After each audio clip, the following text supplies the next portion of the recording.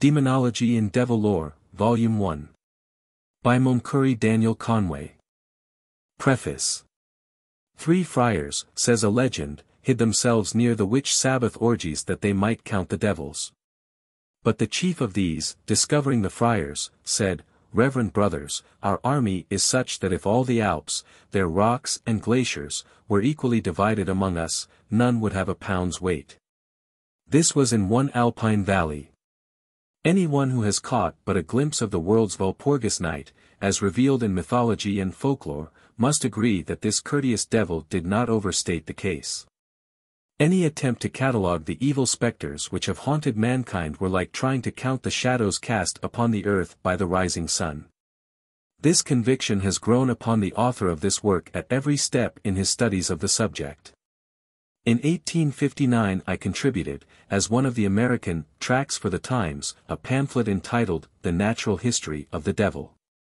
Probably the chief value of that essay was to myself, and this in that its preparation had revealed to me how pregnant with interest and importance was the subject selected. Subsequent researches in the same direction, after I had come to reside in Europe, revealed how slight had been my conception of the vastness of the domain upon which that early venture was made.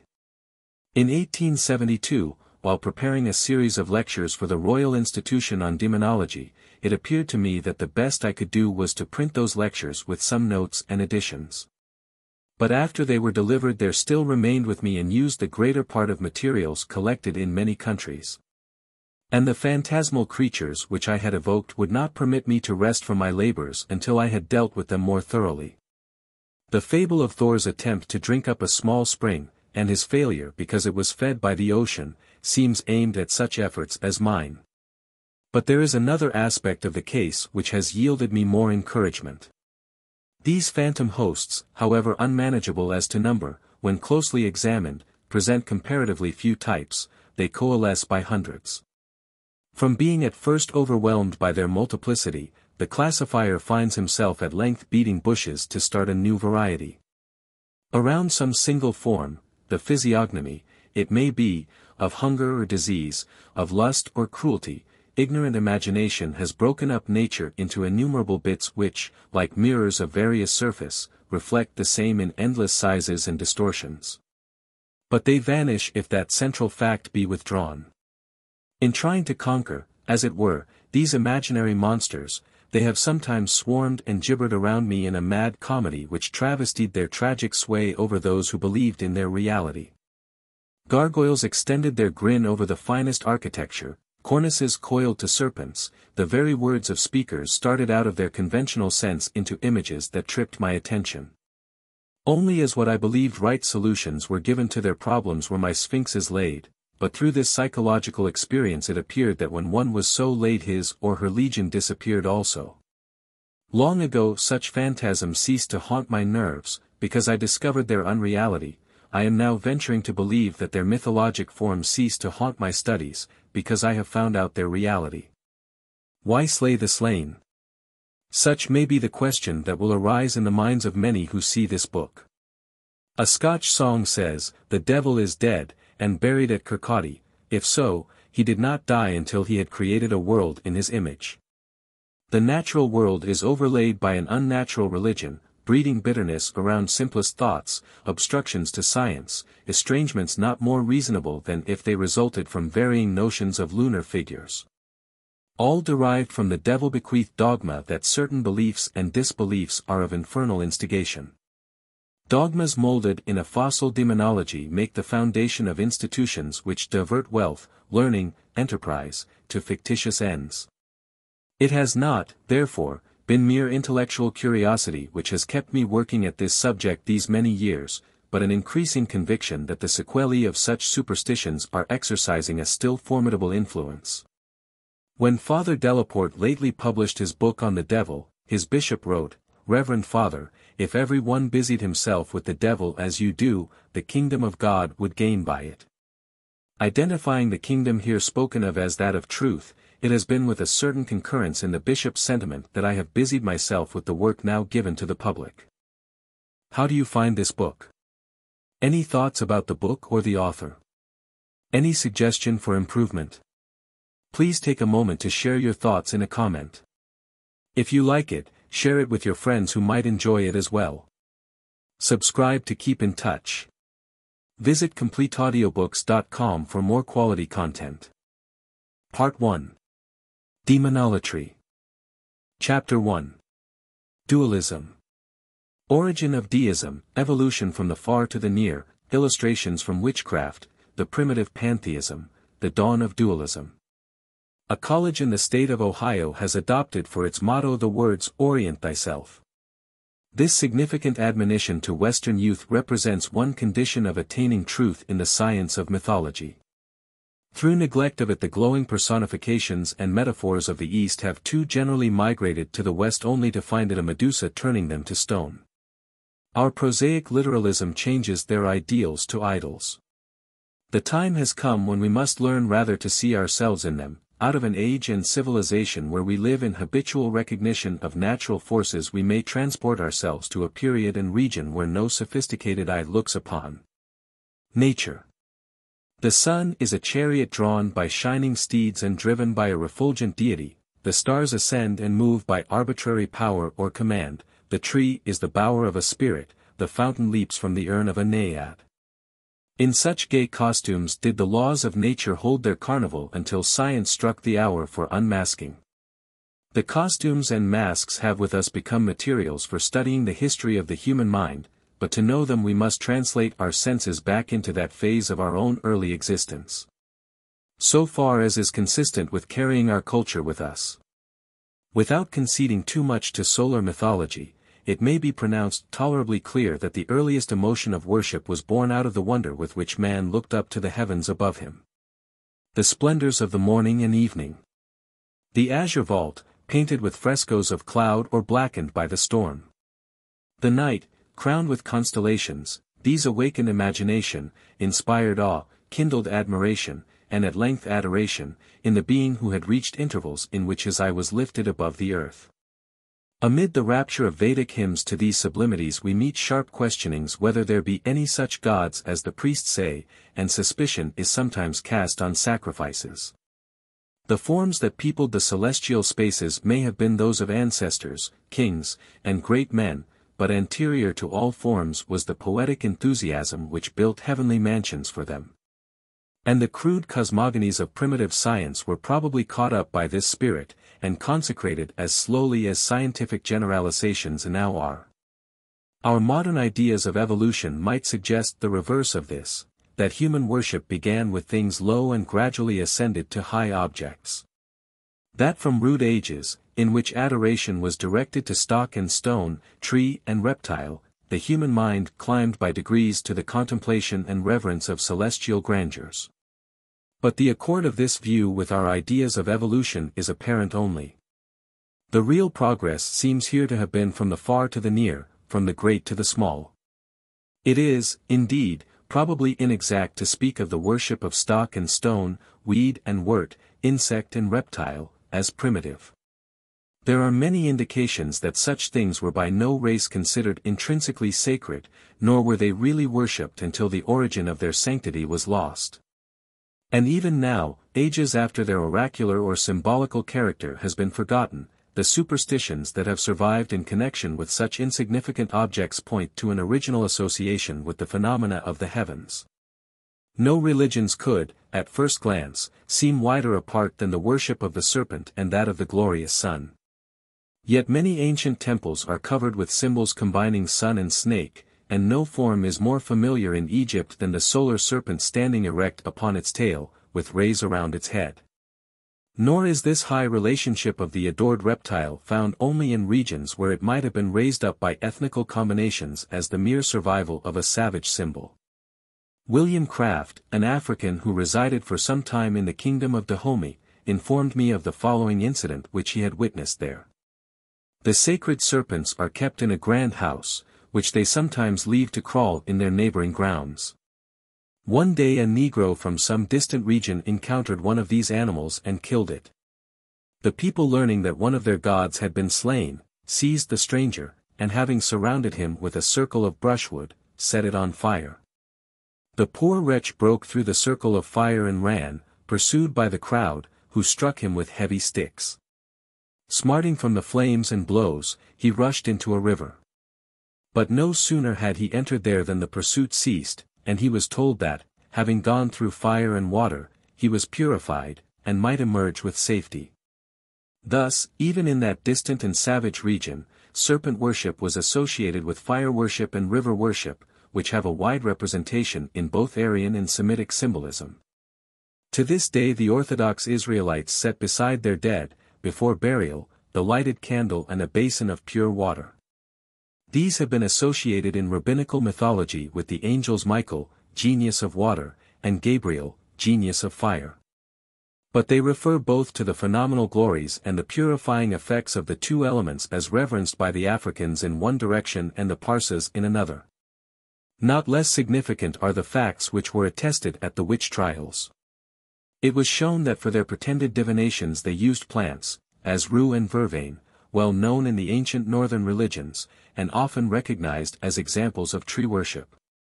But it also appeared that around the cauldron a mock zodiacal circle was drawn, and that every herb employed was alleged to have derived its potency from having been gathered at a certain hour of the night or day, a particular quarter of the moon, or from some spot where sun or moon did or did not shine upon it.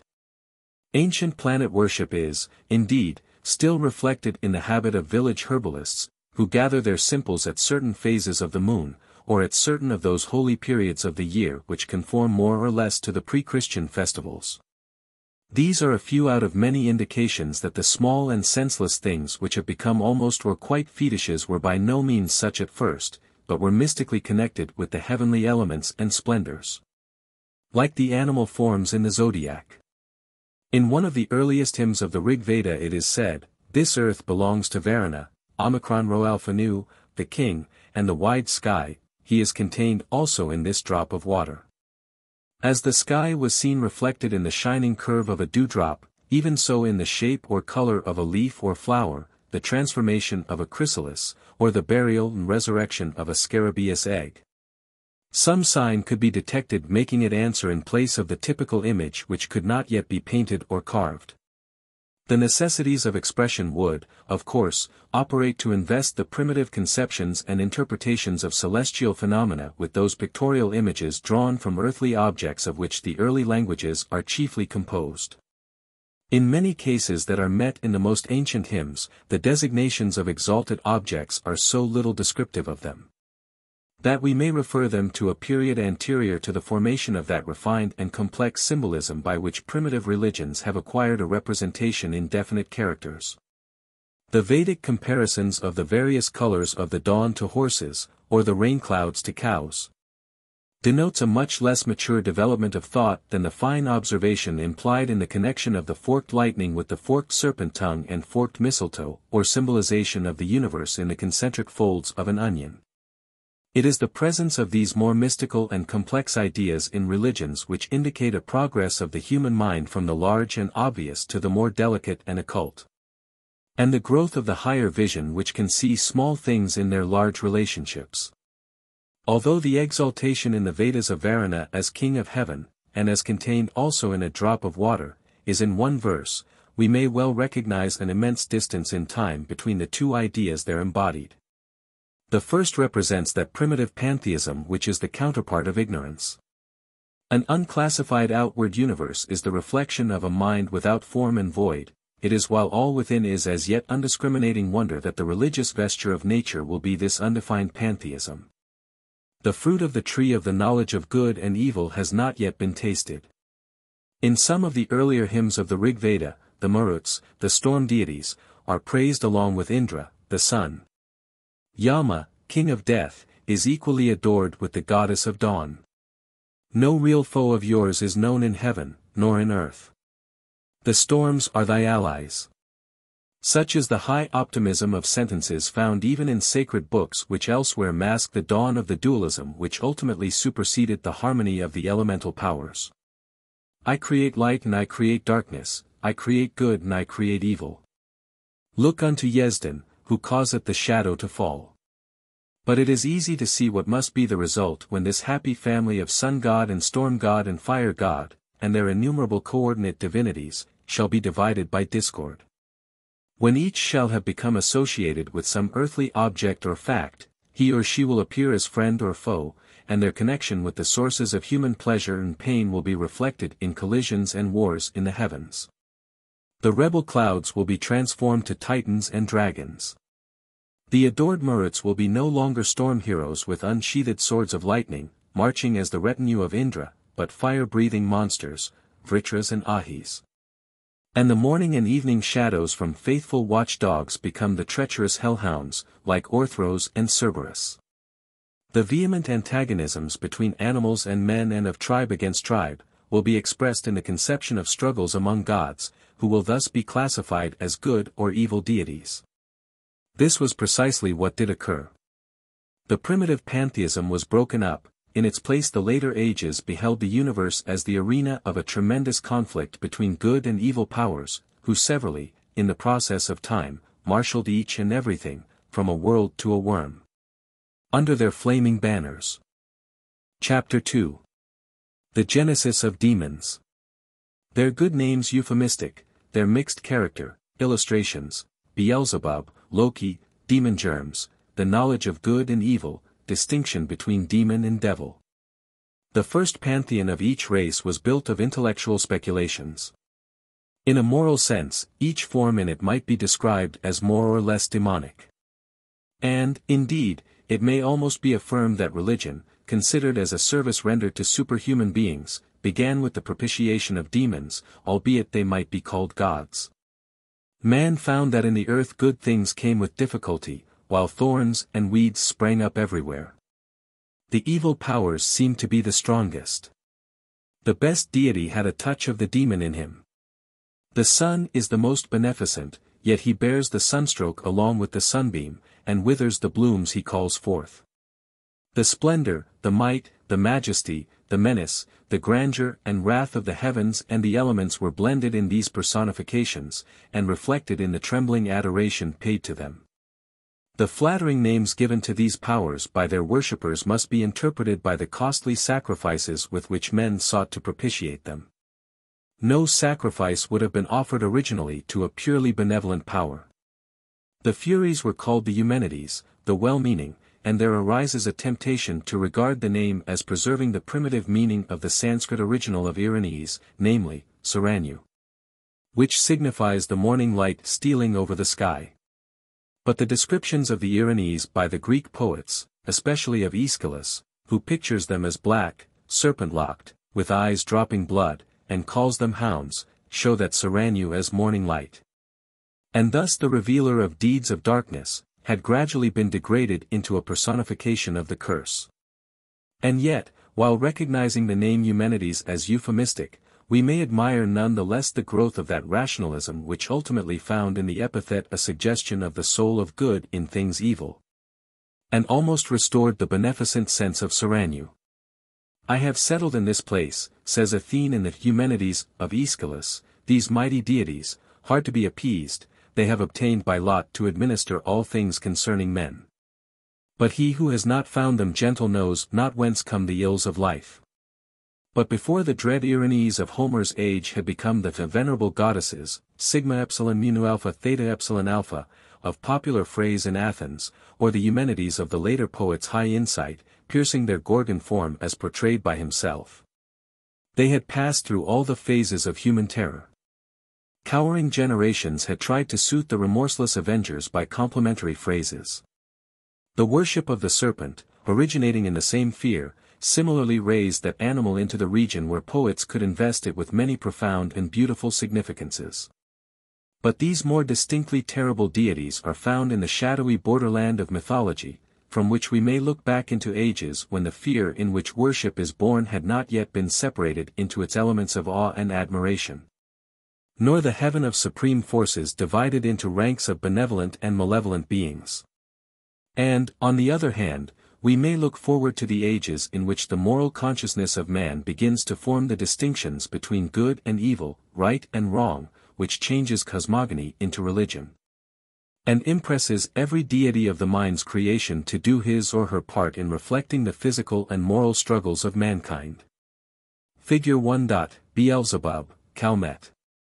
The intermediate processes by which the good and evil were detached and advanced to separate personification, cannot always be traced, but the indications of their work are in most cases sufficiently clear. The relationship, for instance, between Baal and Baal-zebub cannot be doubted. The one represents the sun in his glory as quickener of nature and painter of its beauty, the other the insect-breeding power of the sun. Baal-zebub is the fly god. Only at a comparatively recent period did the deity of the Philistines, whose oracle was consulted by Ahaziah, 2 Kings I, suffer under the reputation of being the prince of devils, his name being changed by a mere pun to Beelzebul, dung god. It is not impossible that the modern Egyptian mother's hesitation to disturb flies settling on her sleeping child, and the sanctity attributed to various insects, originated in the awe felt for him. The title fly god is paralleled by the reverent epithet Pimiupsilon iota omicron, applied to Zeus as worshipped at Elis, 1 the Myagris deus of the Romans, 2 and the Myodes mentioned by Pliny. 3 Our picture is probably from a protecting charm, and evidently by the god's believers. There is a story of a peasant woman in a French church who was found kneeling before a marble group, and was warned by a priest that she was worshipping the wrong figure, namely, Beelzebub. "Never mind," she replied, "it is well enough to have friends on both sides." The story, though now only ben trovato, would represent the actual state of mind in many a Babylonian invoking the protection of the fly god against formidable swarms of his venomous subjects. Not less clear is the illustration supplied by Scandinavian mythology. In Siemund's Edda the evil-minded Loki says, "Odin, dost thou remember when we in early days blended our blood together? The two became detached very slowly.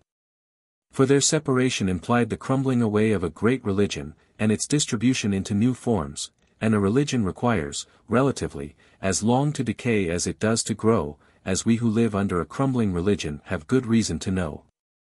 Protap Chunder Mozumdar, of the Brahmo Somaj, in an address in London, said, "The Indian pantheon has many millions of deities, and no space is left for the devil."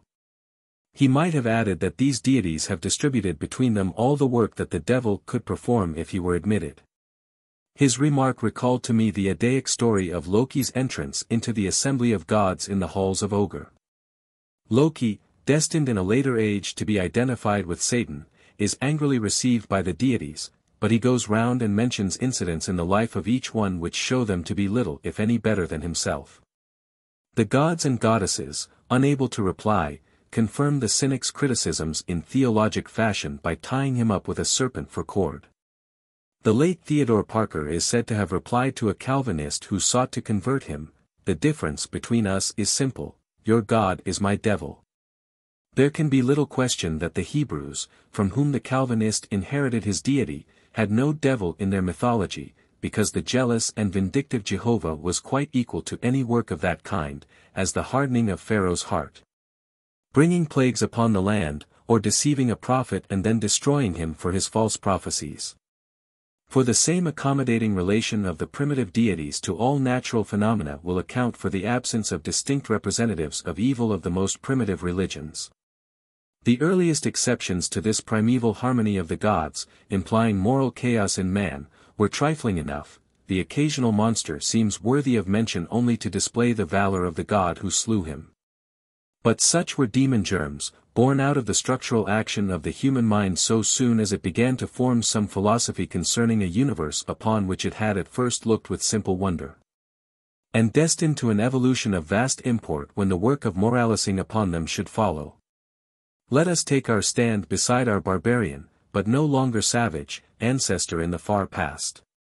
We have watched the rosy morning as it waxed to a blazing noon, then swiftly the sun is blotted out, the tempest rages, it is a sudden night lit only by the forked lightning that strikes tree, house, man, with angry thunder peal.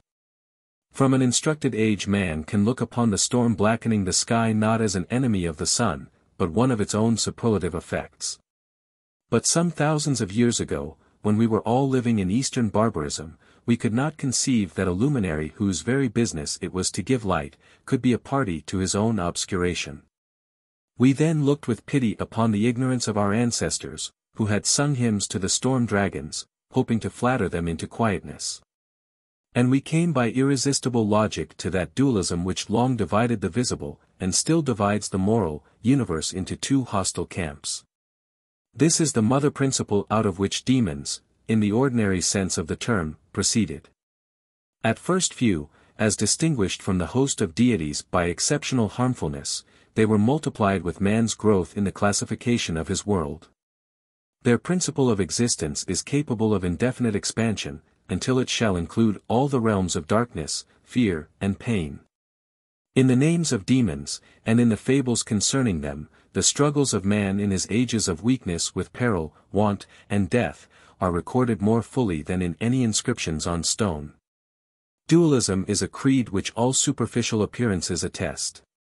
Side by side the desert and the fruitful land, the sunshine and the frost, sorrow and joy, life and death, sit weaving around every life its vesture of bright and somber threads. And science alone can detect how each of these casts the shuttle to the other. Enemies to each other they will appear in every realm which knowledge has not mastered. There is a refrain, gathered from many ages, in William Blake's apostrophe to the tiger. Tiger. Tiger. Burning bright. In the forests of the night. What immortal hand or eye framed thy fearful symmetry? In what distant deeps or skies burned that fire within thine eyes? On what wings dared he aspire? What the hand dared seize the fire? When the stars threw down their spears, and water heaven with their tears, did he smile his work to see? Did he who made the lamb make thee? That which one of the devoutest men of genius whom England has produced thus asked was silently answered in India by the serpent worshipper kneeling with his tongue held in his hand, in Egypt, by Osiris seated on a throne of chequer. 5. It is necessary to distinguish clearly between the demon and the devil, though, for some purposes, they must be mentioned together. The world was haunted with demons for many ages before there was any embodiment of their spirit in any central form, much less any conception of a principle of evil in the universe. The early demons had no moral character, not any more than the man-eating tiger. There is no outburst of moral indignation mingling with the shout of victory when Indra slays Vritra, and Apollo's face is serene when his dart pierces the python. It required a much higher development of the moral sentiment to give rise to the conception of a devil. Only that intensest light could cast so black a shadow athwart the world as the belief in a purely malignant spirit. To such a conception, love of evil for its own sake, the word devil is limited in this work, demon is applied to beings whose harmfulness is not gratuitous, but incidental to their own satisfactions. Deity and demon are from words once interchangeable, and the latter has simply suffered degradation by the conventional use of it to designate the less beneficent powers and qualities, which originally inhered in every deity. After they were detached from these and separately personified.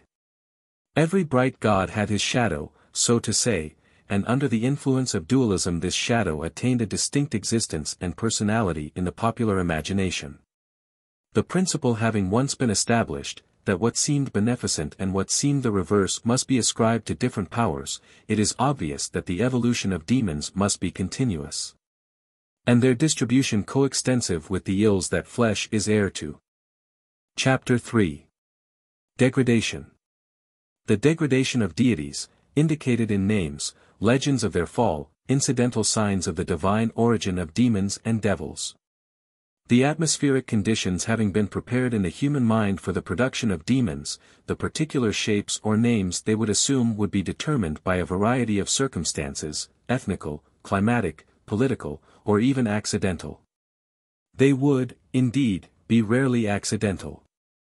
But Professor Max Muller, in his notes to the Rig Veda, has called attention to a remarkable instance in which the formation of an imposing mythological figure of this kind had its name determined by what, in all probability, was an accident. There appears in the earliest Vedic hymns the name of Aditi, as the holy mother of many gods, and thrice there is mentioned the female name Dithi. But there is reason to believe that Dithi is a mere reflex of Aditi, the A being dropped originally by a reciter's license. The later reciters, however, regarding every letter in so sacred a book, or even the omission of a letter, as of eternal significance, Dethi, this decapitated Aditi, was evolved into a separate and powerful being, and every niche of beneficence being occupied by its god or goddess, the new form was at once relegated to the newly defined realm of evil, where she remained as the mother of the enemies of the gods, the Daityas. Unhappily this accident followed the ancient tendency by which the furies and vices have, with scandalous constancy, been described in the feminine gender. The close resemblance between these two names of Hindu mythology, severally representing the best and the worst, may be thus accidental, and only serve to show how the demon-forming tendency, after it began, was able to press even the most trivial incidents into its service. But generally the names of demons, and for whole races of demons, report far more than this, and in no inquiry more than that before us is it necessary to remember that names are things. The philological facts supply a remarkable confirmation of the statements already made as to the original identity of demon and deity. The word demon itself, as we have said, originally bore a good instead of an evil meaning. The Sanskrit deva, the shining one, Zen diva, correspond with the Greek theta epsilon omicron, Latin deus, Anglo-Saxon tiw, and remain in deity, deus, probably. It exists in Armorican, tuz, a phantom, devil, the gypsy name for God, and Persian div, demon. The demon of Socrates represents the personification of a being still good, but no doubt on the path of decline from pure divinity. Plato declares that good men when they die become demons, and he says demons are reporters and carriers between gods and men. Our familiar word bogi, a sort of nickname for an evil spirit, comes from the Slavonic word for god, bog. Appearing here in the West as bogi, Welsh bwg, a goblin, this word bog began, probably, as the Bhaga of cuneiform inscriptions, a name of the Supreme Being, or possibly the Hindu Bhaga, Lord of Life. In the Bishop's Bible the passage occurs, "Thou shalt not be afraid of any bugs by night." The word has been altered to terror. When we come to the particular names of demons, we find many of them bearing traces of the splendors from which they have declined.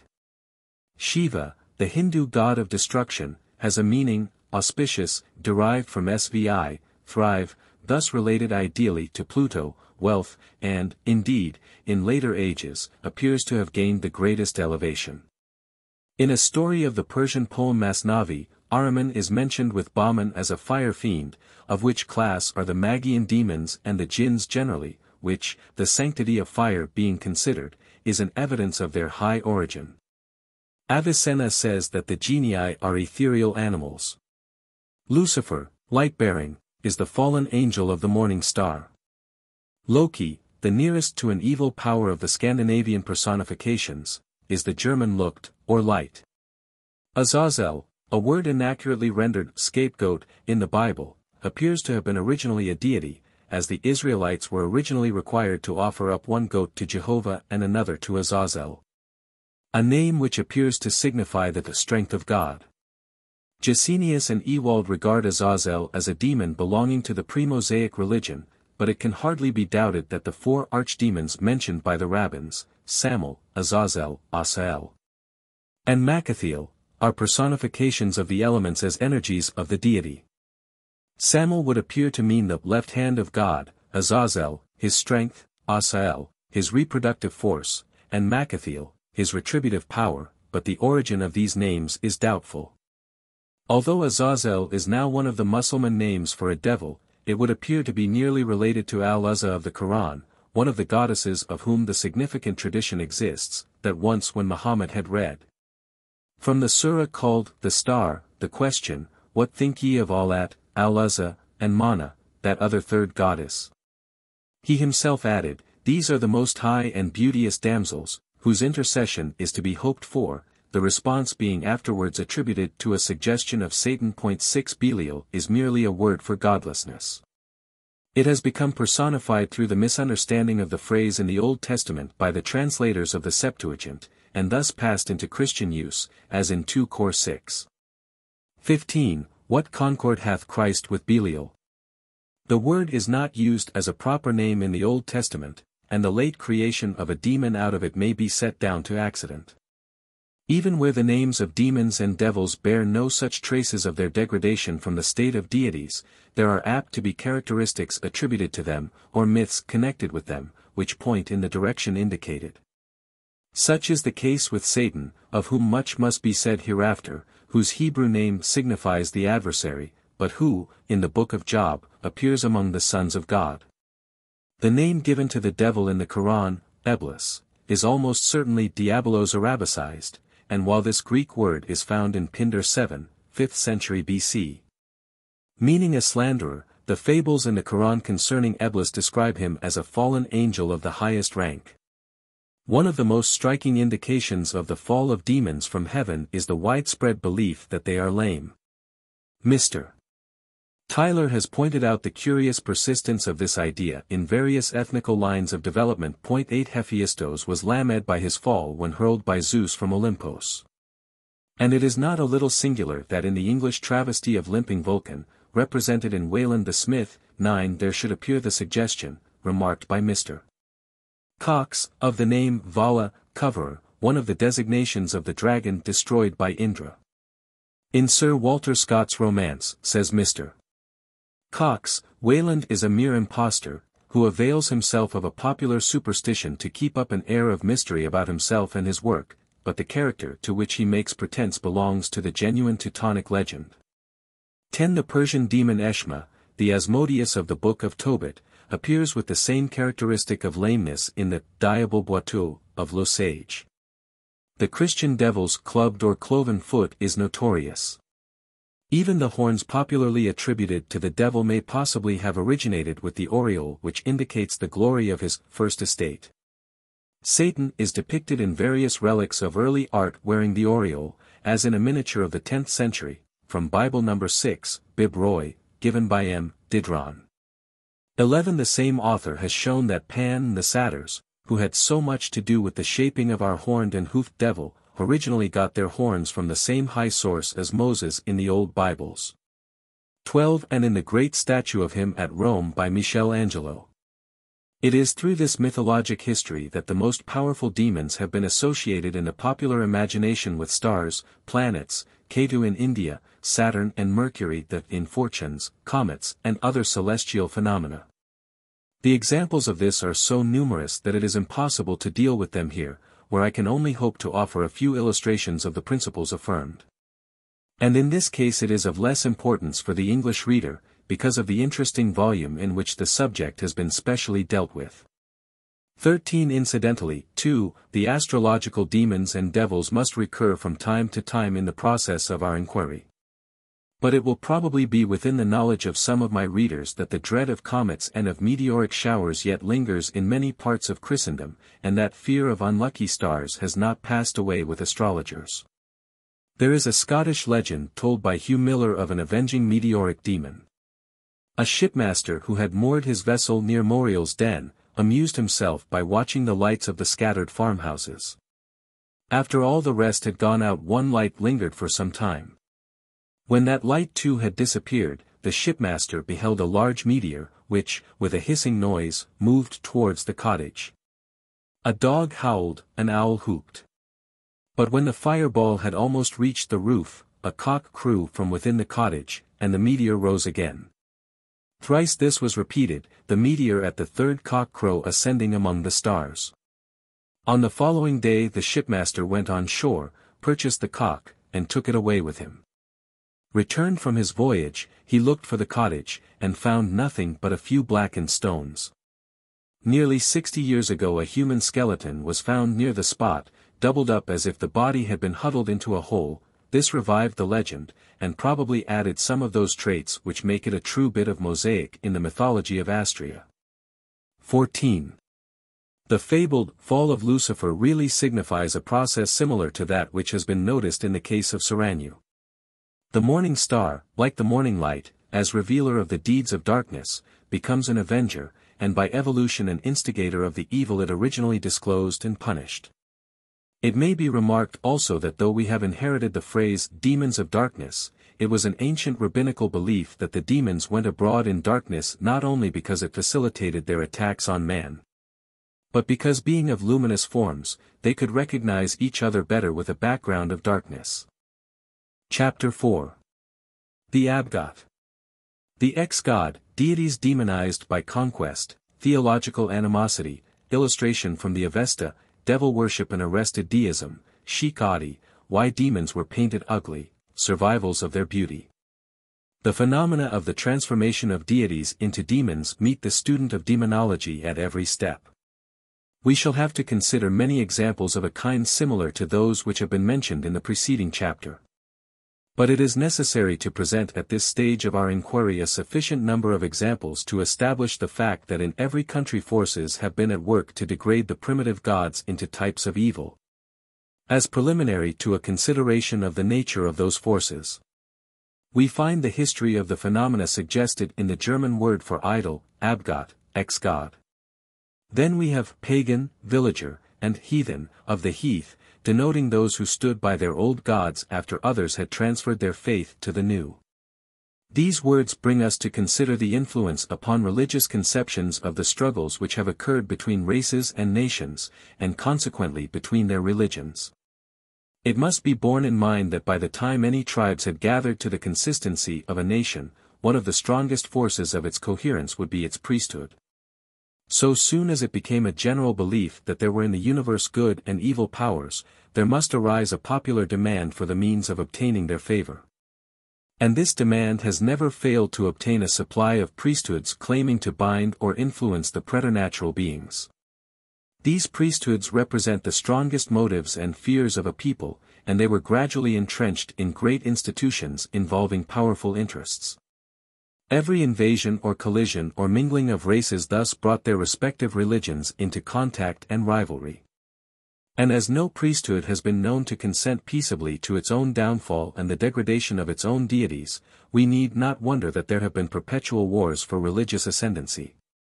It is not unusual to hear sects among ourselves accusing each other of idolatry. In earlier times the rule was for each religion to denounce its opponents' gods as devils. Gregory the Great wrote to his missionary in Britain, the Abbot Mellitus, 2nd Bishop of Canterbury, that, whereas the people were accustomed to sacrifice many oxen in honor of demons, let them celebrate a religious and solemn festival. And not slay the animals to the devil, diabolo, but to be eaten by themselves to the glory of God.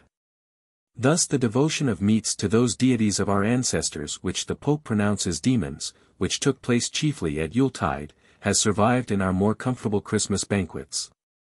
This was the fate of all the deities which Christianity undertook to suppress. But it had been the habit of religions for many ages before. They never denied the actual existence of the deities they were engaged in suppressing. That would have been too great an outrage upon popular beliefs, and might have caused a reaction, and, besides, each new religion had an interest of its own in preserving the basis of belief in these invisible beings. Disbelief in the very existence of the old gods might be followed by a skeptical spirit that might endanger the new. So the propagandists maintained the existence of native gods, but called them devils. Sometimes wars or intercourse between tribes led to their fusion. The battle between opposing religions was drawn, in which case there would be a compromise by which several deities of different origin might continue together in the same race and receive equal homage.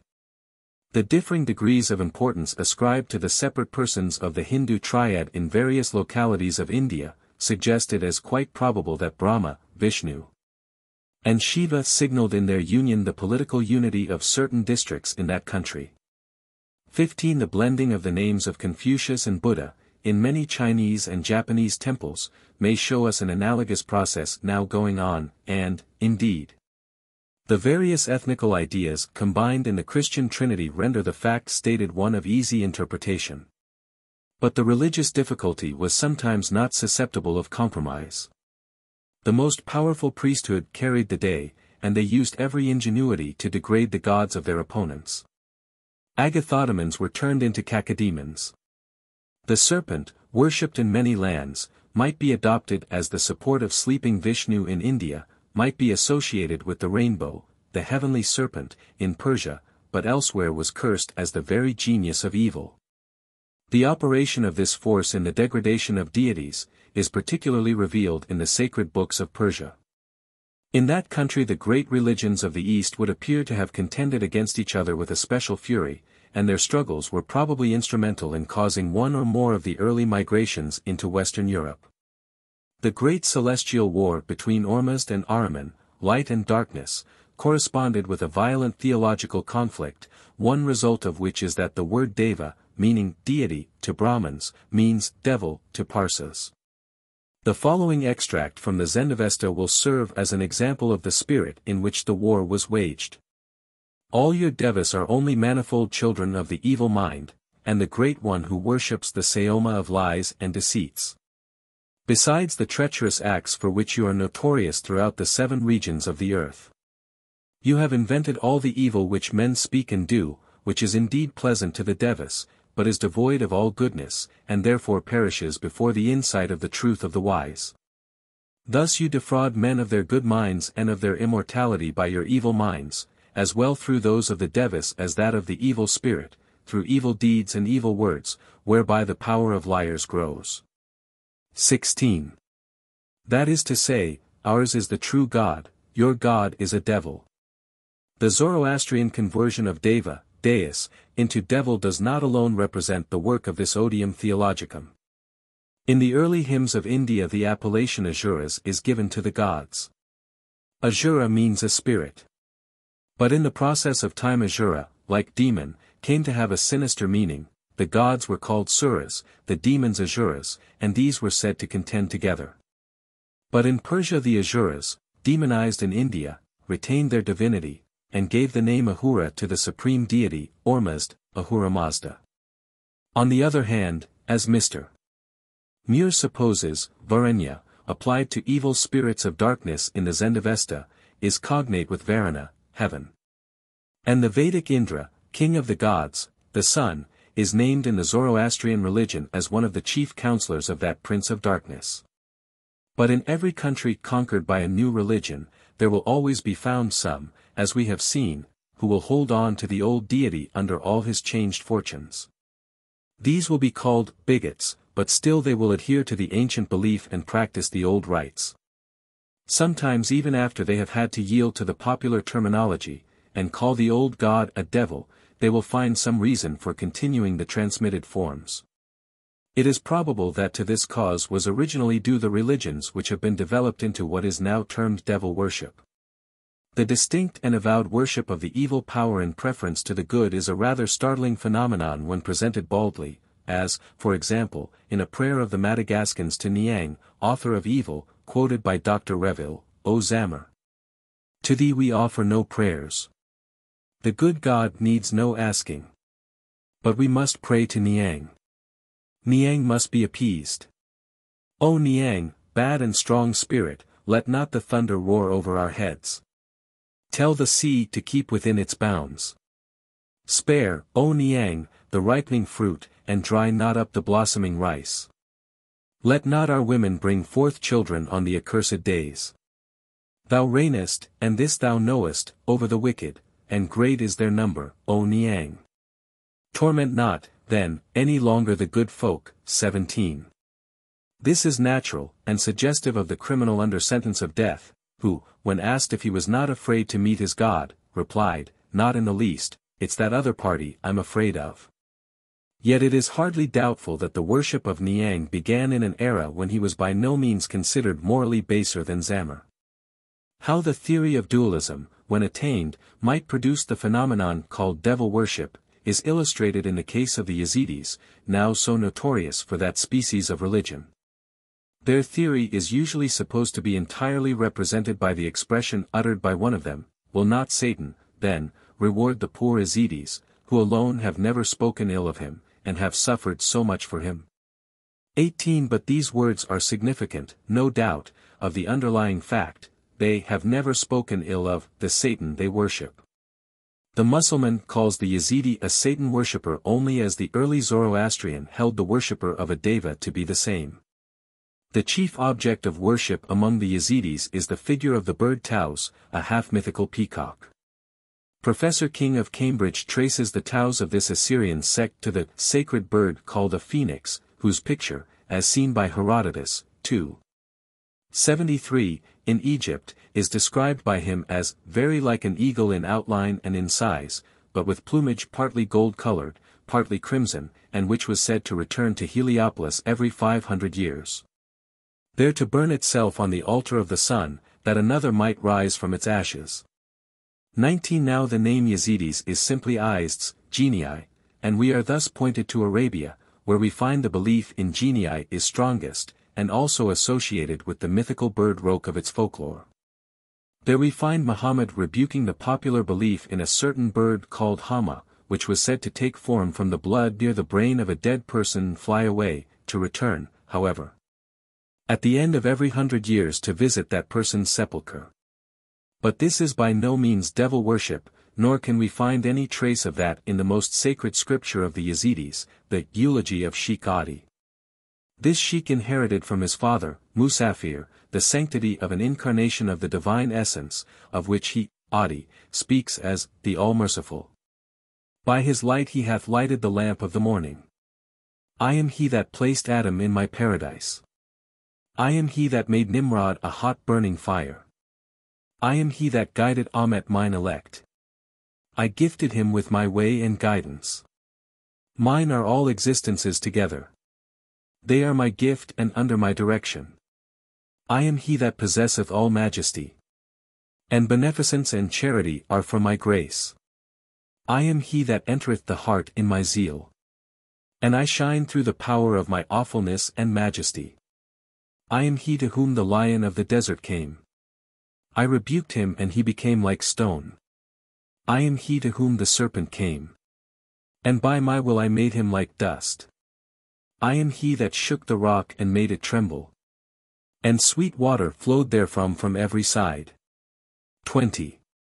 The reverence shown in these sacred sentences for Hebrew names and traditions, as of Adam in paradise, Mara, and the smitten rock, and for Amet, Muhammad, appears to have had its only requital in the odious designation of the worshippers of Taos as devil worshippers, a label which the Yazidis perhaps accepted as the Wesleyans and Friends accepted such names as Methodist and Quaker. Muhammad has expiated the many deities he degraded to devils by being himself turned to an idol, Mahomet, a term of contempt all the more popular for its resemblance to mummery. Despite his denunciations of idolatry, it is certain that this earlier religion represented by the Yazidis has never been entirely suppressed even among his own followers. In Dr. Leitner's interesting collection there is a lamp, which he obtained from a mosque, made in the shape of a peacock, and this is but one of many similar relics of primitive or alien symbolism found among the Mussulman tribes. Figure 2. Handle of Hindu chalice. The evolution of demons and devils out of deities was made real to the popular imagination in every country where the new religion found art existing, and by alliance with it was enabled to shape the ideas of the people. The theoretical degradation of deities of previously fair association could only be completed where they were presented to the eye in repulsive forms. It will readily occur to every one that a rationally conceived demon or devil would not be repulsive. If it were a demon that man wished to represent, mere euphemism would prevent its being rendered odious.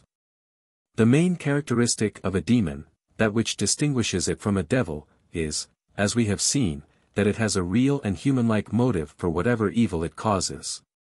If it afflict or consume man, it is not from mere malignancy, but because impelled by the pangs of hunger, lust, or other suffering, like the famished wolf or shark.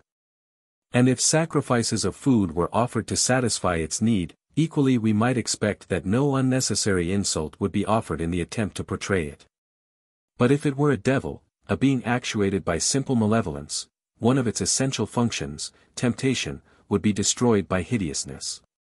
For the work of seduction we might expect a devil to wear the form of an angel of light, but by no means to approach his intended victim in any horrible shape, such as would repel every mortal.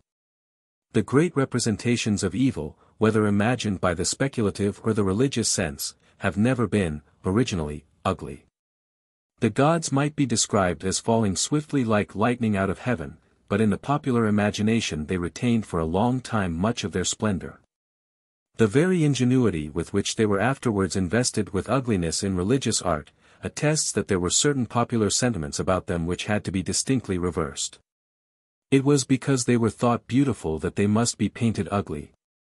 It was because they were, even among converts to the new religion, still secretly believed to be kind and helpful, that there was employed such elaboration of hideous designs to deform them. The pictorial representations of demons and devils will come under a more detailed examination hereafter. It is for the present sufficient to point out that the traditional blackness or ugliness of demons and devils, as now thought of, by no means militates against the fact that they were once the popular deities. The contrast, for instance, between the horrible physiognomy given to Satan in ordinary Christian art, and the theological representation of him as the tempter, is obvious. Had the design of art been to represent the theological theory, Satan would have been portrayed in a fascinating form. But the design was not that, it was to arouse horror and antipathy for the native deities to which the ignorant clung tenaciously. It was to train children to think of the still secretly worshipped idols as frightful and bestial beings. It is important, therefore, that we should guard against confusing the speculative or moral attempts of mankind to personify pain and evil with the ugly and brutal demons and devils of artificial superstition, oftenest pictured on church walls. Sometimes they are set to support waterspouts, often the brackets that hold their foes, the saints. It is a very ancient device. Our figure 2 is from the handle of a chalice in possession of Sir James Hooker, meant probably to hold the holy water of Ganges. These are not genuine demons or devils, but carefully caricatured deities. Who that looks upon the grinning bestial forms carved about the roof of any old church, as those on Melrose Abbey and York Cathedral 21, which, there is reason to believe, represent the primitive deities driven from the interior by potency of holy water, and chained to the uncongenial service of supporting the roof gutter, can see in these gargoyles, fr. Gargoyle, dragon, anything but carved imprecations? Was it to such ugly beings, guardians of their streams, hills, and forests, that our ancestors consecrated the holly and mistletoe, or with such that they associated their flowers, fruits, and homes? They were caricatures inspired by missionaries, made to repel and disgust, as the images of saints beside them were carved in beauty to attract. If the pagans had been the artists, the good looks would have been on the other side. And indeed there was an art of which those pagans were the unconscious possessors, through which the true characters of the imaginary beings they adored have been transmitted to us. In the fables of their folklore we find the fairies that represent the spirit of the gods and goddesses to which they are easily traceable. That goddess who in Christian times was pictured as a hag riding on a broomstick was Frigga, the Earth Mother, associated with the first sacred affections clustering around the hearth. Or Freya, whose very name was consecrated in Frau, woman and wife. The mantle of Bertha did not cover more tenderness when it fell to the shoulders of Mary. The German child's name for the pre-Christian Madonna was Mother Rose. Distaff in hand, she watched over the industrious at their household work, she hovered near the cottage. Perhaps to find there some weeping Cinderella and give her beauty for ashes. Chapter 5. Classification. The obstructions of man, the 12 chief classes, modifications of particular forms for various functions, theological demons. The statements made concerning the fair names of the chief demons and devils which have haunted the imagination of mankind, heighten the contrast between their celestial origin and the functions attributed to them in their degraded forms. The theory of dualism, representing a necessary stage in the mental development of every race, called for a supply of demons, and the supply came from the innumerable dethroned, outlawed, and fallen deities and angels which had followed the subjugation of races and their religions. But though their celestial origin might linger around them in some slight legend or characteristic as well as in their names, the evil phenomenon to which each was attached as an explanation assigned the real form and work with which he or she was associated in popular superstition. We therefore find in the demons in which men have believed a complete catalogue of the obstacles with which they have had to contend in the long struggle for existence. In the devils we discover equally the history of the moral and religious struggles through which priesthoods and churches have had to pass. And the relative extent of this or that particular class of demons or devils, and the intensity of belief in any class as shown in the number of survivals from it, will be found to reflect pretty faithfully the degree to which the special evil represented by it afflicted primitive man, as attested by other branches of prehistoric investigation. As to function, the demons we shall have to consider are those representing 1. Hunger, 2. Excessive heat, 3. Excessive cold, 4. Destructive elements and physical convulsions, 5. Destructive animals, 6. Human enemies, 7. The barrenness of the earth, as rock and desert, 8. Obstacles, as the river or mountain, 9. Illusion, seductive, invisible, and mysterious agents, causing delusions, 10. Darkness, especially when unusual, dreams, nightmare, 11. Disease, 12. Death. These classes are selected, in obedience to necessary limitations, as representing the 12 chief labors of man which have given shape to the majority of his haunting demons, as distinguished from his devils. Of course all classifications of this character must be understood as made for convenience, and the divisions are not to be too sharply taken. What Plotinus said of the gods, that each contained all the rest, is equally true of both demons and devils. The demons of hunger are closely related to the demons of fire. Agni devoured his parents, 2 sticks consumed by the flame they produce. And from them we pass easily to elemental demons, like the lightning, or demons of fever. And similarly we find a relationship between other destructive forces. Nevertheless, the distinctions drawn are not fanciful, but exist in clear and unmistakable beliefs as to the special dispositions and employments of demons. And as we are not engaged in dealing with natural phenomena, but with superstitions concerning them, the only necessity of this classification is that it shall not be arbitrary, but shall really simplify the immense mass of facts which the student of demonology has to encounter. But there are several points which require a special attention as preliminary to a consideration of these various classes of demons. First, it is to be borne in mind that a single demonic form will often appear in various functions, and that these must not be confused. The serpent may represent the lightning, or the coil of the whirlwind, or fatal venom. The earthquake may represent a swallowing hunger demon, or the rage of a chained giant. The separate functions must not be lost sight of because sometimes traceable to a single form, nor their practical character suffer disguise through their fair euphemistic or mythological names.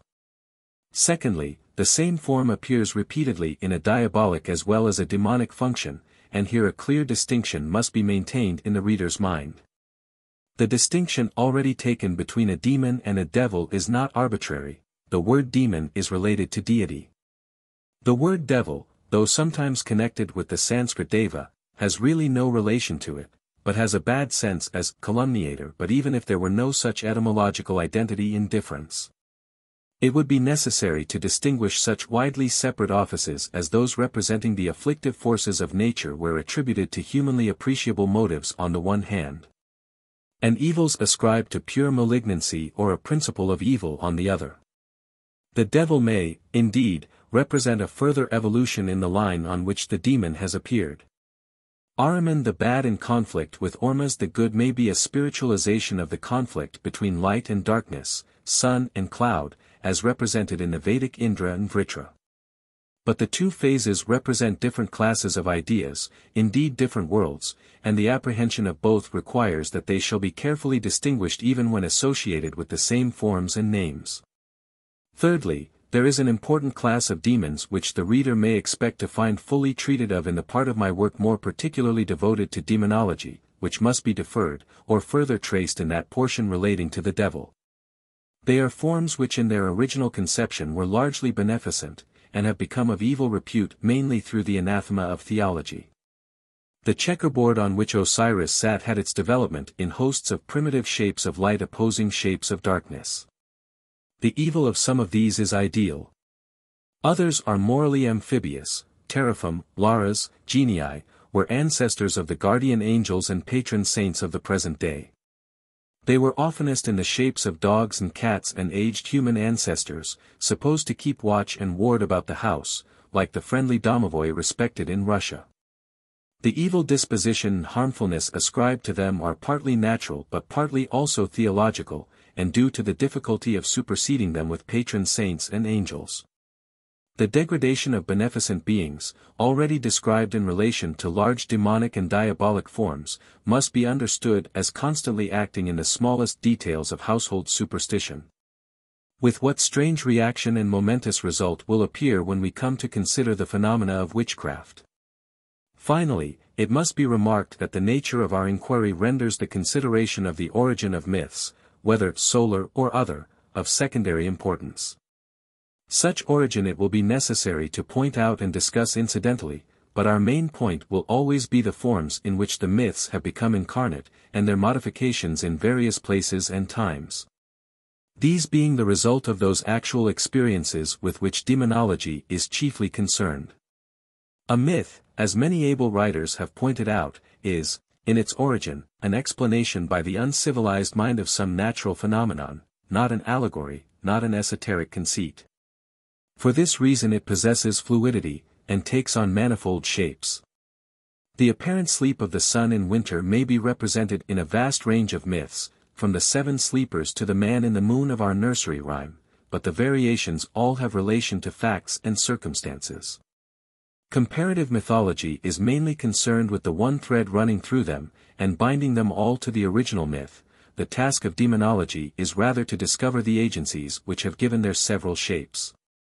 If it be shown that Orthros and Cerberus were primarily the morning and evening twilight or howling winds, their interpretation is here secondary to their personification as dogs. Demonology would ask, why dogs? Why not bulls?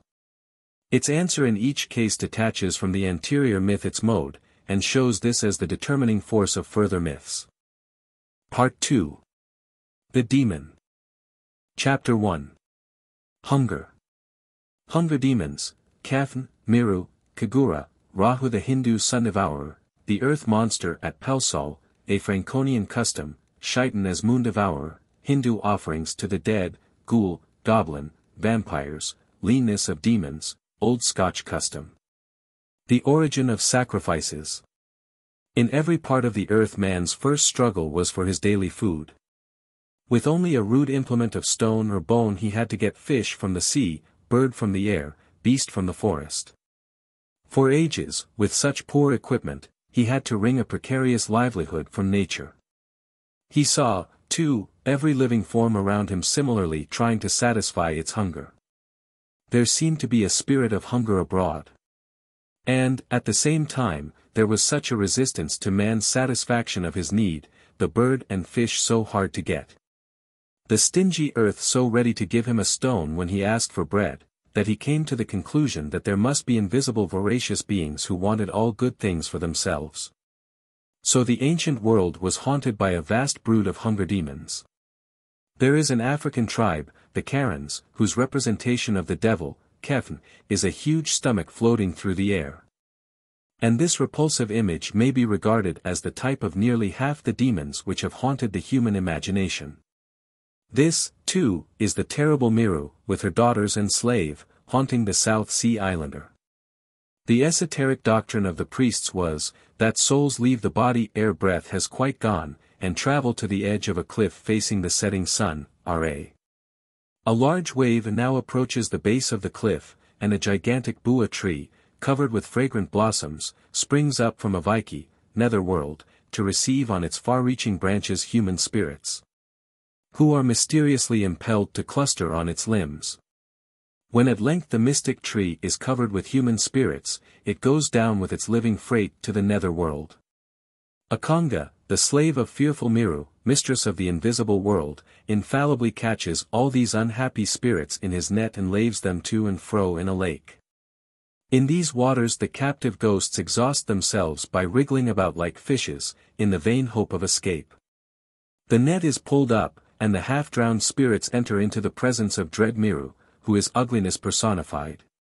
The secret of Miru's power over her intended victims is the kava root, Piper mythisticum.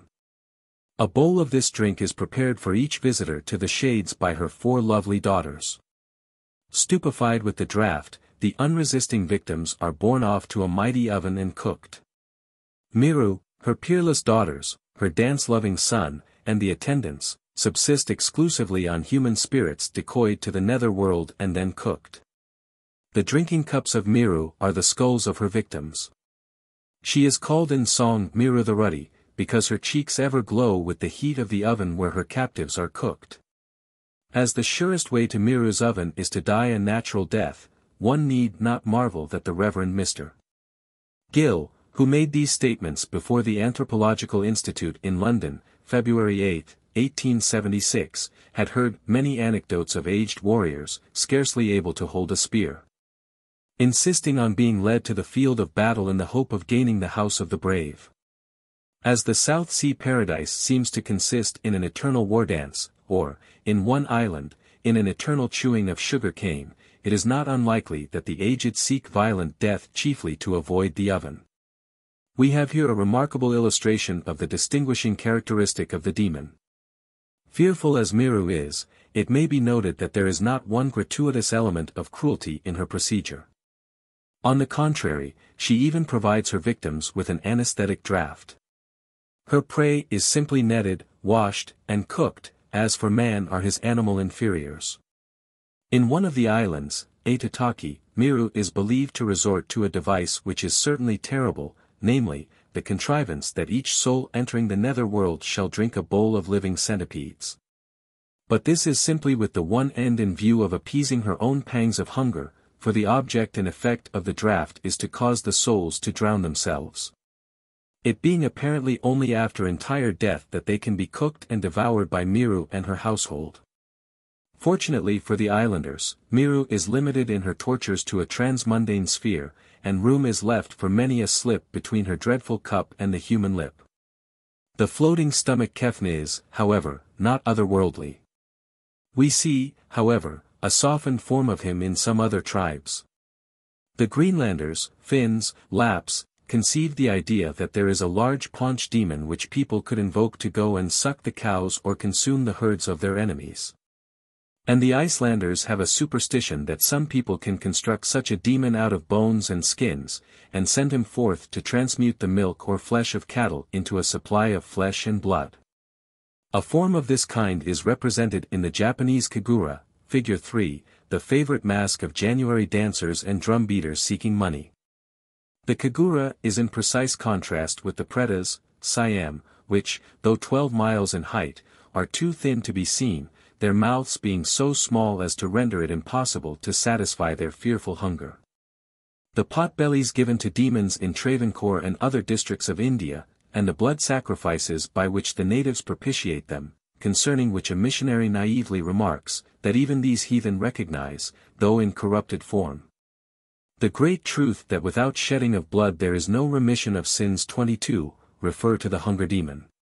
They are the brood of Kali, girt round with human skulls. Figure 3, a swallower. The expedition which went out to India to observe the last solar eclipse was incidentally the means of calling attention to a remarkable survival of the hunger demon in connection with astronomic phenomena. While the English observers were arranging their apparatus, the natives prepared a pile of brushwood, and, so soon as the eclipse began, they set fire to this pile and began to shout and yell as they danced around it. Not less significant were the popular observances generally. There was a semi-holiday in honor of the eclipse. The ghats were crowded with pious worshippers. No Hindu, it is thought, ought to do any work whatever during an eclipse, and there was a general tendency to prolong the holiday a little beyond the exact time when the shadow disappears, and indeed to prolong it throughout the day. All earthenware vessels used for cooking were broken, and all cooked food in the houses at the time of the eclipse was thrown out. It is regarded as a time of peculiar blessings if taken in the right way, and of dread consequences to persons inclined to heterodoxy or neglect of the proper observances. Between 9 and 10 in the evening 2 shocks of an earthquake occurred, the latter a rather unpleasant one, shaking the tables and doors in an uncomfortable fashion for several seconds.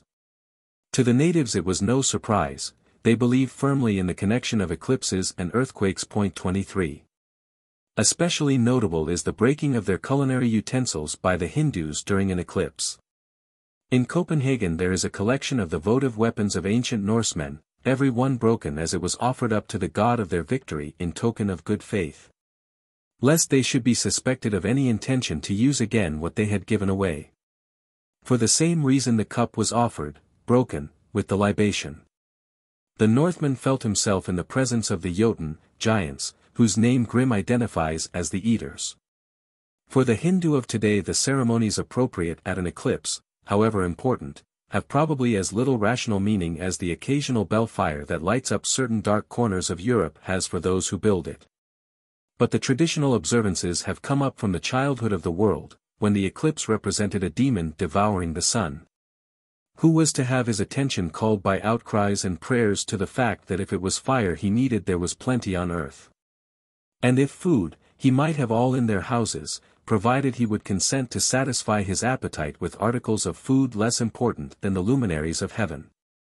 Such is the shape now taken in India of the ancient myth of the eclipse.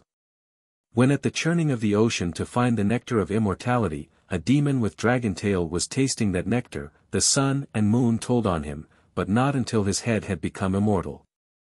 And it is this head of Rahu which seeks now to devour the informers, the sun and moon. 24 Mythologically, too, this Rahu has been divided. For we shall hereafter trace the dragon tail of him to the Garden of Eden and in the Christian devil, whereas in India he has been improved from a vindictive to a merely voracious demon. The fires kindled by the Hindus to frighten Rahu on his latest appearance might have defeated the purpose of the expedition by the smoke it was sending up, had not two officers leaped upon the fire and scattered its fuel. But just about the time when these courageous gentlemen were trampling out the fires of superstition whose smoke would obscure the vision of science, an event occurred in England which must be traced to the same ancient belief, the belief, namely, that when anything is apparently swallowed up as the sun and moon by an eclipse, or a village by earthquake or flood, it is the work of a hungry dragon, earthworm, or other monster. The Pelsol mine was flooded, and a large number of miners drowned. When the accident became known in the village, the women went out with the families of the unfortunate men, and sat beside the mouth of the flooded pit, at the bottom of which the dead bodies yet remained. These women then yelled down the pit with voices very different from ordinary lamentation. They also refused unanimously to taste food of any kind, saying, when pressed to do so, that so long as they could refrain from eating, their husbands might still be spared to them. When, finally, one poor woman, driven by the pangs of hunger, was observed to eat a crust of bread, the cries ceased, and the women, renouncing all hope, proceeded in silent procession to their homes in Pelsol.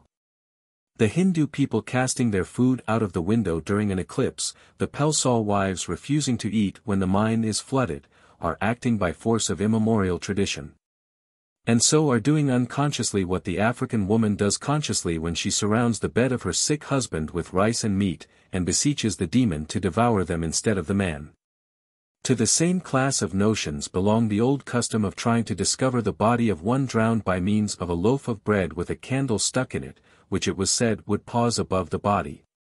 And the body might be made to appear by firing a gun over it, that is, the demon holding it would be frightened off. A variant, too, is the Persian custom of protecting a woman in parturition by spreading a table, with a lamp at each corner, with 7 kinds of fruits and 7 different aromatic seeds upon it. In 1769, when Pennant made his Scottish tour, he found fully observed in the Highlands the ceremony of making the Beltane cake on the 1st of May, and dedicating its distributed fragments to birds and beasts of prey, with invocation to the dread being of whom they were the supposed agents to spare the herds. Demons especially love milk. The Lambton worm required 9 cows' milk daily, and Jerome mentions a diabolical baby which exhausted 6 nurses. The devil nominally inherits, among the peasantry of Christendom, the attributes of the demons which preceded him.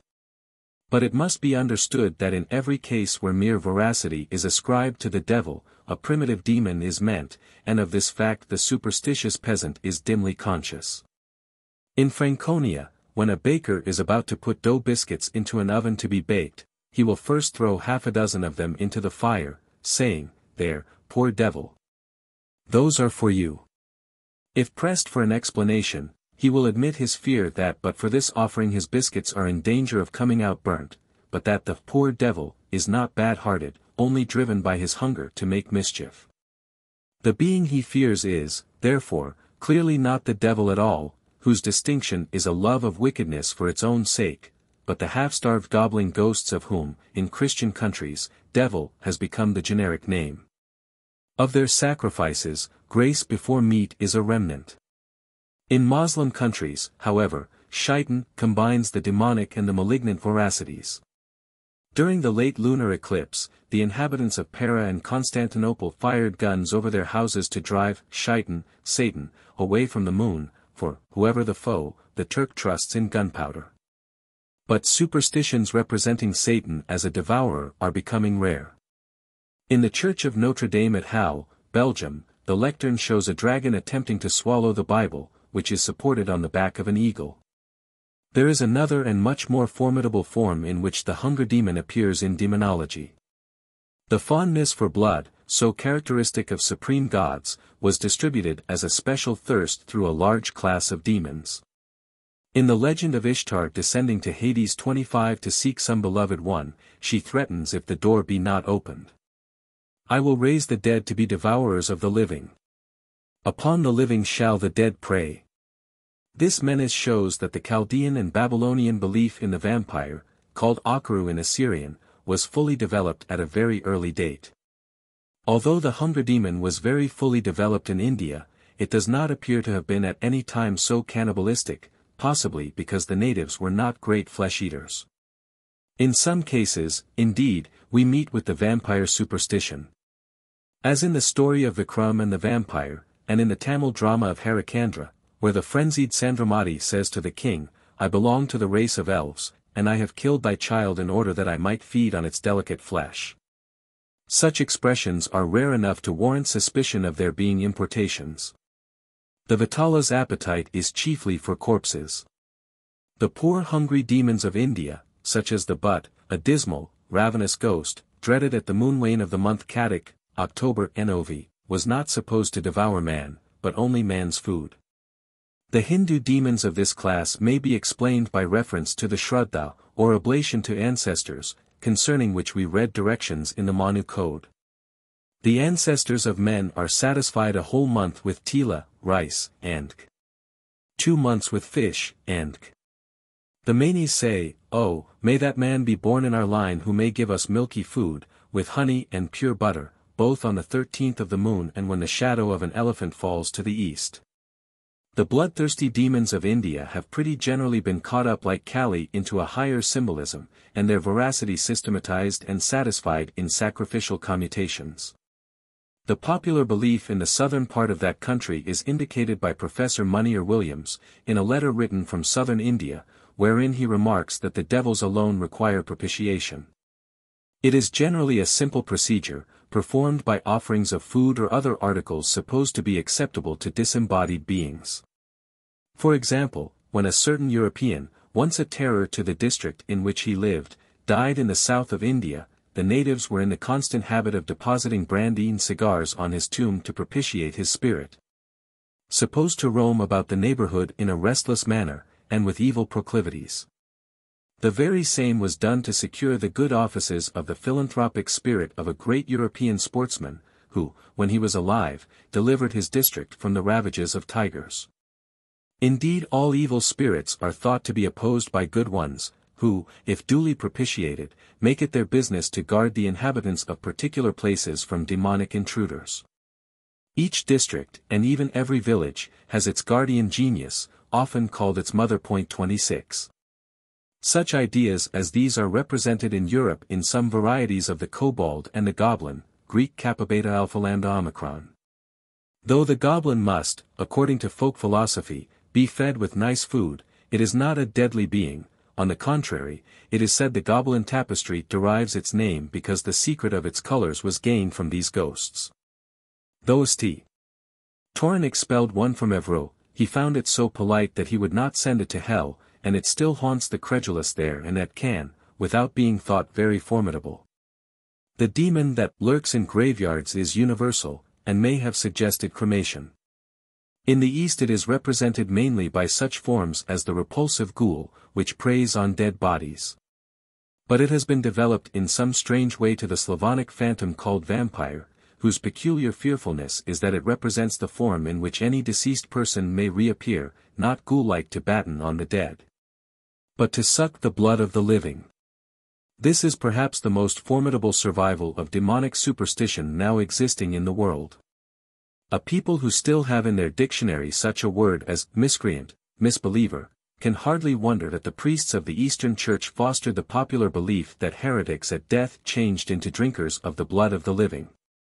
The Slavonic vampires have declined in England and America to be the ogres, who smell the blood of an Englishman, but are rarely supposed to enjoy it. But it exposes the real ugliness of the pious superstitions sometimes deemed pretty, that, in proportion to the intensity of belief in supernaturalism, the people live in terror of the demons that go about seeking whom they may devour. In Russia the watcher beside a corpse is armed with holy charms against attack from it at midnight. A vampire may be the soul of any outcast from the church, or one over whose corpse, before burial, a cat has leaped or a bird flown. It may be discovered in a graveyard by leading a black colt through. The animal will refuse to tread on the vampire's grave, and the body is taken out and a stake driven through it, always by a single blow. A related class of demons are the heart devourers. They touch their victim with an aspen or other magical twig, the heart falls out, and is, perhaps, replaced by some baser one. Mr.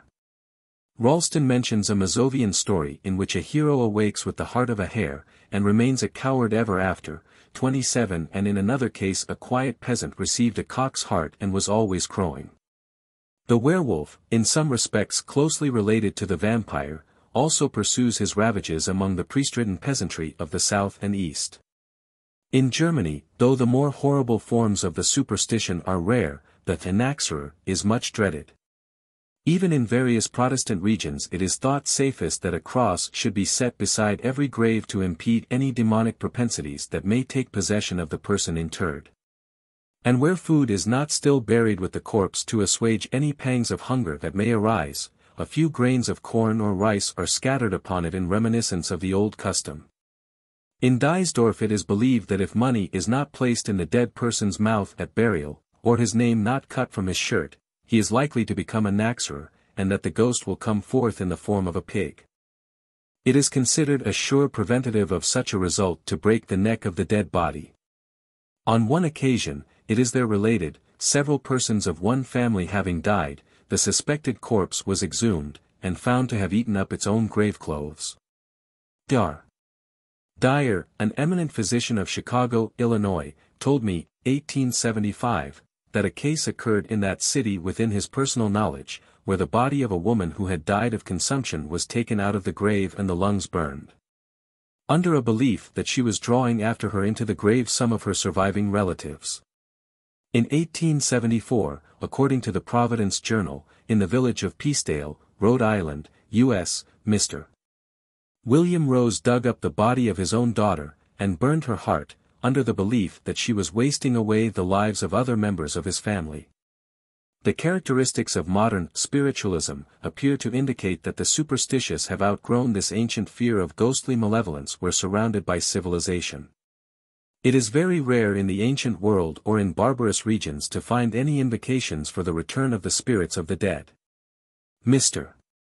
Tyler has quoted a beautiful dirge used by the Ho tribe of India, beginning, "We never scolded you, never wronged you. Come to us back." But generally funereal customs are very significant of the fear that spirits may return, and their dirges more in the vein of the Bodo of northeast India, "Take and eat, heretofore you have eaten and drunk with us. You can do so no more, you were one of us, you can be so no longer, we come no more to you, come you not to us." Even, says Mr. Tyler, in the lowest culture we find flesh holding its own against spirit, and at higher stages the householder rids himself with little scruple of an unwelcome inmate. The Greenlanders would carry the dead out by the window, not by the door, while an old woman, waving a firebrand behind, cried Piklarukpak, i.e., "There is nothing more to be had here." The Hottentots removed the dead from the hut by an opening broken out on purpose, to prevent him from finding the way back. The Siamese, with the same intention, break an opening through the house wall to carry the coffin through, and then hurry it at full speed thrice round the house. The Siberian Chuwashes fling a red-hot stone after the corpse is carried out, for an obstacle to bar the soul from coming back, so Brandenburg peasants pour out a pail of water at the door after the coffin to prevent the ghost from walking. And Pomeranian mourners returning from the churchyard leave behind the straw from the hearse, that the wandering soul may rest there, and not come back so far as home. 28. It may be remarked, in this connection, that in nearly all the pictures of demons and devils, they are represented as very lean. The exceptions will be found generally in certain southern and tropical demons which represent cloud or storm, typhon, for instance, and present a swollen or bloated appearance. No northern devil is fat. Shakespeare ascribes to Caesar a suspicion of leanness. Yond Cassius hath a lean and hungry look. He thinks too much, such men are dangerous. When Antony defends Cassius, Caesar only replies, would he were fatter. This mistrust of leanness is a reflection from all the hunger demons. It interprets the old sayings that a devil, however fair in front, may be detected by hollowness of the back, and that he is usually so thin as to cast no shadow. 29. Illustrations of the hunger demon and its survivals might be greatly multiplied, were it necessary. It need only, however, be mentioned that it is to this early and most universal conception of preternatural danger that the idea of sacrifice as well as of fasting must be ascribed. It is, indeed, too obvious to require extended demonstration that the notion of offering fruits and meat to an invisible being could only have originated in the belief that such being was hungry. However much the spiritualization of such offerings may have attended their continuance among enlightened peoples. In the evolution of purer deities, fire, the devouring element, was substituted for a coarser method of accepting sacrifices, and it became a sign of baser beings, such as the Assyrian Akru. And the later Lamia, to consume dead bodies with their teeth. And this fire was the spiritual element in the idolatries whose objects were visible. Figure 4. Saint Anthony's lean persecutor, Salvator Rosa. But the original accent of sacrifice never left it. The Levitical law says, the 2 kidneys, and the fat that is upon them, which is by the flanks, and the caul above the liver, with the kidneys, it shall he take away. And the priest shall burn them upon the altar, it is the food of the offering made by fire for a sweet savour, all the fat is the Lord's. It shall be a perpetual statute for your generations throughout all your dwellings, that ye eat neither fat nor blood. 30. We find the hunger demon shown as well in the wrath of Jehovah against the sons of Eli for eating the choice parts of the meats offered on his altar, as in that offering of tender infants to Moloch which his priests denounced. Or in Saturn devouring his children, whom Aryan faith dethroned. And they all reappear as phantoms thinly veiled above the spotless lamb offered up on Calvary, the sacrificed Macaria, blessed, the pierced heart of Mary. The beautiful boy Menecius must be sacrificed to save Thebes. The gods will not have aged in tough Creon, though a king, in his place. Iphigenia, though herself saved from the refined palate of Artemis, through the huntress's fondness for kid's blood, becomes the priestess of human sacrifices. The human offering deemed half-divine could alone at last satisfy the deity, gathered in his side this sheaf of sacrificial knives, wedded in many lands and ages, and in his self-sacrifice the hunger demon himself was made the victim.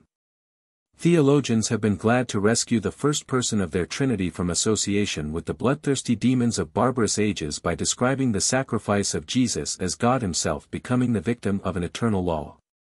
But, whatever may be said of this complex device, it is sufficient evidence that man's primitive demon which personified his hunger has ended with being consumed on his own altar. For though fasting is a survival of the same savage notion that man may secure benefits from invisible beings by leaving them the food, it is a practice which survives rather through the desire of imitating ascetic saints than because of any understood principle.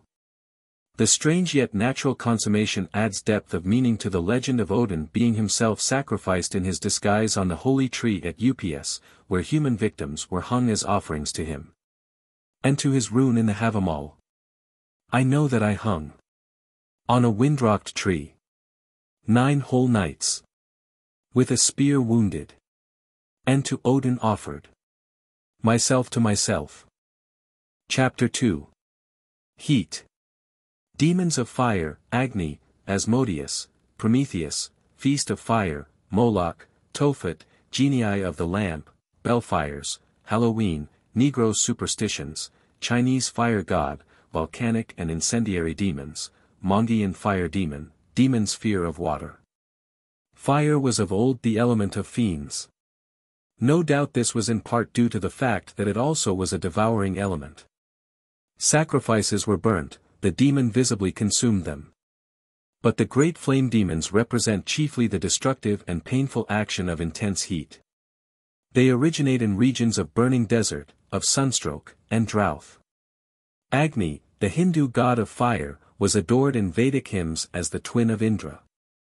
Thy appearance is fair to behold, thou bright-faced Agni, when like gold thou shinest at hand, thy brightness comes like the lightning of heaven, thou showest splendor like the splendor of the bright sun. Adorable and excellent Agni, emit the moving and graceful smoke.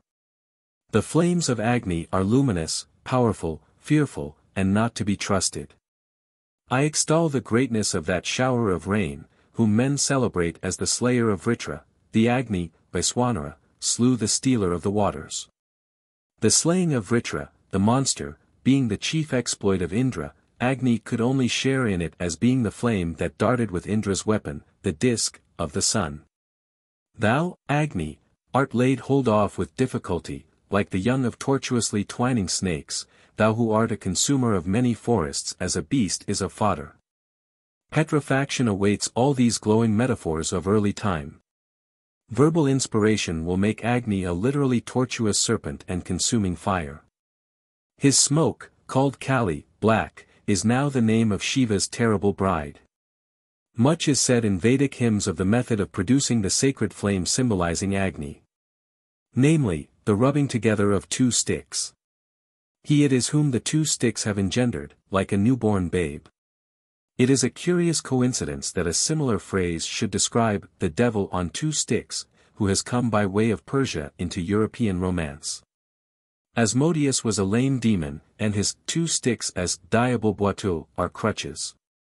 But his lameness may be referable to the attenuated extremities suggested by spires of flame, tortuously twining snakes, rather than to the rabbinical myth that he broke his leg on his way to meet Solomon. Ben Fay identified Asmodeus as Zend Eshmadiva, demon of lust. His goat feet and fire coal eyes are described by Lesage, and the demon says he was lamed by falling from the air, like Vulcan, when contending with Pilardoc. It is not difficult to imagine how flame engendered by the rubbing of sticks might have attained personification as sensual passion, especially among Zoroastrians, who would detach from the adorable fire all associations of evil. It would harmonize well with the Persian tendency to diabolize Indian gods, that they should note the lustful character occasionally ascribed to Agni in the Vedas. Him alone, the ever-youthful Agni, men groom like a horse in the evening and at dawn, they bed him as a stranger in his couch, the light of Agni, the worshipped male, is lighted.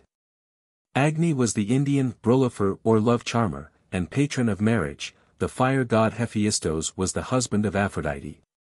The day of the Norse thunder and lightning god Thor, Thursday, is in Scandinavian regions considered the luckiest for marriages. The process of obtaining fire by friction is represented by a nobler class of myths than that referred to. In the Mahabharata the gods and demons together churn the ocean for the nectar of immortality, and they use for their churning stick the mountain Manthara. This word appears in Pramantha, which means a fire drill, and from it comes the great name of Prometheus, who stole fire from heaven, and conferred on mankind a boon which rendered them so powerful that the jealousy and wrath of Zeus were excited. This fable is generally read in its highly rationalized and mystical form, and on this account belongs to another part of our general subject. But it may be remarked here that the Titan so terribly tortured by Zeus could hardly have been regarded, originally, as the friend of man. At the time when Zeus was a god genuinely worshipped, when he first stood forth as the supplanter of the malign devourer Saturn, it could have been no friend of man who was seen chained on the rock forever to be the vulture's prey. It was fire in some destructive form which must have been then associated with Prometheus, and not that power by which later myths represented his animating with a divine spark the man of clay. The Hindu myth of churning the ocean for the immortal draught, even if it be proved that the ocean is heaven and the draught lightning, does not help us much. The traditional association of Prometheus with the arts might almost lead one to imagine that the early use of fire by some primitive inventor had brought upon him the wrath of his mates, and that Zeus' thunderbolts represented some early strike against machinery. It is not quite certain that it may not have been through some euphemistic process that fire worship arose in Persia. Not only does fire occupy a prominent place in the tortures inflicted by Ahriman in the primitive Parsi Inferno, but it was one of the weapons by which he attempted to destroy the heavenly child Zoroaster. The evil magicians kindled a fire in the desert and threw the child on it, but his mother, Dogdo, found him sleeping tranquilly on the flames, which were as a pleasant bath, and his face shining like Zohar and Mashtari, Jupiter and Mercury. 31 The Zoroastrians also held that the earth would ultimately be destroyed by fire. Its metals and minerals, ignited by a comet, would form streams which all souls would have to pass through. They would be pleasant to the righteous, but terrible to the sinful, who, however, would come through, purified, into paradise. The last to arrive being Ahriman himself. The combustible nature of many minerals under the surface of the earth, which was all the realm of Hades, invisible, would assist the notion of a fiery abode for the infernal gods. Our phrase, plutonic rock, would then have a very prosaic sense. Pliny says that in his time sulfur was used to keep off evil spirits, and it is not impossible that it first came to be used as a medicine by this route. 32. Fire festivals still exist in India, where the ancient raiment of Agni has been divided up and distributed among many deities. At the popular annual festival in honor of Dharma Raja, called the Feast of Fire, the devotees walk barefoot over a glowing fire extending 40 feet. It lasts 18 days, during which time those that make a vow to keep it must fast, abstain from women, lie on the bare ground, and walk on a brisk fire. The 18th day they assemble on the sound of instruments, their heads crowned with flowers, their bodies daubed with saffron, and follow the figures of Dharma Raja and Draupadi his wife in procession. When they come to the fire, they stir it to animate its activity, and take a little of the ashes, with which they rub their foreheads, and when the gods have been carried 3 times round it they walk over a hot fire, about 40 feet. Some carry their children in their arms, and others lances, sabers, and standards. After the ceremony the people press to collect the ashes to rub their foreheads with, and obtain from devotees the flowers with which they were adorned, and which they carefully preserve. 33. The passion of Agni reappears in Draupadi purified by fire for her 5 husbands, and especially her union with Dharma Raja, son of Yama, is celebrated in this unorthodox passion feast. It has been so much the fashion for travelers to look upon all idolatry with biblical eyes, that we cannot feel certain with Sonorat that there was anything more significant in the carrying of children by the devotees than the supposition that what was good for the parent was equally beneficial to the child. But the identification of Moloch with an Aryan deity is not important. The Indian feast of fire and the rites of Moloch are derived by a very simple mental process from the most obvious aspects of the sun as the quickening and the consuming power in nature. The child offered to Moloch was offered to the god by whom he was generated, and as the most precious of all the fruits of the earth for which his genial aid was implored and his destructive intensity deprecated. Moloch, a word that means king, was a name almost synonymous with human sacrifice. It was in all probability at first only a local, Ammonite, personification growing out of an ancient shrine of Baal. The Midianite Baal accompanied the Israelites into the wilderness, and that worship was never thoroughly eradicated. In the Egyptian Confession of Faith, which the initiated took even into their graves inscribed upon a scroll, the name of God is not mentioned, but is expressed only by the words Nuk Pu Nuk, I am he who I am. 34 The flames of the burning bush, from which these same words came to Moses, were kindled from Baal, the sun. And we need not wonder that while the more enlightened chiefs of Israel preserved the higher ideas and symbols of the countries they abandoned, the ignorant would still cling to Apis, the golden calf, to Ashtaroth, and to Moloch. Amos, v. 26, and after him Stephen the martyr, Acts 7. 43, reproached the Hebrews with having carried into the wilderness the tabernacle of their god Moloch. And though the passing of children through the fire to Moloch was, by the Mosaic law, made a capital crime, the superstition and the corresponding practice retained such strength that we find Solomon building a temple to Moloch on the Mount of Olives, 1 Kings 11. 7, and, long after, Manasseh making his son pass through the fire in honor of the same god. It is certain from the denunciations of the prophets 35 that the destruction of children in these flames was actual. From Jeremiah 19. 6, as well as other sources, we know that the burnings took place in the valley of Tophet or Hinnom, Gehenna. The idol Moloch was of brass, and its throne of brass, its head was that of a calf, and wore a royal crown. Its stomach was a furnace, and when the children were placed in its arms they were consumed by the fierce heat, their cries being drowned by the beating of drums, from which, Toph meaning a drum, the place was also called Tophet. In the fierce war waged against alien superstitions by Josiah, he defiled Gehenna, filling it with ordure and dead men's bones to make it odious, that no man might make his son or his daughter to pass through the fire to Moloch, 2 Kings 23. 10, and a perpetual fire was kept there to consume the filth of Jerusalem. From this horrible Gehenna, with its perpetual fire, its loathsome worm, its cruelties, has been derived the picture of a never-ending hell prepared for the majority of human beings by one who, while they live on earth, sends the rain and sunshine alike on the evil and the good. Wu Chang, a Chinaman in London, has written to a Journal 36 his surprise that our religious teachers should be seized with such concern for the victims of Turkish atrocities in Bulgaria, while they are so calm in view of the millions burning, and destined to burn endlessly, in the flames of hell. Our Oriental brothers will learn a great deal from our missionaries, among other things, that the theological god of Christendom is still Moloch. The Ammonites, of whom Moloch was the special demon, appear to have gradually blended with the Arabians.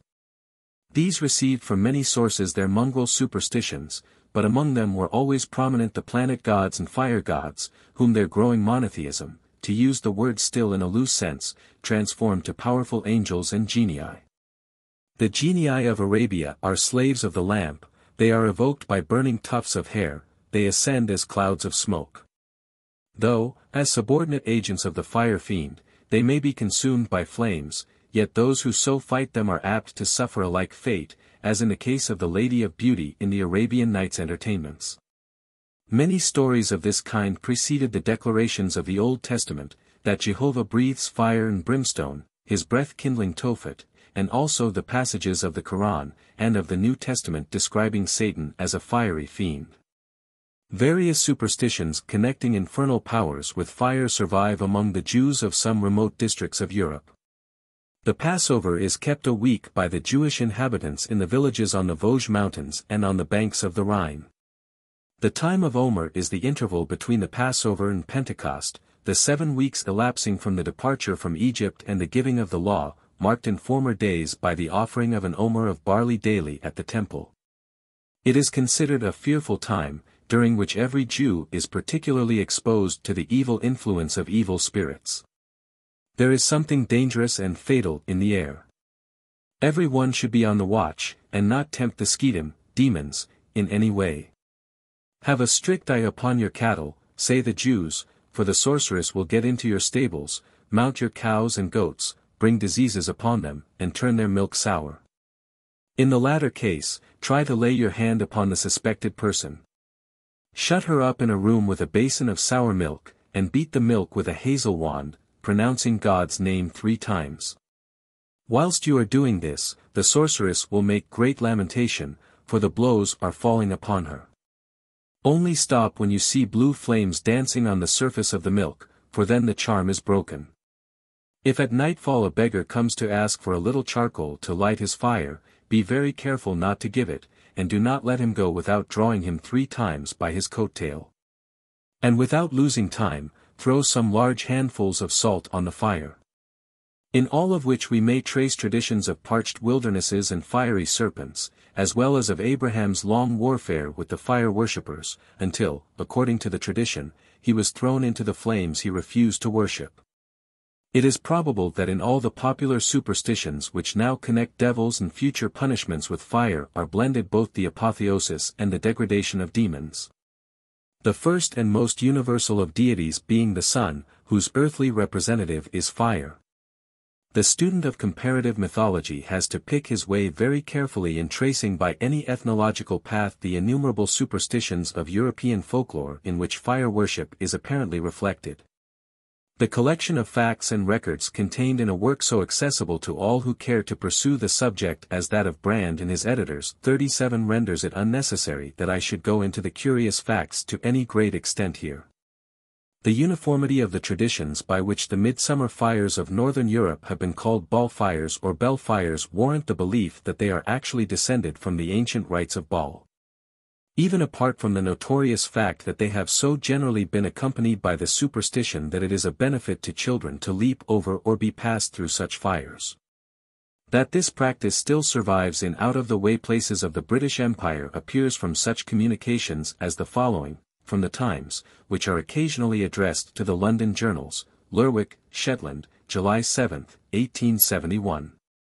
Sir, it may interest some of your readers to know that last night, being St. John's Eve, Old Style, I observed, within a mile or so of this town, 7 bonfires blazing, in accordance with the immemorial custom of celebrating the midsummer solstice.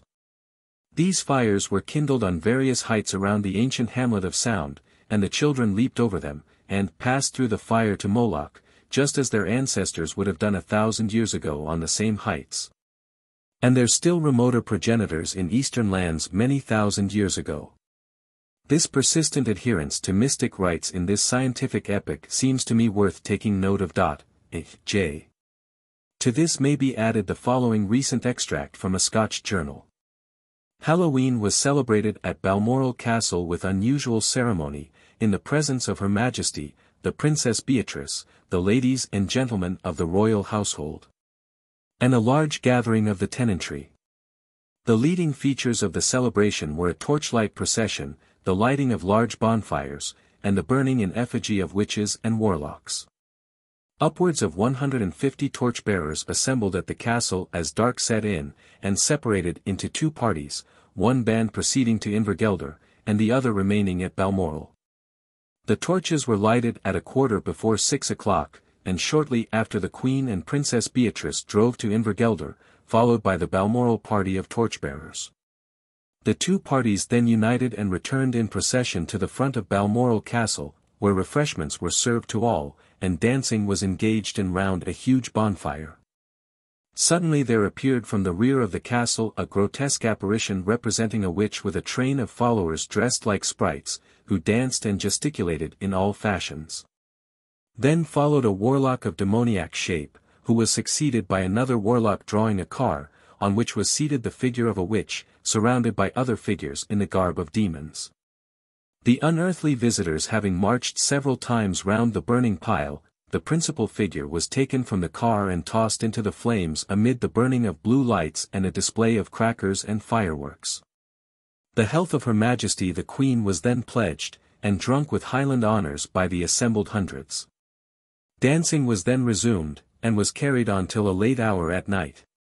The Sixth Council of Constantinople, an 680, by its 65th canon, forbids these fires in the following terms: those bone fires that are kindled by certain people before their shops and houses, over which also they use ridiculously to leap, by a certain ancient custom. We command them from henceforth to cease. Whoever, therefore, shall do any such thing, if he be a clergyman, let him be deposed, if he be a layman, let him be excommunicated. For in the 4th book of the Kings it is thus written, and Manasseh built an altar to all the host of heaven, in the 2 courts of the Lord's house, and made his children to pass through the fire. There is a charming naivete in this denunciation. It is no longer doubtful that this bone fire over which people leaped came from the same source as that Gehenna from which the Church derived the orthodox theory of hell, as we have already seen. When Shakespeare speaks, Macbeth, of the primrose way to the everlasting bonfire, 38 he is, with his wonted felicity, assigning the flames of hell and the fires of Moloch and Baal their right archaeological relation. In my boyhood I have often leaped over a bonfire in a part of the state of Virginia mainly settled by Scotch families, with whom probably the custom migrated thither. In the superstitions of the Negroes of that and other southern states fire plays a large part, but it is hardly possible now to determine whether they have drifted there from Africa or England. Sometimes there are queer coincidences between their notions and some of the early legends of Britain. Thus, the tradition of the shepherd guided by a distant fire to the entrance of King Arthur's subterranean hall, where a flame fed by no fuel coming through the floor reveals the slumbering monarch and his court. Resembles somewhat stories I have heard from Negroes of their being led by distant fires to lucky, others say unlucky, or at any rate enchanted spots. A Negro belonging to my father told me that once, as he was walking on a country road, he saw a great fire in the distance. He supposed it must be a house on fire, and hastened towards it, meantime much puzzled, since he knew of no house in that direction. As he went on his way he turned into a small wood near which the fire seemed to be, but when he emerged, all he found was a single fire coal burning in the path. There were no other traces whatever of fire, but just then a large dog leaped past him with a loud bark and disappeared. In a letter on Voodooism in Virginia, which appeared in the New York Tribune, dated Richmond, September 17, 1875, occurs an account of a class of superstitions generally kept close from the whites. As I have always believed because of their purely African origin. As will be seen, fire represents an important element in the superstitious practices. If an ignorant Negro is smitten with a disease which he cannot comprehend, he often imagines himself the victim of witchcraft, and having no faith in white folks' physic for such ailments, must apply to one of these quacks. A physician residing near this city was invited by such a one to witness his mode of procedure with a dropsical patient for whom the physician in question had occasionally charitably prescribed. Curiosity led him to attend the séance, having previously informed the quack that since the case was in such hands he relinquished all connection with it. On the coverlet of the bed on which the sick man lay was spread a quantity of bones, feathers, and other trash. The charlatan went through with a series of so-called conjurations, burned feathers, hair, and tiny fragments of wood in a charcoal furnace, and mumbled gibberish past the physician's comprehension. He then proceeded to rip open the pillows and bolsters, and took from them some queer conglomerations of feathers. These he said had caused all the trouble. Sprinkling a whitish powder over them, he burnt them in his furnace. A black offensive smoke was produced, and he announced triumphantly that the evil influence was destroyed and that the patient would surely get well. He died not many days later, believing, in common with all his friends and relatives, that the conjurations of the trick doctor had failed to save him only because resorted to too late. The following account of a spell from which his wife was rescued, was given me by a Negro in Virginia. The wizard, to quote the exact words of my informant, threw a stick on a chest, the stick bounded like a trap ball 3 times.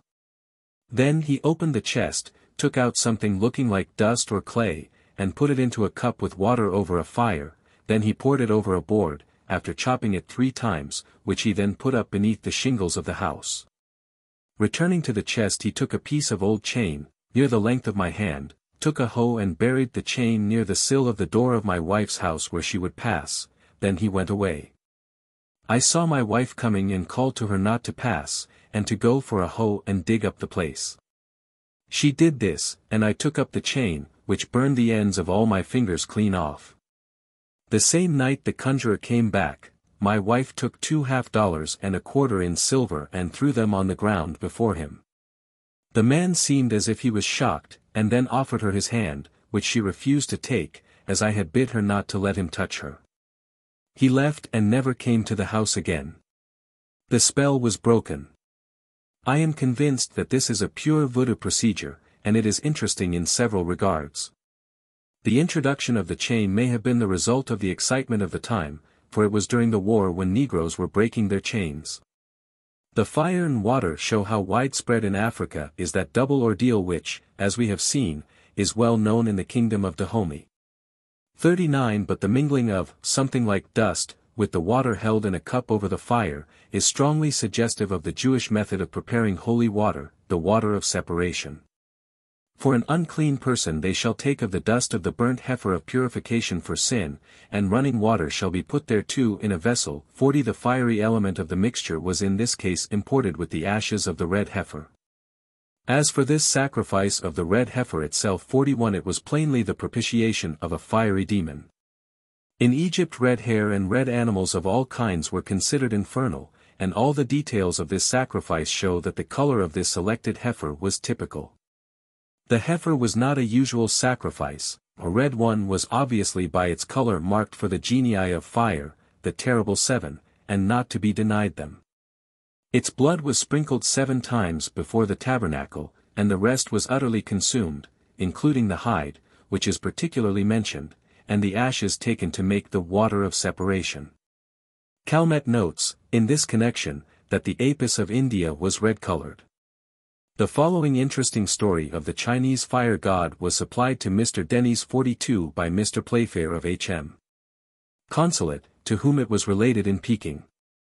The temples of the god of fire are numerous in Peking, as is natural in a city built for the most part of very combustible materials. The idols representing the god are, with one exception, decked with red beards, typifying by their color the element under his control. The exceptional god has a white beard, and thereby hangs a tail. 100 years ago the Chinese imperial revenue was in much better case than it is now. At that time they had not yet come into collision with Western powers, and the word indemnity had not, so far, found a place in their vocabulary. Internal rebellions were checked as soon as they broke out, and, in one word, Qian Lung was in less embarrassed circumstances than Kwang Su. He had more money to spend, and did lay out a good deal in the way of palaces. His favorite building, and one on which no expense had been spared, was the Hall of Contemplation. This hall was of very large dimensions. The rafters and the pillars which supported the roof were of a size such as no trees in China furnish nowadays. They were not improbably originally sent as an offering by the tributary monarch of some tropical country, such as Burma or Siam. 2 men could barely join hands round the pillars. They were cased in lustrous jet-black lacquer, which, while adding to the beauty of their appearance, was also supposed to make them less liable to combustion. Indeed, every care was taken that no fire should approach the building, no lighted lamp was allowed in the precincts, and to have smoked a pipe inside those walls would have been punished with death. The floor of the hall was of different colored marbles, in a mosaic of flowers and mystic Chinese characters, always kept polished like a mirror. The sides of the room were lined with rare books and precious manuscripts. It was, in short, the finest palace in the imperial city, and it was the pride of Qian Lung. Alas for the vanity of human wishes! In spite of every precaution, one night a fire broke out, and the Hall of Contemplation was in danger. The Chinese of a century ago were not without fire engines, and though miserably inefficient as compared with those of our London fire brigade, they were better than nothing, and 100 of them were soon working round the burning building. The emperor himself came out to superintend their efforts and encourage them to renewed exertions. But the hall was doomed, a more than earthly power was directing the flames, and mortal efforts were of no avail. For on one of the burning rafters Qian Lung saw the figure of a little old man, with a long white beard, standing in a triumphant attitude. "It is the god of fire," said the emperor, "we can do nothing." So the building was allowed to blaze in peace. Next day Qian Lung appointed a commission to go the round of the Peking temples in order to discover in which of them there was a fire god with a white beard, that he might worship him, and appease the offended deity. The search was fruitless. All the fire gods had red beards. But the commission had done its work badly. Being highly respectable mandarins of genteel families, they had confined their search to such temples as were in good repair and of creditable exterior. Outside the north gate of the imperial city was one old, dilapidated, disreputable shrine which they had overlooked. It had been crumbling away for years, and even the dread figure of the god of fire, which sat above the altar, had not escaped desecration. Time had thinned his flowing locks, and the beard had fallen away altogether. One day some water carriers who frequented the locality thought, either in charity or by way of a joke, that the face would look the better for a new beard. So they unraveled some cord, and with the frayed-out hemp adorned the beardless chin. An official passing the temple one day peeped in out of curiosity, and saw the hempen beard. Just the thing the emperor was inquiring about, said he to himself, and he took the news to the palace without delay. Next day there was a state visit to the dilapidated temple, and Qian Lung made obeisance and vowed a vow. "O fire god," said he, "thou hast been wroth with me in that I have built me palaces, and left thy shrine unhonored and in ruins. Here do I vow to build thee a temple surpassed by none other of the fire gods in Peking, but I shall expect thee in future not to meddle with my palaces." The emperor was as good as his word.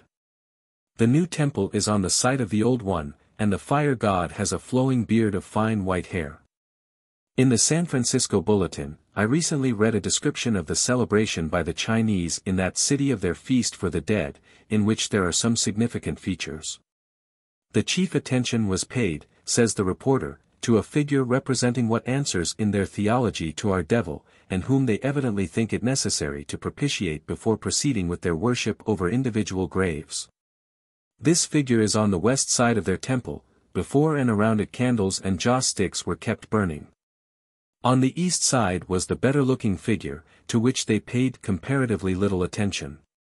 It was of course but natural that the demons of fire should gradually be dispelled from that element in its normal aspects, as its uses became more important through human invention, and its evil possibilities were mastered. Such demons became gradually located in the region of especially dangerous fires, as volcanoes and boiling springs. The Titan whom the ancients believed struggling beneath Etna remained there as the devil in the Christian age. St. Agatha is said to have prevented his vomiting fire for a century by her prayers. St. Philip ascended the same mountain, and with book and candle pronounced a prayer of exorcism, at which 3 devils came out like fiery flying stones, crying, "Woe is us! We are still hunted by Peter through Philip the Elder." The volcanoes originated the belief that hell is at the earth's center, and their busy Vulcans of classic ages have been easily transformed into sulphurous lords of the Christian hell. Such is the medieval Habram, demon of arson, with his 3 heads, man, cat, and serpent, who rides through the air mounted on a serpent, and bears in his hand a flaming torch. The astrologers assigned him command of 26 legions of demons in hell, and the superstitious often saw him laughing on the roofs of burning houses. 43 But still more dignified is Ram, who commands 30 legions, and who destroys villages. Hence, also, concerned in the destructions of war, he became the demon who awards dignities. And although this made his usual form of apparition on the right bank of the Rhine that of the Odinistic raven, on the left bank he may be detected in the little red man who was reported as the familiar of Napoleon I during his career. Among Mr. Gill's South Pacific myths is one of a Prometheus, Maui, who by assistance of a red pigeon gets from the subterranean fire demon the secret of producing fire, by rubbing sticks, the demon, Mauik, being then consumed with his realm, and fire being brought to the upper world to remain the friend of man.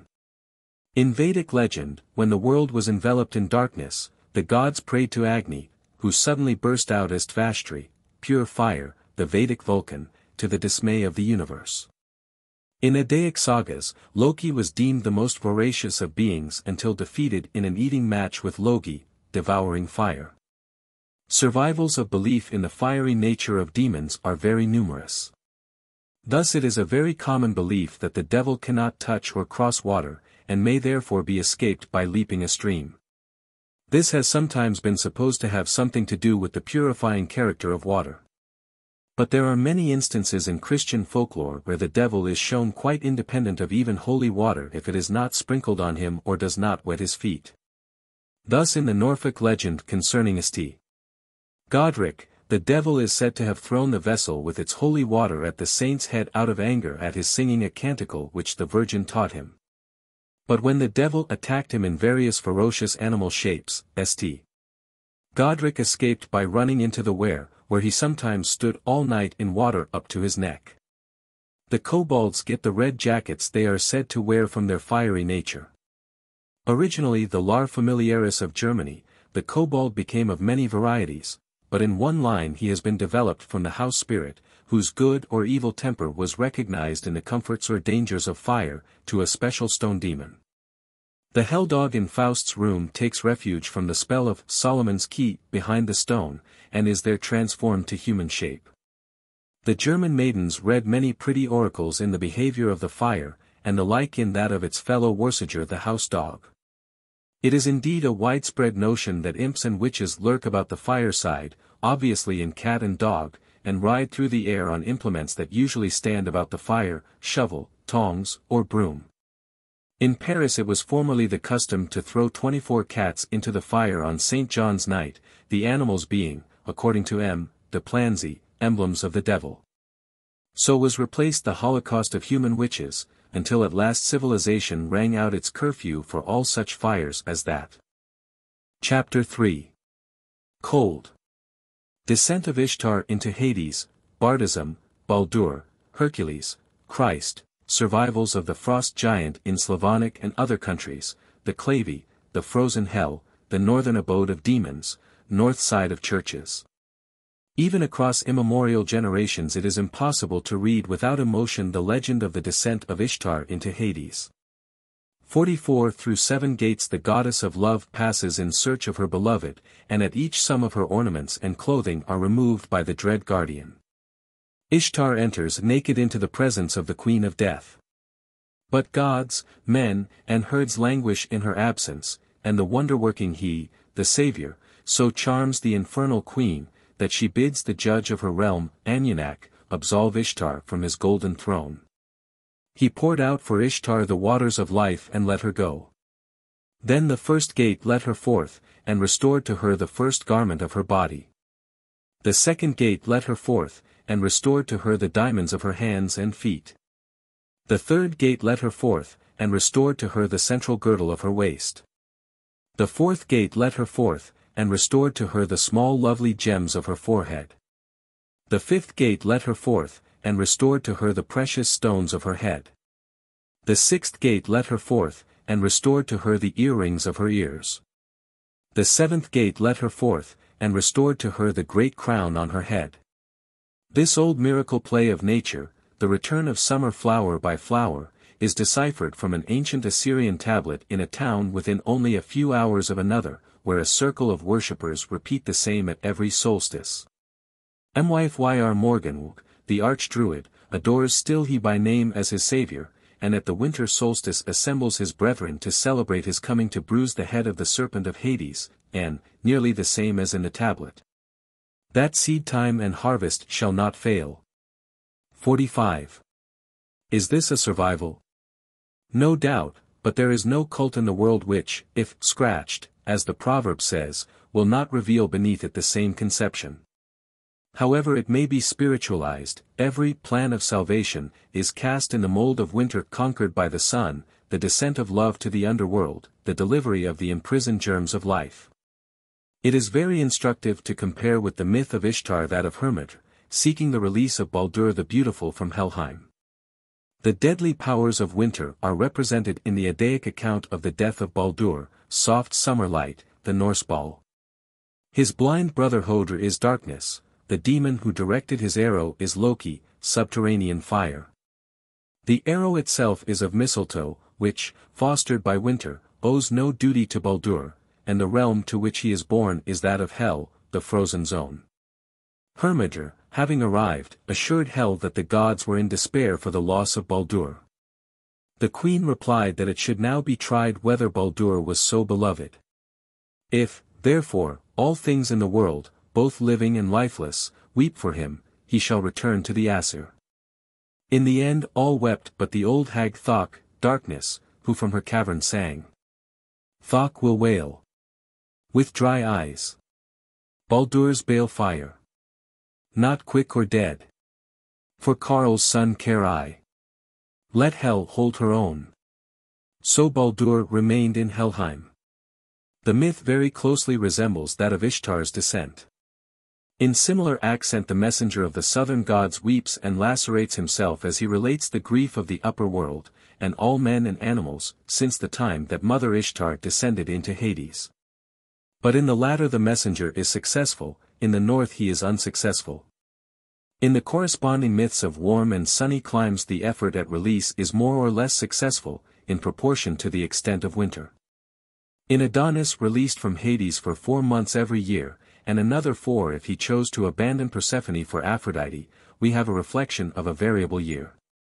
That, and the similar myth of Persephone, varied in the time specified for their passing in the upper and under worlds, probably in accordance with the climatic averages of the regions in which they were told. But in the tropics it was easy to believe the release complete, as in the myth of Ishtar. In Mongolian myths the hero, Maui, escapes from a nether world of fire, aided by a red pigeon. When this contest between winter's death and spring's life became humanized, it was as Hercules vanquishing death and completely releasing Alcestis. When it became spiritualized it was as Christ conquering death and hell, and releasing the spirits from prison. The wintry desolation had to be artificially imitated in a 40 days fast and Lent, closing with a thrust from the spear, the mistletoe arrow, amid darkness, blind Hodr. But the myth of a swift resurrection had to be artificially preserved in the far north. The legend of a full triumph over death and hell could never have originated among our Norse ancestors. Their only story resembling it, that of Iduna, related how her recovery from the giants brought back health to the gods, not men. But it was from the south that men had to hear tidings of a rescue for the earth and man. We cannot realize now what glad tidings were they which told this new gospel to people sitting in regions of ice and gloom, after it had been imposed on them against their reluctant fears.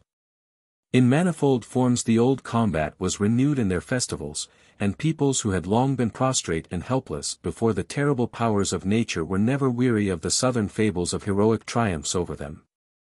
Long interpreted in the simple physical sense. The great demon of the northern world is still winter, and the hereditary hatred of him is such that he is still cursed, scourged, killed, and buried or drowned under various names and disguises. In every Slavonic country, says Mr. Ralston, there are to be found, about carnival time, traces of ancient rites, intended to typify the death of winter and the birth of spring or summer. In Poland a puppet made of hemp or straw is flung into a pond or swamp with the words, "The devil take thee." Then the participators in the deed scamper home, and if one of them stumbles and falls it is believed he will die within the year. In Upper Lusatia a similar figure is fastened on a pole to be pelted, then taken to the village boundary and thrown across it or cast into the water, its bearers returning with green boughs. Sometimes the figure is shrouded in white, representing snow, and bears in its hands a broom, the sweeping storm, and a sickle, the fatal reaper. In Russia the straw muzhik is burned, and also in Bulgaria. In the latter the bonfire is accompanied by the firing of guns, and by dances and songs to Leto, goddess of spring. This reminiscence of Leto, on whose account Apollo slew the python, is rendered yet more striking by the week of archery which accompanies it, recalling the sunbeam darts of the god. In Spain and Italy the demon puppet is scourged under the name of Judas, as indeed is the case in the annual Good Friday performance of Portuguese sailors in the London docks. Mr. Tyler found in Mexico a similar custom, the Judas being a regular horned and hoofed devil. In Scotland the pre-Christian accessories of a corresponding custom are more pronounced both in the time selected, the last day of the year, old style, and the place. The clavey, as the custom of burning the puppet of winter is mysteriously called, occurred on January 12 of this year, 1878, at Bughead, a fishing village near Forres, where stands an old Roman altar locally named the Doru. A tar barrel was set on fire and carried by a fisherman round the town, while the people shouted and hallooed. If the man who carries the barrel falls it is an evil omen. The lighted barrel, having gone round the town, was carried to the top of the hill and placed on the Doru. More fuel was added. The sparks as they fly upwards are supposed to be witches and evil spirits leaving the town. The people therefore shout at and curse them as they disappear in vacancy. When the burning tar barrel falls in pieces, the fish women rush in and endeavor to get a lighted bit of wood from its remains. With this light the fire on the cottage hearth is at once kindled, and it is considered lucky to keep this flame alive all the rest of the year. The charcoal of the clavey is collected and put in bits up the chimney to prevent the witches and evil spirits coming into the house. The doru is covered with a thick layer of tar from the fires that are annually lighted upon it. Close to it is a very ancient Roman well. It is an instance of the irony of etymology that the word hell means a place of fireless darkness. Nor is the fact that the name of the Scandinavian demon is Hel, phonetically corresponding with Kali, the black one, Goth Halja, whose abode was an icy hole, has her name preserved as a place of fiery torment, without significance. In regions where cold was known to an uncomfortable extent as well as heat, we usually find it represented in the ideas of future punishment. The realm called Hades, meaning just the same as hell, suggests cold. Tertullian and Jerome say that Christ's own phrases, outer darkness and the gnashing, chattering, of teeth suggest a place of extreme cold alternating with the excessive heat. Traces of similar speculations are found with the rabbins. Thus Rabbi Joseph says Gehenna had both water and fire. Noah saw the angel of death approaching and hid from him 12 months. Why 12? Because, explains Rabbi Jehuda, such is the trial of sinners, 6 in water, 6 in fire. Dante, following Virgil, has frigid as well as burning hells, and the idea was refined by some scholiasts to a statement which would seem to make the alternations of future punishment amount to a severe ague and fever. Milton, Paradise Lost, 2. has blended the rabbinical notions with those of Virgil, Ain, 6. In his terrible picture of the frozen continent, where the parching air burns frore, and cold performs th effect of fire. Thither by harpy-footed furies hailed. At certain revolutions all the damned are brought, and feel by turns the bitter change of fierce extremes, extremes by change more fierce. From beds of raging fire to starve in ice. Their soft ethereal warmth, and there to pine. Immovable, infixed, and frozen round. With which may be compared Shakespeare's lines in Measure for Measure. The delighted spirit. To bathe in fiery floods, or to reside in thrilling region of thick-ribbed ice. In Thibet hell is believed to have 16 circles, 8 burning, 8 frozen, which M. Delapierre attributes to the rapid changes of their climate between the extremes of heat and cold. 46 Plutarch, relating the vision of Thespesius in Hades, speaks of the frozen region there. Denis Le Chartreux, de Poenis Inferni, says the severest of infernal torments is freezing. In the Calendar of Shepherds, 1506, a legend runs, Lazarus said, I saw a float of frozen ice in the which envious men and women were plunged unto the navel. And then suddenly came a cold wind ryght great that blew and dyd depe down all the envious into the cold water that nothing was seen of them. Such, too, is Persian Artavirov's vision. The demon of cold has a habitat, naturally, in every northern region. He is the Kumung of China, who, man-shaped, dragon-headed, haunts the Chang River, and causes rainstorms. 47 In Greenland it is Erlersortic, who suffers perpetual agues, and leaps on souls at death to satisfy his hunger. The Chenus, demons, of the Mimacs of Nova Scotia present certain features of the race demons, but are fearfully cold. The Chenu weapon is a dragon's horn, his yell is fatal to the hearer, his heart is a block of ice. This heart must be destroyed if the demon is to be slain, but it can only be done by melting in the fire. The chief precaution required is that one is not drowned in the flood so caused.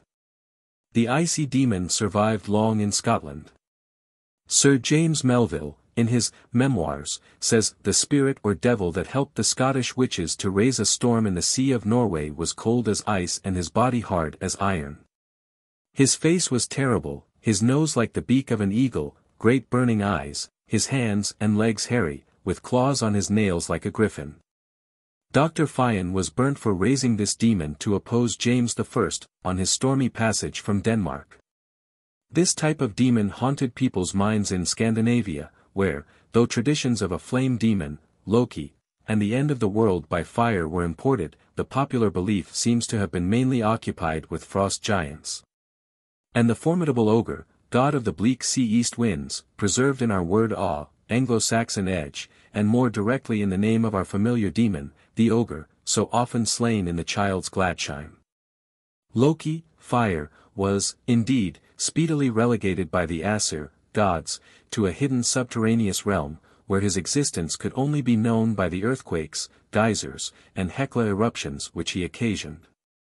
Yet he was to come forth at Ragnarok, the twilight of the gods. We can see a singular blending of tropical and frigid zones, the one traditional, the other native, in the Prose Edda. Thus, what will remain, said Gangler, after heaven and earth and the whole universe shall be consumed, and after all the gods and the homes of Valhalla and all mankind shall have perished? There will be many abodes, replied Thridi, some good, some bad. The best place of all to be in will be Gimel, in heaven. And all who delight in quaffing good drink will find a great store in the hall called Brimir, which is also in heaven in the region Okalni. There is also a fair hall of ruddy gold, for Sindri, which stands on the mountains of Nida. In those halls righteous and well-minded men shall abide. In Nostron there is a vast and direful structure with doors that face the north. It is formed entirely of the backs of serpents, waddled together like wickerwork. But the serpents' heads are turned towards the inside of the hall, and continually vomit forth floods of venom, in which wade all those who commit murder or who forswear themselves. As it is said in the Völuspa, she saw a hall far from the sun, in Nastran standing. Northward the doors look, and venom drops fall in through loopholes. Formed is that hall of wreathed serpents. There saw she wade through heavy streams men forsworn and murderers. These names for the heavenly regions and their occupants indicate sunshine and fire. Gimel means fire, Gimmer Brimir, Brimi, flame, the giant, and Sindri, cinder, the dwarf, jeweler of the gods, are raised to halls of gold. Nothing is said of a garden, or walking therein, in the cool of the day. On the other hand, Nostron means strand of the dead, in that region whose doors face the north, far from the sun, we behold an inferno of extreme cold. Christianity has not availed to give the Icelanders any demonic name suggestive of fire. They speak of Skadi, the roarer, perhaps our old Scratch, and Kolski, the coal-black one, but promise nothing so luminous and comfortable as fire or fire-fiend to the evildoer. In the great epic of the Nibelungen Lied we have probably the shape in which the Northman's dream of paradise finally cohered, a rose garden in the south, guarded by a huge worm, water snake, or glittering glacial sea intervening. Whose glowing charms, with beauty, Kriemhild, for their queen, could be won only by a brave dragon-slaying Siegfried. In passing by the pretty lakeside home of Richard Wagner, on my way to witness the Ammergau version of another dragon-binding and paradise-regaining legend, I noted that the old name of the Starnberg lake was Worm Sea. From the dragon that once haunted it, while from the composer's window might be seen its Isle of Roses, which the dragon guarded. Since then the myth of many forms has had its musical apotheosis at Bayreuth under his wand. England, partly perhaps on account of its harsh climate, once had the reputation of being the chief abode of demons. A demoness leaving her lover on the continent says, "My mother is calling me in England." 48 But England assigned them still higher latitudes. In Christianizing Ireland, Iona, and other islands far north, it was preliminary to expel the demons. The Clavey, the Desul of Lewis and other Hebrides islands, fire carried round cattle to defend them from demons, and around mothers not yet churched, to keep the babes from being changed, show that the expulsion still goes on.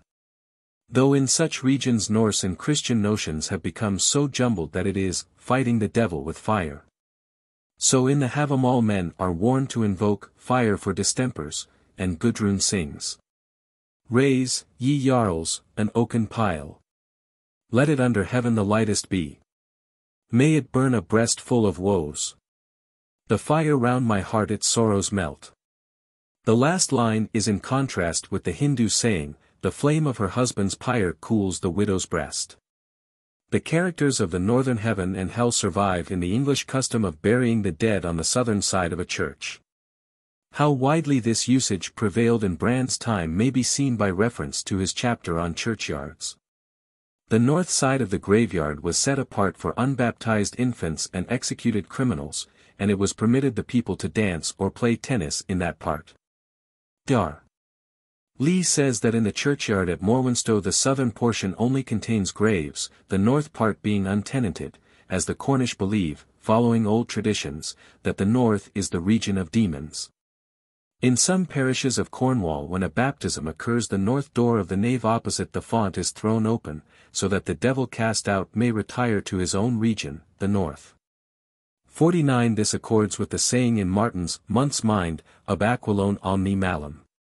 Indeed, it is not improbable that the fact noted by White, in his History of Selborne, that the usual approach to most country churches is by the south, indicated a belief that the sacred edifice should turn its back on the region of demons.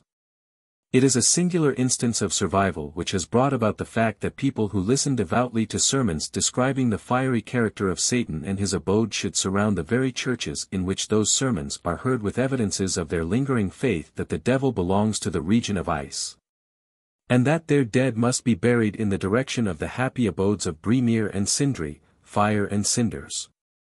M. François Lenormand has written an extremely instructive chapter in comparison of the Akkadian and the Finnish mythologies. He there shows that they are as one and the same tree, adapted to antagonistic climates. 50 With similar triad, runes, charms, and even names in some cases, their regard for the fire worshipped by both varies in a way that seems at first glance somewhat anomalous. The Akkadians in their fire worship exhausted the resources of praise in ascription of glory and power to the flames. The Finns in their cold home celebrated the fire festival at the winter solstice, uttered invocations over the fire, and the mother of the family, with her domestic libation, said, "Always rise so high, O my flame! But burn not larger nor more ardent." This diminution of enthusiasm in the northern fire worshipper, as compared with the southern, may only be the result of euphemism in the latter. Or perhaps while the formidable character of the fire god among the primitive Assyrians is indicated in the utter prostration before him characteristic of their litanies and invocations. In the case of the Finns the perpetual presence of the more potent cold led to the less excessive adoration. These ventured to recognize the faults of fire. The true nature of this anomaly becomes visible when we consider that the great demon, dreaded by the two countries drawing their cult from a common source, represented the excess of the power most dreaded. The demon in each case was a wind. Among the Finns the north wind, among the Akkadians the southwest, the most fiery, wind. The Finnish demon was Hysi, speeding on his pale horse through the air, with a terrible train of monster dogs, cats, furies, scattering pain, disease, and death. 51 The Akkadian demon, of which the bronze image is in the Louvre, is the body of a dog, erect on eagle's feet, its arms pointed with lion's paws. It has the tail of a scorpion and the head of a skeleton, half stripped of flesh, preserving the eyes, and mounted with the horns of a goat. It has 4 outspread wings. On the back of this ingeniously horrible image is an inscription in the Akkadian language, apprising us that it is the demon of the southwest wind, made to be placed at the door or window, to avert its hostile action. As we observe such figures as these on the one hand, and on the other the fair beings imagined to be antagonistic to them. As we note in runes and incantations how intensely the ancients felt themselves to be surrounded by these good and evil powers, and, reading nature so, learn to see in the season successively conquering and conquered by each other. An alternation of longer days and longer nights, the changing fortunes of a never-ending battle. We may better realize the meaning of solstitial festivals, the customs that gathered around Yuletide and New Year, and the manifold survivals from them which annually masquerade in Christian costume and names. To our sun-worshipping ancestor the new year meant the first faint advantage of the warmer time over winter, as nearly as he could fix it. The hovering of day between superiority of light and darkness is now named after doubting Thomas. At Yuletide the dawning victory of the sun is seen as a holy infant in a manger amid beasts of the stall. The old nature worship has bequeathed to Christian belief a close-fitting mantle. But the old idea of a war between the wintry and the warm powers still haunts the period of the new year. And the 12 days and nights, once believed to be the period of a fiercely contested battle between good and evil demons, are still regarded by many as a period for a special watchfulness and prayer. New Year's Eve, in the north of England still Hogmanay, probably O.N. Hokunat, midwinter night, when the sacrifices of Thor were prepared, formerly had many observances which reflected the belief that good and evil ghosts were contending for every man and woman, the air was believed to be swarming with them. And watch must be kept to see that the protecting fire did not go out in any household. That no strange man, woman, or animal approached, possibly a demon in disguise. Sacred plants were set in doors and windows to prevent the entrance of any malevolent being from the multitudes filling the air.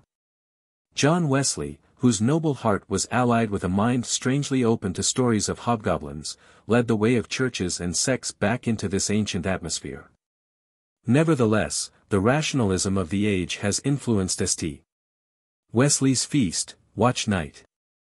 It can hardly recognize its brother in the Boar's Head banquet of Queen's College, Oxford, which celebrated victory over Tusky Winter, the decapitated demon whose bristles were once icicles fallen beneath the sylvan spirits of holly and rosemary.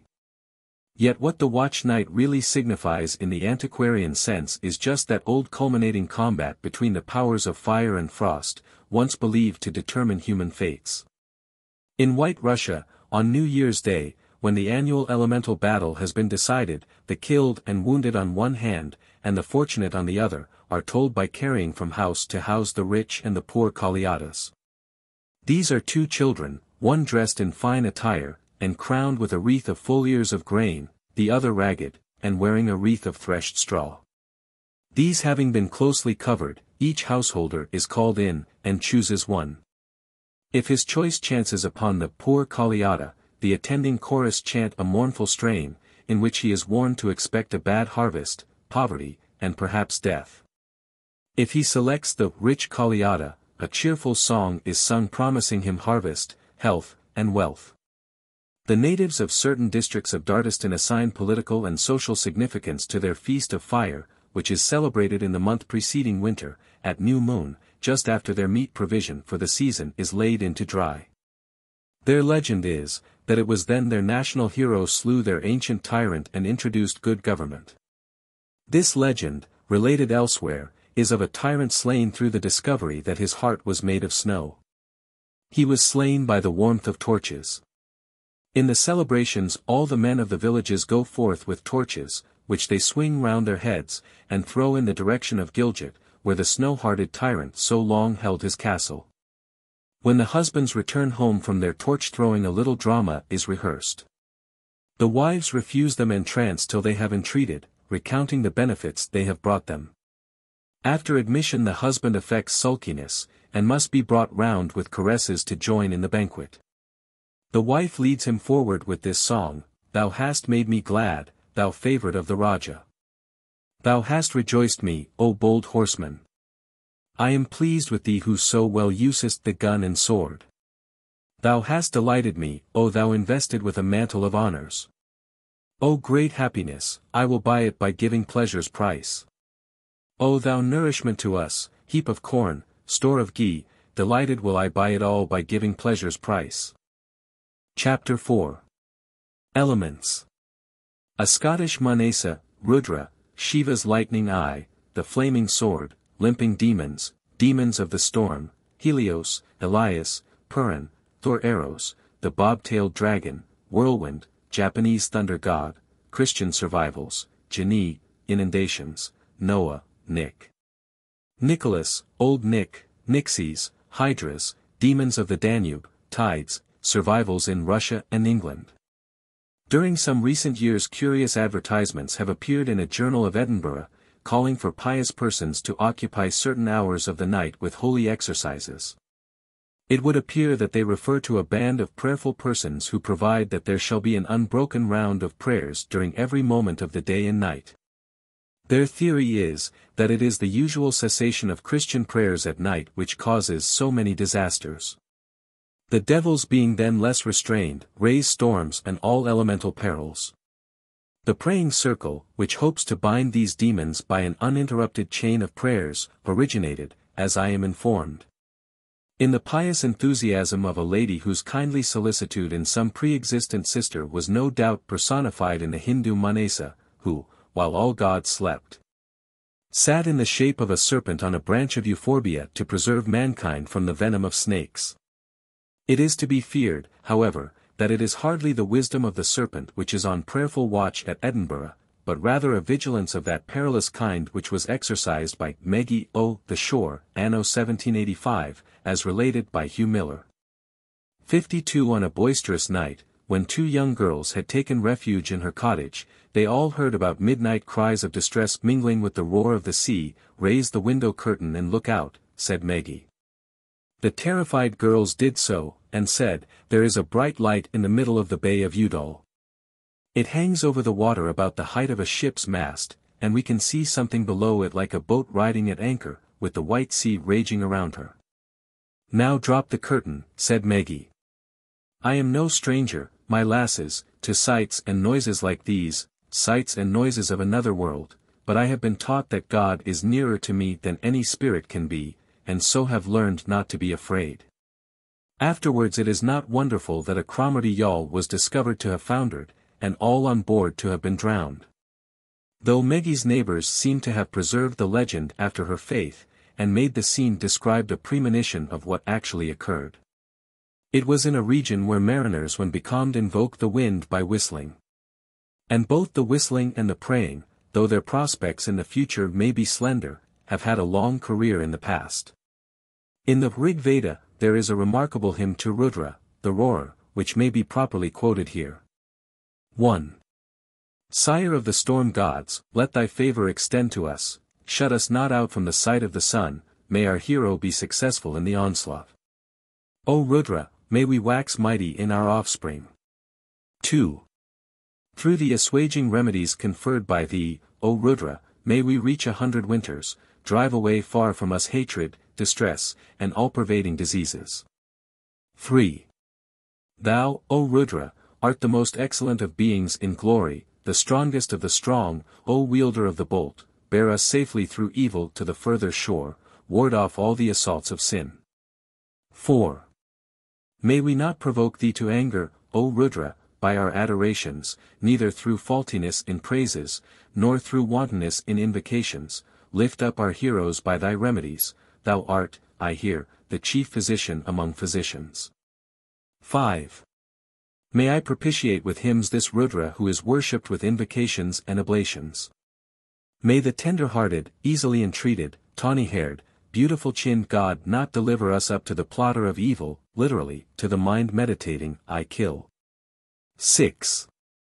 The bounteous giver, escorted by the storm gods, hath gladdened me, his suppliant, with most invigorating food, as one distressed by heat seeketh the shade, may I, free from harm, find shelter in the goodwill of Rudra. 7. Where, O Rudra, is that gracious hand of thine, which is healing and comforting? Do thou, removing the evil which cometh from the gods, O bounteous giver, have mercy upon me. 8. To the tawny, the fair-complexioned dispenser of bounties, I send forth a great and beautiful song of praise, adore the radiant God with prostrations, we hymn the illustrious name of Rudra. 9. Sturdy-limbed, many-shaped, fierce, tawny, he hath decked himself with brilliant ornaments of gold, truly strength is inseparable from Rudra, the sovereign of this vast world. 10. Worthy of worship, thou bearest the arrows and the bow. Worthy of worship, thou wearest a resplendent necklace of many forms, worthy of worship, thou rulest over this immense universe, there is none, O Rudra, mightier than thou. 11. Celebrate the renowned and ever-youthful God who is seated on a chariot, who is, like a wild beast, terrible, fierce, and destructive. Have mercy upon the singer, O Rudra, when thou art praised, may thy host strike down another than us. 12. As a boy saluteth his father who approacheth and speaketh to him, so, O Rudra, I greet thee, the giver of much, the Lord of the good, grant us remedies when thou art praised. 13. Your remedies, O storm gods, which are pure in helping, O bounteous givers, which are joy-conferring, which our father Manu chose, these and the blessing and succor of Rudra I crave. 14. May the dart of Rudra be turned aside from us, may the great malevolence of the flaming god be averted, unbend thy strong bow from those who are liberal with their wealth, O generous God, have mercy upon our offspring in our posterity, i.e. our children and children's children. 15. Thus, O tawny Rudra, wise giver of gifts, listen to our cry, give heed to us here, that thou mayest not be angry with us, O God, nor slay us. May we, rich in heroic sons, utter great praise at the sacrifice. 53. In other hymns the malevolent character of Rudra is made still more prominent. 7. Slay not our strong man nor our little child, neither him who is growing nor him who is grown, neither our father nor our mother, hurt not, O Rudra, our dear selves. 8. Harm us not in our children and children's children, nor in our men, nor in our kine, nor in our horses. Smite not our heroes in thy wrath, we wait upon thee perpetually with offerings. 54. In this hymn, verse 1, Rudra is described as having braided hair, and in the Yajurveda and the Atharvaveda other attributes of Shiva are ascribed to him, such as the epithet Nilagriva, or blue-necked. In the Rig Veda, Shiva occurs frequently as an epithet, and means auspicious. It was used as a euphemistic epithet to appease Rudra, the lord of tempests, and finally, the epithet developed into a distinct god. The parentage of Shiva is further indicated in the legends that his glance destroyed the head of the youthful deity Ganesha, who now wears the elephant head, with which it was replaced. And that the gods persuaded him to keep his eyes perpetually winking, like sheet lightning, lest his concentrated look, the thunderbolt, should reduce the universe to ashes. With the latter legend the gaze of the evil eye in India might naturally be associated, though in the majority of countries this was rather associated with the malign influences ascribed to certain planets, especially Saturn. The charms against the evil eye being marked over with zodiacal signs. The very myth of Shiva's eye survives in the Russian demon Magarko, Winker, and the Servian VII, whose glance is said to have power to reduce men, and even cities, to ashes. The terrible Rudra is represented in a vast number of beliefs, some of them perhaps survivals, in the rough sea and east wind demon ogre of the northern world, and Typhon in the south. And in Luther's faith that devils do house in the dense black clouds, and send storms, hail, thunder and lightning, and poison the air with their infernal stench, a doctrine which Burton, the anatomist of melancholy, too, maintained against the meteorologists of his time. Among the ancient Aryans lightning seems to have been the supreme type of divine destructiveness. Rudra's dart, Shiva's eye, reappear with the Sinhalese prince of demons Wesamuni, described as wielding a golden sword, which, when he is angry, flies out of his hand, to which it spontaneously returns, after cutting off 1,000 heads. 55. A wonderful spear was borne by Odin, and was possibly the original Excalibur. The four-faced Svyatevit of Russia, whose mantle has fallen to St. George, whose statue was found at Zbrucks in 1851, bore a horn of wine, rain, and a sword, lightning. In Greece similar swords were wielded by Zeus, and also by the god of war. Through Zeus and Ares, the original wielders of the lightning, Indra and Shiva, became types of many gods and semi-divine heroes. The evil eye of Shiva glared from the forehead of the Cyclopes, forgers of thunderbolts, and the saving disc of Indra flashed in the swords and arrows of famous dragon slayers, Perseus, Pegasus, Hercules, and St. George. The same sword defended the tree of life in Eden, and was borne in the hand of death on the pale horse. A white horse was sacrificed to Svyatevit in Russia within Christian times.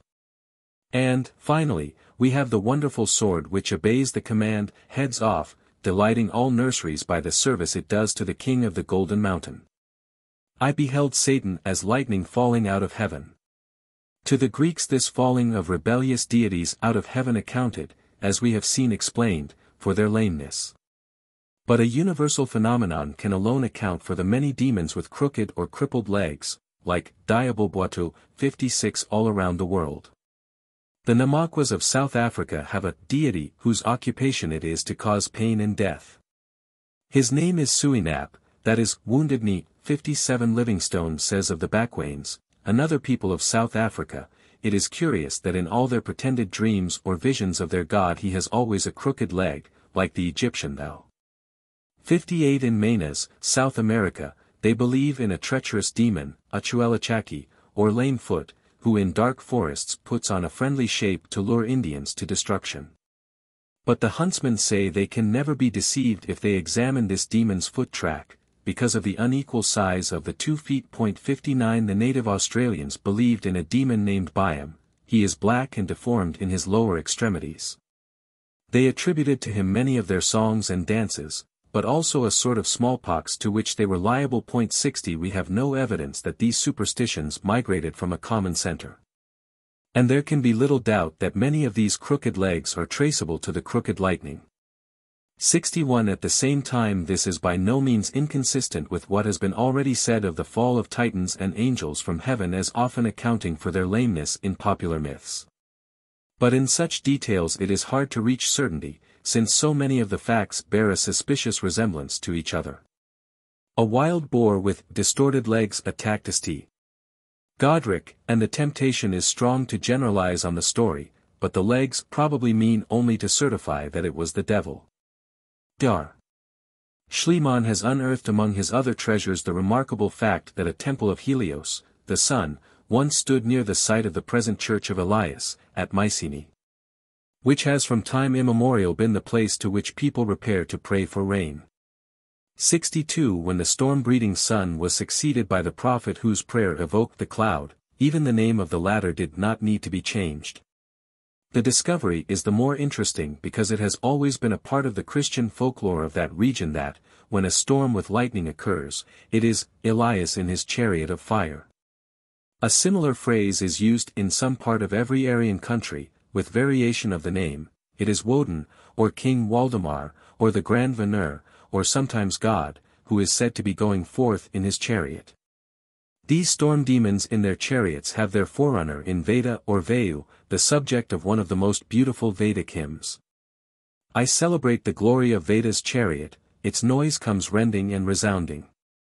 Touching the sky he moves onward, making all things ruddy, and he comes propelling the dust of the earth. Soul of the gods, source of the universe, this deity moves as he lists. His sounds have been heard, but his form is not seen. This Veda let us worship with an oblation. 63. This last verse, as Mr. Muir has pointed out, bears a startling resemblance to the passage in John, the wind bloweth where it listeth, and thou canst not tell whence it cometh or whither it goeth. So is every one that is born of the wind. 64. But an equally striking development of the Vedic idea is represented in the Siamese legend of Buddha, and in this case the Vedic wind god Vayu reappears by name for the angels of tempests, or Loka Vayu. The first portent which preceded the descent of Buddha from the Tushita heavens was, when the angels of the tempest, clothed in red garments, and with streaming hair, travel among the abodes of mankind crying, Attend all ye who are near to death. Repent and be not heedless. The end of the world approaches, but 100,000 years more and it will be destroyed. Exert yourselves, then, exert yourselves to acquire merit. Above all things be charitable, abstain from doing evil. Meditate with love to all beings, and listen to the teachings of holiness. For we are all in the mouth of the King of Death. Strive then earnestly for meritorious fruits, and seek that which is good. 65. Not less remarkable is the Targum of Jonathan ben Uzziel to 1 Kings 19, where around Elias on the mountain gather a host of angels of the wind, cleaving the mountain and breaking the rocks before the Lord. And after these, angels of commotion, and next, of fire, and, finally, voices singing in silence, preceded the descent of Jehovah. It can hardly be wondered that a prophet of whom this story was told, and that of the storm evoked from a small cloud, should be caught up into that chariot of the Vedic Vayu which has rolled on through all the ages of mythology. Mythologic streams seem to keep their channels almost as steadfastly as rivers, but as even these change at last or blend, so do the old traditions. Thus we find that while Thor and Odin remain as separate in survivals as Vayu and Perjanya in India, in Russia Elias has inherited not the mantle of the wind god or storm-breeding sun, but of the Slavonic thunderer Perun. There is little doubt that this is Perjanya, described in the Rig Veda as the thunderer, the showerer, the bountiful, 66 who strikes down trees and the wicked. The people of Novgorod, says Herberstein, formerly offered their chief worship and adoration to a certain idol named Perun. When subsequently they received baptism they removed it from its place, and threw it into the river Volchov. And the story goes that it swam against the stream, and that near the bridge a voice was heard saying, "This for you, O inhabitants of Novgorod, in memory of me," and at the same time a certain rope was thrown upon the bridge. Even now it happens from time to time on certain days of the year that this voice of Perun may be heard, and on these occasions the citizens run together and lash each other with ropes. And such a tumult arises therefrom that all the efforts of the governor can scarcely assuage it. 67 The statue of Perun in Kiev, says Mr. Ralston, had a trunk of wood, while the head was of silver, with mustaches of gold, and among its weapons was a mace. Afanasiev states that in White Russian traditions Perun is tall and well-shaped, with black hair and a long golden beard. This beard relates him to Barbarossa, and, perhaps, though distantly, with the wood demon Barbados, the wild archer, who divined by the songs of birds. 68 Perun also has a bow which is sometimes identified with the rainbow, an idea which is known also to the Finns. From it, according to the White Russians, are shot burning arrows, which set on fire all things that they touch. In many parts of Russia, as well as of Germany, it is supposed that these bolts sink deep into the soil. But that at the end of 3 or 7 years they return to the surface in the shape of longish stones of a black or dark grey color, probably belemnites, or masses of fused sand, which are called thunderbolts, and considered as excellent preservations against lightning and conflagrations. The Finns call them Ukonkui, the stone of thunder god Ukko, and in Kurland their name is Perkunstein, which explains itself. In some cases the flaming dart of Perun became, in the imagination of the people, a golden key. With it he unlocked the earth, and brought to light its concealed treasures, its restrained waters, its captive founts of light. With it also he locked away in safety fugitives who wished to be put out of the power of malignant conjurers, and performed various other good offices. Appeals to him to exercise these functions still exist in the spells used by the peasants, but his name has given way to that of some Christian personage. In one of them, for instance, the Archangel Michael is called upon to secure the invoker behind an iron door fastened by 27 locks, the keys of which are given to the angels to be carried to heaven. In another, John the Baptist is represented as standing upon a stone in the Holy See, i.e. in heaven, resting upon an iron crook or staff, and is called upon to stay the flow of blood from a wound, locking the invoker's veins, with his heavenly key. In this case the myth has passed into a rite. In order to stay a violent bleeding from the nose, a locked padlock is brought, and the blood is allowed to drop through its aperture, or the sufferer grasps a key in each hand, either plan being expected to prove efficacious. As far as the key is concerned, the belief seems to be still maintained among ourselves. 69. The key has a holy sense in various religions, and consequently an infernal key is its natural counterpart. The Vedic hymns, which say so much about the shutting and opening, imprisoning and releasing, of heavenly rains and earthly fruits by demons and deities, interpret many phenomena of nature, and the same ideas have arisen in many lands. We cannot be certain, therefore, that Calmet is right in assigning an Indian origin to the subjoined figure 5, an ancient Persian medal. The signs of the zodiac on its body show it to be one of those celestial demons believed able to bind the beneficent or loose the formidable powers of nature. The key is of a special import in Hebrew faith. It was the high priest Eliakim's symbol of office, as being also prefect in the king's house. The key of the house of David will I lay upon his shoulder, he shall open and none shall shut, he shall shut and none shall open. 70. Figure 5. The rabbins had a saying that God reserves to himself 4 keys, which he will entrust not even to the angels, the key of rain, the key of the grave, the key of fruitfulness, and the key of barrenness. It was the sign of one set above angels when Christ was seen with the keys of hell and death, or when he delivered the keys of heaven to Peter. 71, still thrust down the backs of Protestant children to cure nosebleed. The ubiquitous superstition which attributes the flint arrows of prehistoric races to gods, shot by them as lightning, and, as some said, from a rainbow, is too childlike a theory to call for elaborate treatment.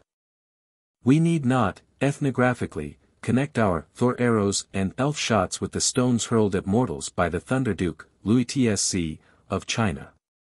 The ancient Parthians, who used to reply to the thunderstorm by shooting arrows at it, and the Turks, who attack an eclipse with guns, fairly represent the infancy of the human race, though perhaps with more than its average pluck.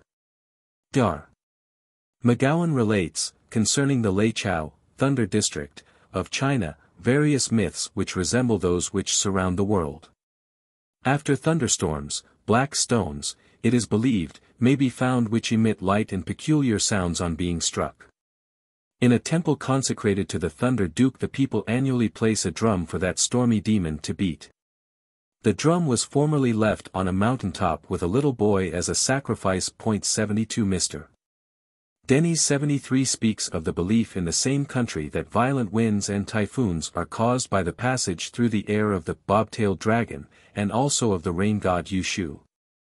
A storm god connected with the Giger, or boar of the river Chintang, presents a coincidence of name with the Scandinavian ogre, which would be hardly noticeable were it not for the very close resemblance between the folklore concerning the bob-tailed dragon and the storm dragons of several Aryan races.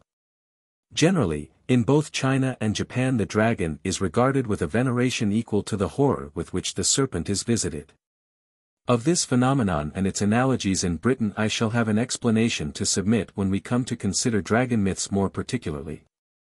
To this general rule the bob-tailed dragon of China is a partial exception.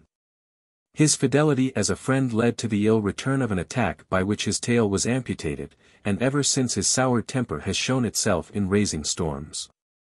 When a violent tempest arises the Cantonese say, the bob-tailed dragon is passing, in the same proverbial way as the Aryan peasantries attribute the same phenomenon to their storm gods. The notion is widely prevalent in some districts of France that all whirlwinds, however slight, are caused by wizards or witches, who are in them, careering through the air. And it is stated by the Melusine that in the department of the Orne storms are attributed to the clergy, who are supposed to be circling in them. The same excellent journal states that some years ago, in that department, a parishioner who saw his crops threatened by a hailstorm fired into the cloud. The next day he heard that the parish priest had broken his leg by a fall for which he could not account. The following examples are given by Kuhn. Near Stangenhagen is a treasure hid in a mountain which Lord von Thummen tried to seek, but was caught up with his horse by a whirlwind and deposited at home again. The devil is believed to be seated at the center of every whirlwind. At Biesenthal it is said a noble lady became the wind's bride. She was in her time a famous rider and huntress, who rode recklessly over farmers' fields and gardens. Now she is herself hunted by snakes and dragons, and may be heard howling in every storm. I suspect that the bristling hair so frequently portrayed in the Japanese oni, devils, refers to their frequent residence at the center of a gale of wind. Their demon of the storm is generally pictured throned upon a flower of flames, his upraised and extended fingers emitting the most terrific lightnings, which fall upon his victims and envelop them in flames. Sometimes, however, the Japanese artists poke fun at their thunder god, and show him sprawling on the ground from the recoil of his own lightnings. The following extract from the Christian Herald, London, April 12, 1877, will show how far the dread of this Japanese oni extends. A pious father writes, "A few days ago there was a severe thunderstorm. which seemed to gather very heavily in the direction where my son lived. And I had a feeling that I must go and pray that he might be protected, and not be killed by the lightning. The impression seemed to say, there is no time to be lost. I obeyed, and went and knelt down and prayed that the Lord would spare his life. I believe he heard my prayer. My son called on me afterwards, and, speaking of the shower, said, the lightning came downwards and struck the very hoe in my hands, and numbed me. I said, perhaps you would have been killed if someone had not been praying for you. Since then he has been converted, and, I trust, will be saved in God's everlasting kingdom. Such paragraphs may now strike even many Christians as survivals. But it is not so very long since some eminent clergymen looked upon Benjamin Franklin as the heaven-defying Ajax of Christendom, because he undertook to show people how they might divert the lightnings from their habitations. In those days Franklin personally visited a church at Streatham, whose steeple had been struck by lightning, and, after observing the region, gave an opinion that if the steeple were again erected without a lightning rod, it would again be struck. The audacious man who snatched scepters from tyrants and lightnings from heaven, as the proverb ran, was not listened to, the steeple was rebuilt and again demolished by lightning.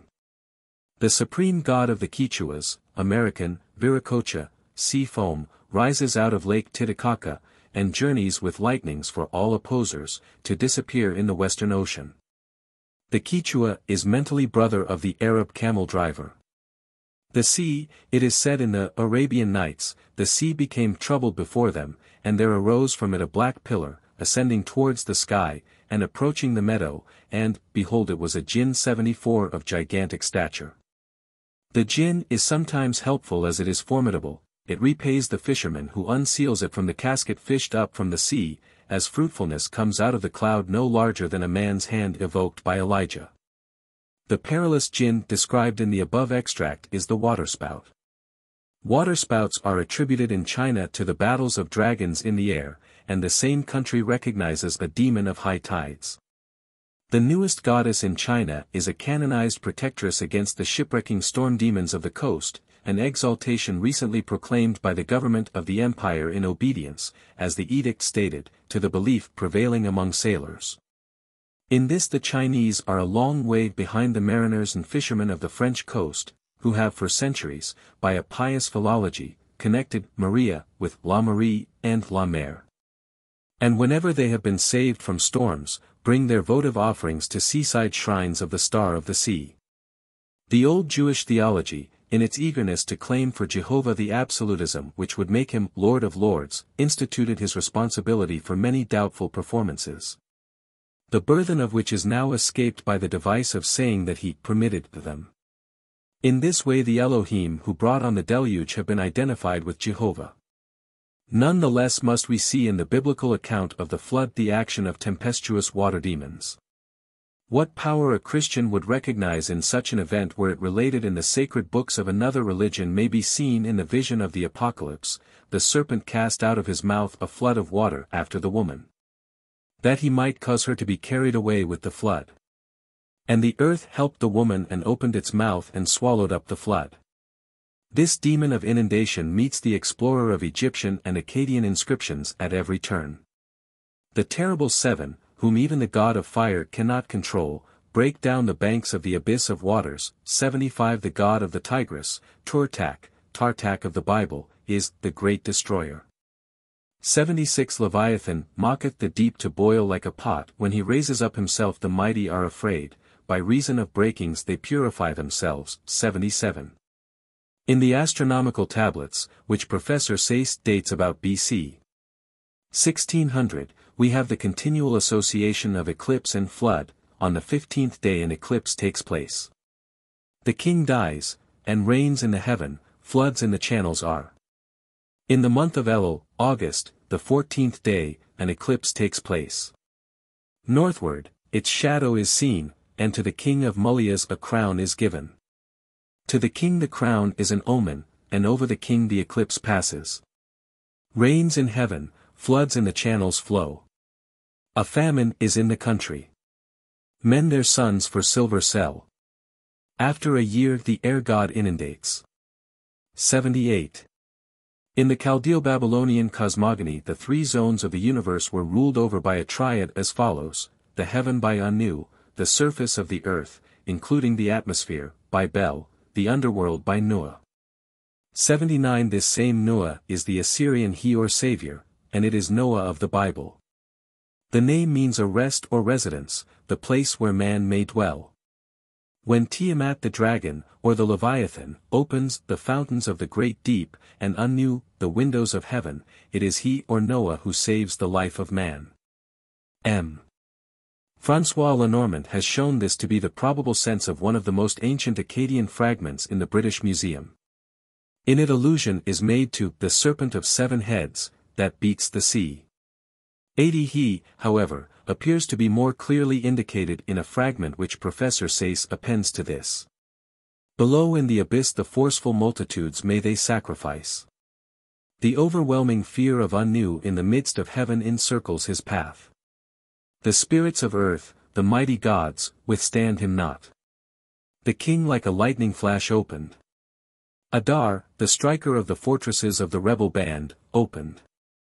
Like the streams in the circle of heaven I besprinkled the seed of men. His marching in the fealty of Bel to the temple I directed. He is, the hero of the gods, the protector of mankind, far, and, near. O my Lord, life of Nebo, breathe thy inspiration, incline thine ear. O Adar, hero, crown of light, breathe, thy inspiration, incline, thine ear. The overwhelming fear of thee may the sea know. Thy setting, is, the herald of his rest from marching. In thy marching Merodach, is, at rest 81. Thy father on his throne thou dost not smite. Bel on his throne thou dost not smite. The spirits of earth on their throne may he consume. May thy father into the hands of thy valor cause, them, to go forth. May Bel into the hands of thy valor cause, them, to go forth. The king, the proclaimed, of Anu, the firstborn of the gods. He that stands before Bel, the heart of the life of the house of the beloved. 82. The hero of the mountain, for those that, die in multitudes. The one God, he will not urge. 83. In this primitive fragment we find the hero of the mountain, Noah, invoking both Bel and Nebo, aerial and infernal intelligences, and Adar the Chaldean Hercules, for their inspiration, that breath which, in the biblical story, goes forth in the form of the dove, the herald of his rest, in the Akkadian fragment. And in the wind, by which the waters were assuaged, in the fragment the spirits of the earth, which are given into the hand of the violent, hero of the mountain, whom alone the gods, will not urge. The Hydra may be taken as a type of the destructive water demon in a double sense, for its heads remain in many mythical forms. The Syrian Dagon and Atargatis, fish deities, have bequeathed but their element to our undines of romance. Some nymphs have so long been detached from aqueous associations as to have made their names puzzling, and their place in demonology more so. To the Nixie, New Chi Omega, of Germany, now merely mischievous like the British pixie, many philologists traced the common phrase for the devil, Old Nick. I believe, however, that this phrase owes its popularity to St. Nicholas rather than to the Norse water god whose place he was assigned after the Christian accession. This saintly Poseidon, who, from being the patron of fishermen, gradually became associated with that demon whom, Sir Walter Scott said, the British sailor feared when he feared nothing else, was also of old the patron of pirates. And robbers were called Street Point Nicholas, clerks 84 in Norway and the Netherlands. The ancient belief in the demon Nick was strong, he was a kind of wild huntsman of the sea, and has left many legends, of which the Flying Dutchman is one. But my belief is that, through his legendary relation to boys, St. Nicholas gave the name Old Nick its modern moral accent. Because of his reputation for having restored to life 3 murdered children, St. Nicholas was made their patron, and on his day, December 6, it was the old custom to consecrate a boy bishop, who held office until the 28th of the month. By this means he became the moral appendage of the old Woden god of the Germanic races, who was believed in winter time to find shelter in and shower benefits from evergreens, especially firs. on his favorite children who happened to wander beneath them. Bartle, Clawboff, or whatever he might be called, was reduced to be the servant of Saint Nicholas, whose name is now jumbled into Santa Claus. According to the old custom he appeared attended by his connect Clawboff, personated by those who knew all about the children, bringing a sort of doomsday. The gifts having been bestowed on the good children, St. Nicholas then ordered Clawboff to put the naughty ones into his pannier and carry them off for punishment. The terror and shrieks thus caused have created vast misery among children, and in Munich and some other places the authorities have very properly made such tragedies illegal. But for many centuries it was the custom of nurses and mothers to threaten refractory children with being carried off at the end of the year by Nicholas. And in this way each year closed, in the young apprehension, with a judgment day, a weighing of souls, and a devil or old Nick as agent of retribution. Nick has long since lost his aquatic character, and we find his name in the far west, America, turning up as, the Nick of the Woods, the wild legend of a settler who, following a vow of vengeance for his wrongs, used to kill the red men while they slept, and was supposed to be a demon. The Japanese have a water dragon, Kappa, of a retributive and moral kind, whose office it is to swallow bad boys who go to swim in disobedience to their parents' commands, or at improper times and places. It is not improbable that such dangers to the young originated some of the water demons, probably such as are thought of as diminutive and mischievous, e.g., nixies. The nixa was for a long time on the Baltic coast the female Old Nick, and much feared by fishermen. Her malign disposition is represented in the Kelpie of Scotland, a waterhorse, believed to carry away the unwary by sudden floods to devour them. In Germany there was a river goddess whose temple stood at Magdeburg, whence its name. A legend exists of her having appeared in the market there in Christian costume, but she was detected by a continual dripping of water from the corner of her apron. In Germany the nixies generally played the part of the naiads of ancient times. 85 In Russia similar beings, called rusalkas, are much more formidable. In many regions of Christendom it is related that these demons, relatives of the swan maidens, considered in another chapter, have been converted into friendly or even pious creatures, and baptized into saintly names. Sometimes there are legends which reveal this transition. Thus it is related that in the year 1440, the dikes of Holland being broken down by a violent tempest, the sea overflowed the meadows. And some maidens of the town of Edam, in West Friesland, going in a boat to milk their cows, espied a mermaid embarrassed in the mud, the waters being very shallow. They took it into their boat and brought it to Edam, and dressed it in women's apparel, and taught it to spin. It ate as they did, but could not be brought to speak. It was carried to Haarlem, where it lived for some years, though showing an inclination to water.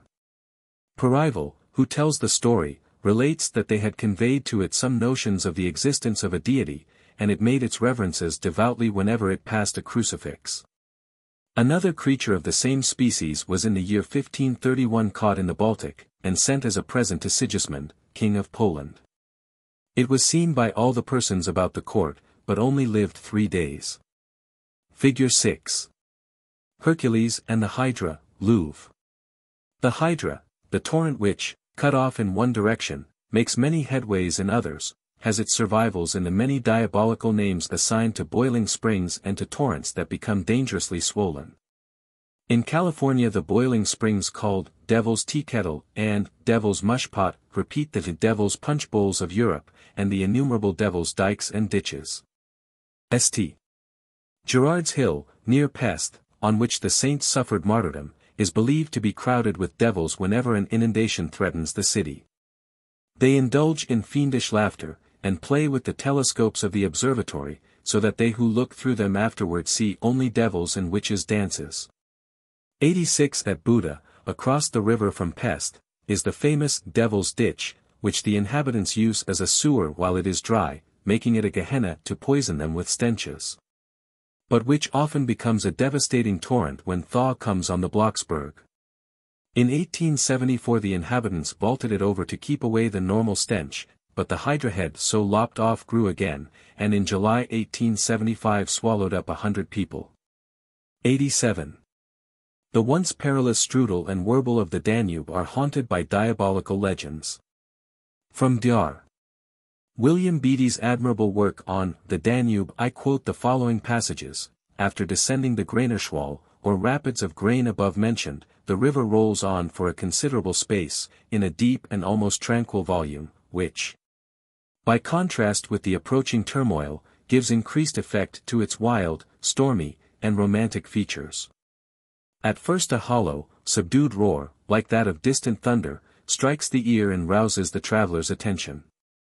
This increases every second, and the stir and activity which now prevail among the hands on board show that additional force, vigilance, and caution are to be employed in the use of the helm and oars. The water is now changed in its color, chafed into foam, and agitated like a seething cauldron.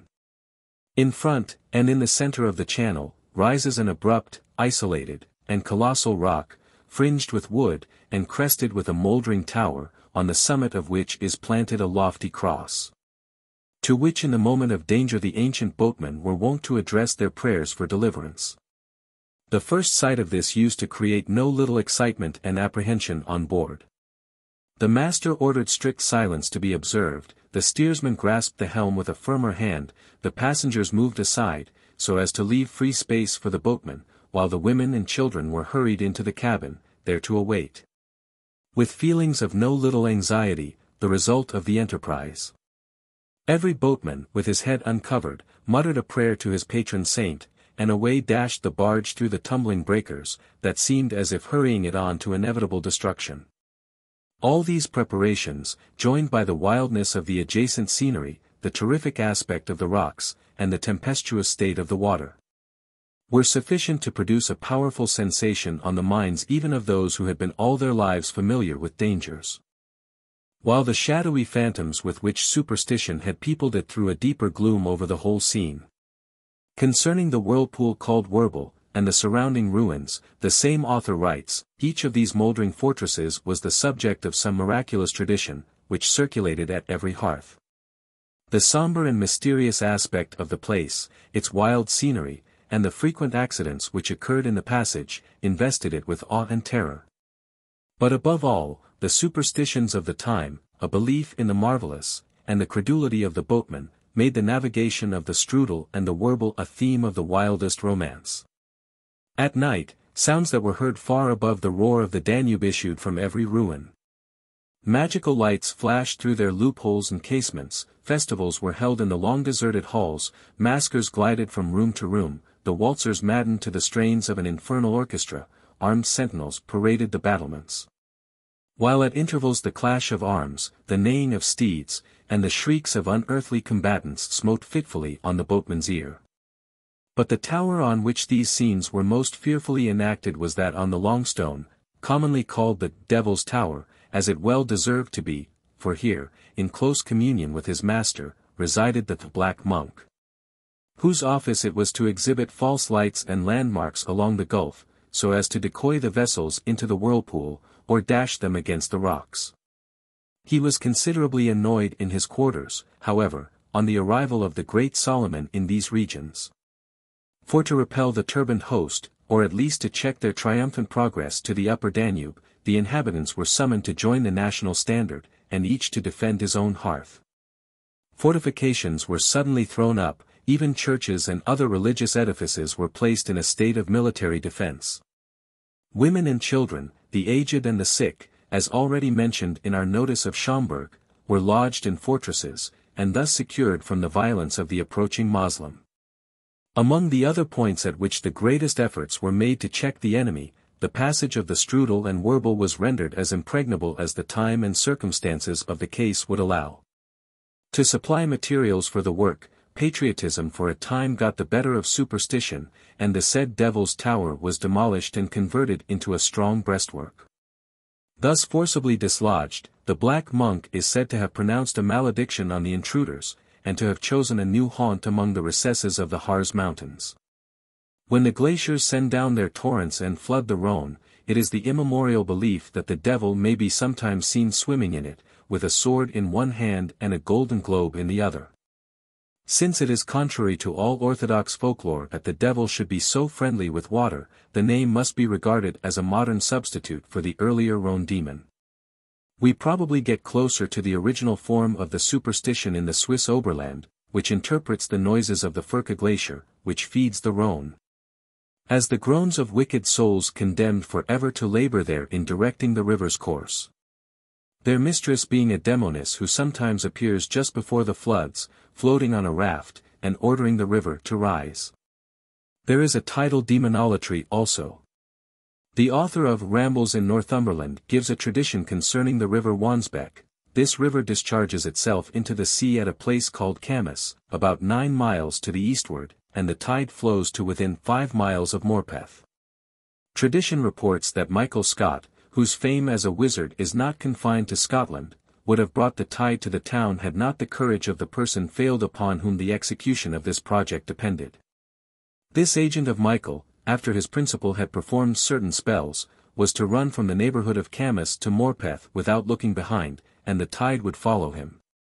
After having advanced a certain distance he became alarmed at the roaring of the waters behind him, and forgetting the injunction, gave a glance over his shoulder to see if the danger was imminent, when the advancing tide immediately stopped.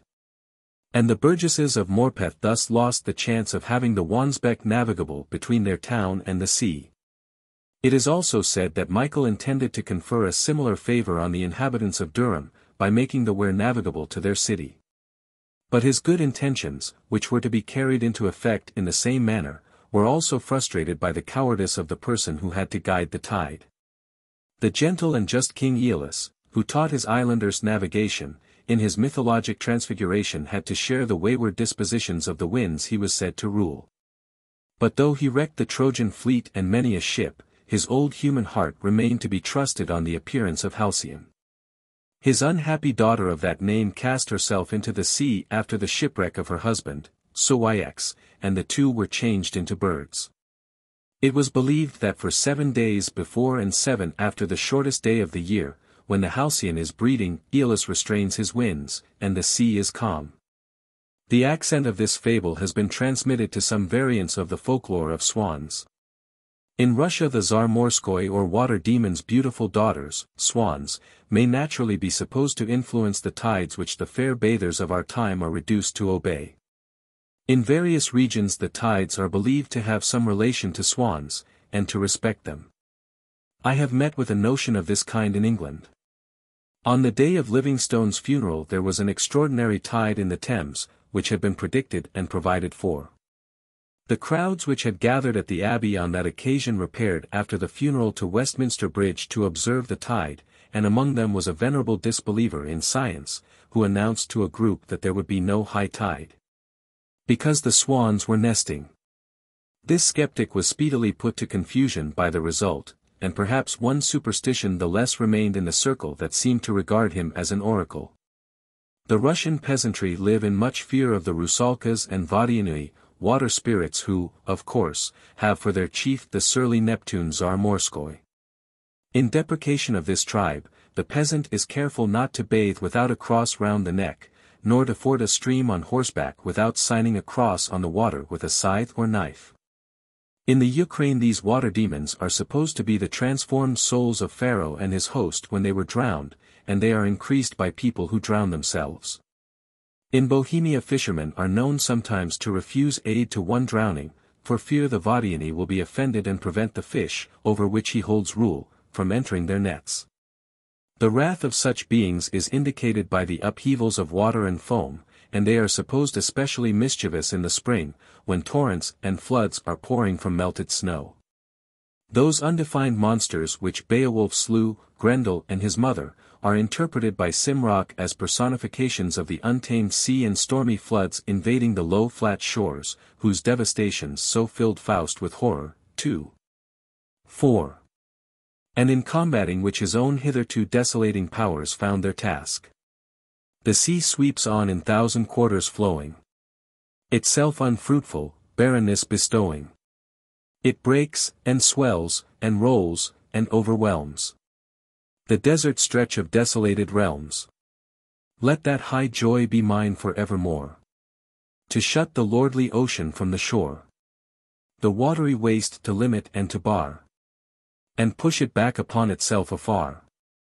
In such brave work Faust had many forerunners, whose art and courage have their monument in the fairer fables of all these elemental powers in which fear saw demons. Pavna, in India, messenger of the gods, rides upon the winds, and in his 49 forms, corresponding with the points of the Hindu compass, guards the earth. Solomon, too, journeyed on a magic carpet woven of the winds, which still serves the purposes of the wise. From the churned ocean rose Lakshmi, after the solar origin was lost to the myth, Hindu goddess of prosperity. And from the sea foam rose Aphrodite, beauty. These fair forms had their true worshipper in the Northman, who left on mastered wind and wave his song as Emerson found it. The gale that wrecked you on the sand. It helped my rowers to row. The storm is my best galley hand, and drives me where I go. Chapter 5. Animals. Animal demons distinguished, trivial sources of mythology, hedgehog, fox, transmigrations in Japan, horses bewitched, rats, lions, cats, the dog, Goethe's horror of dogs, superstitions of the Parsas, people of Travancore, and American Negroes. Red Indians, and Cynocephaloi, the wolf, traditions of the Nez Perces, Fenris, fables, the boar, the bear, serpent, every animal power to harm demonized, horns. The animal demons, those whose evil repute is the result of something in their nature which may be inimical to man, should be distinguished from the forms which have been diabolized by association with mythological personages or ideas. The lion, tiger, and wolf are examples of the one class, the stag, horse, owl, and raven of the other. But there are circumstances which render it very difficult to observe this distinction. The line has to be drawn, if at all, between the measureless forces of degradation on the one side, discovering some evil in animals which, but for their bad associations, would not have been much thought of. And of euphemism on the other, transforming harmful beasts to benignant agents by dwelling upon some minor characteristic. There are a few obviously dangerous animals, such as the serpent, where it is easy to pick our way. We can recognize the fear that flatters it to an agathodman and the diminished fear that pronounces it accursed. 88 But what shall be said of the goat? Was there really anything in its smell or in its flesh when first eaten, its budding, or injury to plants, which originally classed it among the unclean animals? Or was it merely demonized because of its uncanny and shaggy appearance? What explanation can be given of the evil repute of our household friend the cat? Is it derived by inheritance from its fierce ancestors of the jungle? Was it first suggested by its horrible human-like sleep-murdering caterwaulings at night? Or has it simply suffered from a theological curse on the cat said to draw the chariots of the goddesses of beauty? The demonic dog is, if anything, a still more complex subject. The student of mythology and folklore speedily becomes familiar with the trivial sources from which vast streams of superstition often issue. The cock's challenge to the all-detecting sun no doubt originated his ominous career from the Code of Manu to the cock-headed devils frescoed in the cathedrals of Russia. The fleshy, forked roots of a soporific plant issued in that vast mandrake mythology which has been the subject of many volumes, without being even yet fully explored. The Italians have a saying that one knavery of the hedgehog is worth more than many of the fox. Yet the nocturnal and hibernating habits and general quaintness of the humble hedgehog, rather than his furtive propensity to prey on eggs and chickens, must have raised him to the honors of demonhood. In various popular fables this little animal proves more than a match for the wolf and the serpent. It was in the form of a hedgehog that the devil is said to have made the attempt to let in the sea through the Brighton Downs, which was prevented by a light being brought, though the seriousness of the scheme is still attested in the Devil's Dyke. Figure 7. Japanese demon. There is an ancient tradition that when the devil had smuggled himself into Noah's Ark, he tried to sink it by boring a hole.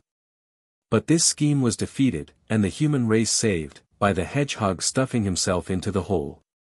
In the Brighton story the devil would appear to have remembered his former failure in drowning people, and to have appropriated the form which defeated him.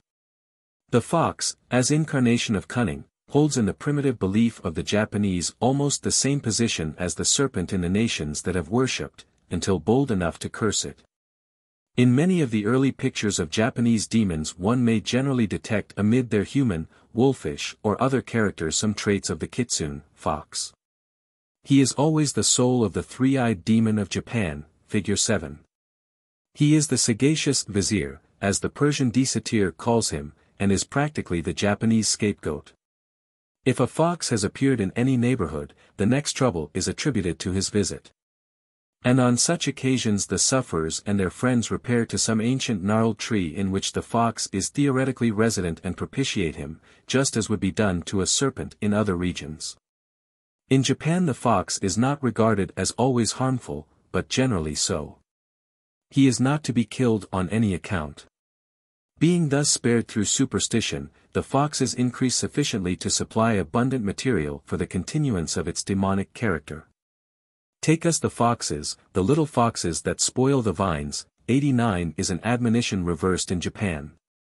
The correspondence between the cunning respected in this animal and that of the serpent, reverenced elsewhere, is confirmed by Mr. Fitzcunliffe Owen, who observed, as he informs me, that the Japanese will not kill even the poisonous snakes which crawl freely amid the decaying Buddhist temples of Nikko, one of the most sacred places in Japan, where once as many as 8,000 monastic Buddhists were harbored. It is the red fox that abounds in Japan, and its human-like cry at night near human habitations is such as might easily encourage these superstitions. But, furthermore, mythology supplies many illustrations of a creditable tendency among rude tribes to mark out for special veneration or fear any force in nature finer than mere strength. Emerson says, "Foxes are so cunning because they are not strong."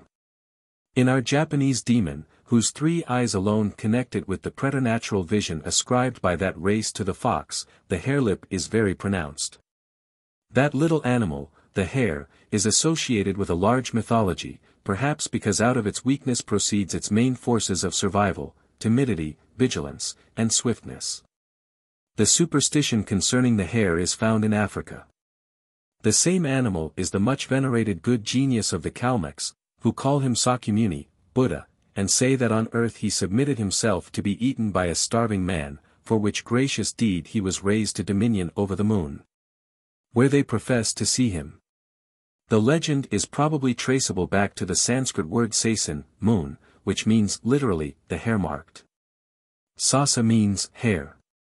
Pausanias relates the story of the moon goddess instructing exiles to build their city where they shall see a hare take refuge in a myrtle grove. 90 In the demonic fauna of Japan another cunning animal figures, the weasel. The name of this demon is the sickle weasel, and it also seems to occupy the position of a scapegoat. In the language of a Japanese report, when a person's clogs slip from under his feet, and he falls and cuts his face on the gravel, or when a person, who is out at night when he ought to have been at home, presents himself to his family with a freshly scarred face, the wound is referred to the agency of the malignant invisible weasel and his sharp sickle. In an aboriginal legend of America, also, 2 sister demons commonly take the form of weasels. The popular feeling which underlay much of the animal worship in ancient times was probably that which is reflected in the Japanese notions of today, as told in the subjoined sketch from an amusing book. One of these visitors was an old man, who himself was at the time a victim of a popular superstition that the departed revisit the scenes of their life in this world in shapes of different animals. We noticed that he was not in his usual spirits, and pressed him to unburden his mind to us. He said he had lost his little son Kyasin, but that was not so much the cause of his grief as the absurd way in which his wife, backed up by a whole conclave of old women who had taken up their abode in his house to comfort her, was going on. "What do they all do?" we asked sympathetically. "Why," he replied, "every beastly animal that comes to my house, there is a cry amongst them all, Kyasin, Kyasin has come back. And the whole house swarms with cats and dogs and bats, for they say they are not quite sure which is Kyasin, and that they had better be kind to the lot than run the chance of treating him badly. The consequence is, all these brutes are fed on my rice and meat, and now I am driven out of doors and called an unnatural parent because I killed a mosquito which bit me." 91. The strange and inexplicable behavior of animals in cases of fear, panic, or pain has been generally attributed by ignorant races to their possession by demons. Of this nature is the story of the devil entering the herd of swine and carrying them into the sea, related in the New Testament. It is said that even yet in some parts of Scotland the milkmaid carries a switch of the magical rowan to expel the demon that sometimes enters the cow. Professor Moncure Williams writes from southern India, "When my fellow travelers and myself were nearly dashed to pieces over a precipice the other day by some restive horses on Abgott near Poona. We were told that the road at this particular point was haunted by devils who often caused similar accidents, and we were given to understand that we should have done well to conciliate Ganesha, son of the god Shiva, and all his troops of evil spirits, before starting." The same writer also tells us that the guardian spirits or mothers, who haunt most regions of the peninsula are believed to ride about on horses, and if they are angry, scatter blight and disease. Hence the traveler just arrived from Europe is startled and puzzled by apparitions of rudely formed terracotta horses, often as large as life, placed by the peasantry round shrines in the middle of fields as acceptable propitiatory offerings, or in the fulfillment of vows in periods of sickness. 92. This was the belief of the Corinthians in the Pteryxippos, or shade of Glaucus, who, having been torn in pieces by the horses with which he had been racing, and which he had fed on human flesh to make more spirited, remained to haunt the isthmus and frighten horses during the races. There is a modern legend in the far west, America, of a horse called the White Devil, which, in revenge for some harm to its comrades, slew men by biting and trampling them, and was itself slain after defying many attempts at its capture. But among the many ancient legends of demon horses there are few which suggest anything about that animal hostile to man. His occasional evil character is simply derived from his association with man, and is therefore postponed. For a similar reason the goat also must be dealt with hereafter, and as a symbolical animal. A few myths are met with which relate to its unpleasant characteristics. In South Guinea the odor of goats is accounted for by the saga that their ancestor having had the presumption to ask a goddess for her aromatic ointment, she angrily rubbed him with ointment of a reverse kind. It has also been said that it was regarded as a demon by the worshippers of Bacchus, because it cropped the vines, and that it thus originated the tragalophoi, or goat-stag monsters mentioned by Plato. 93 and gave us also the word tragedy. 94 But such traits of the goat can have very little to do with its important relations to mythology and demonology. To the list of animals demonized by association must also be added the stag. No doubt the anxious mothers, wives, or sweethearts of rash young huntsmen utilized the old fables of beautiful hinds which in the deep forests changed to demons and devoured their pursuers. 95 For admonition. But the fact that such stags had to transform themselves for evil work is a sufficient certificate of character to prevent their being included among the animal demons proper, that is, such as have in whole or part supplied in their disposition to harm men the basis of a demonic representation. It will not be deemed wonderful that rats bear a venerable rank in demonology.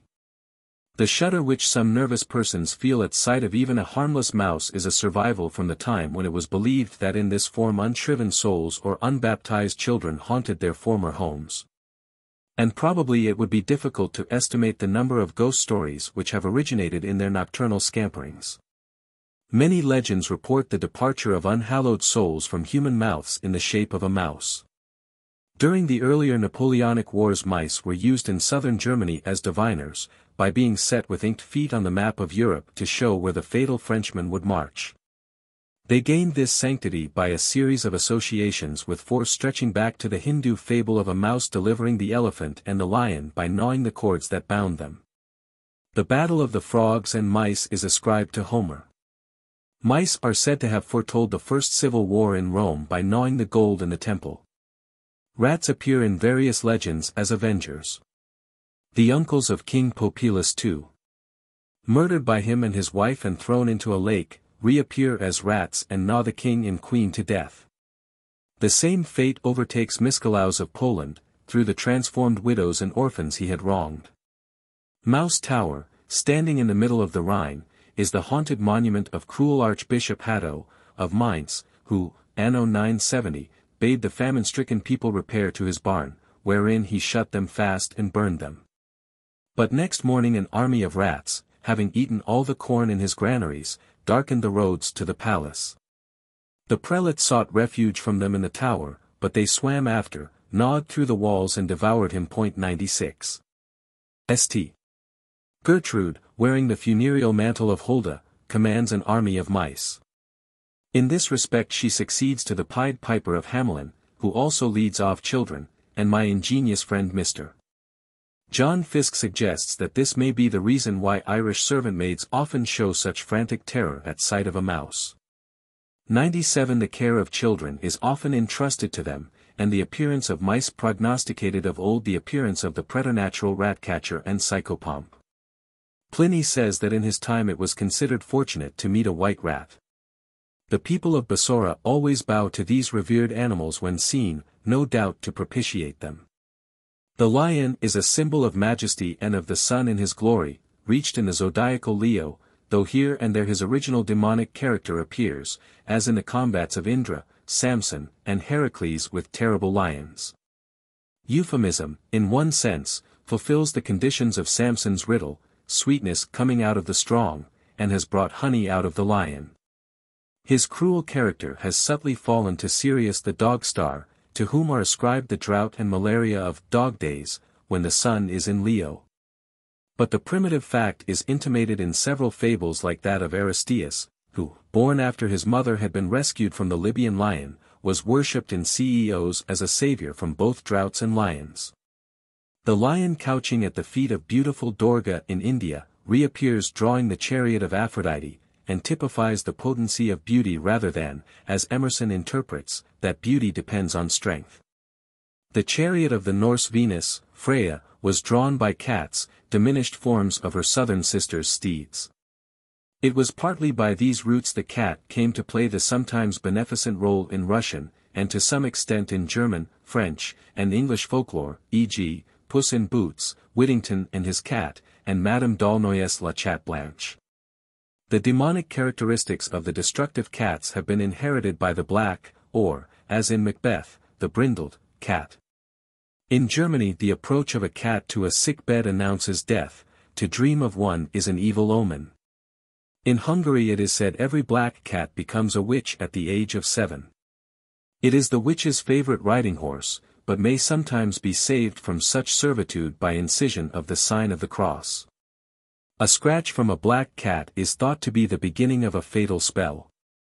De Gubernatus 98 has a very curious speculation concerning the origin of our familiar fable the Kilkenny cats, which he traces to the German superstition which dreads the combat between cats as presaging death to one who witnesses it. And this belief he finds reflected in the Tuscan child's Game of Souls, in which the devil and angel are supposed to contend for the soul.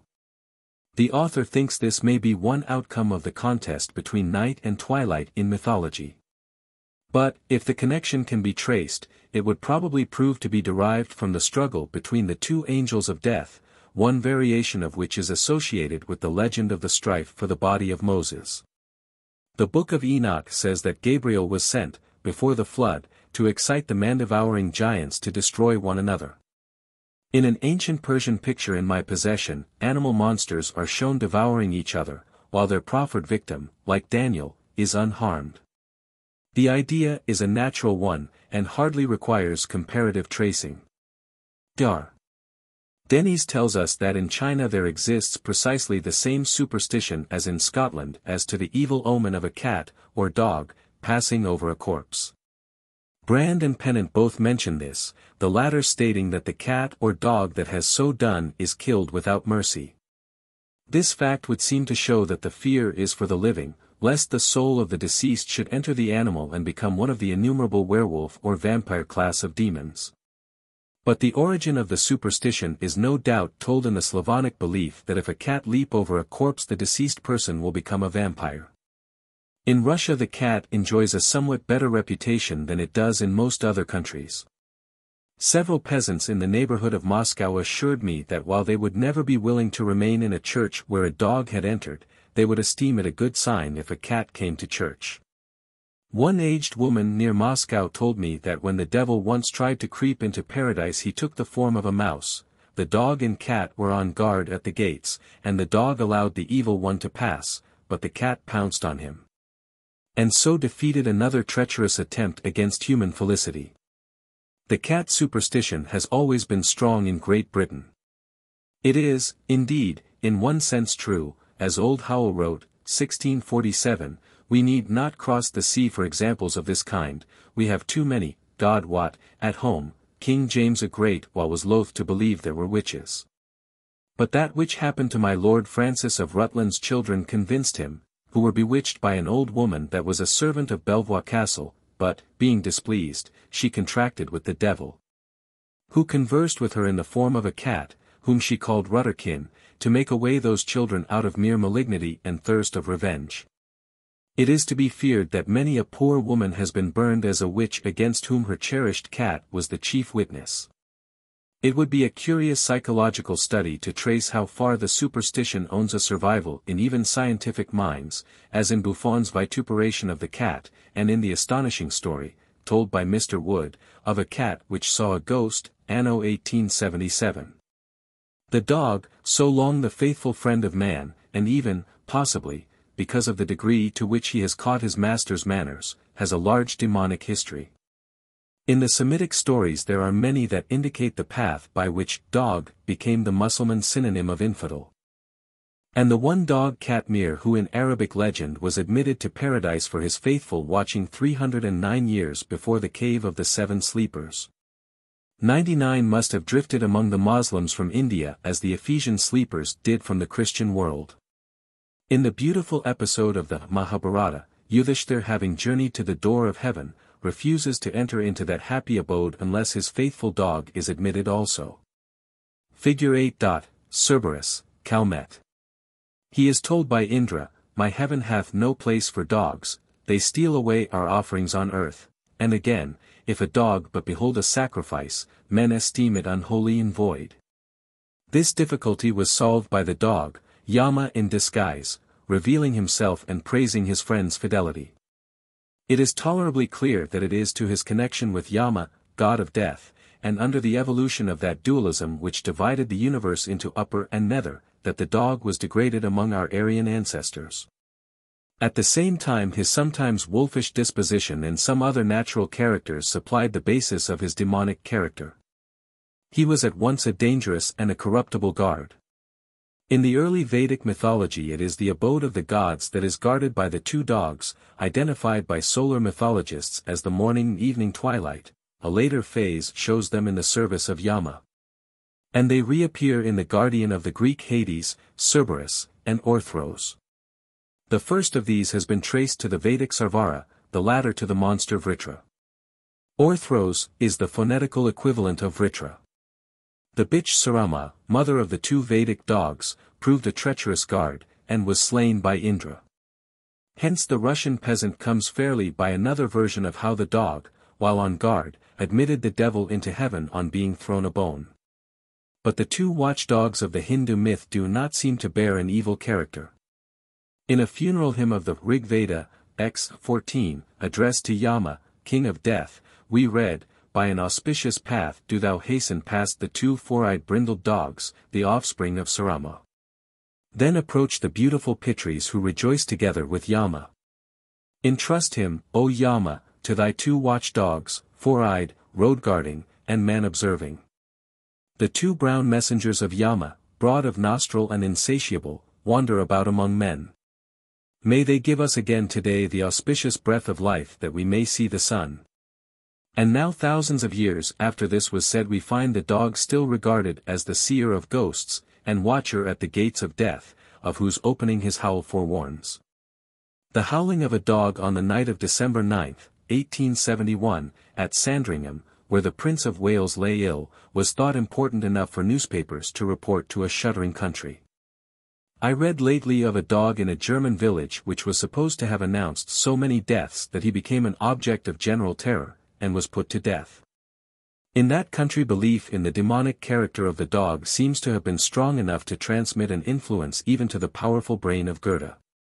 In Goethe's poem, it was when Faust was walking with the student Wagner that the black dog appeared, rushing around them in spiral curves, spreading, as Faust said, a magic coil as a snare around them.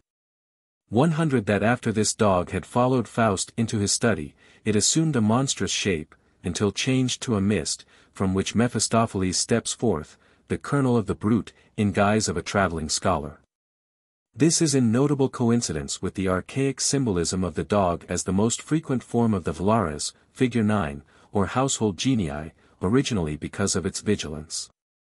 The form here presented is nearly identical with the cynocephaly, whom the learned author of Mankind, Their Origin and Destiny, identifies as the Adamic being set as a watch and instructor in Eden, Gen 16. 15, an example of which, holding pen and tablet, as described by Horapollo, is given in that work from Philae. Chrysippus says that these were afterwards represented as young men clothed with dogskins. Remnants of the tutelary character of the dog are scattered through German folklore. He is regarded as oracle, ghost-seer, and gifted with second sight. In Bohemia he is sometimes made to lick an infant's face that it may see well.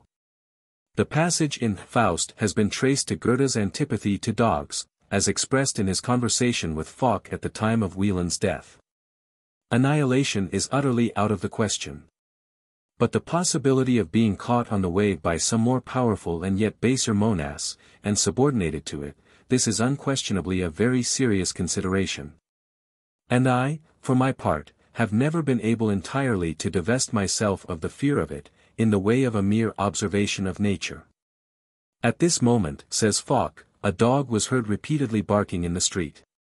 Goethe sprang hastily to the window and called to it, "Take what form you will, vile larva, you shall not subjugate me." After some pause, he resumed with the remark, "This rabble of creation is extremely offensive. It is a perfect pack of monades with which we are thrown together in this planetary nook. Their company will do us little honor with the inhabitants of other planets, if they happen to hear anything about them." Figure 9. Canine Lar, Herculaneum. In visiting the house where Goethe once resided in Weimar, I was startled to find as the chief ornament of the hall a large bronze dog, of full size, and very dark, looking proudly forth, as if he possessed the Goethean monas after all. However, it is not probable that the poet's real dislike of dogs arose solely from that speculation about monades. It is more probable that in observing the old wall picture in Auerbach's cellar, wherein a dog stands beside Mephistopheles, Goethe was led to consider carefully the causes of that intimacy. Unfortunately, and notwithstanding the fables and the sentiment which invest that animal, there are some very repulsive things about him, such as his tendency to madness and the infliction on man of a frightful death. The Greek manias, fleet hounds, Bacchae 977, have spread terrors far and wide. Those who carefully peruse the account given by Mr. Lewis of the quarrel between Carl August and Goethe, on account of the opposition of the latter to the introduction of a performing dog on the Weimar stage, an incident which led to his resignation of his position of intendant of the theatre, may detect this aversion mingling with his disgust as an artist. And it may be also suspected that it was not the mere noise which caused the tortures he described himself as having once endured at Göttingen from the barking of dogs.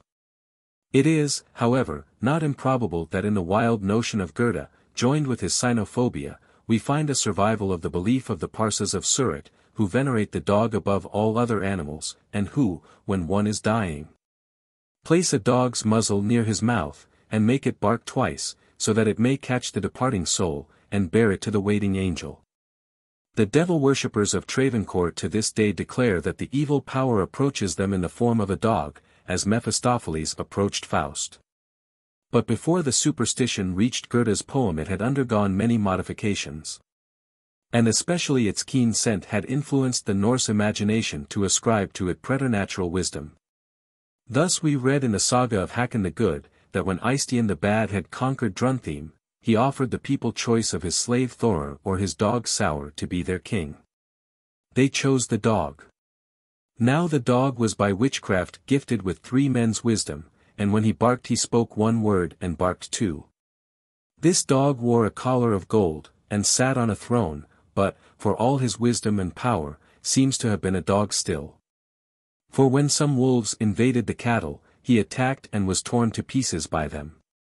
Among the Negroes of the southern states in America I have found the belief that the most frequent form of a diabolical apparition is that of a large dog with fiery eyes, which may be among them an original superstition attributable to their horror of the bloodhound, by which, in some regions, they were pursued when attempting to escape.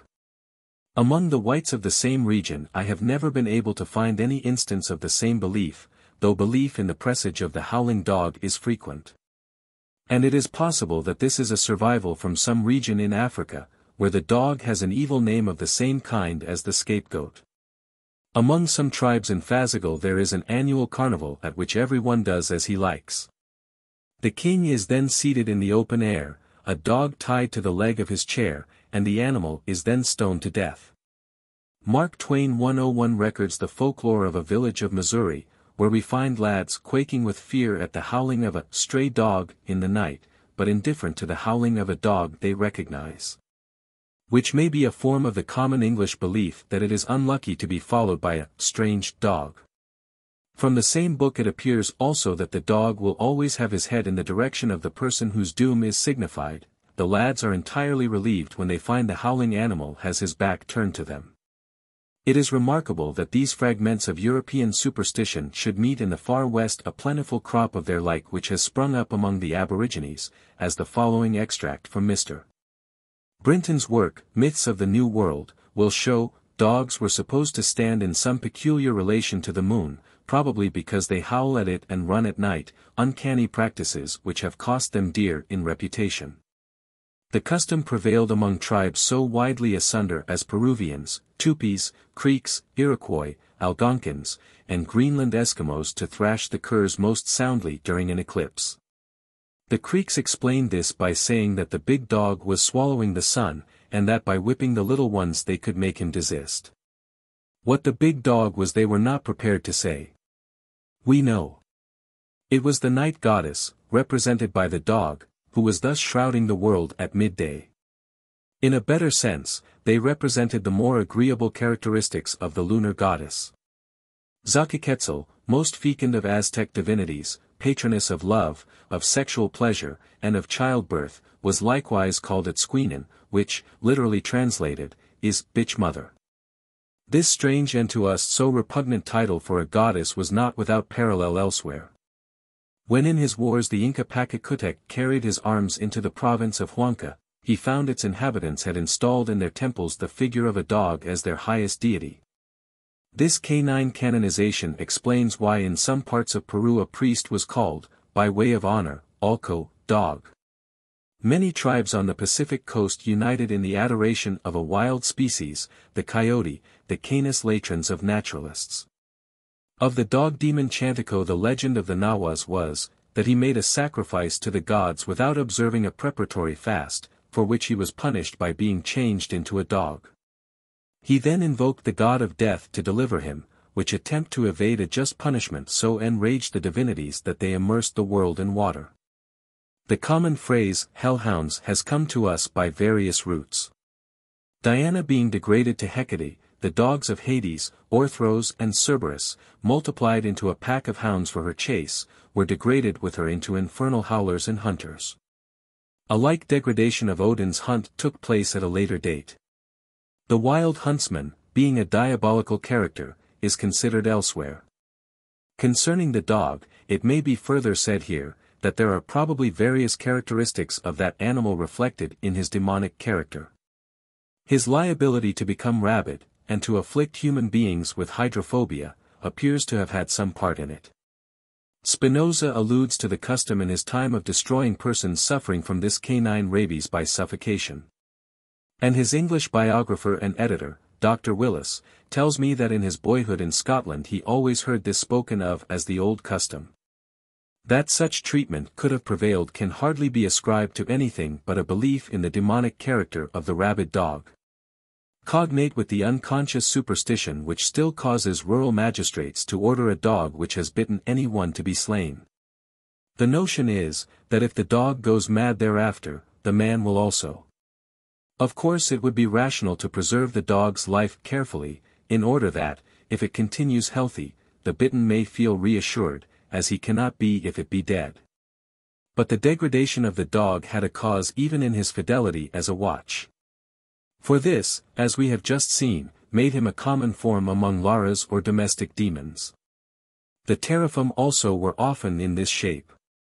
Christianity had therefore a special reason for ascribing an infernal character to these little idols, which interfered with the popular dependence on the saints. It will thus be seen that there were many causes operating to create that formidable class of demons which were called in the Middle Ages cynocephaloi. The ancient holy pictures of Russia especially abound in these dog-headed devils. In the 16th century they were frequently represented rending souls in hell, and sometimes the dragon of the Apocalypse is represented with 7 horrible canine heads. M. Towsonal, in his transcendental interpretations, has identified the wolf as the bandit and outlaw. 102 The proverbial medieval phrase for an outlaw, one who wears a test loave, caput lupinum, wolf sheafat, which the ingenious author perhaps remembered, is of good antiquity.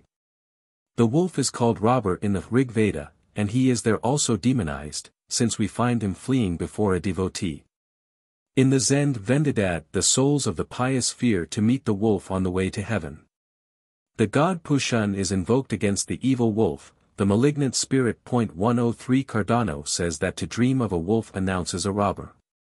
There is in the wolf, at the same time, that always attractive love of liberty which, in the well-known fable, makes him prefer leanness to the comfort of the collar-wearing dog.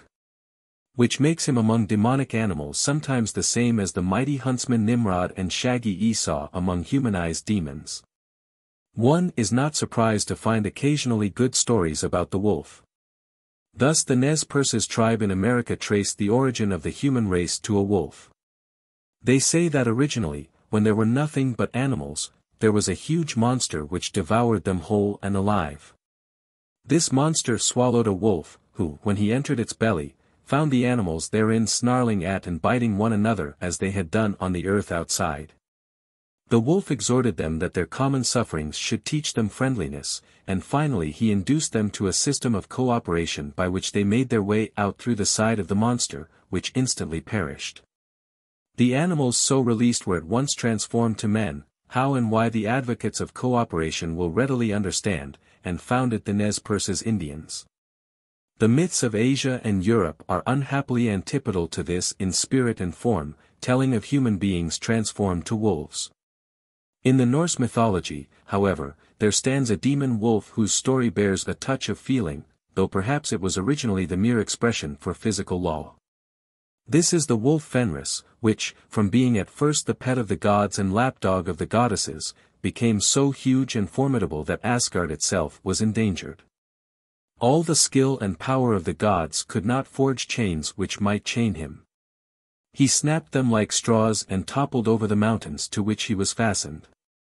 But the little elves working underground made that chain so fine that none could see or feel it, fashioned it out of the beards of women, the breath of fish, noise of the cat's footfall, spittle of birds, sinews of bears, roots of stones. By which are meant things non-existent. This held him. Fenris is chained till the final destruction, when he shall break loose and devour Odin. The fine chain that binds ferocity, is it the love that can tame all creatures? Is it the sunbeam that defines to the strongest creature its habitat? The two monsters formed when Rahu was cloven in twain, in Hindu mythology, reappear in Eddaic fable as the wolves Skoll and Hati, who pursue the sun and moon. As it is said in the Völuspá. Eastward in the iron wood. The old one sitteth. And there bringeth forth. Fenrir's fell kindred. Of these one, the mightiest. The moon's devourer.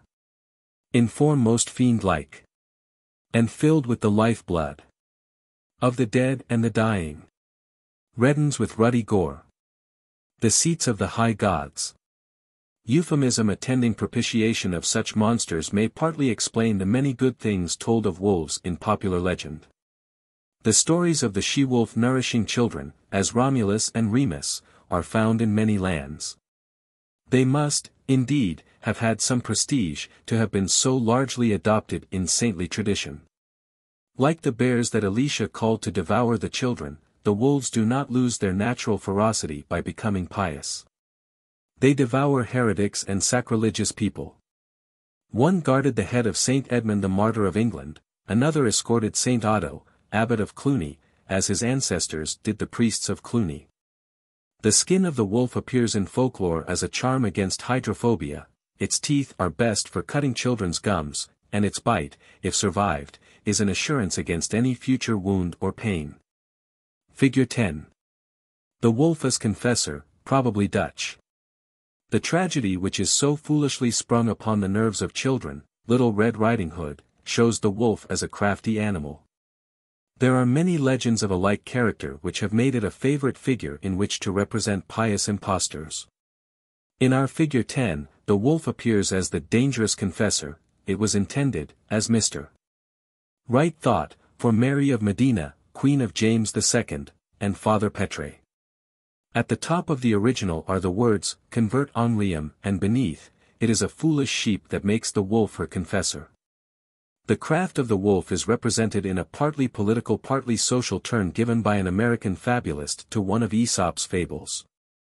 The wolf having accused the lamb he means to devour of fouling the stream, and receiving answer that the lamb was drinking farther down the current, alters the charge and says, "You opposed my candidature at the caucus 2 years ago."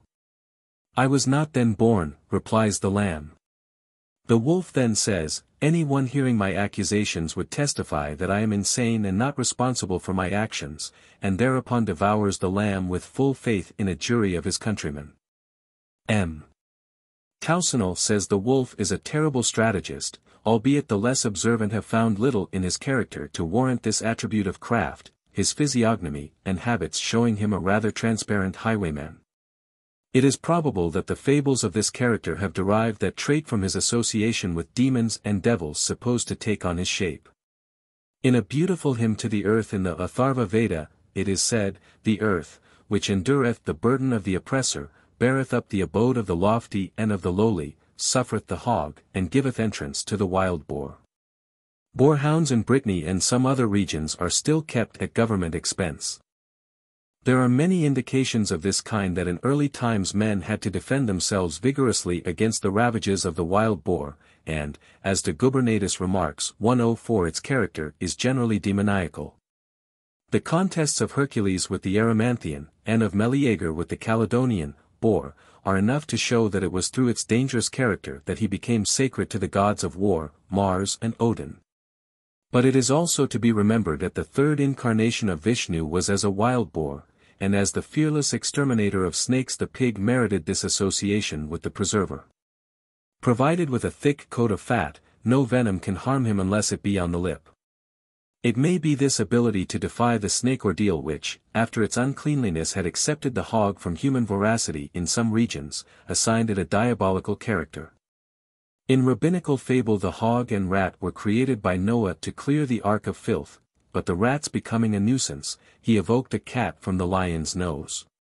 It is clear that our Asiatic and Norse ancestors never had such a ferocious beast to encounter as the grizzly bear, Ursus horribilis, of America, else the appearances of this animal in demonology could never have been so respectable. The comparatively timid Asiatic bear, U. labiatus, the small and almost harmless Thibetan species, U. Thibetanus, would appear to have preponderated over the fiercer but rarer bears of the north in giving us the Indo-Germanic fables, in which this animal is, on the whole, a favorite. Emerson finds in the fondness of the English for their national legend of Beauty and the Beast a sign of the Englishman's own nature. He is a bear with a soft place in his heart, he says no, and helps you. The old legend found place in the heart of a particularly representative American also, Theodore Parker, who loved to call his dearest friend Bear, and who, on arriving in Europe, went to Bern to see his favorites, from which its name is derived. The fondness of the bear for honey, whence its Russian name, Medvjed, honey-eater, had probably something to do with its dainty taste for roses and its admiration for female beauty, as told in many myths. In his comparative treatment of the mythology of the bear, Delaware Gubernatus 105 mentions the transformation of King Trisanchus into a bear, and connects this with the constellation of the Great Bear. But it may with equal probability be related to the many fables of princes who remain under the form of a bear until the spell is broken by the kiss of some maiden. It is worthy of note that in the Russian legends the bear is by no means so amiable as in those of our Western folklore. In one, the bear prince lurking in his fountain holds by the beard the king who, while hunting, tries to quench his thirst, and releases him only after a promise to deliver up whatever he has at home without his knowledge. The twins, Ivan and Maria, born during his absence, are thus doomed, are concealed, but discovered by the bear, who carries them away. They are saved by help of the bull.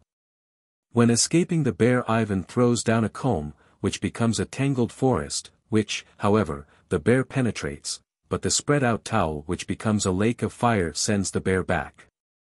106 It is thus the ferocious Arctic bear which gives the story its somber character. Such also is the Russian tale of the bear with iron hairs, which devastates the kingdom, devouring the inhabitants until Ivan and Helena alone remain. After the two in various ways try to escape, their success is secured by the bull, which, more kindly than Alicia, blinds the bear with his horns. 107 The bear retires in winter. In Norwegian story the bear becomes Milder, a beautiful youth by night, whose wife loses him because she wishes to see him by lamplight. Her place is taken by a long-nosed princess, until, by aid of the golden apple and the rose, she recovers her husband.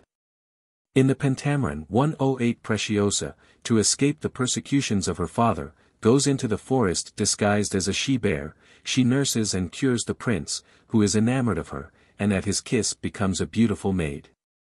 The bear thus has a twofold development in folklore. He used to be killed, 13th century, at the end of the carnival in Rome, as the devil.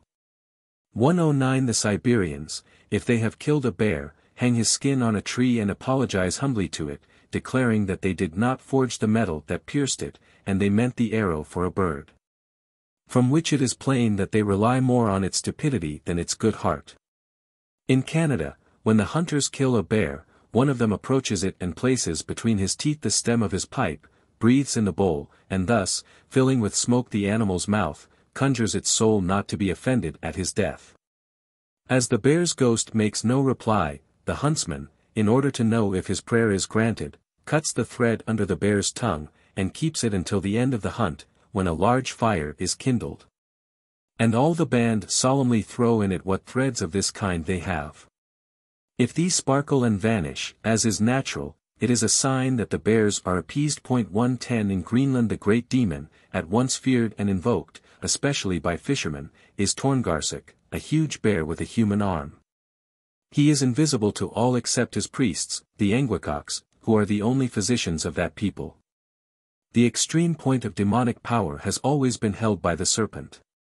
So much, however, will have to be said of the destructiveness and other characteristics of this animal when we come to consider at length its unique position in mythology.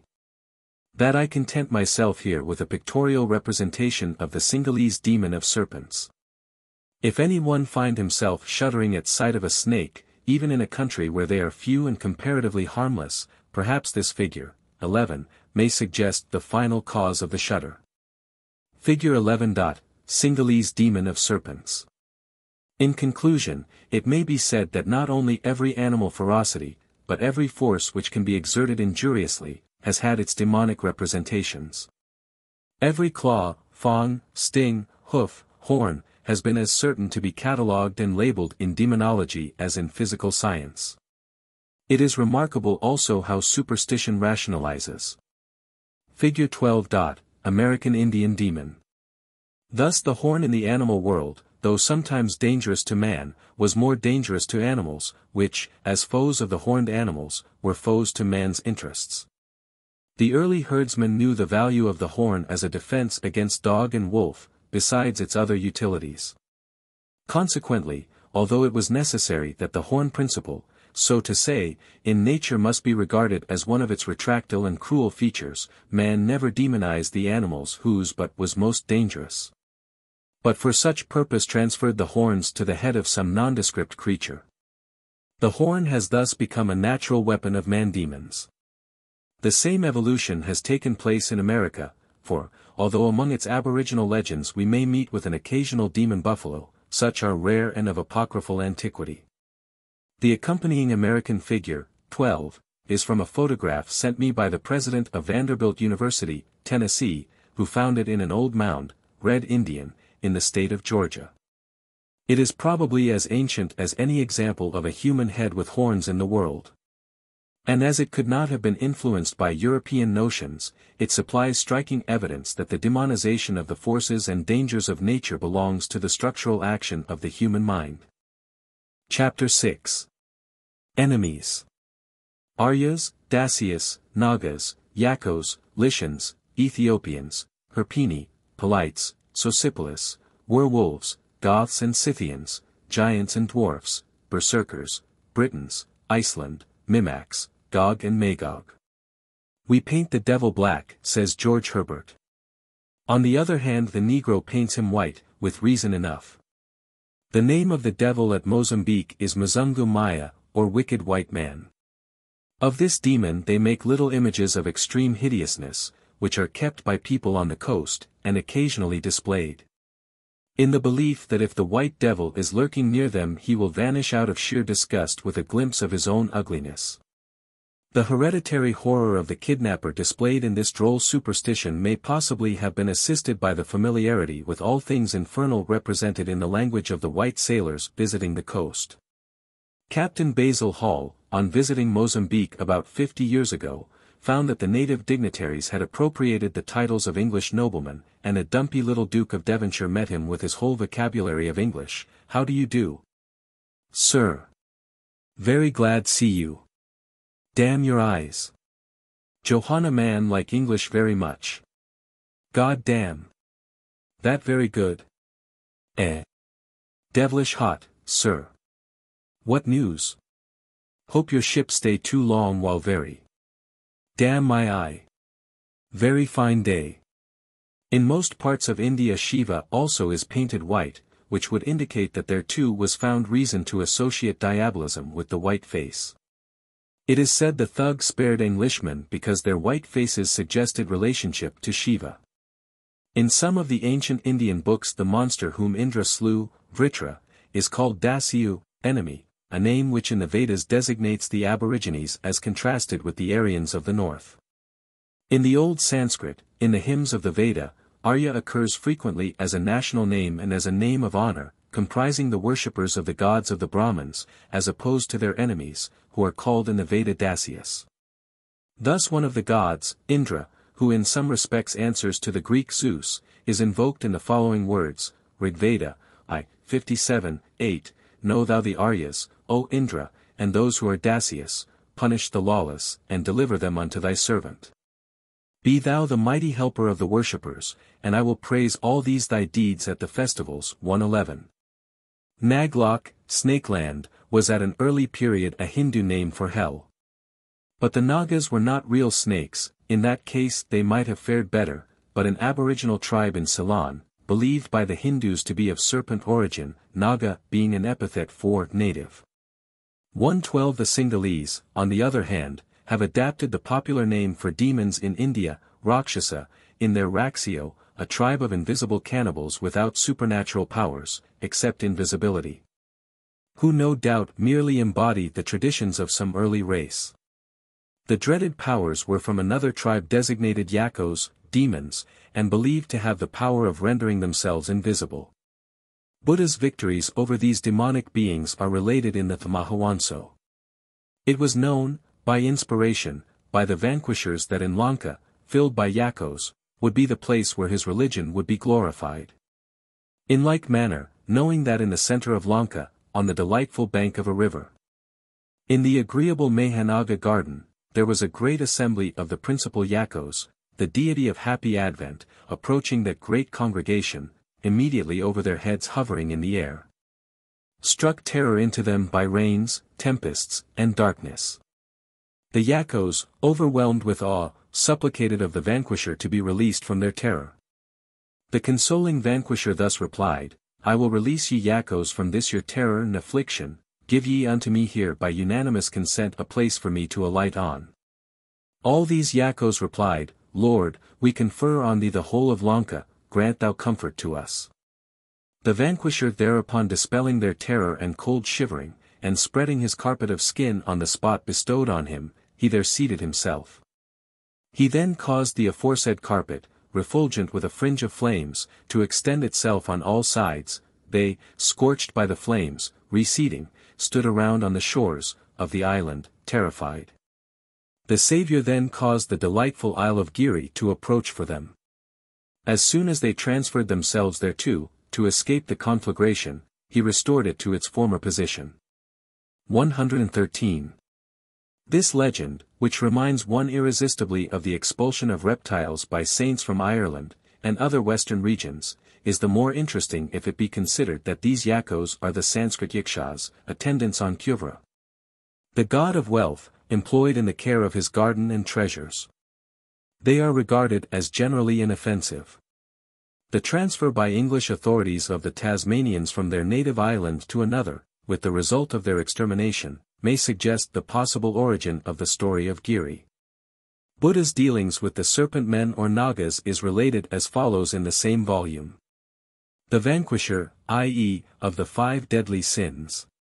In the 5th year of his Buddhahood, while residing at the garden of the prince, Jito, observing that, on account of a disputed claim for a gem-set throne between the Naga Mahadaro and a similar Kalidaro, a maternal uncle and nephew, a conflict was at hand. Taking with him his sacred dish and robes, out of compassion to the Nagas, visited Nagadipo. These mountain Nagas were, moreover, gifted with supernatural powers. The savior and dispeller of the darkness of sin, poising himself in the air over the center of the assembly, caused a terrifying darkness to these Nagas. Attending to the prayer of the dismayed Nagas, he again called forth the light of day. They, overjoyed at having seen the deity of felicitous advent, bowed down at the feet of the divine teacher. To them the vanquisher preached a sermon of reconciliation. Both parties rejoicing thereat, made an offering of the gem throne to the divine sage. The divine teacher, alighting on the earth, seated himself on the throne, and was served by the Naga kings with celestial food and beverage. The Lord of the universe procured for 80 kodis of Nagas, dwelling on land and in the waters, the salvation of the faith and the state of piety. At every step in the conversion of the native Sinhalese, the demons and serpent men, Buddha and his apostles are represented as being attended by the Devas, the deities of India, who are spoken of as if glad to become menials of the new religion. But we find Zoroaster using this term in a demonic sense, and describing alien worshippers as children of the Devas, a Semite would say, sons of Belial. And in the conventional Persian pictures of the Last Judgment, Muslim, the arch-fiend has the Hindu complexion. A similar phenomenon may be observed in various regions. In the medieval frescoes of Moscow, representing infernal tortures, it is not very difficult to pick out devils representing the physical characteristics of most of the races with which the Muscovite has struggled in early times. There are also black Ethiopians among them, which may be a result of devils being considered the brood of Chernybog, god of darkness, but may also, not impossibly, have come of such apocryphal narratives as that ascribed to St. Augustine. I was already Bishop of Hippo when I went into Ethiopia with some servants of Christ, there to preach the gospel. In this country we saw many men and women without heads, who had 2 great eyes in their breasts. And in countries still more southerly we saw a people who had but 1 eye in their foreheads, 114. In considering animal demons, the primitive demonization of the wolf has been discussed. But it is mainly as a transformation of man and a type of savage foes that this animal has been a prominent figure in mythology. Professor Max Muller has made it tolerably clear that Bellerophon means slayer of the hairy. And that Belleros is the transliteration of Sanskrit Pravara, a term applied to the dark aborigines by their Aryan invaders, equivalent to barbarians. 115. This points us for the origin of the title rather to Bellerophon's conquest of the Lycians, or wolf men, than to his victory over the Chimera. The story of Lycaon and his sons, barbarians defying the gods and devouring human flesh, turned into wolves by Zeus, connects itself with the Lycians, hairy, wolfish barbarians, whom Bellerophon conquered. It was not always, however, the deity that conquered in such encounters.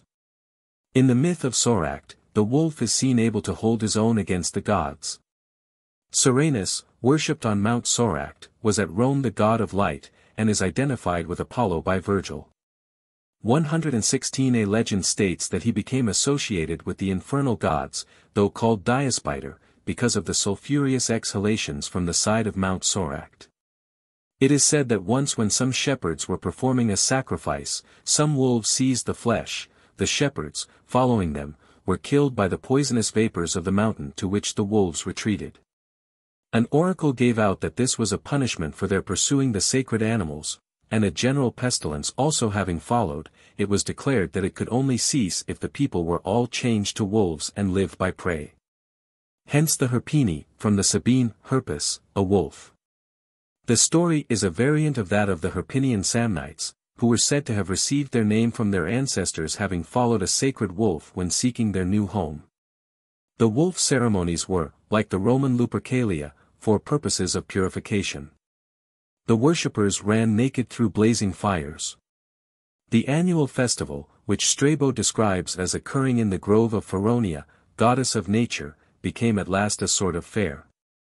Its history, however, is very significant of the formidable character of the Herpini, or wolf tribe, which could alone have given rise to such euphemistic celebrations of the wolf.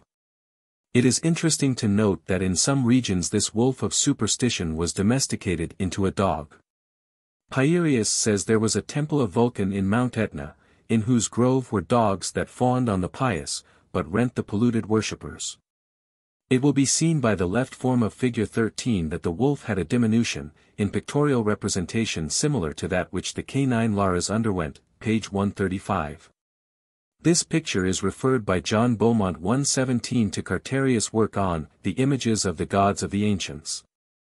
The form wearing a wolf's skin and head is that of the demon Polites, who infested Temesa in Italy, according to a story related by Pausanias. Ulysses, in his wanderings, having come to this town, one of his companions was stoned to death for having ravished a virgin. After which his ghost appeared in form of this demon, which had to be appeased, by the direction of the oracle of Apollo, by the annual sacrifice to him of the most beautiful virgin in the place. Euthymus, enamored of a virgin about to be so offered, gave battle to this demon, and, having expelled him from the country, married the virgin.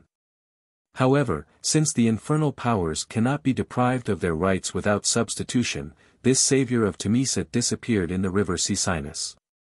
Figure 13. Italian and Roman genii. The form on the right in Fig. 13 represents the genius of the city of Rome, and is found on some of Hadrian's coins. He holds the cornucopia and the sacrificial dish. The child and the serpent in the same picture represent the origin of the demonic character attributed to the Hellenes by the Arcadians. This child and serpent symbol, which bears resemblance to certain variants of Bel and the dragon, no doubt was brought to Aelia, or Valia in Italy, by the Phocians, when they abandoned their Ionian homes rather than submit to Cyrus. And founded that town, b.c. 544. The two forms were jointly worshipped with annual sacrifices in the temple of Lucina, under the name Sosipolis. The legend of this title is related by Pausanias. When the Arcadians invaded the Hellenes, a woman came to the Aeolian commander with an infant at her breast, and said that she had been admonished in a dream to place her child in front of the army. This was done. As the Arcadians approached, the child was changed to a serpent, and, astounded at the prodigy, they fled without giving battle. The child was represented by the Hellenes decorated with stars, and holding the cornucopia. By the Arcadians, no doubt, in a less celestial way. It is not uncommon in mythology to find the most dangerous demons represented under some guise of weakness, as, for instance, among the South Africans. Some of whom recently informed English officers that the Gallicas were led against them by a terrible sorcerer in the form of a hare. The most fearful traditional demon ever slain by Hero in Japan was Shuden Dozi, the child-faced drinker. In Ceylon the apparition of a demon is said to be frequently under the form of a woman with a child in her arms. Many animal demons are mere fables for the ferocity of human tribes. The werewolf superstition, which exists still in Russia, where the transformed monster is called Volkadlak, Volk, a wolf, and Dlak, hare, might even have originated in the costume of Norse barbarians and huntsmen. The belief was always more or less rationalized, resembling that held by Verstegen 300 years ago, and which may be regarded as prevalent among both the English and Flemish people of his day. These werewolves, he says, are certain sorcerers, who, having anointed their bodies with an ointment they make by the instinct of the devil, and putting on a certain enchanted girdle, do not only unto the view of others seem as wolves, but to their own thinking have both the nature and shape of wolves so long as they wear the said girdle. And they do dispose themselves as very wolves, in worrying and killing, and waste of human creatures. During the Franco-German War of 1870–71, a family of ladies on the German side of the Rhine, sitting up all night in apprehension, related to me such stories of the Turcos, that I have since found no difficulty in understanding the belief in weird and preternatural wolves which once filled Europe with horror. The facility with which the old Lycian wolf girdle, so to say, was caught up and worn in so many countries where race wars were chronic for many ages, renders it nearly certain that this superstition, lycanthropy, however it may have originated, was continued through the custom of ascribing demonic characteristics to hostile and fierce races. It has been, indeed, a general opinion that the theoretical belief originated in the Pythagorean doctrine of metempsychosis. Thus Shakespeare: "Thou almost makest me waver in my faith, to hold opinion with Pythagoras, that souls of animals infuse themselves into the trunks of men, thy currish spirit governed a wolf, who, hanged for human slaughter, even from the gallows did his fell soul fleet. And whilst thou layest in thy unhallowed dam, infused itself in thee. For thy desires are wolfish, bloody, starved, and ravenous." But the superstition is much older than Pythagoras, who, no doubt, tried to turn it into a moral theory of retributions, as indeed did Plato in his story of the vision of Ere the Armenian. Professor Weber and others have adduced evidence indicating that although belief in the transformation of men into beasts was not developed in the Vedic age of India, the matrix of it was there. But of our main fact, the association of demonic characters with certain tribes, India has presented many examples. In the mountains of Travancore there are tribes which are still generally believed to be on terms of a special familiarity with the devils of that region. And the dwellers on the plains relate that on these mountains gigantic demons, 16 or 17 feet high, may sometimes be seen hurling firebrands at each other. Professor Monier Williams contributes an interesting note concerning this general phase of South Indian demonology. Furthermore, it must not be forgotten that although a belief in devils and homage to Buddhas, or spirits, of all kinds is common all over India, yet what is called devil worship is far more systematically practiced in the south of India and Ceylon than in the north. And the reason may be that as the invading Aryans advanced towards southern India, they found portions of it peopled by wild aboriginal savages, whose behavior and aspect appeared to them to resemble that of devils. The Aryan mind, therefore, naturally pictured to itself the regions of the south as the chief resort and stronghold of the demon race, and the dread of demonical agency became more deeply rooted in southern India than in the north. Curiously enough, too, it is commonly believed in southern India that every wicked man contributes by his death to swell the ever-increasing ranks of devil legions. His evil passions do not die with him. They are intensified, concentrated, and perpetuated in the form of a malignant and mischievous spirit. 118. It is obvious that this principle may be extended from individuals to entire tribes. The Sumerians were regarded as dwelling in a land allied with hell. In the legend of the Alhambra, as told by Washington Irving, the astrologer warns the Moorish king that the beautiful damsel is no doubt one of those Gothic sorceresses of whom they have heard so much. Although, as we have seen, England was regarded on the continent as an island of demons because of its northern latitude, probably some of its tribes were of a character dangerous enough to prolong the superstition. The nightmare elves were believed to come from England, and to hurry away through the keyholes at daybreak, saying the bells are calling in England. 119 Visigoth probably left us our word bigot. And Goths and Vandals sometimes designate English roughs, as Turks those of Constantinople. Herodotus says the Scythians of the Black Sea regarded the Nurians as wizards, who transformed themselves into wolves for a few days annually. But the Scythians themselves are said by Herodotus to have sprung from a monster, half woman half serpent. And possibly the association of the Scotch with the Scythians by the Germans, who called them both Scutten, had something to do with the uncanny character ascribed to the British Isles. Sir Walter Raleigh described the Red Men of America as gigantic monsters. Red Devils is still the pioneer's epithet for them in the far west. The hairy dukes of Esau were connected with the goat, and demonized as Edom. And Ishmael was not believed much better by the more peaceful Semitic tribes. Such notions are akin to those which many now have of the thugs and Boshibazooks, and are too uniform and natural to tax much the ingenuity of comparative mythology. Underlying many of the legends of giants and dwarfs may be found a similar demonologic formation.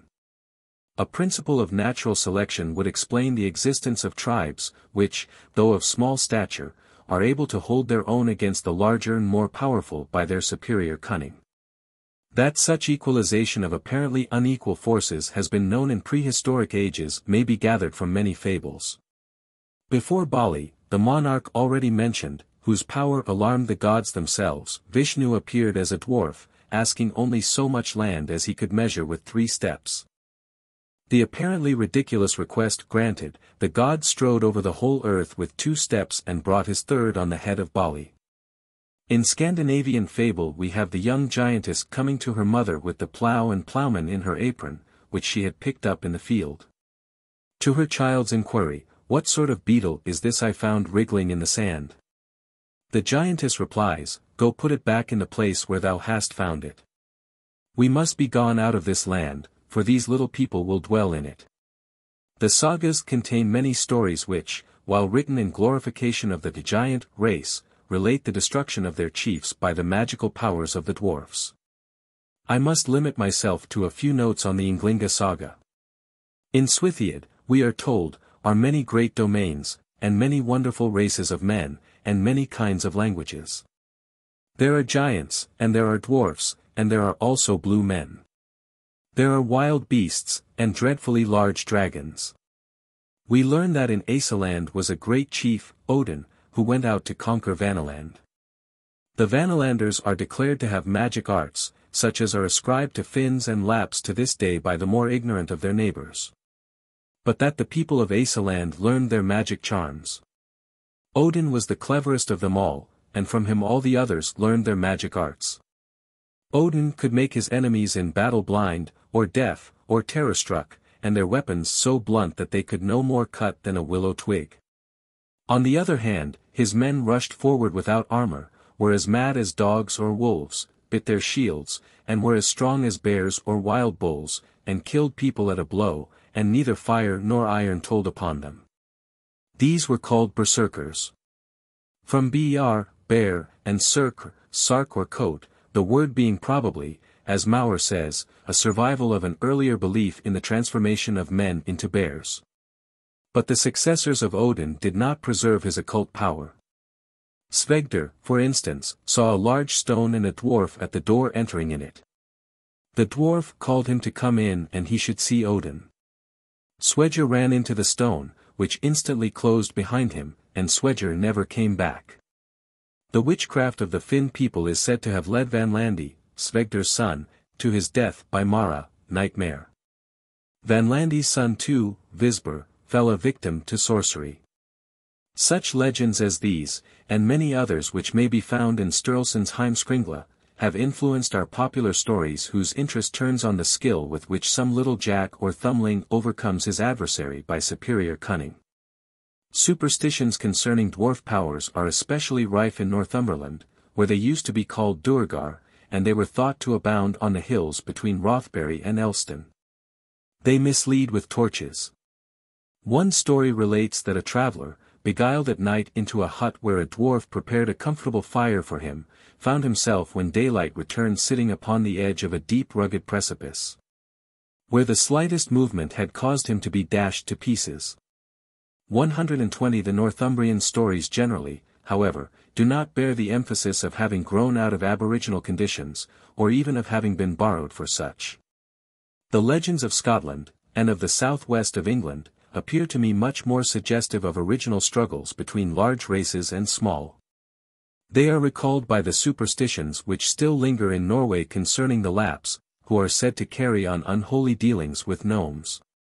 In the last century the brownie was commonly spoken of in Scotland as appearing in shape of a tall man, and the name seems to refer to the brown complexion of that bogey, and its long brown hair, hardly Scottish. 121 It is generally the case that second sight, which once attained the dignity of being called deuteroscopia, sees a doomed man or woman shrink to the size of a dwarf. The tall man is not far off in such cases. In some age of the world more remote than even that of Alypos, says Hugh Miller, the whole of Britain was peopled by giants, a fact amply supported by early English historians and the traditions of the north of Scotland. Diocletian, king of Syria, say the historians, had 33 daughters, who, like the daughters of Danaus, killed their husbands on their wedding night. The king, their father, in abhorrence of the crime, crowded them all into a ship, which he abandoned to the mercy of the waves, and which was drifted by tides and winds till it arrived on the coast of Britain, then an uninhabited island. There they lived solitary, subsisting on roots and berries, the natural produce of the soil, until an order of demons, becoming enamored of them, took them for their wives. And a tribe of giants, who must be regarded as the true aborigines of the country, if indeed the demons have not a prior claim, were the fruit of these marriages. Less fortunate, however, than even their prototypes the Cyclops, the whole tribe was extirpated a few ages after by Brutus the parricide, who, with a valor to which mere bulk could offer no effectual resistance, overthrew Gog-Magog and Termagog. And a whole host of others with names equally terrible. Tradition is less explicit than the historians in what relates to the origin and extinction of the race, but its narratives of their prowess are more minute. There is a large and ponderous stone in the parish of Ederston which a giantess of the tribe is said to have flung from the point of a spindle across the Dornach Firth. And another, within a few miles of Dingwall, still larger and more ponderous, which was thrown by a person of the same family, and which still bears the marks of a gigantic finger and thumb. 122. Perhaps we may find the mythological descendants of these titans, and also of the Druids, in the so-called great men once dreaded by Highlanders.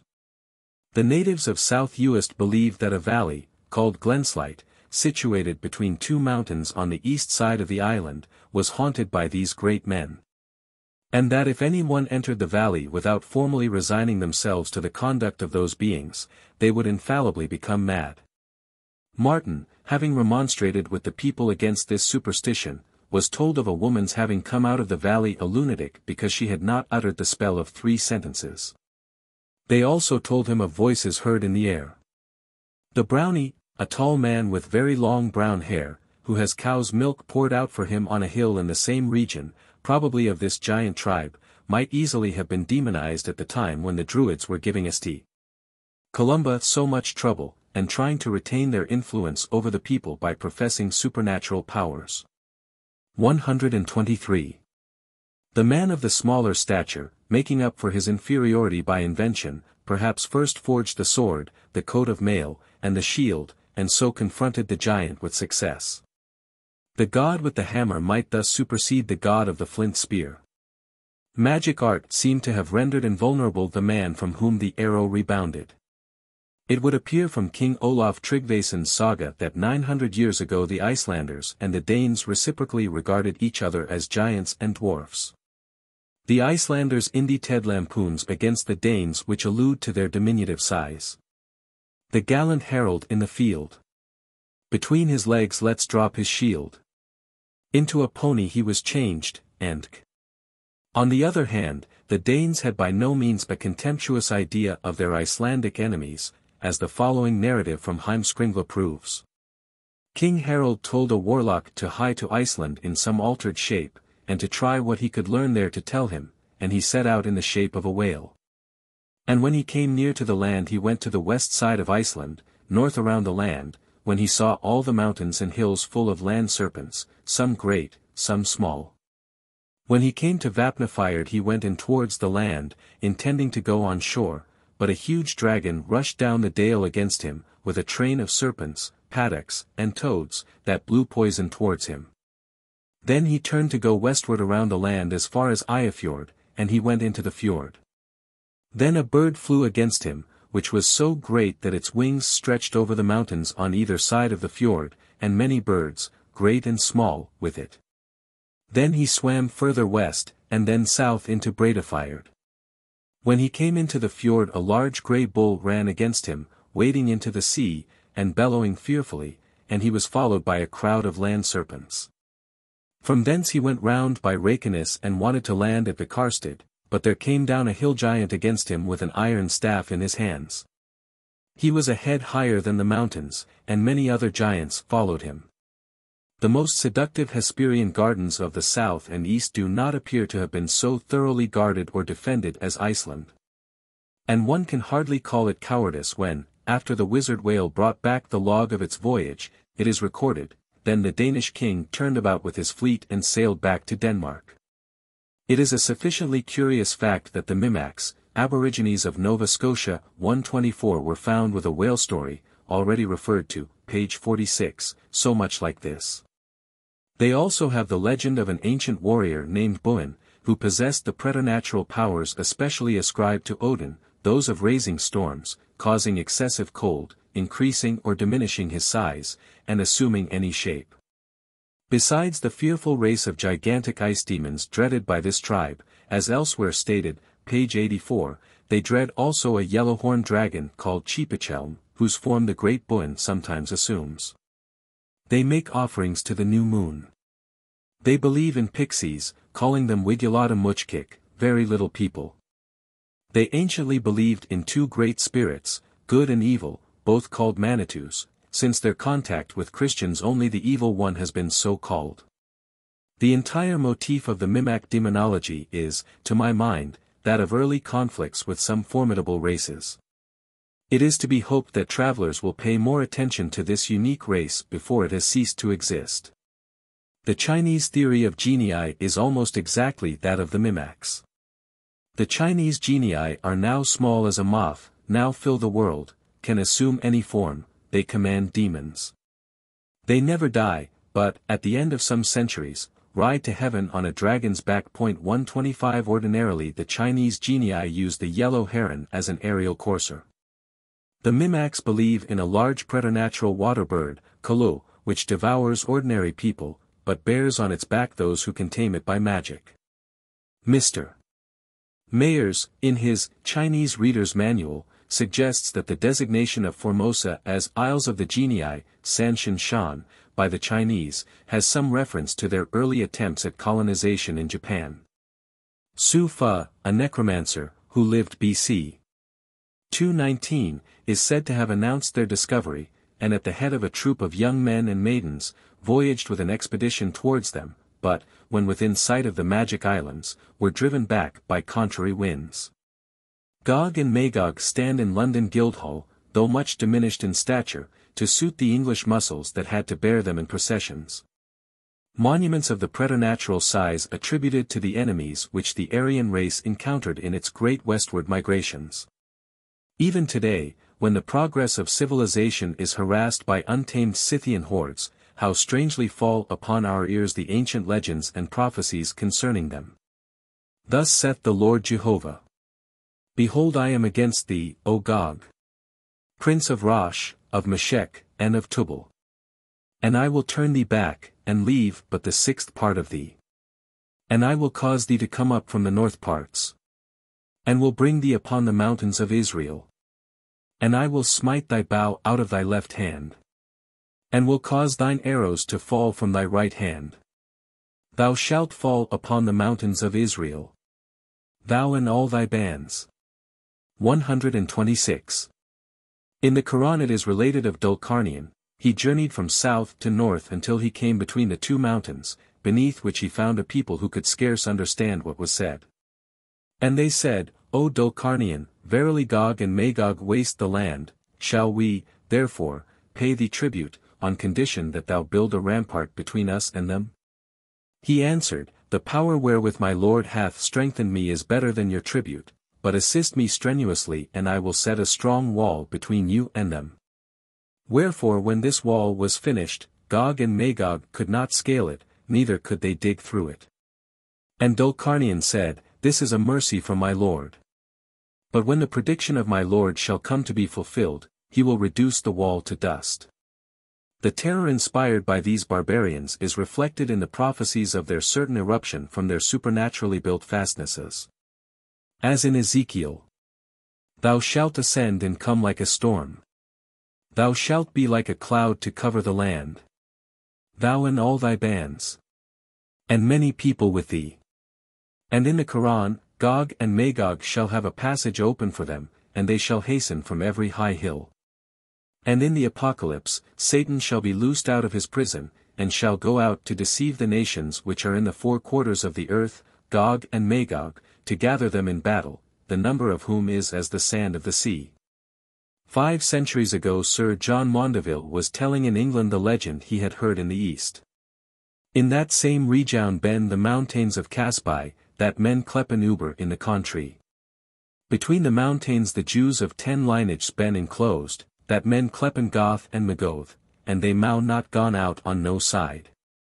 There wherein enclosed 22 kinges, with higher people, that dwell even between the mountains of Scythe.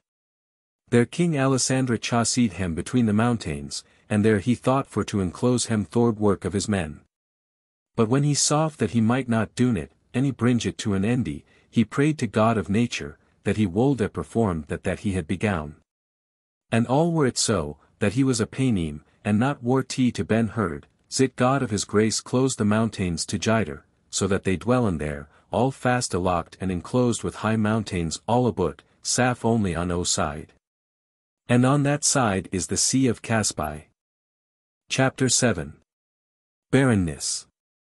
Indian famine and sunspots, sun worship, demon of the desert, the Sphinx, Egyptian plagues described by Lepsius, locusts, hurricane, flood, mice.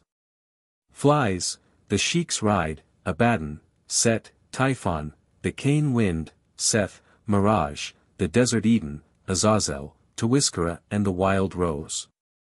In their adoration of rain-giving Indra as also a solar majesty, the ancient Hindus seem to have been fully aware of his inconsistent habits.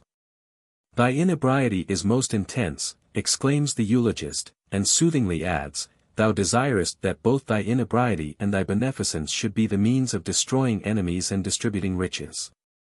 127 Against famine is invoked the thunderbolt of Indra, and it is likened to the terrible Tvashtri, in whose fearful shape, pure fire, Agni once appeared to the terror of gods and men.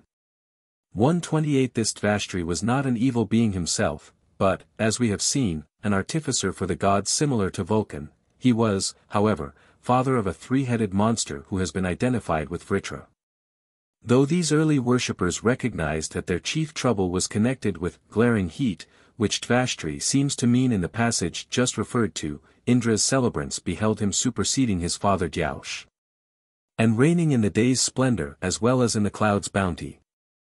This monopolist of parts in their theogony anticipated Jupiter Pluvius. Vedic mythology is pervaded with stories of the demons that arrested the rain and stole the cloud cows of Indra, shutting them away in caves, and the god is endlessly praised for dealing death to such. He slays Vritra, the rain-arresting, Andrabika, Bala, Urana, Arbuda, devouring Swasna, unabsorbable Sushna, Pipru, Namuchi, Rudikra, Varchin and his 100,000 descendants. 129 The deadly strangling serpent Ahi, a special type of drought as it dries up rivers.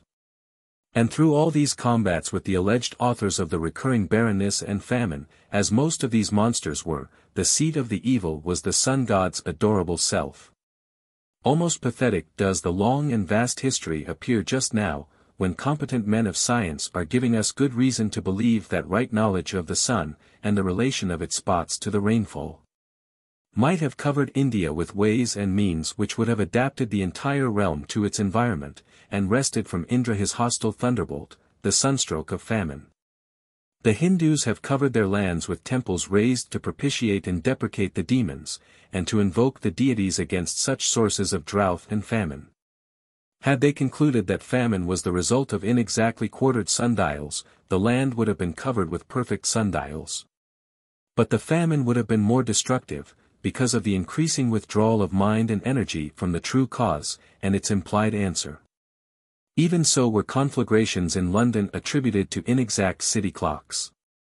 The clocks would become perfect, the conflagrations more numerous, through misdirection of vigilance. But how much wiser are we of Christendom than the Hindus? They have adapted their country perfectly for propitiation of famine demons that do not exist, at a cost which would long ago have rendered them secure from the famine forces that do exist. We have similarly covered Christendom with a complete system of securities against hells and devils and wrathful deities that do not exist, while around our churches, chapels, cathedrals, are the actually existent seething hells of pauperism, shame, and crime. Nothing can advance art in any district of this accursed machine and devil-driven England until she changes her mind in many things. So wrote John Ruskin recently. Of course, so long as the machine toils and earns wealth and other power which still goes to support and further social and ecclesiastical forms, constituted with reference to salvation from a devil or demons no longer believed in. The phrase, machine and devil-driven, is true. Until the invention and enterprise of the nation are administered in the interest of right ideas, we may still sigh, like John Sterling, for a dozen men to stand up for ideas as Cobden and his friends do for machinery. But it still remains as true that all the machinery and wealth of England devoted to man might make its every home happy, and educate every inhabitant, as that every idolatrous temple in India might be commuted into a shield against famine. Our astronomers and economists have enabled us to see clearly how the case is with the country whose temples offer no obstruction to Christian vision. The facts point to the conclusion that the sunspots reach their maximum and minimum of intensity at intervals of 11 years, and that their high activity is attended with frequent fluctuations of the magnetic needle, and increased rainfall. In 1811, and since then, famines in India have, with one exception, followed years of minimum sunspots. 130 These facts are sufficiently well attested to warrant the belief that English science and skill will be able to realize in India the provision which Joseph is said to have made for the 7 lean years of which Pharaoh dreamed. Until that happy era shall arrive, the poor Hindus will only go on alternately adoring and propitiating the sun, as its benign or its cruel influences shall fall upon them. The artist Turner said, "The sun is God." The superb effects of light in Turner's pictures could hardly have come from any but a sun worshipper dwelling amid fogs. Unfamiliarity often breeds reverence. There are few countries in which the sun, when it does shine, is so likely to be greeted with enthusiasm, and observed in all its variations of splendor, as one in which its appearance is rare. Yet the superstition inherited from regions where the sun is equally a desolation was strong enough to blot out its glory in the mind of a writer famous in his time, Tobias Swindon, M.A., who wrote a work to prove the sun to be the abode of the damned. 131 The speculation may now appear only curious, but, probably, it is no more curious than 100 years from now will seem to all the vulgar notion of future fiery torments for mankind. The scriptural necessity of which led the fanciful rector to his grotesque conclusion. These two extremes, the sun worship of Turner, the sun horror of Swindon, survivals in England, represent the two antagonistic aspects of the sun, which were of overwhelming import to those who dwelt beneath its greatest potency. His ill humor, or his hunger and thirst, in any year transformed the earth to a desert, and dealt death to thousands. In countries where drought, barrenness, and consequent famine were occasional, as in India, it would be an inevitable result that they would represent the varying moods of a powerful will. And in such regions we naturally find the most extensive appliances for propitiation. The preponderant number of fat years would tell powerfully on the popular imagination in favor of priestly intercession, and the advantage of sacrifices to the great hunger demon who sometimes consumed the seeds of the earth. But in countries where barrenness was an ever-present, visible, unvarying fact, the demon of the desert would represent necessity, a power not to be coaxed or changed. People dwelling in distant lands might invent theoretical myths to account for the desert. It might be an accident resulting from the sun god having given up his chariot one day to an inexperienced driver who came too close to the earth. But to those who lived beside the desert it could only seem an infernal realm, quite irrecoverable. The ancient civilization of Egypt, so full of grandeur, might, in good part, have been due to the lesson taught them by the desert, that they could not change the conditions around them by any entreaties, but must make the best of what was left. If such, indeed, was the force that built the ancient civilization whose monuments remain so magnificent in their ruins, its decay might be equally accounted for when that primitive faith passed into a theological phase. For as necessity is the mother of invention, fate is fatal to the same. Belief in facts, and laws fixed in the organic nature of things, stimulates man to study them and constitute his life with reference to them. But belief that things are fixed by the arbitrary decree of an individual power is the final sentence of enterprise. Fate might thus steadily bring to ruin the grandest achievements of necessity. Had we only the true history of the Sphinx, the binder, we might find it a landmark between the rise and decline of Egyptian civilization. When the great limitation surrounding the powers of man was first personified with that mystical grandeur, it would stand in the desert not as the riddle but its solution. No such monument was ever raised by doubt. But once personified and outwardly shaped, the external binder must bind thought as well, nay, will throttle thought if it cannot pierce through the stone and discover the meaning of it. How true is that old fable of the Sphinx who sat by the wayside propounding her riddle to the passengers, which if they could not answer she destroyed them. Such a Sphinx is this life of ours to all men and societies of men. Nature, like the Sphinx, is of womanly celestial loveliness and tenderness, the face and bosom of a goddess, but ending in claws and the body of a lioness. There is in her a celestial beauty, which means celestial order, pliancy to wisdom. But there is also a darkness, a ferocity, fatality, which are infernal. She is a goddess, but one not yet disimprisoned, one still half imprisoned, the articulate, lovely still encased in the inarticulate, chaotic. How true! And does she not propound her riddles to us? Of each man she asks daily, in mild voice, yet with a terrible significance, knowest thou the meaning of this day? What thou canst do today, wisely attempt to do. Nature, universe, destiny, existence, howsoever we name this grand unnameable fact, in the midst of which we live and struggle, is as a heavenly bride in conquest to the wise and brave, to them who can discern her behests and do them. A destroying fiend to them who cannot. Answer her riddle, it is well with thee. Answer it not, pass on regarding it not, it will answer itself, the solution for thee is a thing of teeth and claws. Nature to thee is a dumb lioness, deaf to thy pleadings, fiercely devouring. Thou art not now her victorious bridegroom, thou art her mangled victim, scattered on the precipices, as a slave found treacherous, recreant, ought to be, and must. 132. On the verge of the desert, prime minister to the necropolis at whose gateway it stands, the Sphinx reposes amid the silence of science and the centuries. Who built it? None can answer, so far as the human artist, or the king under whom he worked, is concerned. But the ideas and natural forces which built the Sphinx surround even now the archaeologist who tries to discover its history and chronology. As fittest appendage to Carlyle's interpretation, let us read some passages from Lepsius. The Oedipus for this king of the Sphinxes is yet wanting.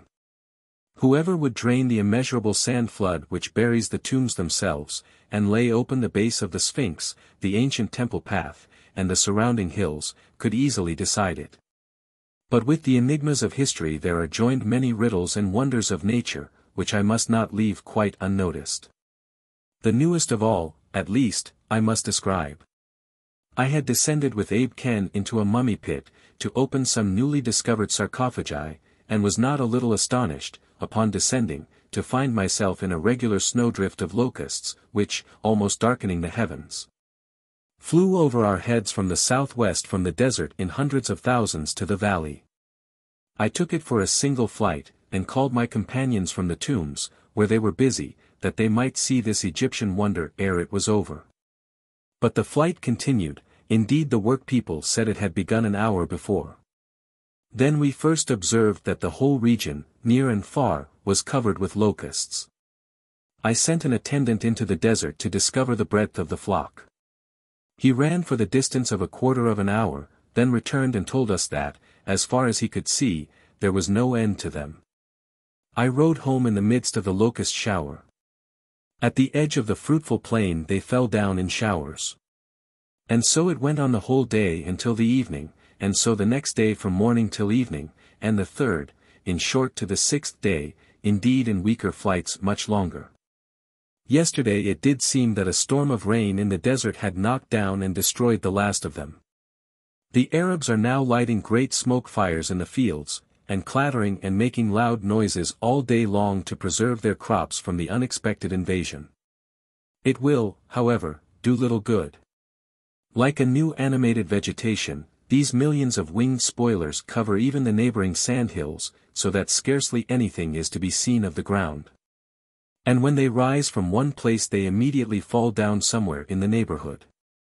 They are tired with their long journey, and seem to have lost all fear of their natural enemies, men, animals, smoke, and noise, in their furious wish to fill their stomachs, and in the feeding of their immense number.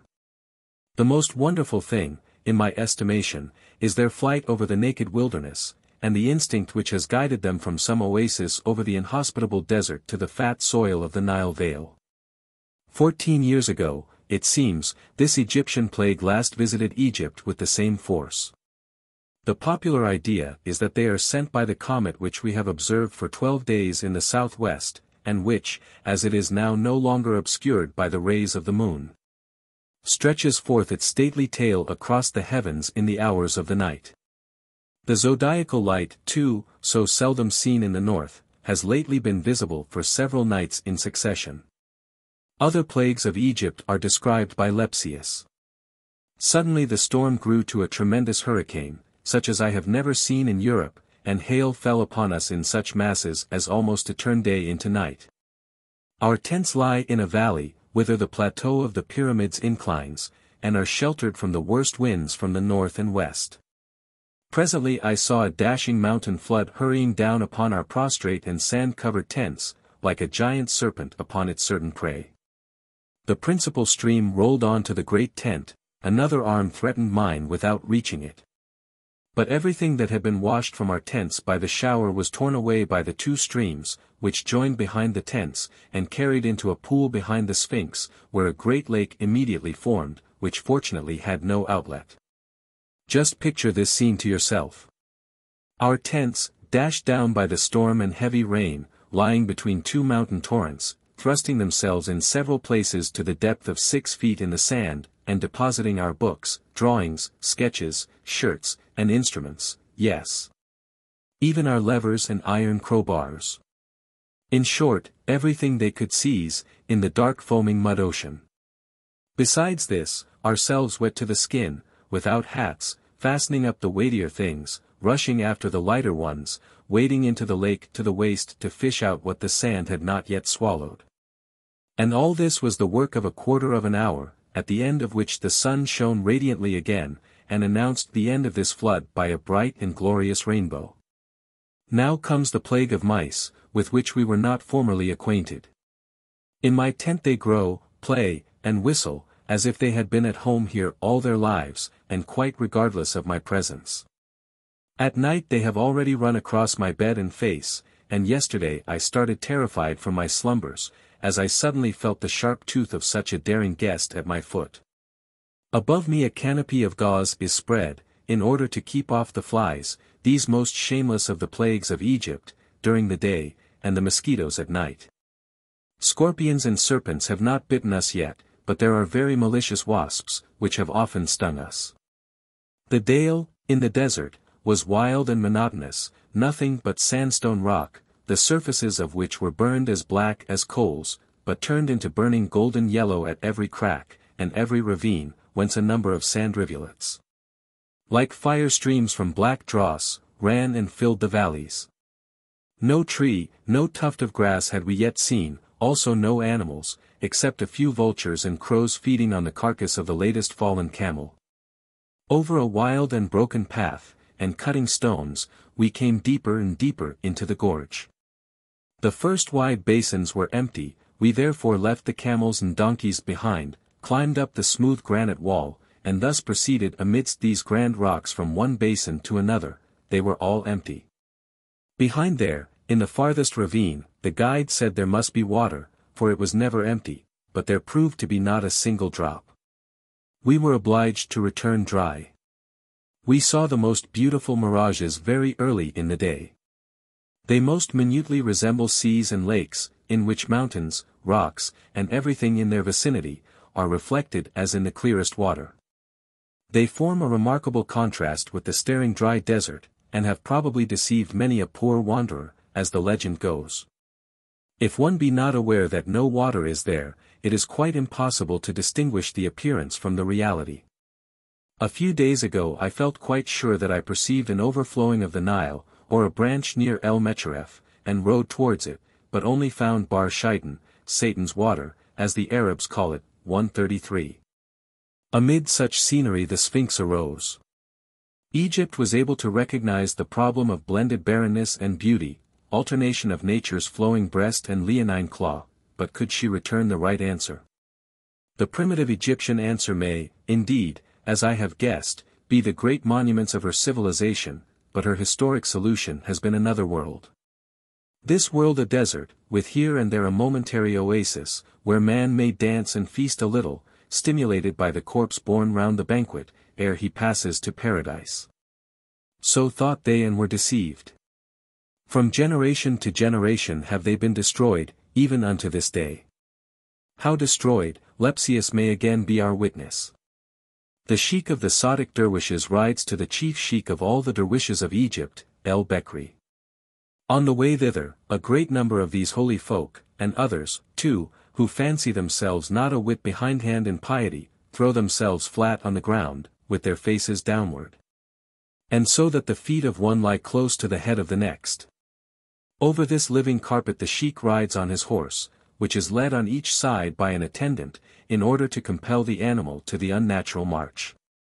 Each body receives 2 treads of the horse.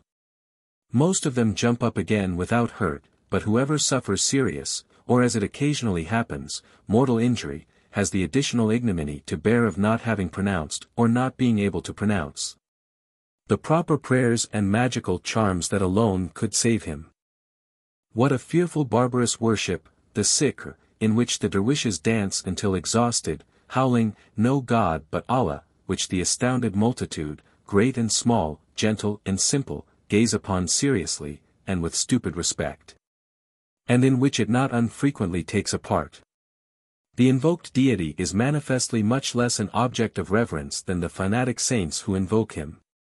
For mad, idiotic, or other psychologically diseased persons are very generally looked upon as holy by the Mohammedans, and treated with great respect.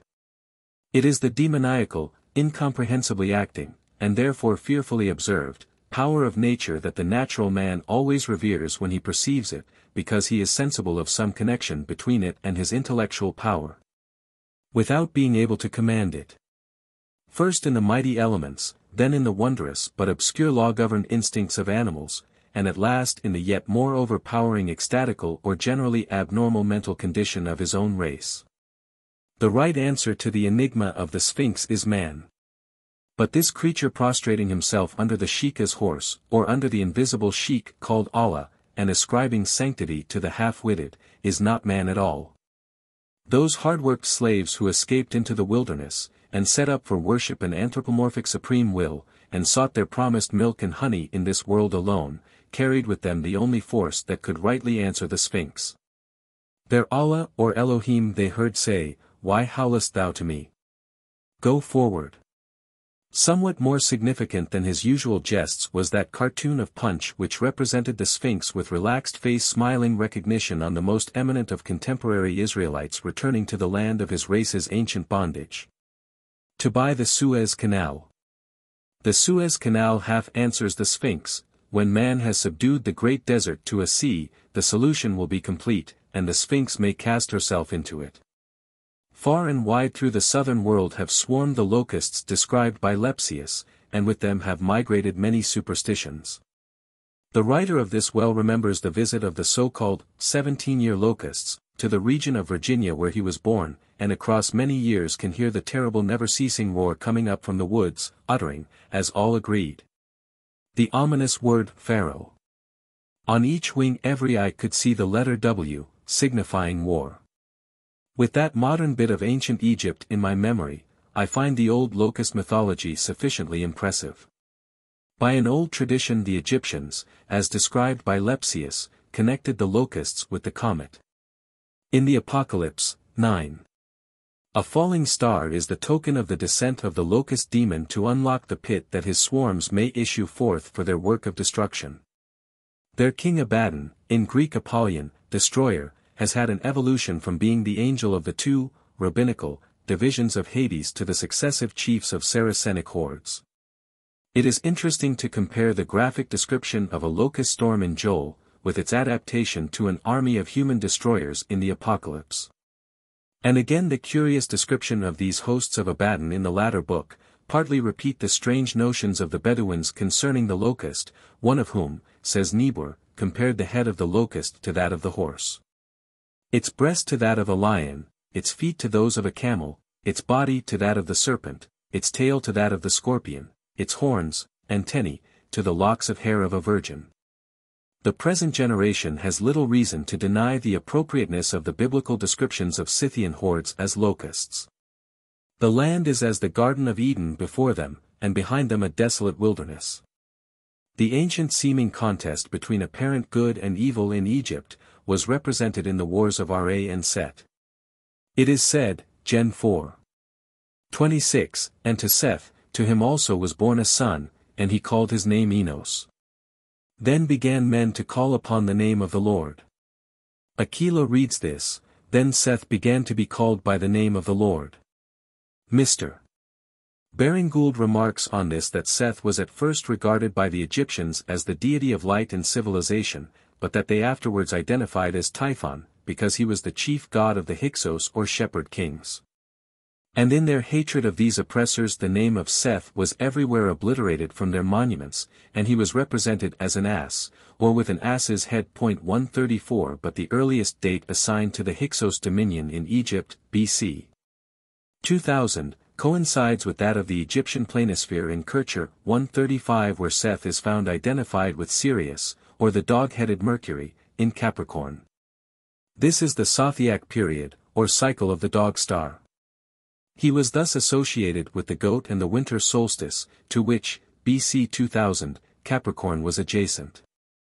That Seth or Set became the name for the demon of disorder and violence among the Egyptians is, indeed, probably due to his being a chief god, among some tribes Baal himself, among the Asiatics, before the time of the Hyksos.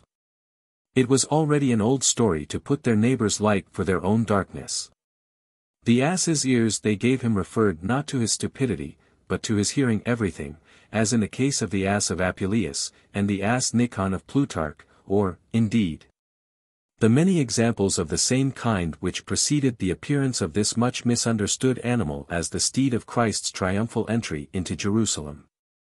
In Egyptian symbolism those long ears were as much dreaded as devil's horns. From the eyes of Ra all beneficent things, from the eyes of Set all noxious things, were produced. Amen-Ra, as the former was called, slew the son of Set, the great serpent Naka, which in one hymn is perhaps tauntingly said to have saved his feet. Amen-Ra becomes Horus and Set becomes Typhon. The Typhonian myth is very complex, and includes the conflict between the Nile and all its enemies, the crocodiles that lurk in it, the sea that swallows it, the drought that dries it, the burning heat that brings malaria from it, the floods that render it destructive, and Set was through it evolved to a point where he became identified with Saturn, Shaitan, or Satan. Plutarch, identifying Set with Typho, says that those powers of a universal soul, which are subject to the influences of passions, and in the material system whatever is noxious, as bad air, irregular seasons, eclipses of the sun and moon, are ascribed to Typho. The name Set, according to him, means violent and hostile, and he was described as double-headed, he who has two countenances, and the Lord of the world.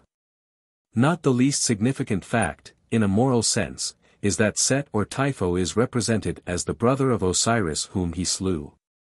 Without here going into the question of relationship between Typhaon and Typhoeus, we may feel tolerably certain that the fire-breathing hurricane monster Typhaon of Homer, and the hundred-headed, fierce-eyed roarer Typhoeus, son of Tartarus, father of winds and harpies, represent the same ferocities of nature.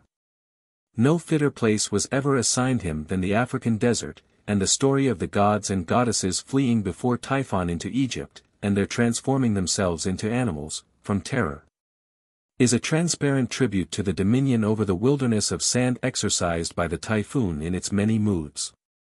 The vulture harpy tearing the dead is his child. He is many-headed, now hot, stifling, tainted, now tempestuous, here Siroc, there hurricane, and often tornado. It may be indeed that as at once coiled in the whirlwind and blistering, he is the fiery serpent to appease whom Moses lifted the brazen serpent for the worship of Israel. I have often seen snakes hung up by Negroes in Virginia, to bring rain in time of drought. Typhon, as may easily be seen by the accompanying figure, 14, is a hungry and thirsty demon.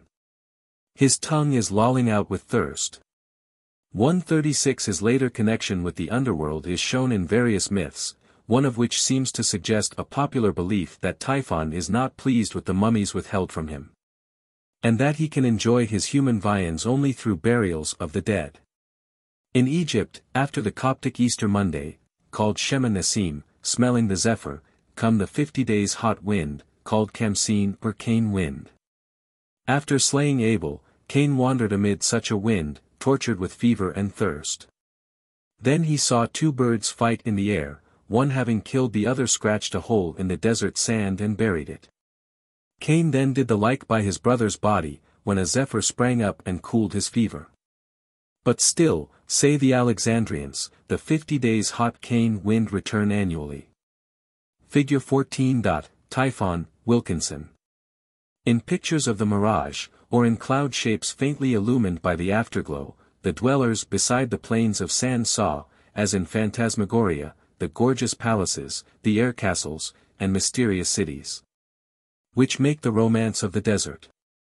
Unwilling to believe that such realms of barrenness had ever been created by any good god, they beheld in dreams, which answer to nature's own mirage dreaming, visions of dynasties passed away, of magnificent palaces and monarchs on whose pomp and heaven-defying pride the fatal sandstorm had fallen, and buried their glories in the dust forever. The desert became the emblem of immeasurable all-devouring time. In many of these legends there are intimations of a belief that Eden itself lay where now all is unbroken desert. In the beautiful legend in the Midrash of Solomon's voyage on the wind, the monarch alighted near a lofty palace of gold, and the scent there was like the scent of the Garden of Eden. The dust had so surrounded this palace that Solomon and his companions only learned that there had been an entrance from an eagle in it 13 centuries old, which had heard from its father the tradition of an entrance on the western side. The obedient wind having cleared away the sand, a door was found on whose lock was written, "Be it known to you, ye sons of men, that we dwelt in this palace in prosperity and delight many years. When the famine came upon us we ground pearls in the mill instead of wheat, but it profited us nothing." Amid marvelous splendors, from chamber to chamber garnished with ruby, topaz, emerald, Solomon passed to a mansion on whose 3 gates were written admonitions of the transitory nature of all things but death. Let not fortune deceive thee. The world is given from one to another. On the 3rd gate was written, Take provision for thy journey, and make ready food for thyself while it is yet day, for thou shalt not be left on the earth, and thou knowest not the day of thy death. This gate Solomon opened and saw within a lifelike image seated. As the monarch approached, this image cried with a loud voice, Come hither, ye children of Satan, see! King Solomon is come to destroy you. Then fire and smoke issued from the nostrils of the image, and there were loud and bitter cries, with earthquake and thunder. But Solomon uttered against them the ineffable name, and all the images fell on their faces, and the sons of Satan fled and cast themselves into the sea, that they might not fall into the hands of Solomon. The king then took from the neck of the image a silver tablet, with an inscription which he could not read, until the Almighty sent a youth to assist him. It said, I, Sheddad, son of Ad, reigned over 1,000,000 provinces, and rode on 1,000,000 horses, 1,000,000 kings were subject to me, and 1,000,000 warriors I slew. Yet in the hour that the angel of death came against me, I could not withstand him. Whoso shall read this writing, let him not trouble himself greatly about this world, for the end of all men is to die, and nothing remains to man but a good name. 137. Azazel, of doubtful meaning, is the biblical name of the demon of the desert, Leviticus 16. Aaron shall cast lots upon the 2 goats, one lot for Jehovah, and the other for Azazel. And Aaron shall bring the goat upon which the lot for Jehovah fell, and offer him for a sin offering, but the goat, on which the lot for Azazel fell, shall be presented alive before Jehovah, to make an atonement with him, to let him go to Azazel in the wilderness. And Aaron shall lay both his hands upon the head of the live goat, and confess over him all the iniquities of the children of Israel, and all their transgressions and all their sins, putting them upon the head of the goat. And send him away by the hand of a fit man into the desert. And the goat shall bear upon him all their iniquities unto a land not inhabited, and he shall let go the goat in the desert. Of the moral elements here involved much will have to be said hereafter.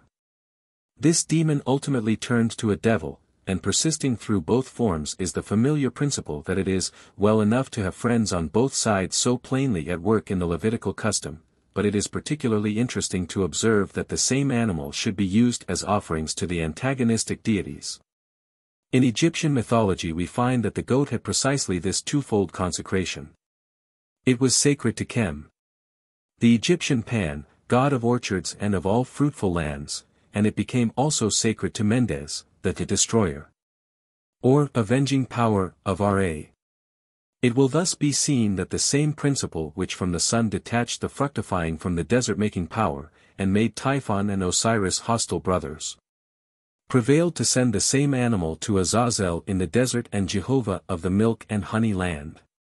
Originally the goat was supreme.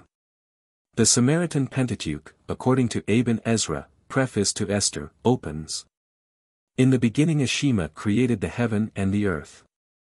In the Hebrew culture myth of Cain and Abel, also brothers, there may be represented, as Goldziher supposes, the victory of the agriculturist over the nomad or shepherd, but there is also traceable in it the supremacy of the goat, Mendes or Azima. Abel brought the firstling of the goats. Very striking is the American, Iroquois, myth of the conflict between Joskia and Tewiscara, the white one and the dark one. They were twins, born of a virgin who died in giving them life. Their grandmother was the moon, Ata Ensik, she who bathes. These brothers fought, Joskia using as weapon the horns of a stag, Tewiscara the wild rose. The latter fled sorely wounded, and the blood gushing from him turned to flint stones. The victor, who used the stag horns, the same weapon that Fry uses against Beli, in the Prose Edda, and denoting perhaps a primitive Bone Age art, destroyed a monster frog which swallowed all the waters, and guided the torrents into smooth streams and lakes. He stocked the woods with game, invented fire, watched and watered crops, and without him, says the old missionary Brebeuf, they think they could not boil a pot. The use by the desert demon Tewiscara of a wild rose as his weapon is a beautiful touch in this myth. So much loveliness grew even amid the hard flints. One is reminded of the closing scene in the second part of Goethe's Faust. There, when Faust has realized the perfect hour to which he can say, "Stay, thou art fair," by causing by his labor a wilderness to blossom as a rose, he lies down in happy death. And when the demons come for his soul, angels pelt them with roses, which sting them like flames. Not wild roses were these, such as gave the dark one such poor succor. The defense of Faust is the roses he has evoked from briars. Chapter 8. Obstacles. Mephistopheles on crags, Emerson on Monadnock, Ruskin on alpine peasants, holy and unholy mountains, the devil's pulpit, montagnards, tarns, Tenjo, Taishan, Apocataquil, Tyrolese legends, Rock Ordeal, Scylla and Charybdis, Scottish. Giants, Pontifex, Devil's Bridges, Le Géant Yeux. Related to the demons of barrenness, and to the hostile human demons, but still possessing characteristics of their own, are the demons supposed to haunt gorges, mountain ranges, ridges of rocks. Streams which cannot be forded and are yet unbridged, rocks that wreck the raft or boat. Each and every obstruction that stood in the way of man's plough, or of his first frail ship, or his migration, has been assigned its demon. The reader of Goethe's page has only to turn to the opening lines of Walpurgisnacht in Faust to behold the real pandemonium of the northern man, as in Milton he may find that of the dweller amid fiery deserts and volcanoes. That labyrinth of valleys, crossed with wild crag and furious torrent, is the natural scenery to surround the orgies of the phantoms which flit from the uncultured brain to uncultured nature. Elsewhere in Goethe's great poem, Mephistopheles pits against the philosophers the popular theory of the rugged remnants of chaos in nature, and the obstacles before which man is powerless. Faust. For me this mountain mass rests nobly dumb. I ask not whence it is, nor why 'tis come. Herself when nature in herself did found. This globe of earth, she then did purely round. The summit and abyss her pleasure made. Mountain to mountain, rock to rock she laid. The hillocks down she neatly fashioned then. To valleys softened them with gentle train. Then all grew green and bloomed, and in her joy she needs no foolish spoutings to employ. Mephistopheles. So say ye. It seems clear as noon to ye. Yet he knows who was there the contrary. I was hard by below, when seething flame swelled the abyss, and streaming fire forth came. When Moloch's hammer forging rock to rock, far flew the fragment cliffs beneath the shock of masses strange and huge the land was full. Who clears away such piles of hurled misrule?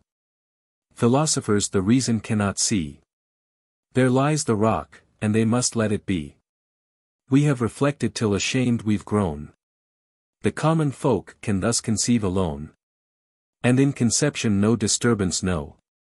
Their wisdom ripened has long while ago. A miracle it is, they Satan honor show.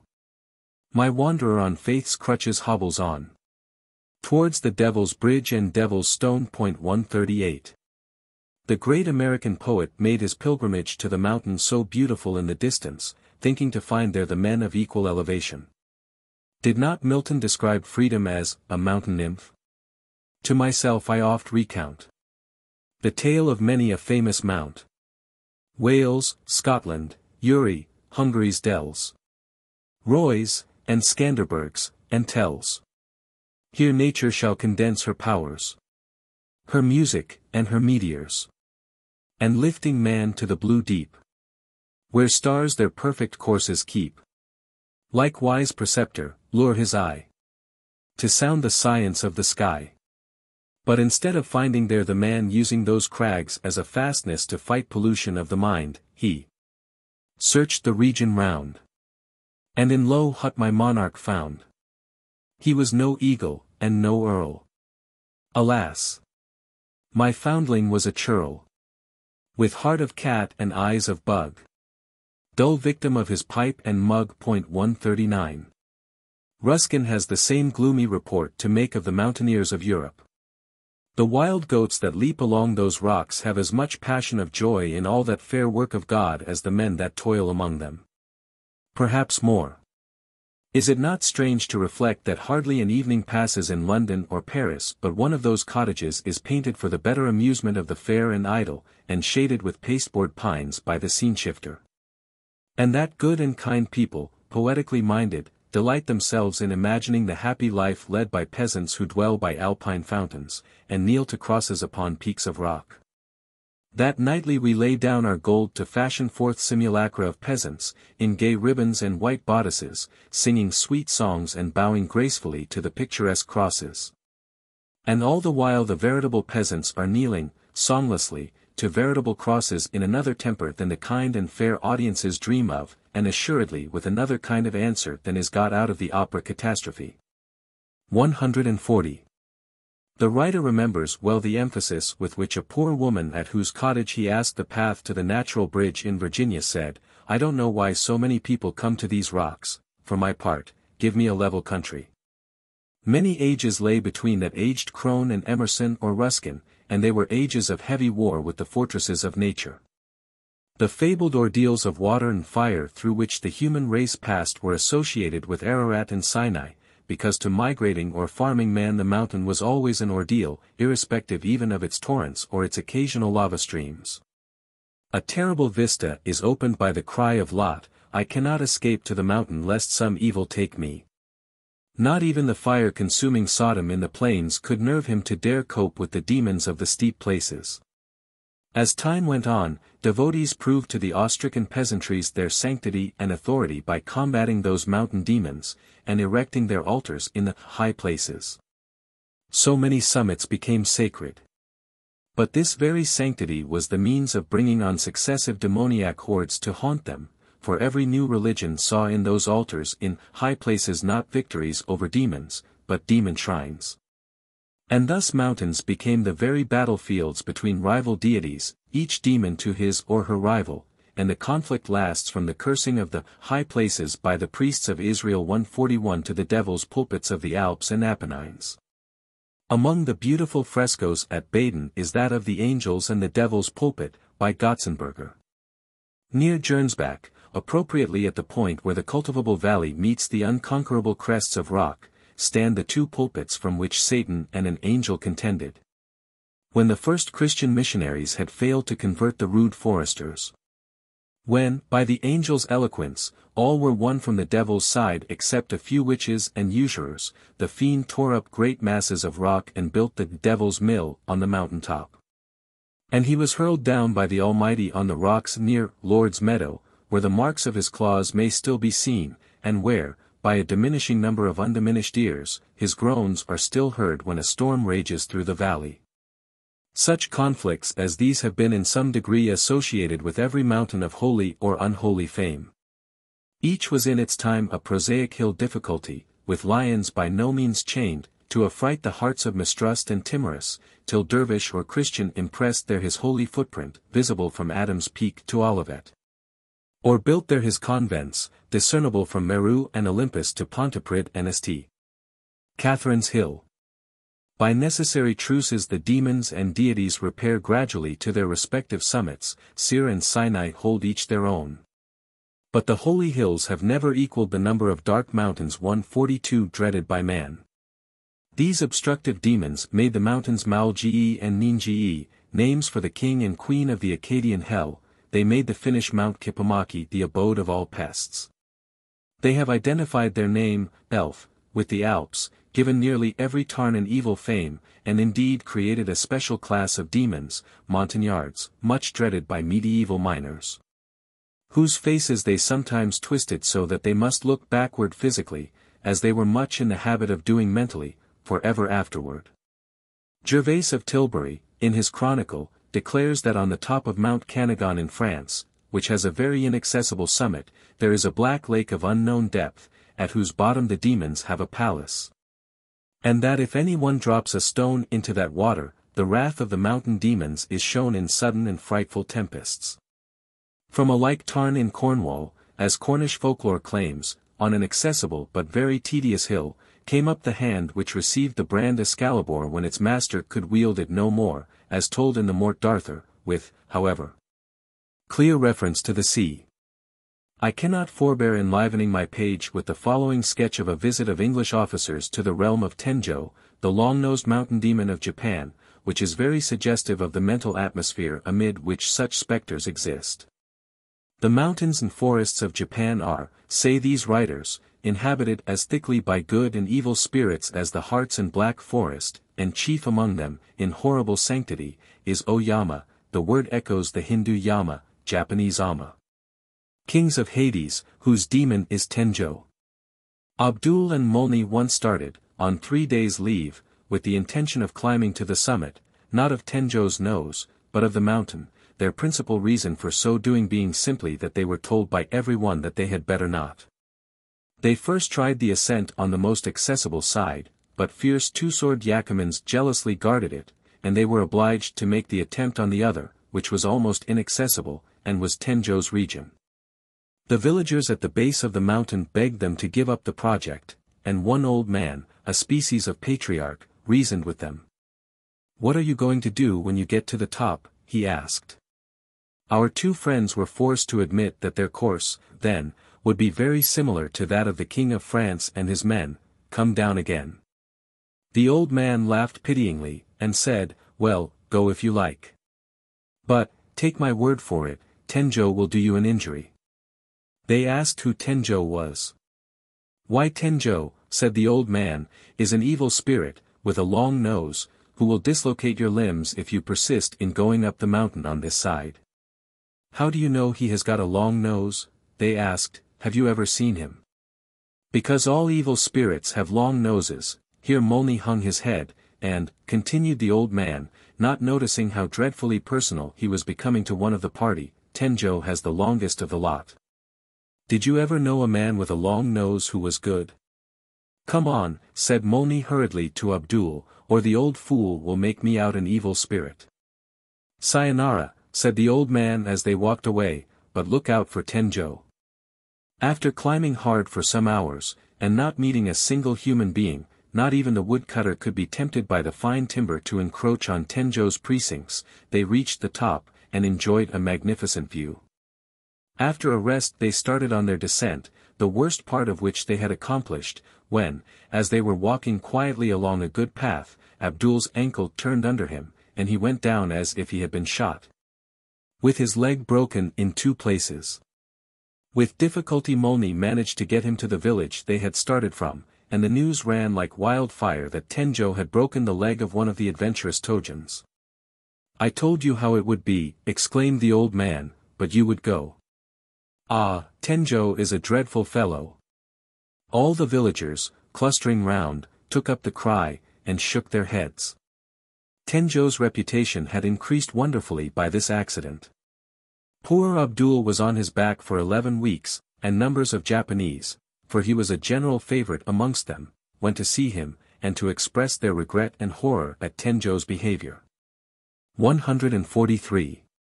It is obvious that to a demon dwelling in a high mountain a long nose would be variously useful to poke into the affairs of people dwelling in the plains, and also to enjoy the scent of their sacrifices offered at a respectful distance. That feature of the face which Napoleon I regarded as of martial importance, and which is prominent in the warriors marked on the Mycenae pottery, has generally been a physiognomical characteristic of European ogres, who are blood-smellers. That the significance of Tenjo's long nose is this, appears probable when we compare him with the Kalmuk demon Erlik, whose long nose is for smelling out the dying.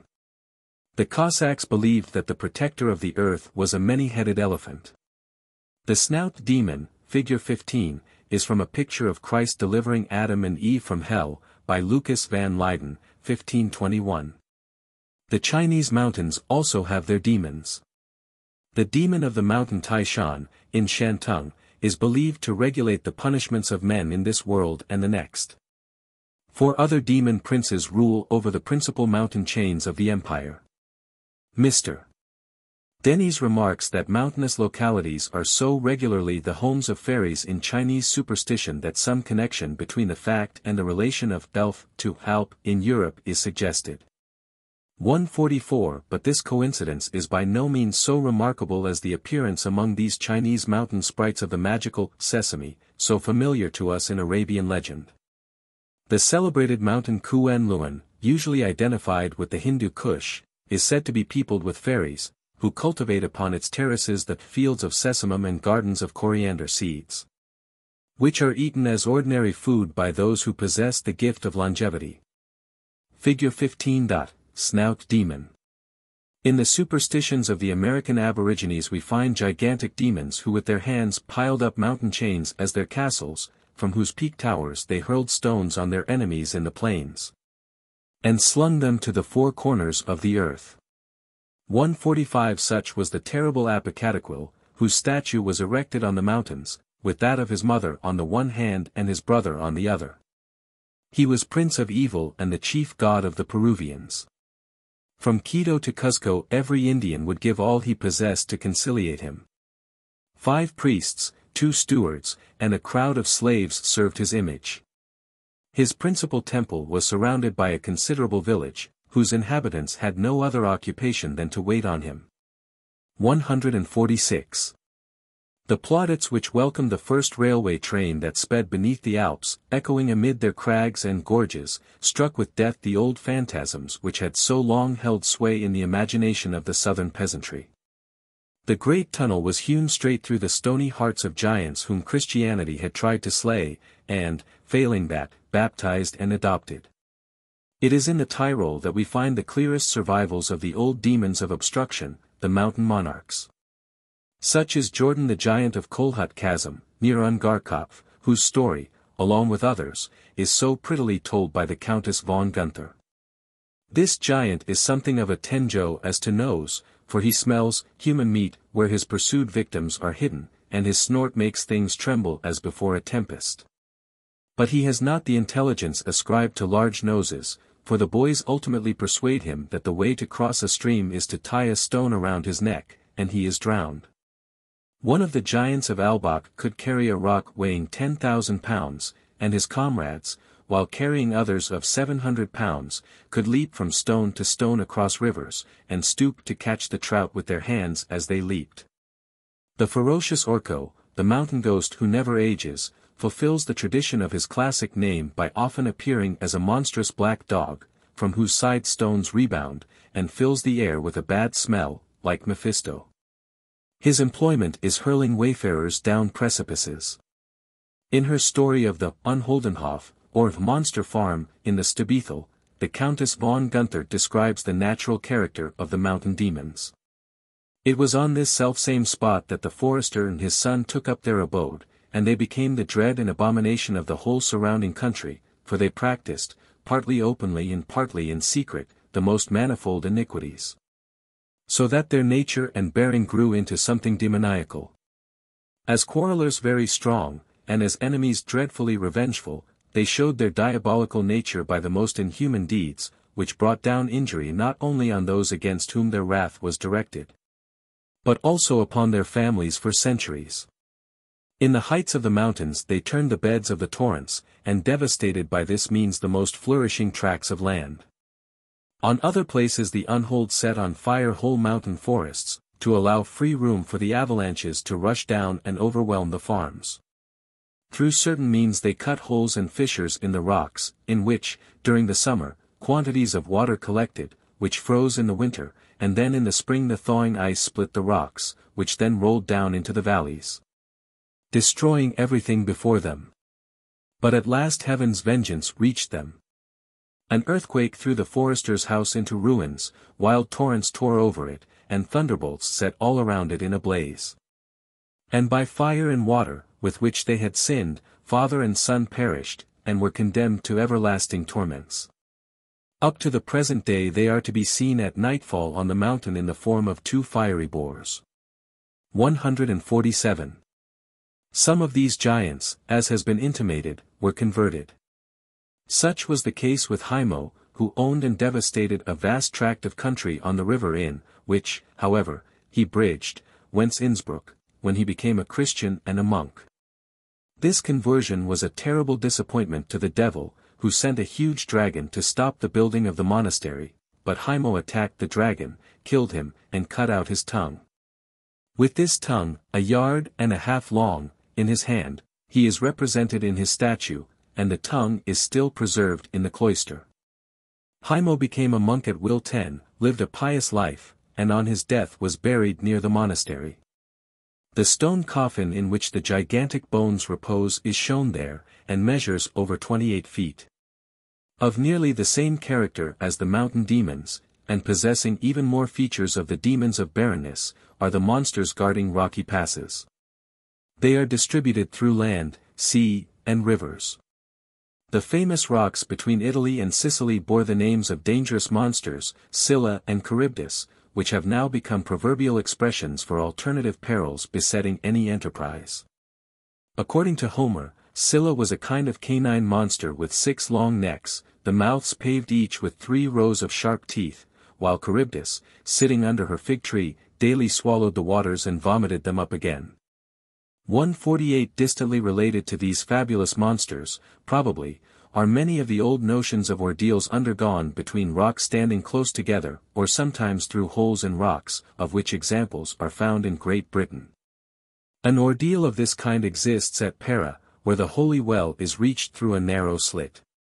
Visitors going there recently on New Year's Day were warned by the dervish in charge, "Look through it at the water if you please, but do not essay to enter unless your consciences are completely free from sin. For as sure as you try to pass through with a taint upon your soul, you will be gripped by the rock and held there forever." 149 The Bocca della Verita, a great stone face like a huge millstone, stands in the portico of the church S. Maria in Cosmedin at Rome, and its legend is that a suspected person was required to place his hand through the open mouth. If he swore falsely it would bite off the hand, the explanation now given being that a swordsman was concealed behind to make good the judicial shrewdness of the stone in case the oath were displeasing to the authorities. The myth of Scylla, which relates that she was a beautiful maiden, beloved by Glaucus, whom Circe through jealousy transformed to a monster by throwing magic herbs into the well where she was wont to bathe, is recalled by various European legends. In Thuringia, on the road to Oberhof, stands the red stone, with its rosebush, and a stream issuing from beneath it, where a beautiful maid is imprisoned. Every 7 years she may be seen bathing in the stream. On one occasion a peasant passing by heard a sneeze in the rock, and called out, "God help thee." The sneeze and the benediction were repeated, until at the 7th time the man cried, "Oh, thou cursed witch, deceive not honest people." As he then walked off, a wailing voice came out of the stone, "Oh, hadst thou but only wished the last time that God would help me. He would have helped me, and thou wouldst have delivered me, now I must tarry till the day of judgment." The voice once cried out to a wedding procession passing by the stone, "Today wed, next year dead," and the bride having died a year after, wedding processions dread the spot. The legends of giants and giantesses, so numerous in Great Britain, are equally associated with rocky mountain passes, or the boulders they were supposed to have tossed thence when sportively stoning each other. They are the Tor of the south and Ben of the north. The hills of Rossshire in Scotland are mythological monuments of Cailleachmore, great woman, who, while carrying a pannier filled with earth and stones on her back, paused for a moment on a level spot, now the site of Ben Vashard. When the bottom of the pannier gave way, forming the hills. The recurrence of the names Gog and Magog in Scotland suggests that in mountainous regions the demons were especially derived from the hordes of robbers and savages, among whom, in their uncultivable hills, the ploughshare could never conquer the spear and club. Richard Doyle enriched the first exhibition of the Grosvenor Gallery in London, 1877, with many beautiful pictures inspired by European folklore. They were a pretty garniture for the cemetery of dead religions. The witch once seen on her broom departing from the high crags of Cuchulainn, cheered by her faithful dwarf, is no longer unlovely as in the days when she was burned by proxy in some poor human hag. Obedient to art, a more potent wand than her own, she reascends to the clouds from which she was born, and is hardly distinguishable from them. Slowly man came to learn with the poet. It was the mountain streams that fed the fair green plains amenities. 150. Then the giants became fairies, and not a few of these wore at last the mantles of saints. A similar process has been undergone by another subject, which finds its pretty epitaph in the artist's treatment. We saw in 2 pictures the Dame Blanche of Normandy, lurking in the ravine beside a stream under the dusk, awaiting yon rustic woodcutter who is presently horizontal in the air in that mad dance, after which he will be found exhausted. As her mountain sister is faintly shaped out of the clouds that cap Cuchulainn, this one is an imaginative outgrowth of the twilight shadows, the silvery glintings of moving clouds mirrored in pools, and her tresses are long luxuriant grasses. She is of a sisterhood which passes by hardly perceptible gradations into others, elsewhere described, the creations of illusion in night. She is not altogether one of these, however, but a type of more direct danger, the peril of fords, torrents, thickets, marshes, and treacherous pools, which may seem shallow, but are deep. The water demons have been already described in their obvious aspects, but it is necessary to mention here the simple obstructive river demons haunting fords and burns, and hating bridges. Many tragedies, and many personifications of the forces which caused them, preceded the sanctity of the title Pontifex. The torrent that roared across man's path seemed the vomit of a demon, the sacred power was he who could bridge it. In one of the most beautiful celebrations of Indra it is said, he tranquilized this great river so that it might be crossed. He conveyed across it in safety the sages who had been unable to pass over it, and who, having crossed, proceeded to realize the wealth they sought. In the exhilaration of the Soma, Indra has done these deeds. 151 In Ceylon, the demon Toda still casts malignant spells about fords and ferries. Many are the legends of the opposition offered by demons to bridge building, and of the sacrifices which had to be made to them before such works could be accomplished. A few specimens must suffice us. Mr. Denny's relates a very interesting one of the Low family bridge at Shanghai. Difficulty having been found in laying the foundations, the builder vowed to heaven 2,000 children if the stones could be placed properly. The goddess addressed said she would not require their lives, but that the number named would be attacked by smallpox, which took place, and half the number died. A Chinese author says, if bridges are not placed in proper positions, such as the laws of geomancy indicate, they may endanger the lives of thousands, by bringing about a visitation of smallpox or sore eyes. At Hangzhou a tea merchant cast himself into the river Qintang as a sacrifice to the spirit of the dikes, which were constantly being washed away. The devil's bridges, to which Mephistopheles alludes so proudly, are frequent in Germany, and most of them, whether natural or artificial, have diabolical associations. The oldest structures often have legends in which are reflected the conditions exacted by evil powers, of those who spanned the fords in which men had often been drowned. Of this class is the Montafon Bridge in the Tyrol, and another is the bridge at Ratisbon. The legend of the latter is a fair specimen of those which generally haunt these ancient structures.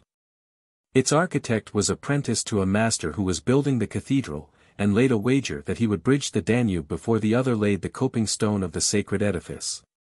But the work of bridging the river was hard, and after repeated failures the apprentice began to swear, and wished the devil had charge of the business. Whereupon he of the cloven foot appeared in guise of a friar, and agreed to build the 15 arches, for a consideration. The fee was to be the first 3 that crossed the bridge. The cunning apprentice contrived that these 3 should not be human, but a dog, a cock, and a hen. The devil, in wrath at the fraud, tore the animals to pieces and disappeared. A procession of monks passed over the bridge and made it safe. And thereon are carved figures of the 3 animals.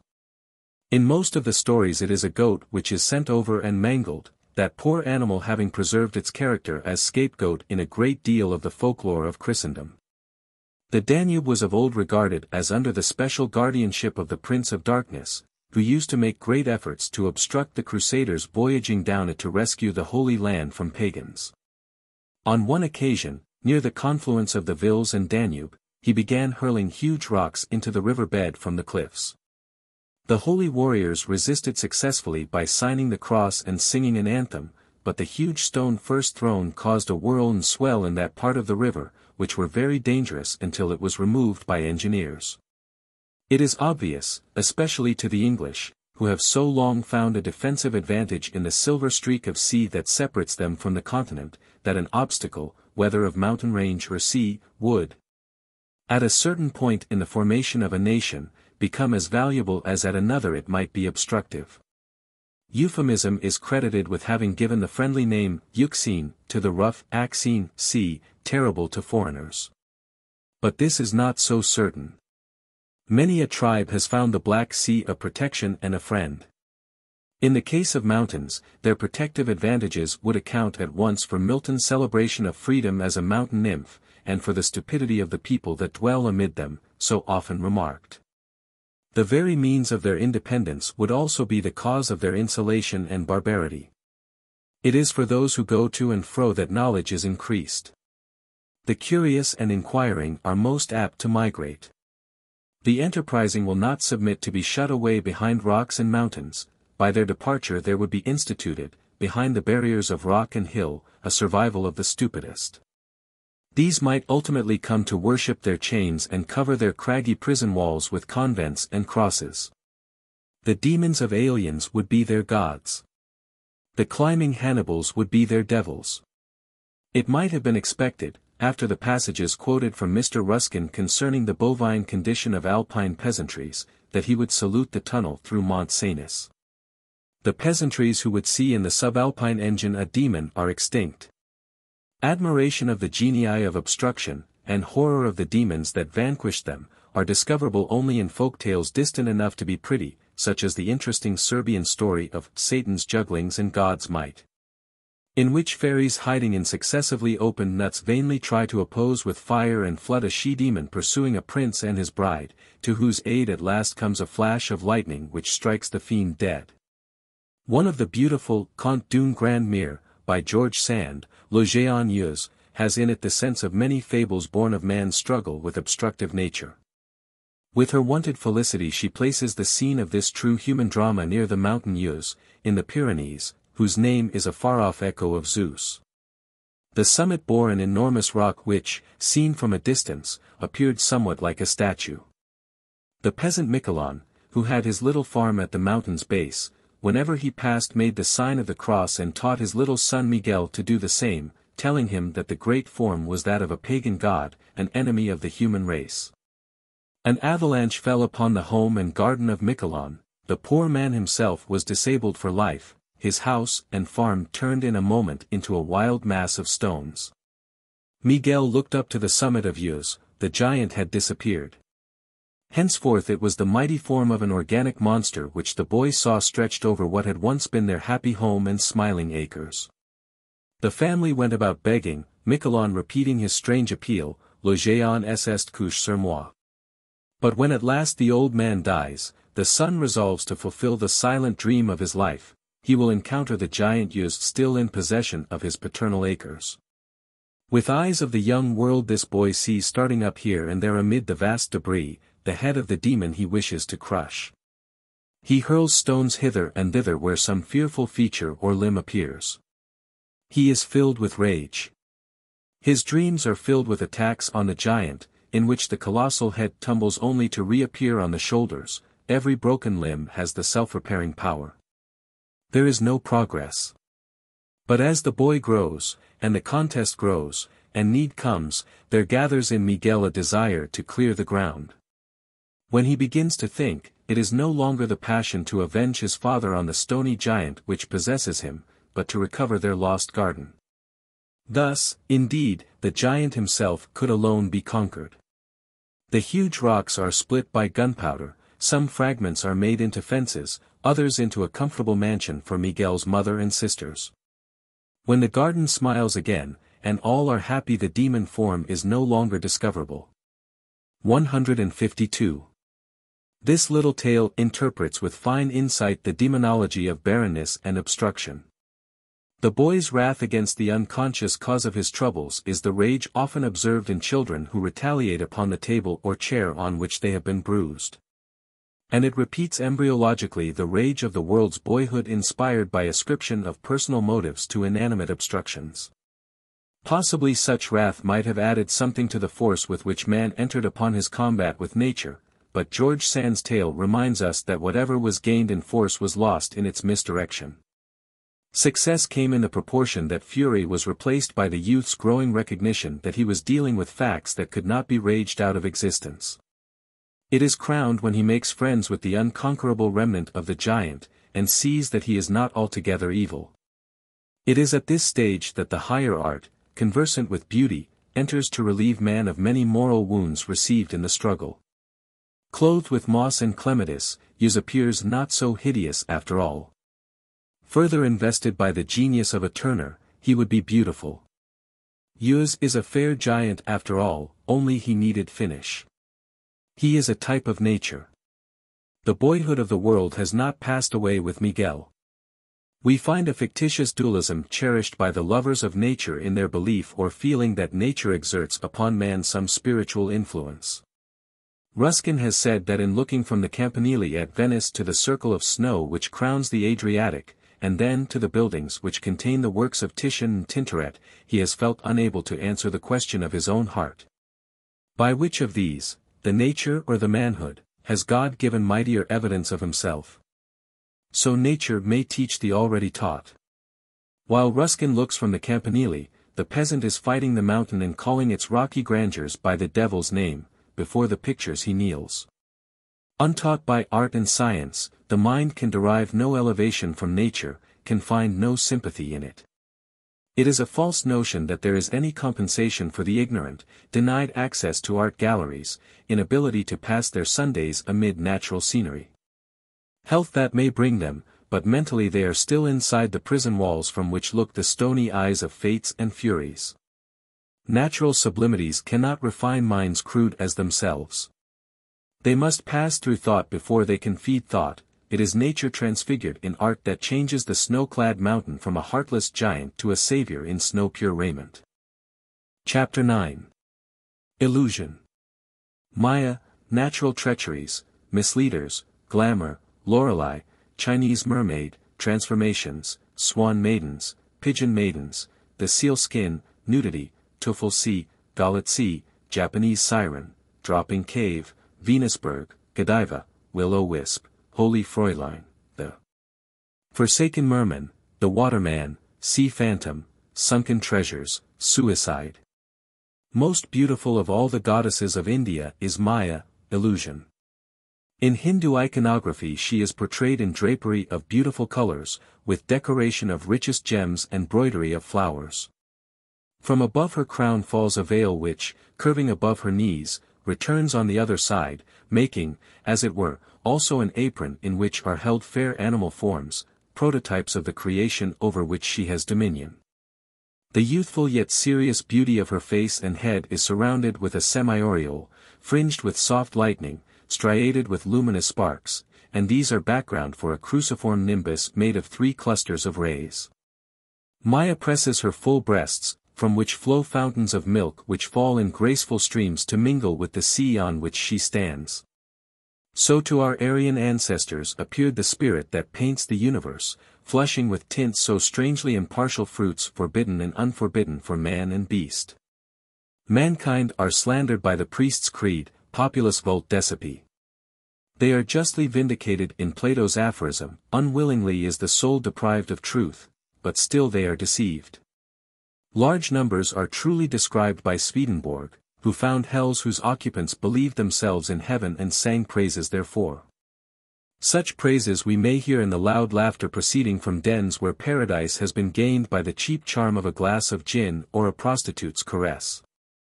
Serpent finds its ideal in Serpent. In heaven, says Swedenborg, we shall see things as they are. But it is the adage of those who have lost their paradise, and eat still the dry dust of reality not raised by science.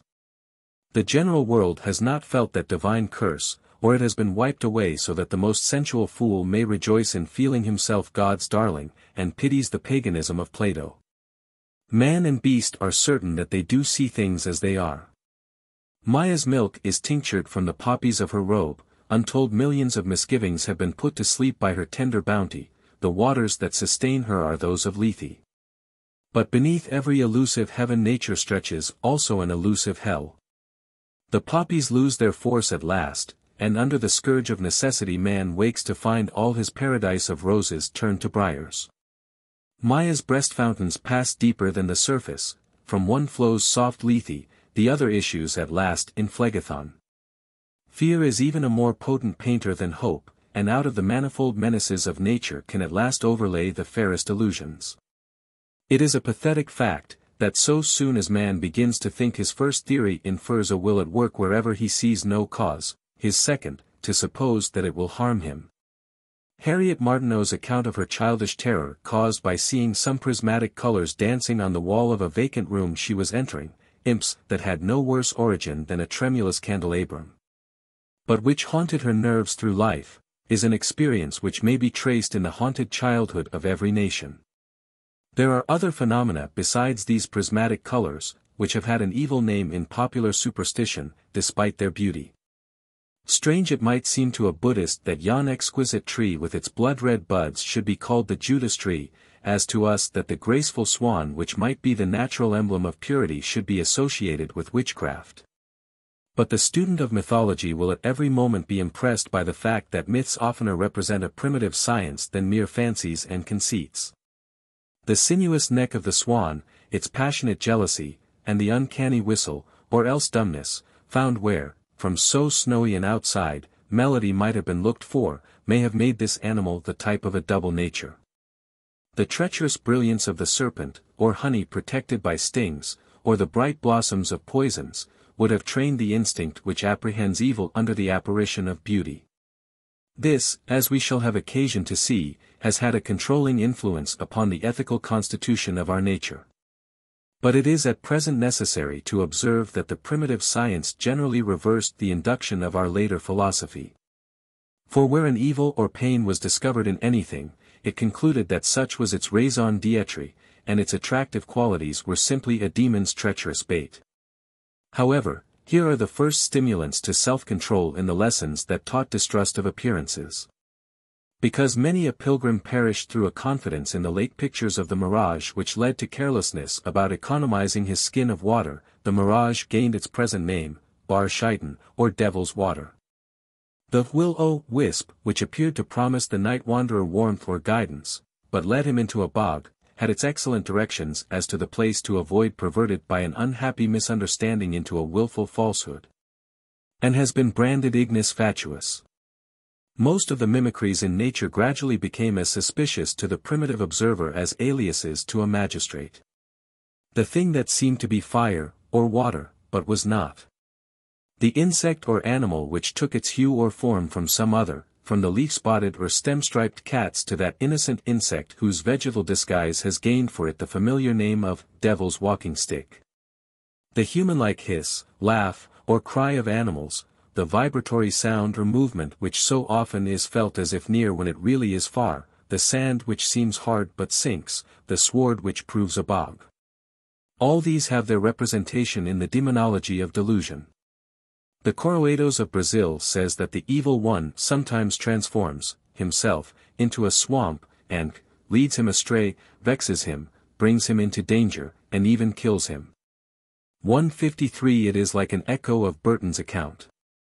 Terrestrial devils are those Laras, genii, fauns, satyrs, wood nymphs, foliots, fairies, Robin Goodfellows, trulli, and, which, as they are most conversant with men, so they do them most harm.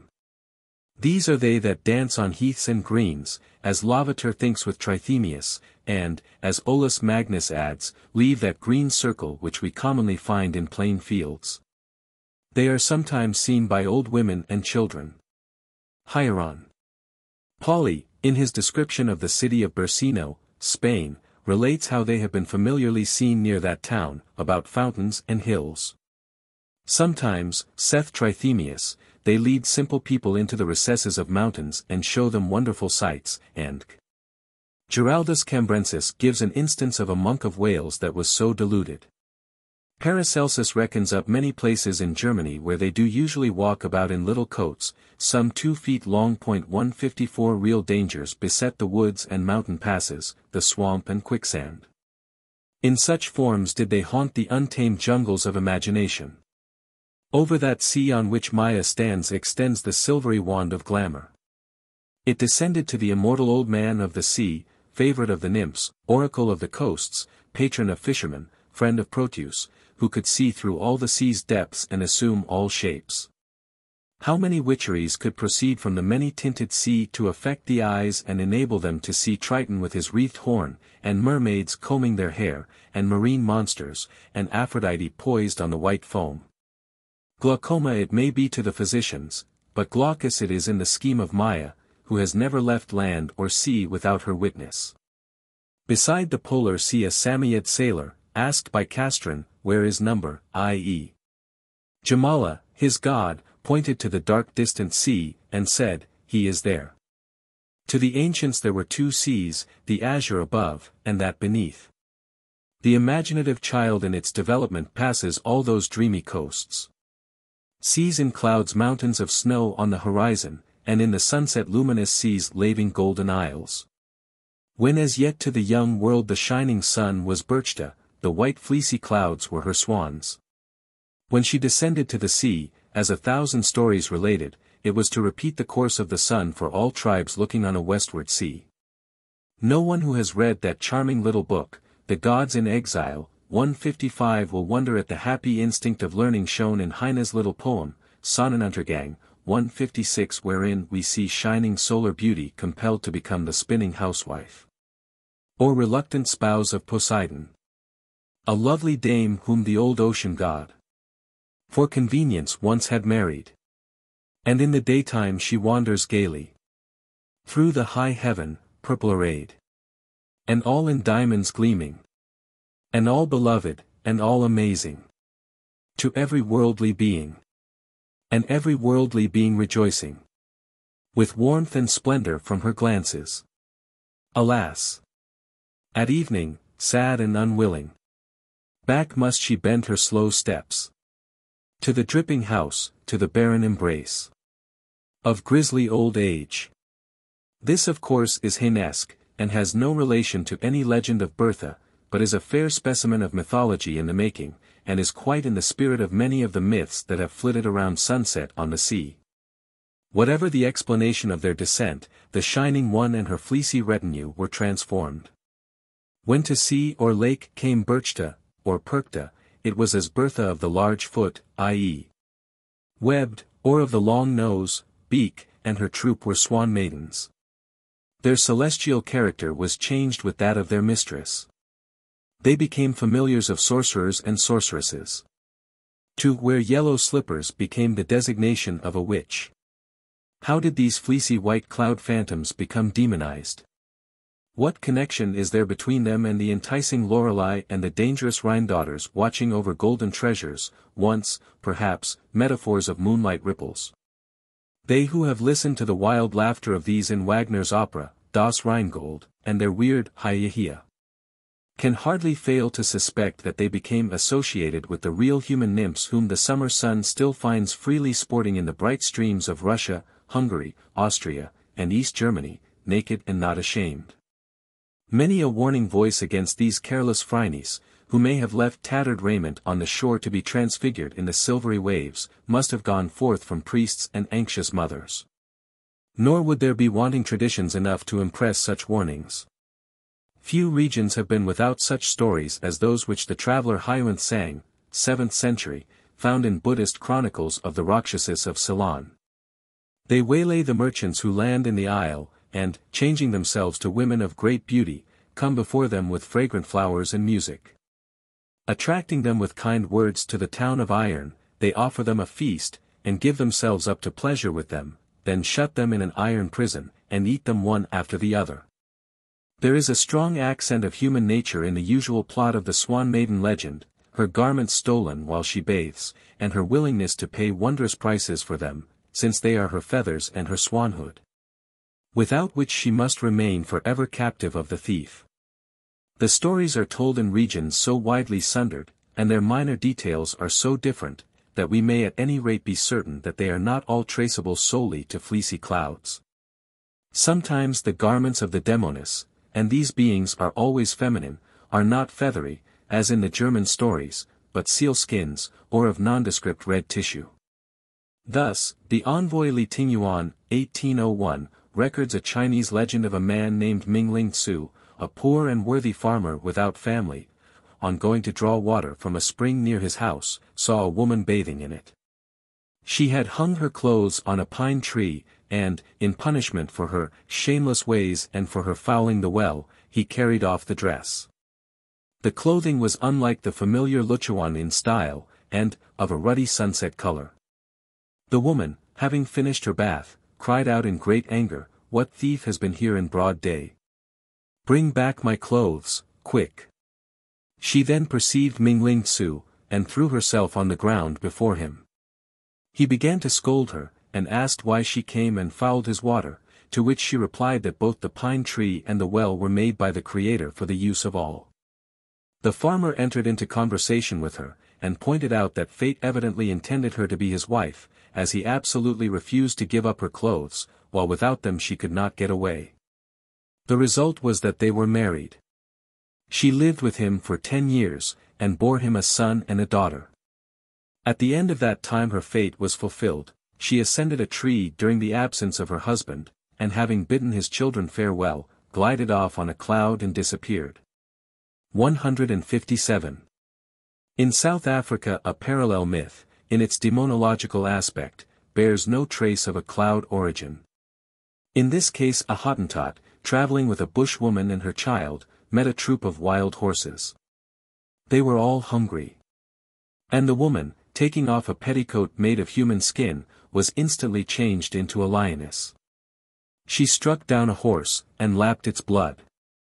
Then, at the request of the Hottentot, who in his terror had climbed a tree, she resumed her petticoat and womanhood, and the friends, after a meal of horseflesh, resumed their journey. 158 Among the Mycenaean Tartars these demons partake of the nature of the Greek harpies. They are bloodthirsty vampire demons who drink the blood of men slain in battle, darken the air in their flight, and house themselves in one great black fiend.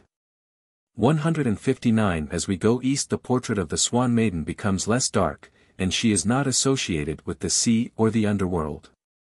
Such is one among the Malays, related by Mr. Tyler.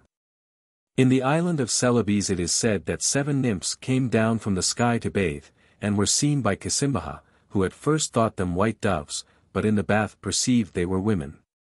He stole the robe of one of them, Yudahagi, and as she could not fly without it, she became his wife and bare him a son. She was called Yudahagi because of a single magic white hair she had.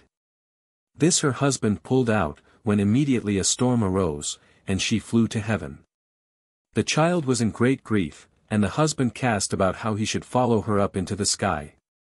The Swan Maiden appears somewhat in the character of a nemesis in a Siberian myth told by Mr. Baring Gould. A certain Samoyed who had stolen a Swan Maiden's robe, refused to return it unless she secured for him the heart of 7 demon robbers, one of whom had killed the Samoyed's mother. The robbers were in the habit of hanging up their hearts on pegs in their tent. The Swan Maiden procured them. The Samoyed smashed 6 of the hearts. Made the 7th robber resuscitate his mother, whose soul, kept in a purse, had only to be shaken over the old woman's grave for that feat to be accomplished, and the Swan Maiden got back her plumage and flew away rejoicing. 160. In Slavonic folklore the Swan Maiden is generally of a dangerous character, and if a swan is killed they are careful not to show it to children for fear they will die. When they appear as ducks, geese, and other waterfowl, they are apt to be more mischievous than when they come as pigeons, and it is deemed perilous to kill a pigeon, as among sailors it was once held to kill an albatross. Afanasieff relates a legend which shows that, even when associated with the Water King, the Zarmorskoi or Slavonic Neptune, the pigeon preserves its beneficent character. A king out hunting lies down to drink from a lake, as in the story related on page 146, when Zarmorskoi seizes him by the beard, and will not release him until he agrees to give him his infant son. The infant prince, deserted on the edge of the fatal lake, by advice of a sorceress hides in some bushes, whence he presently sees 12 pigeons arrive, which, having thrown off their feathers, disport themselves in the lake. At length the 13th, more beautiful than the rest, arrives, and her sorochka, shift, Ivan seizes. To recover it she agrees to be his wife, and, having told him he will find her beneath the waters, resumes her pigeon shape and flies away. Beneath the lake he finds a beautiful realm, and though the Zarmorskoi treats him roughly and imposes heavy tasks on him, the pigeon maiden, Vasilissa, assists him, and they dwell together happily. 161. In Norse mythology the vesture of the uncanny maid is oftenest a sealskin, and a vein of pathos enters the legends. Of the many legends of this kind, still believed in Sweden and Norway, one has been pleasantly versified by Miss Eliza Curie. A fisherman having found a pretty white sealskin, took it home with him. At night there was a wailing at his door, the maid enters, becomes his wife, and bears him 3 children.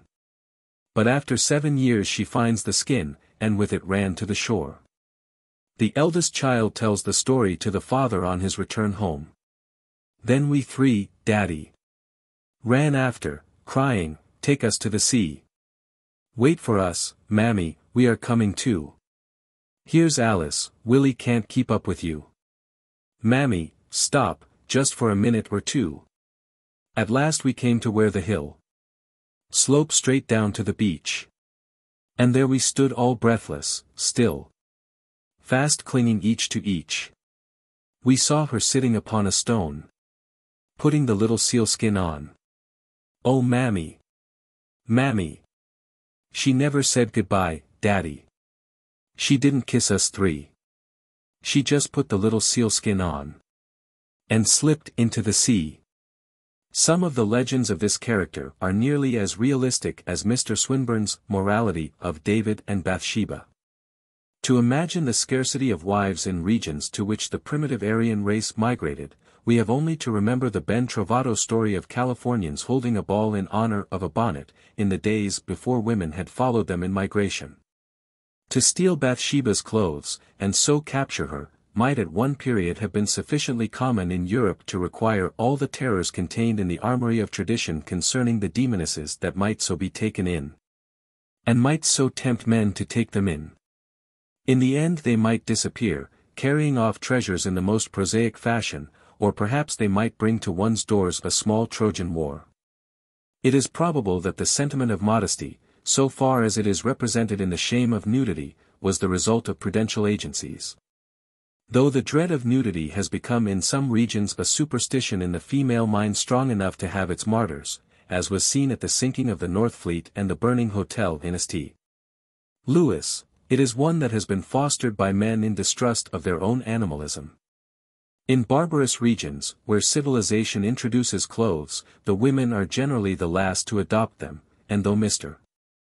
Herbert Spencer attributes this to female conservatism, it appears more probable that it is because the men are the first to lose their innocence and the women last to receive anything expensive. It is noticeable how generally the swan maidens are said in the myths to be captured by violence or stratagem.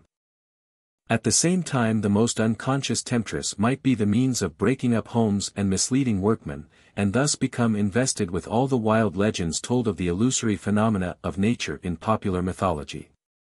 It is marvelous to observe how all the insinuations of the bane were followed by equal dexterities in the antidote.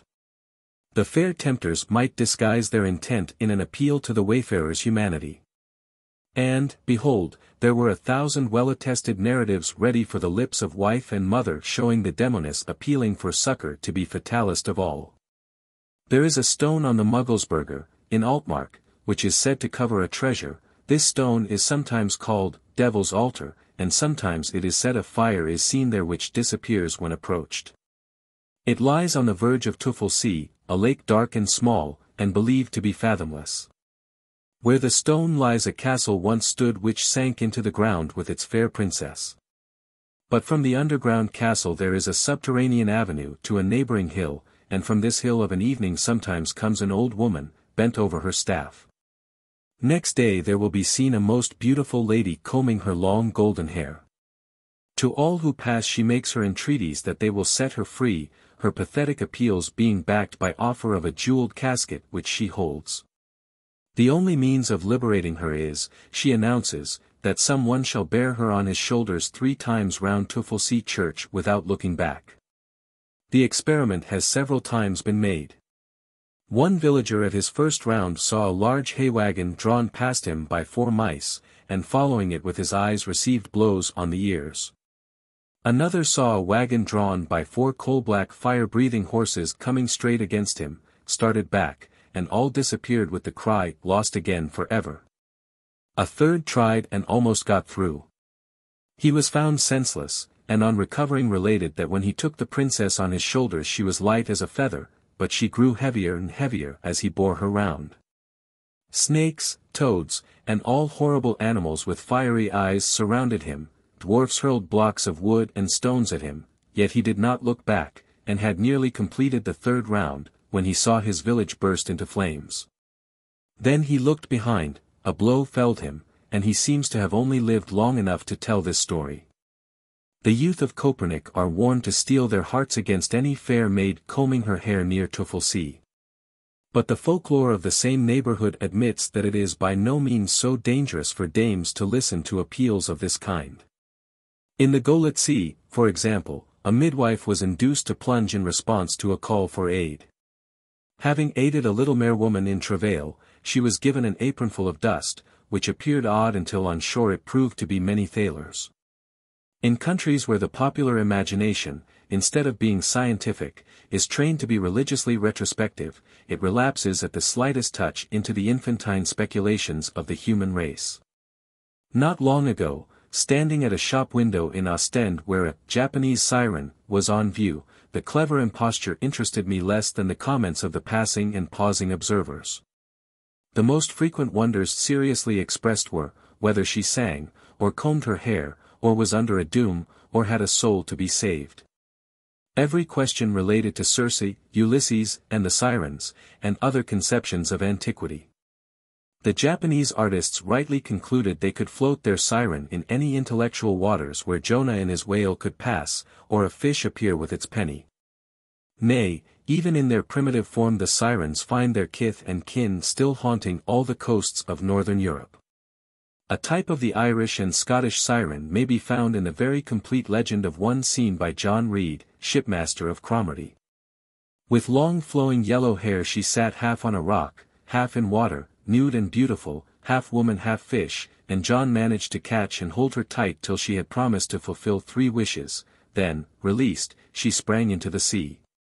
The wishes were all fulfilled, and to one of them, though John would never reveal it, the good luck of the Reeds was for a century after ascribed. 162. The scene of this legend is the Dropping Cave, and significantly near the Lover's Leap. One of John's wishes included the success of his courtship. These caves run parallel with that of Venusberg, where the minstrel Tannhauser is tempted by Venus and her nymphs. Heine finishes off his description of this Frau Venus by saying he fancied he met her one day in the place Breda. "What do you take this lady to be?" asked he of Balzac, who was with him. "She is a mistress," replied Balzac. "A duchess rather," returned Heine. But the friends found on further explanation that they were both quite right. Venus doves, soiled for a time, were spiritualized at last and made white, while the snowy swan grew darker.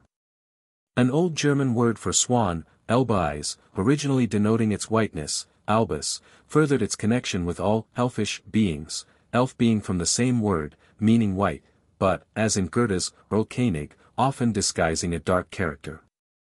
The swan and the pigeon meet, with some modifications, as symbols of the good and evil powers in the legend of Lohengrin.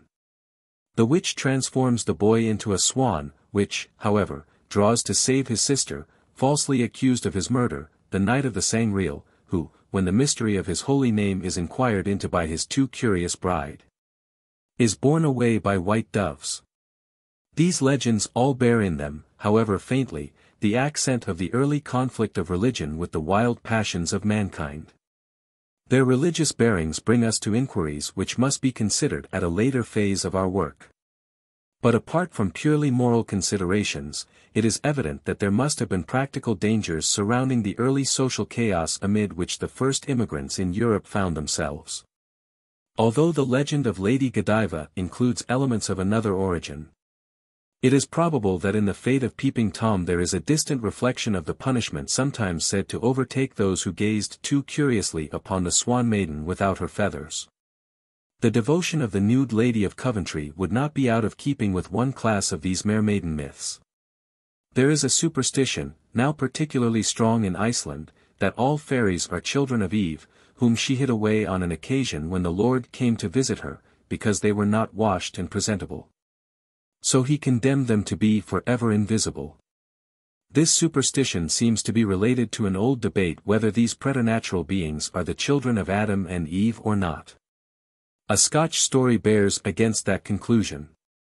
A beautiful nymph, with a slight robe of green, came from the sea and approached a fisherman while he was reading his Bible. She asked him if it contained any promise of mercy for her. He replied that it contained an offer of salvation to all the children of Adam, whereupon with a loud shriek she dashed into the sea again. Euphemism would cooperate with natural compassion in saying a good word for the good little people, whether hiding in earth or sea. In Altmark, will-o'-wisps are believed to be the souls of unbaptized children, sometimes of lunatics, unable to rest in their graves. They are called light men, and it is said that though they may sometimes mislead they often guide rightly, especially if a small coin be thrown them, this being also an African plan of breaking a sorcerer's spell. Christianity long after its advent in Germany had to contend seriously with customs and beliefs found in some lakeside villages where the fishermen regarded themselves as in friendly relations with the preternatural guardians of the waters. And unto this day speak of their presiding sea maiden as a holy Fräulein. They hear her bells chiming up from the depths in holy seasons to mingle with those whose sounds are wafted from church towers. And it seems to have required many fables, told by prints of fishermen found sitting lifeless on their boats while listening to them, to gradually transfer reverence to the new Christian fairy. It may be they heard some such melody as that which has found its finest expression in Mr. Matthew Arnold's Forsaken Merman. Children dear, was it yesterday? Call yet once, that she went away. Once she sate with you and me, on a red gold throne in the heart of the sea. And the youngest sate on her knee. She combed its bright hair, and she tended it well. When down swung the sound of the far-off bell. She sighed, she looked up through the clear green sea. She said, I must go, for my kinsfolk pray. In the little grey church on the shore today. 'Twill be Easter time in the world, ah me. And I lose my poor soul, merman, here with thee. I said, go up, dear heart, through the waves. Say thy prayer, and come back to the kind sea caves. She smiled, she went up through the surf in the bay. Children dear, was it yesterday?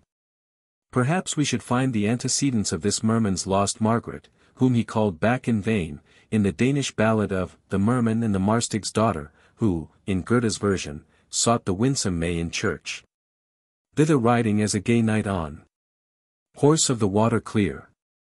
The saddle and bridle of sea sand were.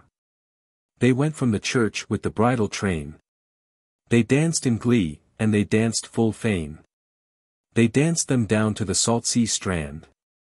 And they left them standing there, hand in hand. Now wait thee, love, with my steed so free. And the bonniest bark I'll bring for thee. And when they passed to the white, white sand, the ships came sailing on to the land. But when they were out in the midst of the sound, down went they all in the deep profound. Long, long on the shore, when the winds were high, they heard from the waters the maiden's cry. I rede ye, damsels, as best I can, tread not the dance with the waterman. According to other legends, however, the realm under sea was not a place for weeping.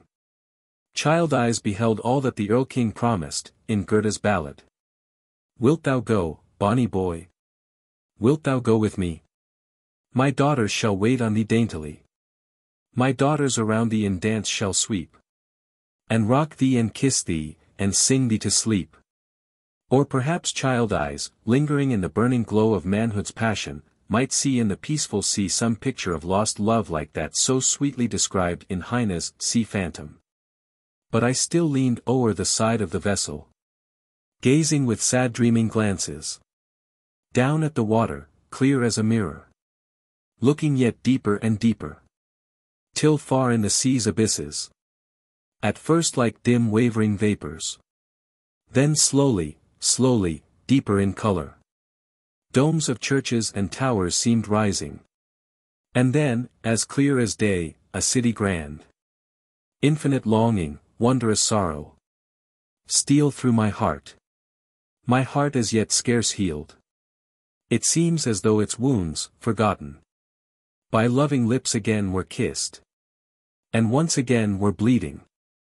Drops of burning crimson, which long and slowly trickle down upon an ancient house below there, in the deep, deep sea town, on an ancient, high-roofed, curious house, where, lone and melancholy, below by the window a maiden sits, Her head on her arm reclined, like a poor and uncared-for child. And I know thee, thou poor and long-sorrowing child. I meanwhile, my spirit all grief. Over the whole broad world have sought thee. And ever have sought thee. Thou dearly beloved. Thou long, long lost one. Thou finally found one. At last I have found thee. And now am gazing upon thy sweet face, with earnest, faithful glances, still sweetly smiling. And never will I again on earth leave thee.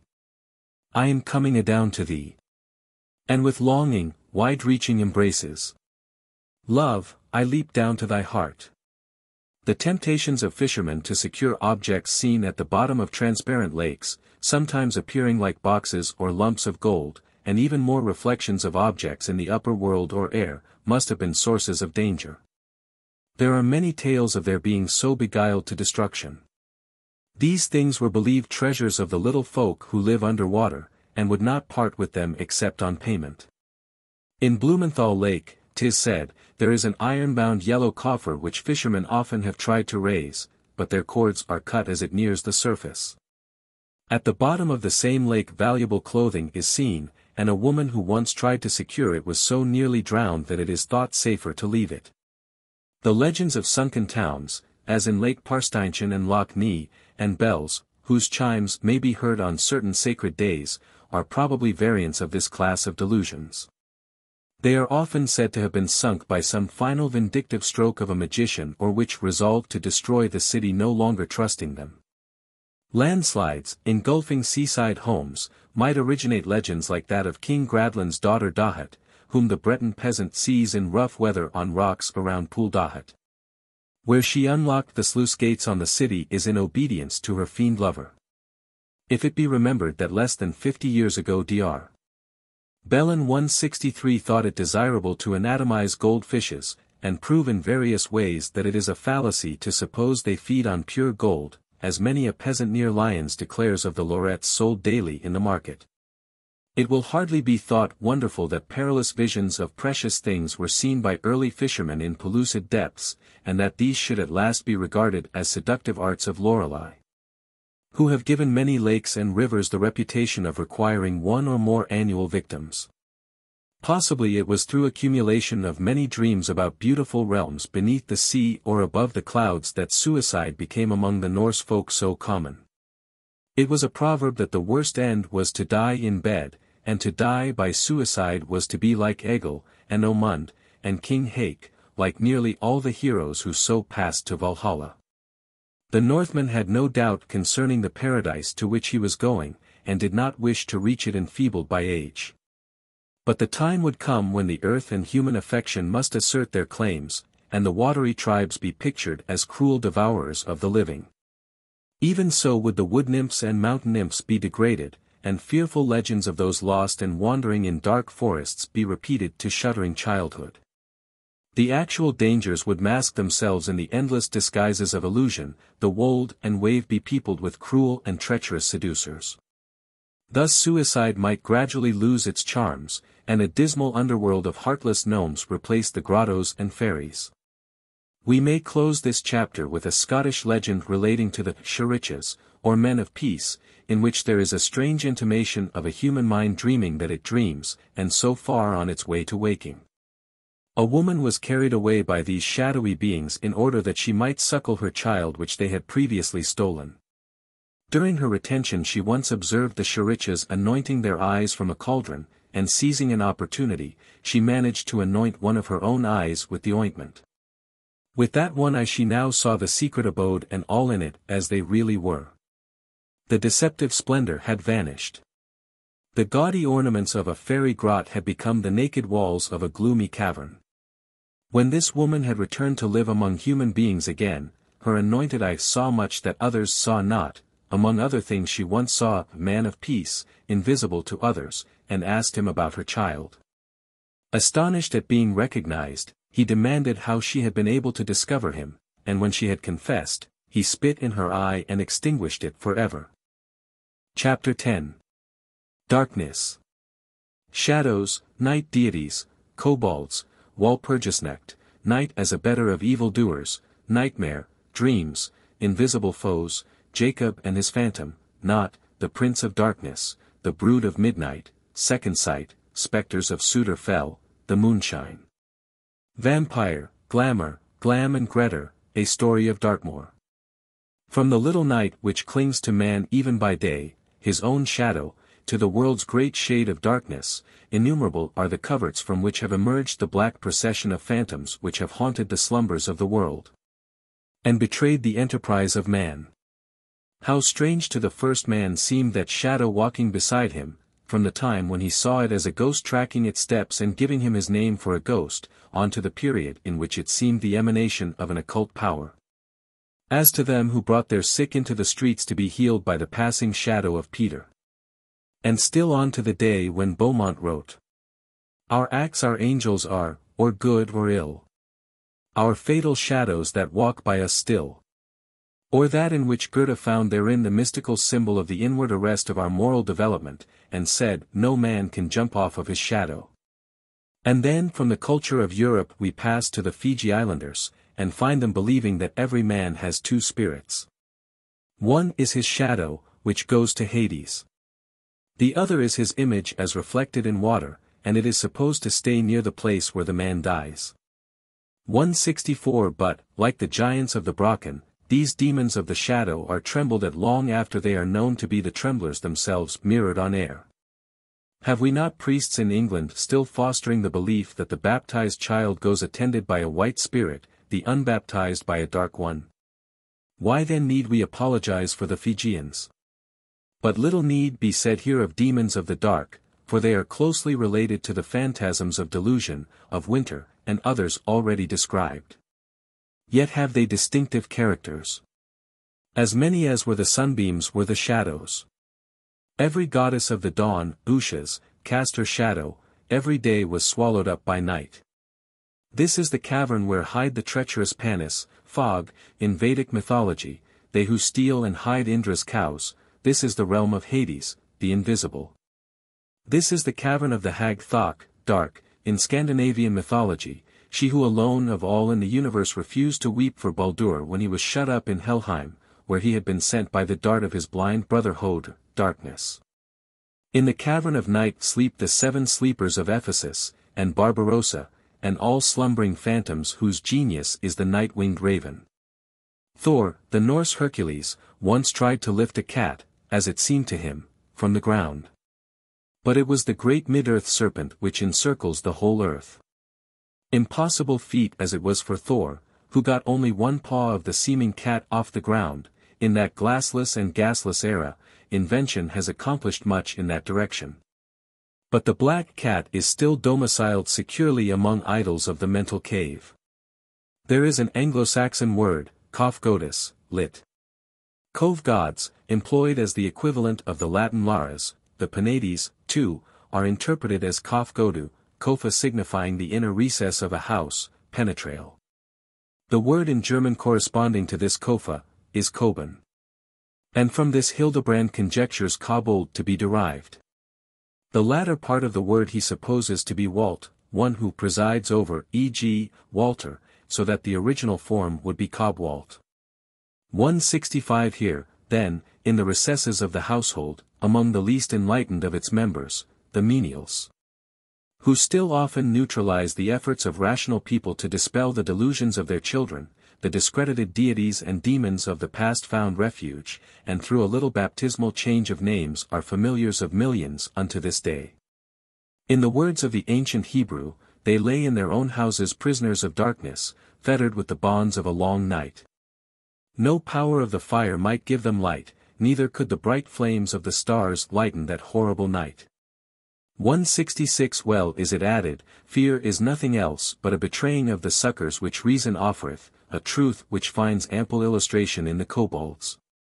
These imaginary beings were naturally associated with the dark recesses of minds. There they gave the name to our metal cobalt. The value of cobalt was not understood until the 17th century, and the metal was first obtained by the Swedish chemist Brandt in 1733. The miners had believed that the silver was stolen away by kobolds, and these worthless ores left in its place. Nickel had the like history, and is named after Old Nick. So long did those beauties slumber in the cavern of ignorance till science kissed them with its sunbeam, and led them forth to decorate the world. How passed this, mental, cave-dweller even amid the upper splendors and vastnesses of his unlit world? A Faust guided by his Mephistopheles only amid interminable heart's labyrinths. How sadly rises, incomplete and ruddy, the moon's lone disk, with its belated glow, and lights so dimly, that, as one advances, at every step one strikes a rock or tree. Let us then use a jack-o'-lantern's glances. I see one yonder, burning merrily. Ho, there! My friend! I'll levy thine attendance. Why waste so vainly thy resplendence? Be kind enough to light us up the steep. Tell me, if we still are standing, or if further we're ascending. All is turning, whirling, blending. Trees and rocks with grinning faces. Wandering lights that spin in mazes. Still increasing and expanding. 167. It could only have been at a comparatively late period of social development that Sancho's benediction on the inventor of sleep could have found general response. The Red Indian found its helplessness fatal when the Nick of the woods was abroad, the Scotch sailor found in it a demon's opiate when the Nig of the sea was gathering his storms above the sleeping watchman. It was among the problems of Job, the cooperation of darkness with evildoers. The eye of the adulterer waiteth for the twilight. He saith, No I will see me. And putteth a mask upon his face. In the dark men break into houses. In the daytime they shut themselves up. They are strangers to the light. The morning to them is the shadow of death. They are familiar with the dark terrors of midnight. Besides this fact that the night befriends and masks every treacherous foe, it is also to be remembered that man is weakest at night. Not only is he weaker than by day in the veil drawn over his senses, but physiologically also. When the body is wearied out by the toils or combats of the day, and the mind haunted by dreams of danger, there are present all the terrors which Byron portrays around the restless pillow of Sardanapalus. The war-horse of the day becomes a nightmare in the darkness. In the Heimskringla it is recorded, Vanland, Svegder's son, succeeded his father and ruled over the Uppsala domain. He was a great warrior, and went far around in different lands. Once he took up his winter abode in Finland with Sneo the Old, and got his daughter Drisa in marriage, but in spring he set out leaving Drisa behind, and although he had promised to return within 3 years he did not come back for 10. Then Drisa sent a message to the witch Hulda, and sent Visber, her son by Vanland, to Sweden. Drisa bribed the witch wife Hulda, either that she should bewitch Vanland to return to Finland or kill him. When this witch work was going on Vanland was at Uppsala, and a great desire came over him to go to Finland, but his friends and counselors advised him against it. And said the witchcraft of the Finn people showed itself in this desire of his to go there. He then became very drowsy, and laid himself down to sleep, but when he had slept but a little while he cried out, saying, Mara was treading on him. His men hastened to help him. But when they took hold of his head she trod on his legs, and when they laid hold of his legs she pressed upon his head, and it was his death. 168. This which is, no doubt, Hildur, a walker of the Edda, leading heroes to Valhalla. Indeed, in Westphalia, nightmare is called Walrudursk. It is a curious fact that Mara should be preserved in the French word for nightmare, cauchemar, cauch being from Latin calcare, to tread. Through Teutonic folklore this night demon of many names, having floated from England in a sieve paddled with cow ribs, rides to the distress of an increasingly unheroic part of the population. Nearly always still the Vamart is said to be a pretty woman, sometimes, indeed, a sweetheart is involuntarily transformed to one, every rustic settlement abounding with tales of how the Demonis has been captured by stopping the keyhole, calling the ridden sleeper by his baptismal name, and making the sign of the cross. By such process the wicked beauty appears in human form, and is apt to marry the sleeper, with usually evil results. The fondness of cats for getting on the breasts of sleepers, or near their breath, for warmth, has made that animal a common form of the tamart. Sometimes it is a black fly with red ring around its neck. This demoness is believed to suffer more pain than it inflicts, and vainly endeavors to destroy herself. In savage and nomadic times, sound sleep being an element of danger, the security which required men to sleep on their arms demanded also that they should sleep as it were with one eye open. Thus there might have arisen both the intense vividness which demons acquired by blending subjective and objective impressions, and the curious inability, so frequent among barbarians and not unknown among the men civilized, to distinguish dream from fact. The habit of daydreaming seems, indeed, more general than is usually supposed. Dreams haunt all the region of our intellectual twilight, the borderland of mystery, where rise the sources of the occult and the mystical which environ our lives. The daily terrors of barbarous life avail to haunt the nerves of civilized people, now many generations after they have passed away. With special and irrational shudders at certain objects or noises, how then must they have haunted the dreams of humanity when, like the daughter of Nathan the Wise, rescued from flames, it passed the intervals of strife, with nerves unstrung through fear, and fire and flame in all she sees or fancies. Her soul awake in sleep, asleep when wide awake. Among the sources of demoniac beliefs few indeed are more prolific than dreams. The witchcraft of sleep, says Emerson, divides with truth the empire of our lives. This soft enchantress visits two children lying locked in each other's arms, and carries them asunder by wide spans of land and sea, wide intervals of time. 'Tis superfluous to think of the dreams of multitudes. The astonishment remains that one should dream. That we should resign so quietly this deifying reason and become the theater of delusions, shows, wherein time, space, persons, cities, animals, should dance before us in mad confusion. A delicate creation outdoing the prime and flower of actual nature, antic comedy alternating with horrid spectres. Or we seem busied for hours and days in peregrinations over seas and lands, in earnest dialogues, strenuous actions for nothings and absurdities, cheated by spectral jokes, and waking suddenly with ghostly laughter. To be rebuked by the cold lonely silent midnight, and to rake with confusion in memory among the gibbering nonsense to find the motive of this contemptible cachinnation. 169. It has always been the worst of periods of religious excitement that they shape the dreams of old and young, and find there a fearful and distorted, but vivid and realistic, embodiment of their feverish experiences. In the days of witchcraft thousands visited the witches' Sabbaths, as they believed and danced in the Walpurgis orgies, borne, by hereditary orthodox canon, on their own brooms up their own chimneys. And today, by the same morbid imaginations, the victims are able to see themselves or others elongated, levitated, floating through the air. If people only knew how few are ever really wide awake, these spiritual nightmares would soon reach their termination. The natural terrors before which helpless man once cowered, have been prolonged past all his real victories over his demons by a succession of such nightmares. So that the vulgar religion might be portrayed somewhat as Richard Wagner described his first tragedy, in which, having killed off 42 of his characters, he had to bring them back as ghosts to carry on the fifth act. The perils of darkness, as ambush of foes human and animal, concealer of pitfalls, misguider of footsteps, misdirector of aims, were more real than men can well imagine in an age of gaslight plus the policeman. The myth of Joshua commanding the sun to stand still, the cry of Ajax when darkness fell on the combat, grant me but to see, refer us to the region from which come all childish shudders at going into the dark. The limit of human courage is reached where its foe is beyond the reach of its force.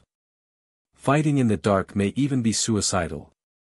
A German fable of blindfold zeal, the awakened sleeper demolishing his furniture and knocking out his own teeth in the attempt to punish cats, has its tragical illustrations also. But none of these actual dangers have been of more real evil to man than the demonization of them. This rendered his very skill a blunder, his energy weakness. If it was bad to retreat in the dusk from an innocent bush into an unrecognized well, it was worse to meet the ghost with rune or crucifix and find it an assassin.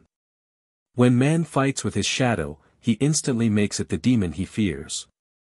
Ghoul-like it preys upon his paralyzed strength, vampire-like it sucks his blood, and he is consigned disarmed to the evil that is no shadow. The Scottish Sinclair, marching through Norway, in the 16th century, owes his monument at Wiblungen rather to the magpie believed to precede him as a spy, with night and day upon its wings, than to his own prowess or power. In a sense all demons, whatever their shapes, are the ancient brood of night. Mental darkness, even more moral darkness within, supply the phantasmagoria in which unknown things shape themselves as demons. Esau is already reconciled, but guilty Jacob must still wrestle with him as a phantom of fear till daybreak. A work has already been written on the night side of nature, but it would require many volumes to tell the story of what monsters have been conjured out of the kind protecting darkness. How great is the darkness which man makes for himself out of the imagination which should be his light and vision. Much of the so-called religion of our time is but elaborate demonoculture and artificial preservation of mental Walpurgis nights. Not, night, says the Edda rides first on her horse called from Faxi, frost-maned, which every morning as he ends his course bedews the earth with the foam that falls from his bit. Though the horse of day, Skinfaxi, or Shining Mane, follows hard after her, yet the foam is by no means drunk up by his fires. Foam of the old phantasms still lingers in our medieval liturgies, and even falls afresh where the daylight is shut out that altar candles may burn, or for other dark seances are prepared the conditions necessary for whatsoever loves not the light. What we call the Dark Ages were indeed spiritually a perpetual seance with lights lowered.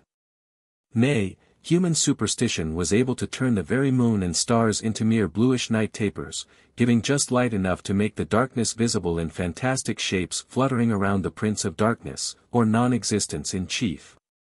How much of the theosophic speculation of our time is the mere artificial conservation of that darkness? How much that still flits bat-winged from universities, will, in the future, be read with the same wonder as that with which even the more respectable bats can now read account of the midnight brood which now for the most part sleep tranquilly in such books as Burton's Anatomy of Melancholy? There are, he says, certain spirits which Miraldus calls ambulones, that walk about midnight on great heaths and desert places, which, saith Lavater, draw men out of their way, and lead them all night by a byway, or quite bar them of their way. These have several names in several places. We commonly call them pucks.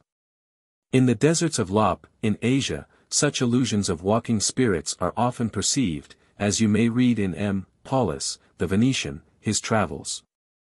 If one lose his company by chance, these devils will call him by his name, and counterfeit voices of his companions to seduce him.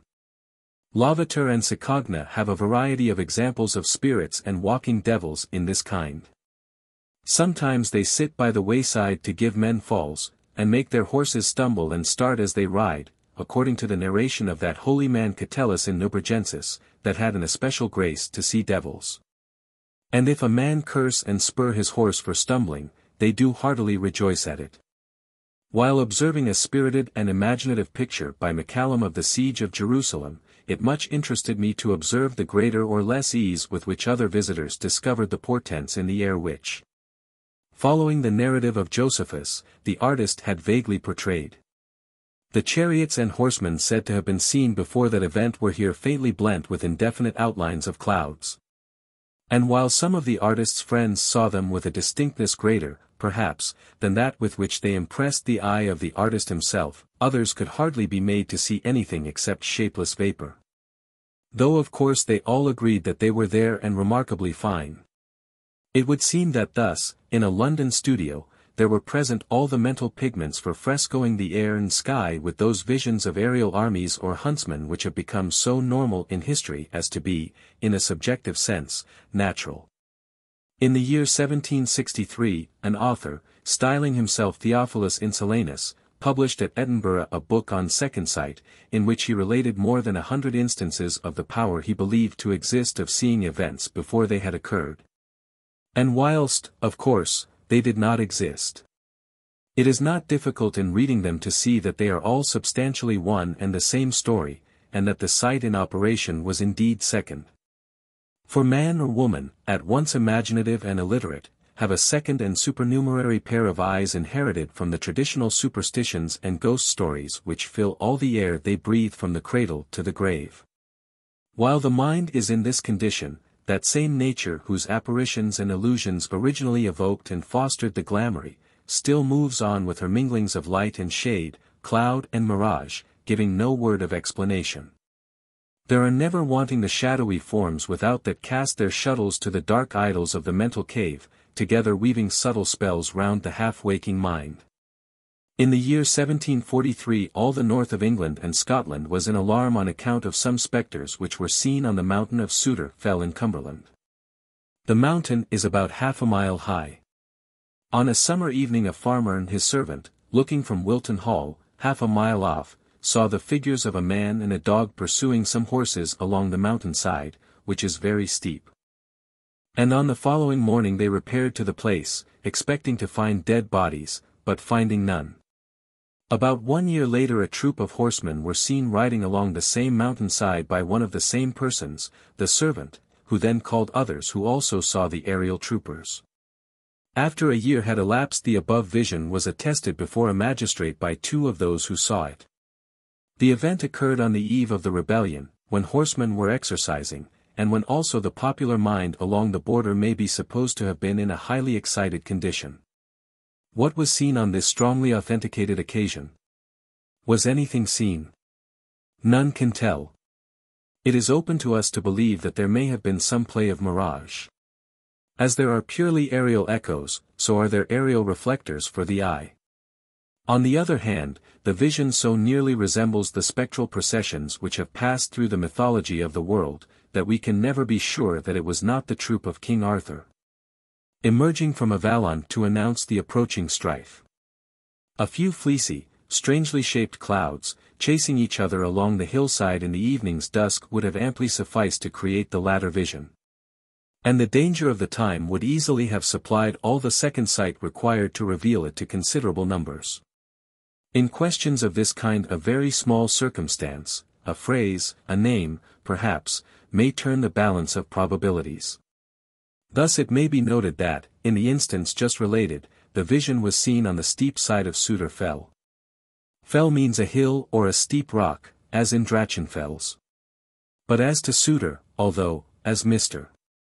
Robert Ferguson says, the word may originally have meant sheep. 170 It is found in Scotland used as shoemaker, in connection with the fabulous giants of that region. Sir Thomas Urquhart, in the 17th century, relates it as the tradition of the 2 promontories of Cromarty, called Souters, that they were the workstools of 2 giants who supplied their comrades with shoes and buskins. Possessing but one set of implements, they used to fling these to each other across the opening of the firth, where the promontories are only 2 miles apart. In process of time the name Souter, shoemaker, was bequeathed by the craftsmen to their stools. It is not improbable that the name gradually connected itself with other places bearing traditions connecting them with the fabulous race, and that in this way the Souter Fell, from meaning in early times much the same as Giant's Hill, preserved even in 1743-44 enough of the earlier uncanny associations to awaken the awe of borderers in a time of rebellion. The vision may therefore have been seen by light which had journeyed all the way from the mythologic heavens of ancient India, substantially subjective. Such stuff as dreams and dreamers are made of. No doubt there were outer clouds, shapes and afterglows enough, even in the absence of any fata morgana to supply canvas and pigment to the cunning artist that hides in the eye. In an old tale, the often slain vampire bat only requests, with pathos, that his body may be laid where no sunlight, but only the moonlight, will fall on it, only that. But it is under the moonshine that it always gains new life. No demon requires absolute darkness, but half darkness, in which to live, enough light to disclose a somewhat, but not enough to define and reveal its nature, is just what has been required for the bat eyes of fable and fantasy, which can make vampire of a sparrow or giant out of a windmill. Glamour. A marvelous history has this word of the artists and poets, sometimes meaning the charm with which the eye invests any object, or, in Wordsworth's phrase, the light that never was on land or sea. But no artist or poet ever rose to the full height of the simple term itself, which well illustrates Emerson's saying, "Words are fossil poetry." Professor Cowell of Cambridge says, "Glam, or in the nominative glamour, is also a poetical name for the moon. It does not actually occur in the ancient literature, but it is given in the glossary in the Prose Edda in the list of the very old words for the moon." Vigfusson in his dictionary says, the word is interesting on account of its identity with Scott. Glamour, which shows that the tale of Glam was common to Scotland and Iceland, and this much older than Grettir, in the year 1014. The ghost or goblin Glam seems evidently to have arisen from a personification of the delusive and treacherous effects of moonlight on the benighted traveller. Quali per incertum lunam sub lus maligna. Est iter in sylvis. Now, there is a curious old Sanskrit word, glau or glav, which is explained in all the old native lexicons as meaning the moon. It might either be taken as waning, or in a casual sense obscuring. The following lines from an early medieval poet, Basa, 7th century, will illustrate the deceptive character of moonlight from a Hindu point of view. The strong and wild Norse imagination delights in what is terrible and gloomy, the Hindu loves to dwell on the milder and quieter aspects of human life. The cat laps the moonbeams in the bowl of water, thinking them to be milk. The elephant thinks that the moonbeams, threaded through the intervals of the trees, are the fibers of the lotus stalk.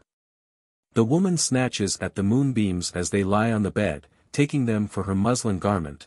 Oh, how the moon, intoxicated with radiance, bewilders all the world. A similar passage, no doubt imitated from this, is also quoted. The bewildered herdsman placed the pails under the cows, thinking that the milk is flowing. The maidens also put the blue lotus blossom in their ears, thinking that it is the white. The mountaineer wife snatches up the jujube fruit, avaricious for pearls. Whose mind is not led astray by the thickly clustering moonbeams. 171. In the Icelandic legend of the struggle between the hero Grettir, translated by Magnusson and Morris, London, 1869, the saga supplies a scenery as archaeological as if the philologists had been consulted. Bright moonlight was there without, and the drift was broken, now drawn over the moon, now driven off from her. And even as Glam fell, a cloud was driven from the moon, and Glam glared up against her. When the hero beheld these glaring eyes of the giant ghost, he felt some fiendish craft in them, and could not draw his short sword, and lay well nigh, twixt home and hell. This half-light of the moon, which robs the strong of half his power, is repeated in Glam's curse. Exceedingly eager hast thou sought to meet me, Grettir, but no wonder will it be deemed, though thou gettest no good hap of me. And this I must tell thee, that thou now hast got half the strength and manhood which was thy lot if thou hadst not met me. Now I may not take from thee the strength which thou hast got before this. But that may I rule, that thou shalt never be mightier than now thou art, therefore this weird I lay on thee, ever in those days to see these eyes with thine eyes, and thou wilt find it hard to be alone, and that shalt drag thee unto death. The moon demon's power is limited to the spell of illusion he can cast. Presently he is laid low, that a short sword of a sunbeam pales, decapitates him. But after Glam is burned to cold coals, and his ashes buried in skin of a beast where sheep pastures were fewest, or the ways of men, the spell lay upon the hero's eyes. Grettir said that his temper had been nowise bettered by this, that he was worse to quiet than before, and that he deemed all trouble worse than it was. But that herein he found the greatest change, in that he was become so fearsome a man in the dark, that he durst go nowhither alone after nightfall, for then he seemed to see all kinds of horrors. And that has fallen since into a proverb, that Glam lends eyes, or gives Glam sight to those who see things nowise as they are. In reading which one may wonder how this world would look if for a little moment one's eyes could be purged of glamour. Even at the moon's self one tries vainly to look, where Hindu and Zulu see a hare, the Arab sees coils of a serpent, and the Englishman sees a man. And the most intelligent of these several races will find it hard to see in the moon aught save what their primitive ancestors saw. And this small hint of the degree to which the wisest, like Merlin, are bound fast in an air prison by a Vivian whose spells are spun from themselves, would carry us far could we only venture to follow it out. The moon, observed Dr. Johnson unconsciously, has great influence in vulgar philosophy. How much lunar theology have we around us, so that many from the cradle to the grave get no clear sight of nature or of themselves? Very closely did Carlyle come to the fable of Glam when speaking of Coleridge's prophetic moonshine, and its effect on poor John Sterling. If the bottled moonshine be actually substance? Ah, could one but believe in a church while finding it incredible? The bereaved young lady has taken the veil then. To such lengths can transcendental moonshine, cast by some morbidly radiating Coleridge into the chaos of a fermenting life, act magically there, and produce divulsions and convulsions and diseased developments. One can almost fancy Carlyle had ringing in his memory the old Scottish ballad of the Reverend Robert Kirk, translator of the Psalms into Gaelic, who, while walking in his nightgown at Aberfoyle, was snatched away to the joyless elfin bower. It was between the night and day, when the fairy king has power. The item of the nightgown might have already prepared us for the couplet. And it has perhaps even a mystical connection with the vestment of the Black Dragoon, which Sterling once saw patrolling in every parish, to whom, however, he surrendered at last. A story is told of a man wandering on a dark night over Dartmoor, whose feet slipped over the edge of a pit. He caught the branch of a tree suspended over the terrible chasm, but unable to regain the ground, shrieked for help. None came, though he cried out till his voice was gone, and there he remained dangling in agony until the grey light revealed that his feet were only a few inches from the solid ground. Such are the chief demons that bind man till cockcrow. Such are the apprehensions that waste also the moral and intellectual strength of man, and murder his peace as he regards the necessary science of his time to be cutting some frail tenure sustaining him over a bottomless pit, instead of a release from real terror to the solid ground. Chapter 11. Disease.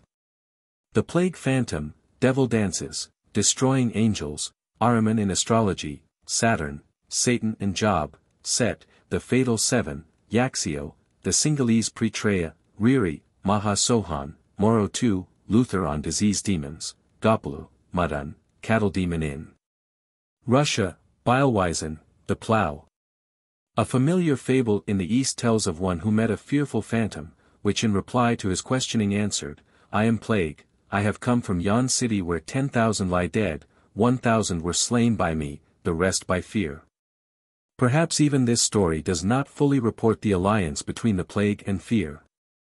For it is hardly doubtful that epidemics retain their power in the East largely because they have gained personification through fear as demons whose fatal power man can neither prevent nor cure, before which he can only cower and pray. In the missionary school at Canterbury the young men prepare themselves to help the heathen medically, and so they go forth with materia medica in one hand, and in the other an infallible revelation from heaven reporting plagues as the inflictions of Jehovah, or the destroying angel, or Satan, and the healing of disease the jealously reserved monopoly of God. 172. The demonization of diseases is not wonderful.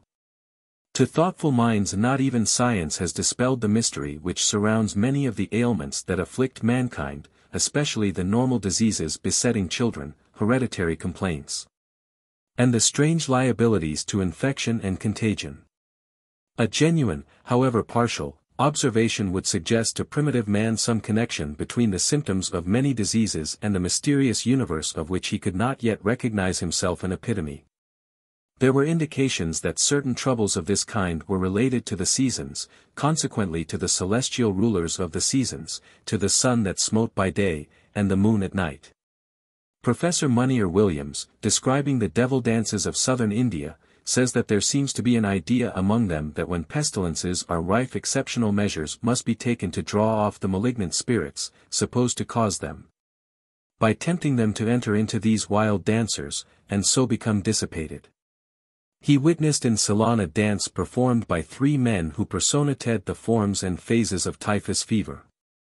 173 These dances probably belong to the same class of ideas as those of the dervishes in Persia, whose manifold contortions are supposed to repeat the movements of planets.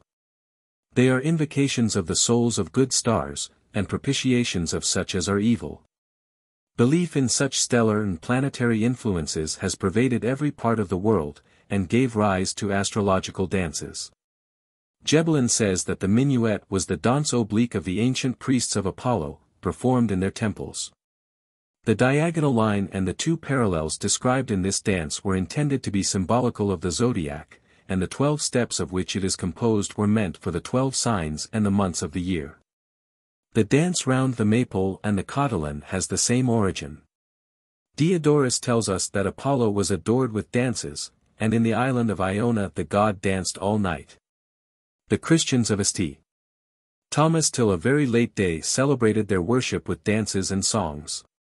Calmet says there were dancing girls in the temple at Jerusalem. 174.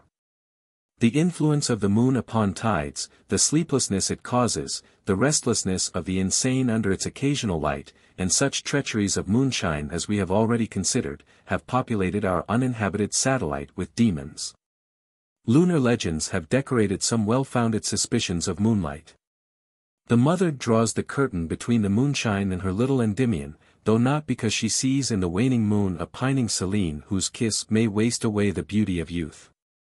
A mere survival is the bowing to the new moon euphemism traceable to many myths about lunacy, among them, as I think, to Delilah, languishing, in whose lap the solar Samson is shorn of his locks, leaving him only the blind destructive strength of the moonstruck. In the purely Semitic theories of the Jews we find diseases ascribed to the wrath of Jehovah, and their cure to his merciful mood. Jehovah will make thy plagues wonderful, and the plagues of thy seed. He will bring upon thee all the diseases of Egypt whereof thou wast afraid. 175 The emerods which smote the worshippers of Dagon were ascribed directly to the hand of Jehovah. 176 In that vague degree of natural dualistic development which preceded the full Iranian influence upon the Jews, the infliction of diseases was delegated to an angel of Jehovah, as in the narratives of smiting the firstborn of Egypt, wasting the army of Sennacherib, and the pestilence sent upon Israel for David's sin. In the progress of this angel to be a demon of disease we find a phase of ambiguity, as shown in the hypochondria of Saul. The spirit of Jehovah departed from Saul, and an evil spirit from Jehovah troubled him. 177. All such ambiguities disappeared under the influence of Iranian dualism. In the Book of Job we find the infliction of diseases and plagues completely transferred to a powerful spirit, a fully formed opposing potentate. The sons of God, who in the first chapter of Job are said to have presented themselves before Jehovah, may be identified in the 38th as the stars which shouted for joy at the creation. Satan is the wandering or malign planet which leads in the Ahrimanic side of the Persian planisphere. In the cosmographical theology of that country Ormuzd was to reign for 6,000 years, and then Ahriman was to reign for a similar period. The moral associations of this speculation are discussed elsewhere. It is necessary here only to point out the bearing of the planispheric conception upon the ills that flesh is heir to. Ahriman is the star serpent of the Zendavesta. When the Paris rendered this world desolate, and overran the universe, when the star serpent made a path for himself between heaven and earth, and, when Ahriman rambles on the earth, let him who takes the form of a serpent glide on the earth. Let him who takes the form of the wolf run on the earth, and let the violent north wind bring weakness. 178. The dawn of Ormuzd corresponds with April. The sun returns from winter's death by sign of the Lamb, our Aries, and thenceforth every month corresponds with 1,000 years of the reign of the Beneficent. September is denoted by the Virgin and Child. To the dark domain of Ahriman the prefecture of the universe passes by Libra, the same balances which appear in the hand of Satan. The star serpent prevails over the Virgin and Child. Then follow the months of the Scorpion, the Centaur, Goat, and every month corresponding to 1,000 years of the reign of Ahriman. While this scheme corresponds in one direction with the demons of cold, and in another with the entrance and reign of moral evil in the world. Beginnings of disease on earth were also ascribed to this 7,000 of years when the golden age had passed. The depth of winter is reached in domicile of the goat, or of Sirius, Seth, Saturn, Satan, according to the many variants. And these, under their several names, make the great infortune of astrology, wherein old Culpeper amply instructed our fathers. In the general, consider that Saturn is an old worn-out planet, weary, and of little estimation in this world. He causeth long and tedious sicknesses, abundance of sadness, and a cartload of doubts and fears. His nature is cold, and dry, and melancholy. And take special notice of this, that when Saturn is lord of an eclipse, as he is one of the lords of this, he governs all the rest of the planets, but none can govern him. Melancholy is made of all the humors in the body of man, but no humor of melancholy. He is envious, and keeps his anger long, and speaks but few words, but when he speaks to purpose. A man of deep cogitations. He will plot mischief when men are asleep. He hath an admirable memory, and remembers to this day how William the Bastard abused him. He cannot endure to be a slave. He is poor with the poor, fearful with the fearful.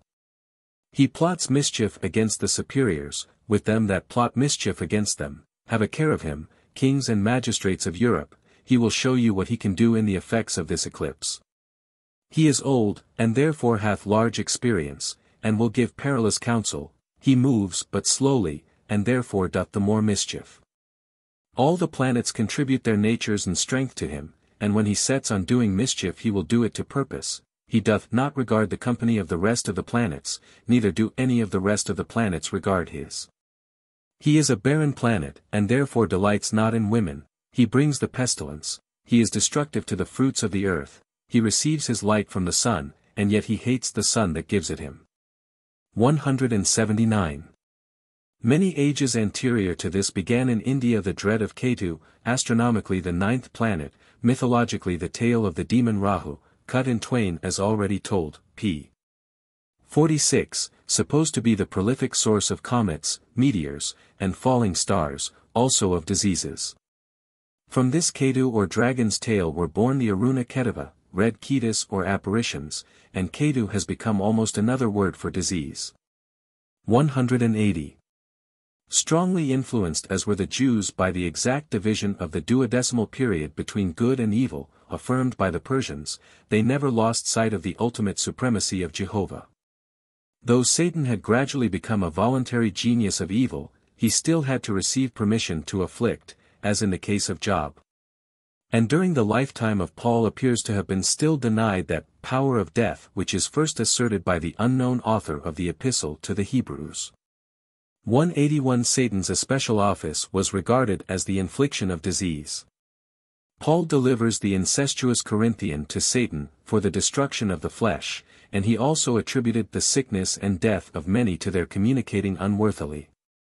182. He also recognizes his own thorn in the flesh as an angel from Satan, though meant for his moral advantage. 183.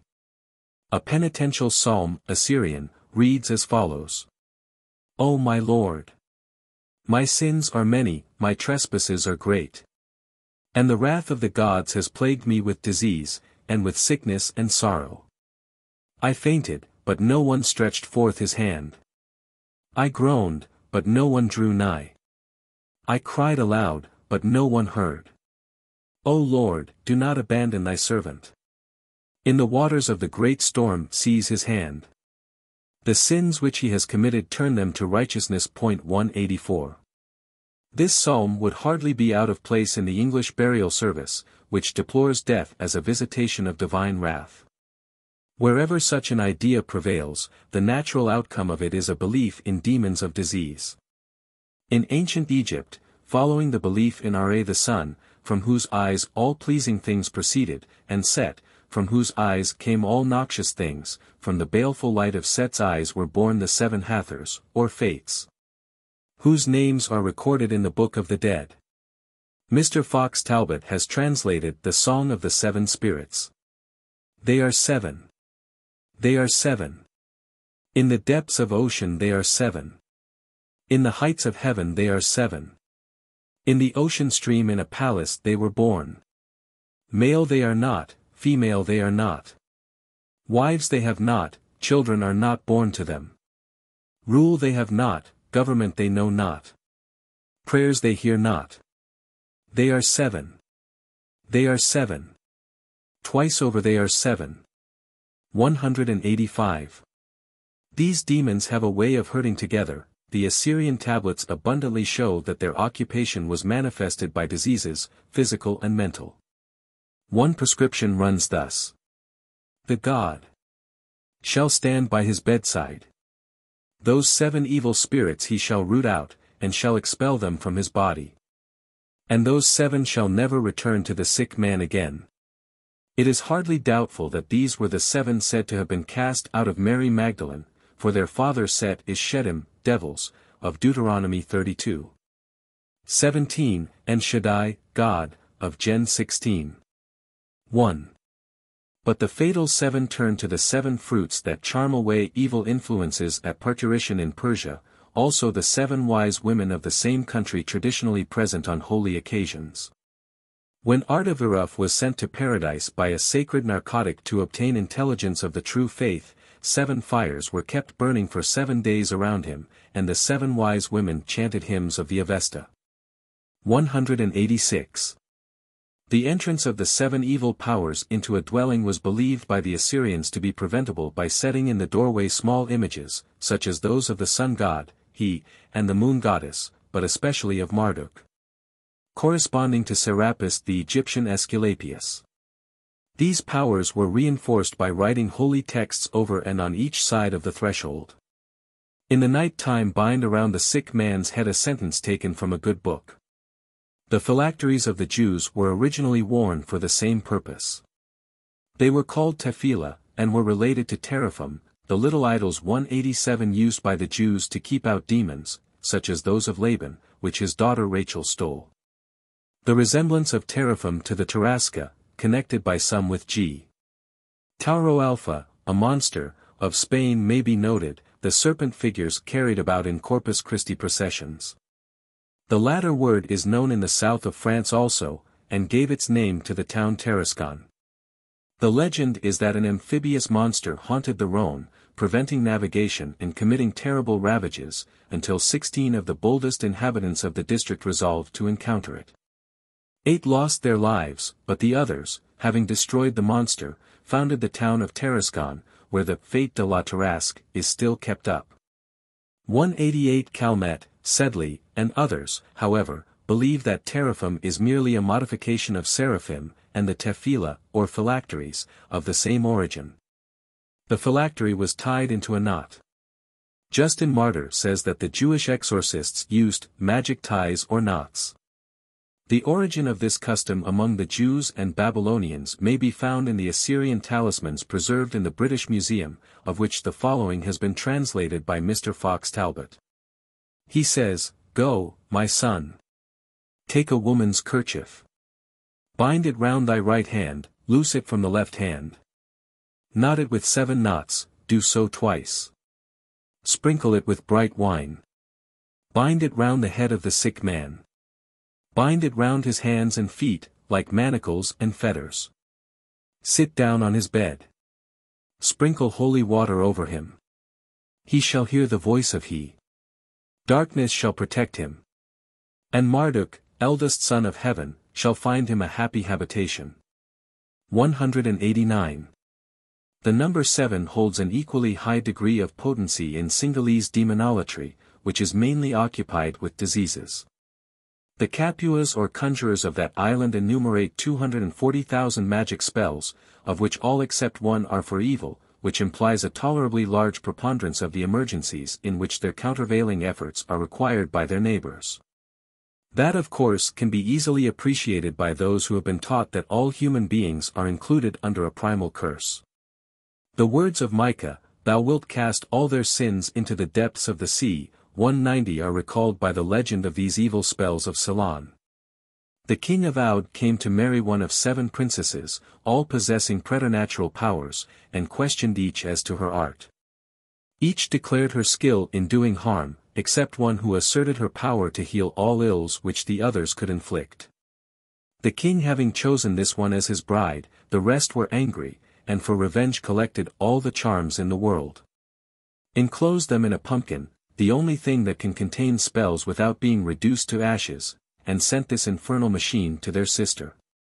It would consume everything for 1,600 miles round, but the messenger dropped it in the sea.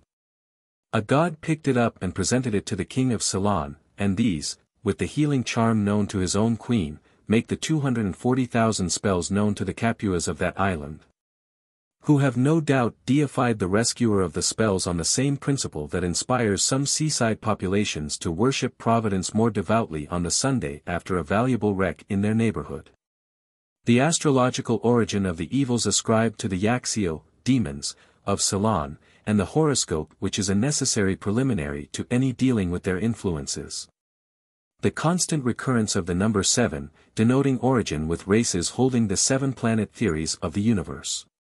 And the fact that all demons are said, on every Saturday evening, to attend an assemblage called Yaksa Sabua, which is Sabbath, are facts that may well engage the attention of comparative mythologists. 191 In Dardistan the evil spirits are called Yach, they dwell, in the regions of snow, and the overthrow of their reign over the country is celebrated at the new moon of Dakio, the month preceding winter. The largest proportion of the diseased demons of Ceylon are descended from its hunger demons. The Preta there is much the same phantom as in Siam, only they are not quite so tall. 192 They range from 2 to 400 feet in height, and are so numerous that a Pali Buddhist book exhorts people not to throw stones, lest they should harm one of these harmless starveling ghosts, who die many times of hunger, and revive to suffer on in expiation of their sins in a previous existence. They are harmless in one sense, but filthy, and bad smells are personified in them. The great mass of demons resemble the Pretreya, in that their king, Wesamoni, has forbidden them to satisfy themselves directly upon their victims. But by inflicting diseases they are supposed to receive an imaginative satisfaction somewhat like that of eating people. Riri is the demon of blood disease. His form is that of a man with face of a monkey, he is fiery red, rides on a red bull, and all hemorrhages and diseases of the blood are attributed to him. Riri has 18 different disguises or avatars. One of these recalls his earlier position as a demon of death. Before Vishnu revealed to Capuas the means of binding him, he is now supposed to be present at every deathbed in the form of a delighted pygmy, 1 span and 6 inches high. On such occasions he bears a cock in one hand, a club in the other, and in his mouth a corpse. In the same country Maha Sohan is the great graveyard demon. He resides in a hill where he is supposed to surround himself with carcasses. He is 122 feet high, has 4 hands and 3 eyes, and a red skin. He has the head of a bear. The legend being that while quarreling with another giant his head was knocked off, and the god Senasura was gracious enough to tear off the head of a bear and clap it on the decapitated giant. His Capua threatens him with a repetition of this catastrophe if he does not spare any threatened victim who has called in his priestly aid. Except for this timidity about his head, Maha is formidable, being chief of 30,000 demons. But curiously enough he is said to choose for his steeds the more innocent animals, goat, deer, horse, elephant, and hog. One of the demons most dreaded in Ceylon is the foreign demon Morotu, said to have come from the coast of Malabar, and from his residence in a tree disseminated diseases which could not be cured until, the queen being afflicted, one Capua was found able to master him. 7/8 of the charms used in restraining the disease demons of Ceylon, of which I have mentioned but a few, are in the Tamil tongue. In various parts of India are found very nearly the same systematic demonolatry and devil dancing. For example in Travancore, to whose superstitions of this character the Reverend Samuel Mateer has devoted 2 chapters in his work The Land of Charity. The great demon of diseases in Ceylon is entitled Mahakola Sani Yaxia. His father, a king, ordered his queen to be put to death in the belief that she had been faithless to him. Her body was to be cut in 2 pieces, one of which was to be hung upon a tree, Akbariya, the other to be thrown at its foot to the dogs. The queen before her execution said, "If this charge be false, may the child in my womb be born this instant a demon, and may that demon destroy the whole of this city and its unjust king." So soon as the executioners had finished their work, the two severed parts of the queen's body reunited, a child was born who completely devoured his mother, and then repaired to the graveyard, Sohan, where for a time he fattened on corpses. Then he proceeded to inflict mortal diseases upon the city, and had nearly depopulated it when the gods Iswara and Sekra interfered, descending to subdue him in the disguise of mendicants.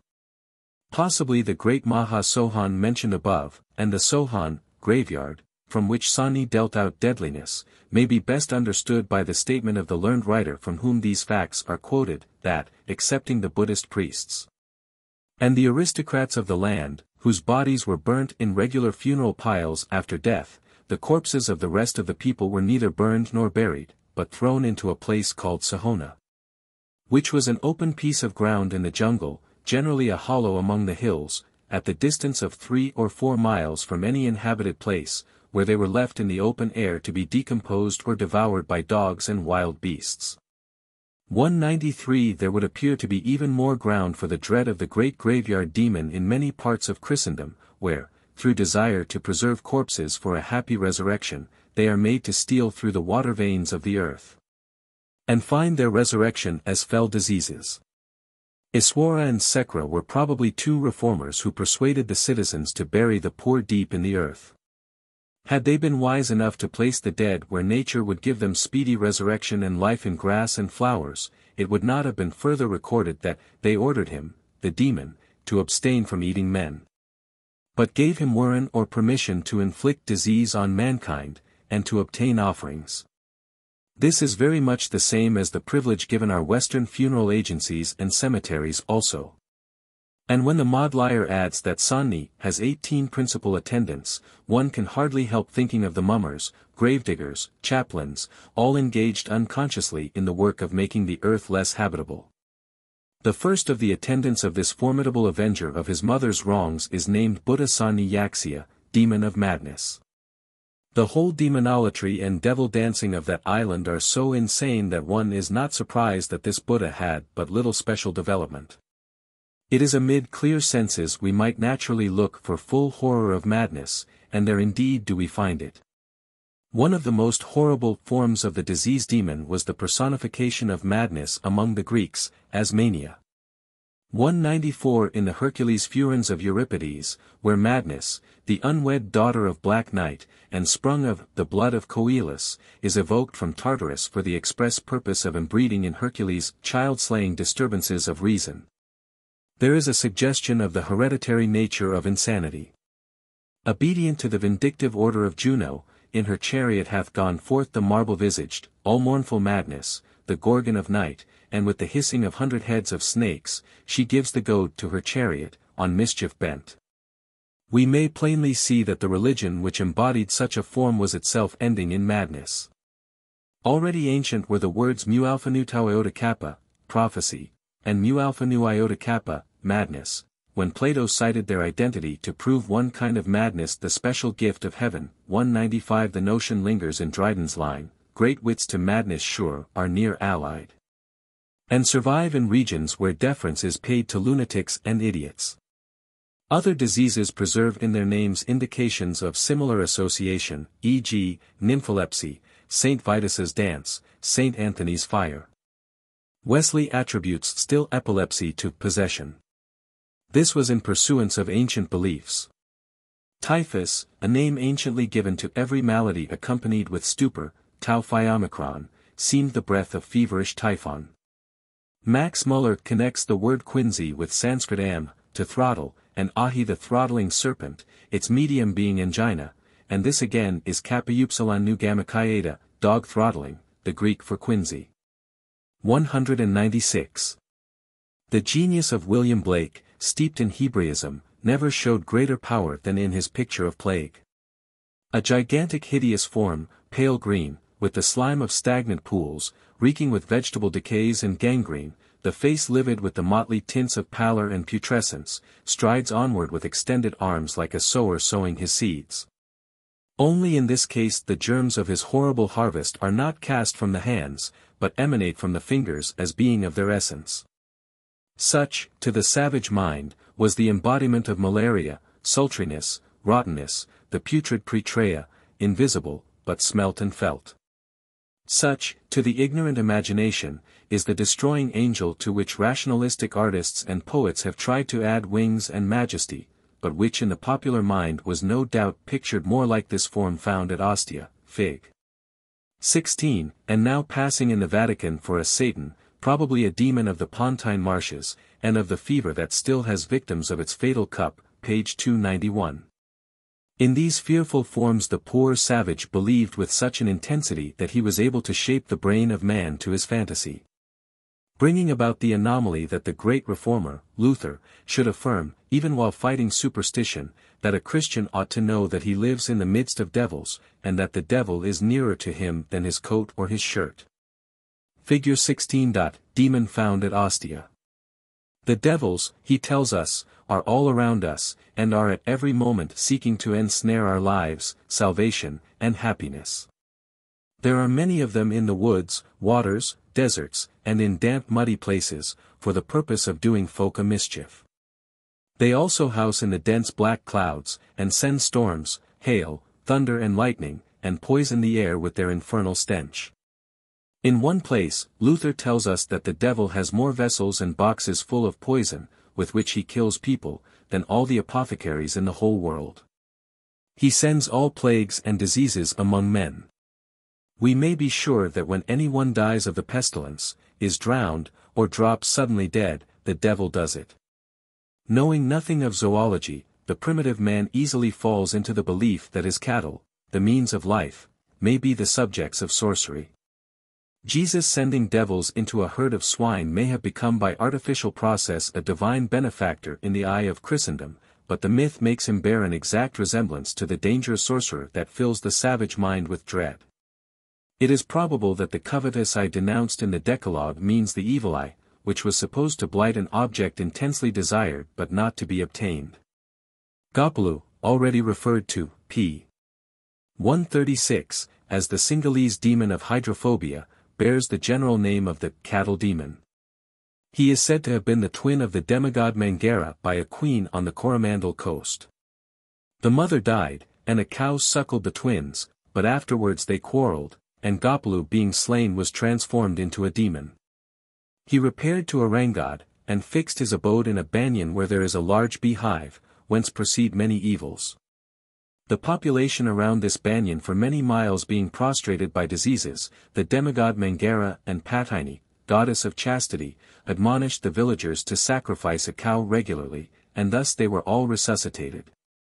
Gopulu now sends all cattle diseases. India is full of the like superstitions. The people of Travancore especially dread the demon Madan, he who is like a cow, believed to strike oxen with sudden illness, sometimes men also. In Russia we find superstition sometimes modified by common sense. Though the peasant hopes that Zegary, St. George, will defend his cattle, he begins to see the chief foes of his cattle. As in the folk song. We have gone around the field. We have called Zegary. O thou, our brave Zegary. Save our cattle. In the field and beyond the field. In the forest and beyond the forest. Under the bright moon. Under the red sun. From the rapacious wolf. From the cruel bear. From the cunning beast. 197. Nevertheless, when a cattle plague occurs, many villages relapse into a normally extinct state of mind. Thus, a few years ago, in a village near Moscow, all the women, having warned the men away, stripped themselves entirely naked and drew a plough so as to make a furrow entirely around the village. At the point of juncture in this circle they buried alive a cock, a cat, and a dog. Then they filled the air with lamentations, crying, "Cattle plague! Cattle plague! Spare our cattle! Behold, we offer thee cock, cat, and dog." The dog is a demonic character in Russia, while the cat is sacred, for once when the devil tried to get into paradise in the form of a mouse, the dog allowed him to pass, but the cat pounced on him, the two animals being set on guard at the door. The offering of both seems to represent a desire to conciliate both sides. The nudity of the women may have been to represent to the hungry gods their utter poverty, and inability to give more. But it was told me in Moscow, where I happened to be staying at the time, that it would be dangerous for any man to draw near during the performance. In Altmark 198 the demons who bewitch cattle are called Bileweisen, and are believed to bury certain diabolical charms under thresholds over which the animals are to pass, causing them to wither away, the milk to cease, etc. The prevention is to wash the cattle with a lotion of sea cabbage boiled with infusion of wine. In the same province it is related that once there appeared in a harvest field at one time 15, at another 12 men, apparently, the latter headless. They all labored with scythes, but though the rustling could be heard no grain fell. When questioned they said nothing, and when the people tried to seize them they ran away, cutting fruitlessly as they ran. The priests found in this a presage of the coming cattle plague. The Russian superstition of the plough, above mentioned, is found in fragmentary survivals in Altmark. Thus, it is said that to plough around a village and then sit under the plough, placed upright, will enable anyone to see the witches. And in some villages, some bit of a plough is hung up over a doorway through which cattle pass, as no devil can then approach them. The demons have a natural horror of honest work, and especially the culture of the earth. Goethe, as we have seen, notes their fear of roses. Perhaps he remembered the legend of Aspasia, who, being disfigured by a tumor on the chin, was warned by a dove maiden to dismiss her physicians and try a rose from the garland of Venus. So she recovered health and beauty. Chapter 12. Death. The vendetta of death, Teoyamiki, demon of serpents, death on the pale horse, Kali, war gods, Satan as death, deathbeds, Thanatos, Yama, Yimi, towers of silence, Alcestis, Hercules, Christ. And death, hell, salt, Azrael, death and the cobbler, dance of death, death as foe, and as friend. Savage races believe that no man dies except by sorcery. Therefore every death must be avenged. The Actas of the Philippines regard the Indians as the cause of the deaths among them. And when one of them loses a relative, he lurks and watches until he has spied an Indian and killed him. 199 It is a progress from this when primitive man advances to the belief that the fatal sorcerer is an invisible man, a demon. When this doctrine is taught in the form of a belief that death entered the world through the machinations of Satan, and was not in the original scheme of creation, it is civilized. But when it is inculcated under a set of African or other non-Christian names, it is barbarian. The following sketch, by Mr.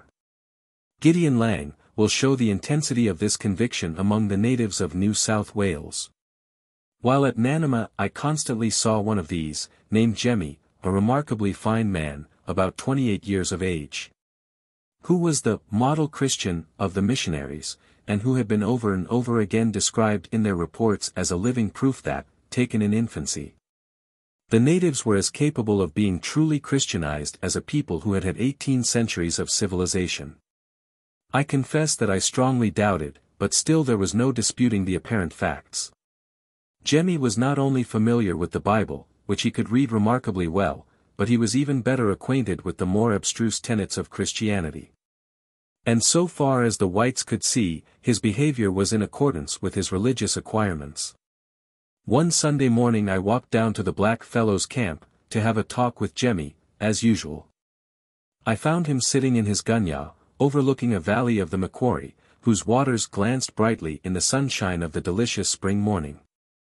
He was sitting in a state of nudity, excepting his waistcloth, very earnestly reading the Bible, which indeed was his constant practice, and I could see that he was perusing the Sermon on the Mount. I seated myself, and waited till he concluded the chapter, when he laid down the Bible, folded his hands, and sat with his eyes fixed abstractedly on his fire. I bade him good morning, which he acknowledged without looking up. I then said, "Jemmy, what is the meaning of your spears being stuck in a circle round you?" He looked me steadily in the eyes, and said solemnly and with suppressed fierceness, "Mother's dead." I said that I was very sorry to hear it. But what had her death to do with the spears being stuck around so? Bogan Blackfellow killed her, was the fierce and gloomy reply. Killed by a Bogan Black?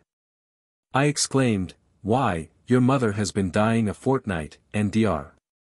Curtis did not expect her to outlive last night, which you know as well as I do. His only reply was a dogged repetition of the words, a Bogan Blackfellow killed her. I appealed to him as a Christian, to the Sermon on the Mount, that he had just been reading, but he absolutely refused to promise that he would not avenge his mother's death. In the afternoon of that day we were startled by a yell which can never be mistaken by any person who has once heard the wild war whoop of the blacks when in battle array. On marching out we saw all the black fellows of the neighborhood formed into a line, and following Jemmy in an imaginary attack upon an enemy. Jemmy himself disappeared that evening. On the following Wednesday morning I found him sitting complacently in his gunyah, plaiting a rope of human hair, which I at once knew to be that of his victim. Neither of us spoke. I stood for some time watching him as he worked with a look of mocking defiance of the anger he knew I felt. I pointed to a hole in the middle of his fire, and said, Jemmy, the proper place for your Bible is there. He looked up with his eyes flashing as I turned away, and I never saw him again. I afterwards learned that he had gone to the district of the Bogan tribe, where the first black he met happened to be an old friend and companion of his own. This man had just made the first cut in the bark of a tree, which he was about to climb for an opossum, but on hearing footsteps he leaped down and faced round, as all blacks do, and whites also, when blacks are in question. Seeing that it was only Jemmy, however, he resumed his occupation, but had no sooner set to work than Jemmy sent a spear through his back and nailed him to the tree.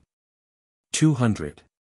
Perhaps if Jemmy could have been cross-examined by the non-missionary mind, he might have replied with some effect to Mr. Lang's suggestion that he ought to part with his Bible. Surely he must have found in that volume a sufficient number of instances to justify his faith in the power of demons over human health and life. Might he not have pondered the command, "Thou shalt not suffer a witch to live," and imagined that he was impaling another Manasseh, who used enchantments, and used witchcraft, and dealt with a familiar spirit, and with wizards, and wrought much evil in the sight of the Lord to provoke him to anger? 201 Those who hope that the Bible may carry light into the dark places of superstition and habitations of cruelty might, one would say, reflect upon the long contest which European science had with bibliolators in trying to relieve the popular mind from the terrors of witchcraft, whose genuineness it was, justly, declared contrary to the Scriptures to deny. There are districts in Great Britain and America, and many more on the continent of Europe, where the spells that waste and destroy are still believed in. Where effigies of wax or even onions are labeled with some hated name, and stuck over with pins, and set near fires to be melted or dried up, in full belief that some subject of the charm will be consumed by disease along with the object used. Under every roof where such coarse superstitions dwell the Bible dwells beside them, and experience proves that the infallibility of all such talismans diminishes pari passu.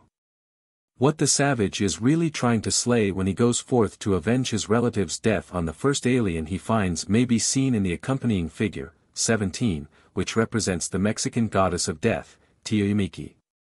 The image is 9 feet high, and is kept in a museum in the city of Mexico. Figure 17. Tiyomiki. Mr. Edward B. Tyler, from whose excellent book of travels in that country the figure is copied, says of it, the stone known as the statue of the war goddess is a huge block of basalt covered with sculptures.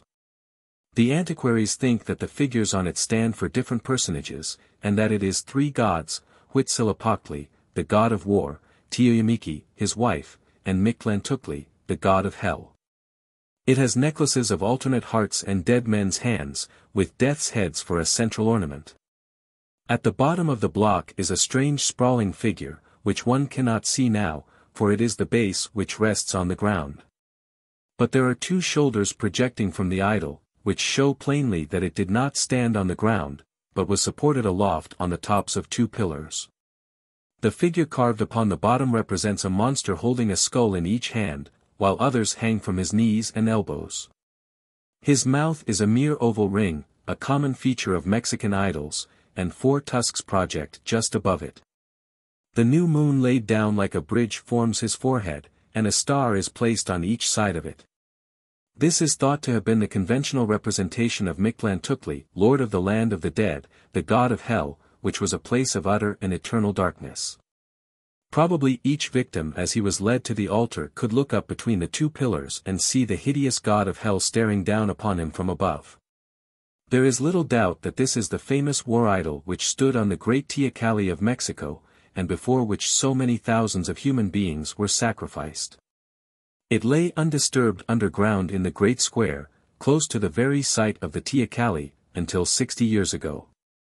For many years after that it was kept buried, lest the sight of one of their old deities might be too exciting for the Indians, who, as I have mentioned before, had certainly not forgotten it, and secretly ornamented it with garlands of flowers while it remained above ground. If my reader will now turn to the Figure 11, portrait of the demon of serpents, he will find a conception fundamentally similar to the Mexican demoness of death or slaughter, but one that is not shut up in a museum of antiquities. It still haunts and terrifies a vast number of the people born in Ceylon.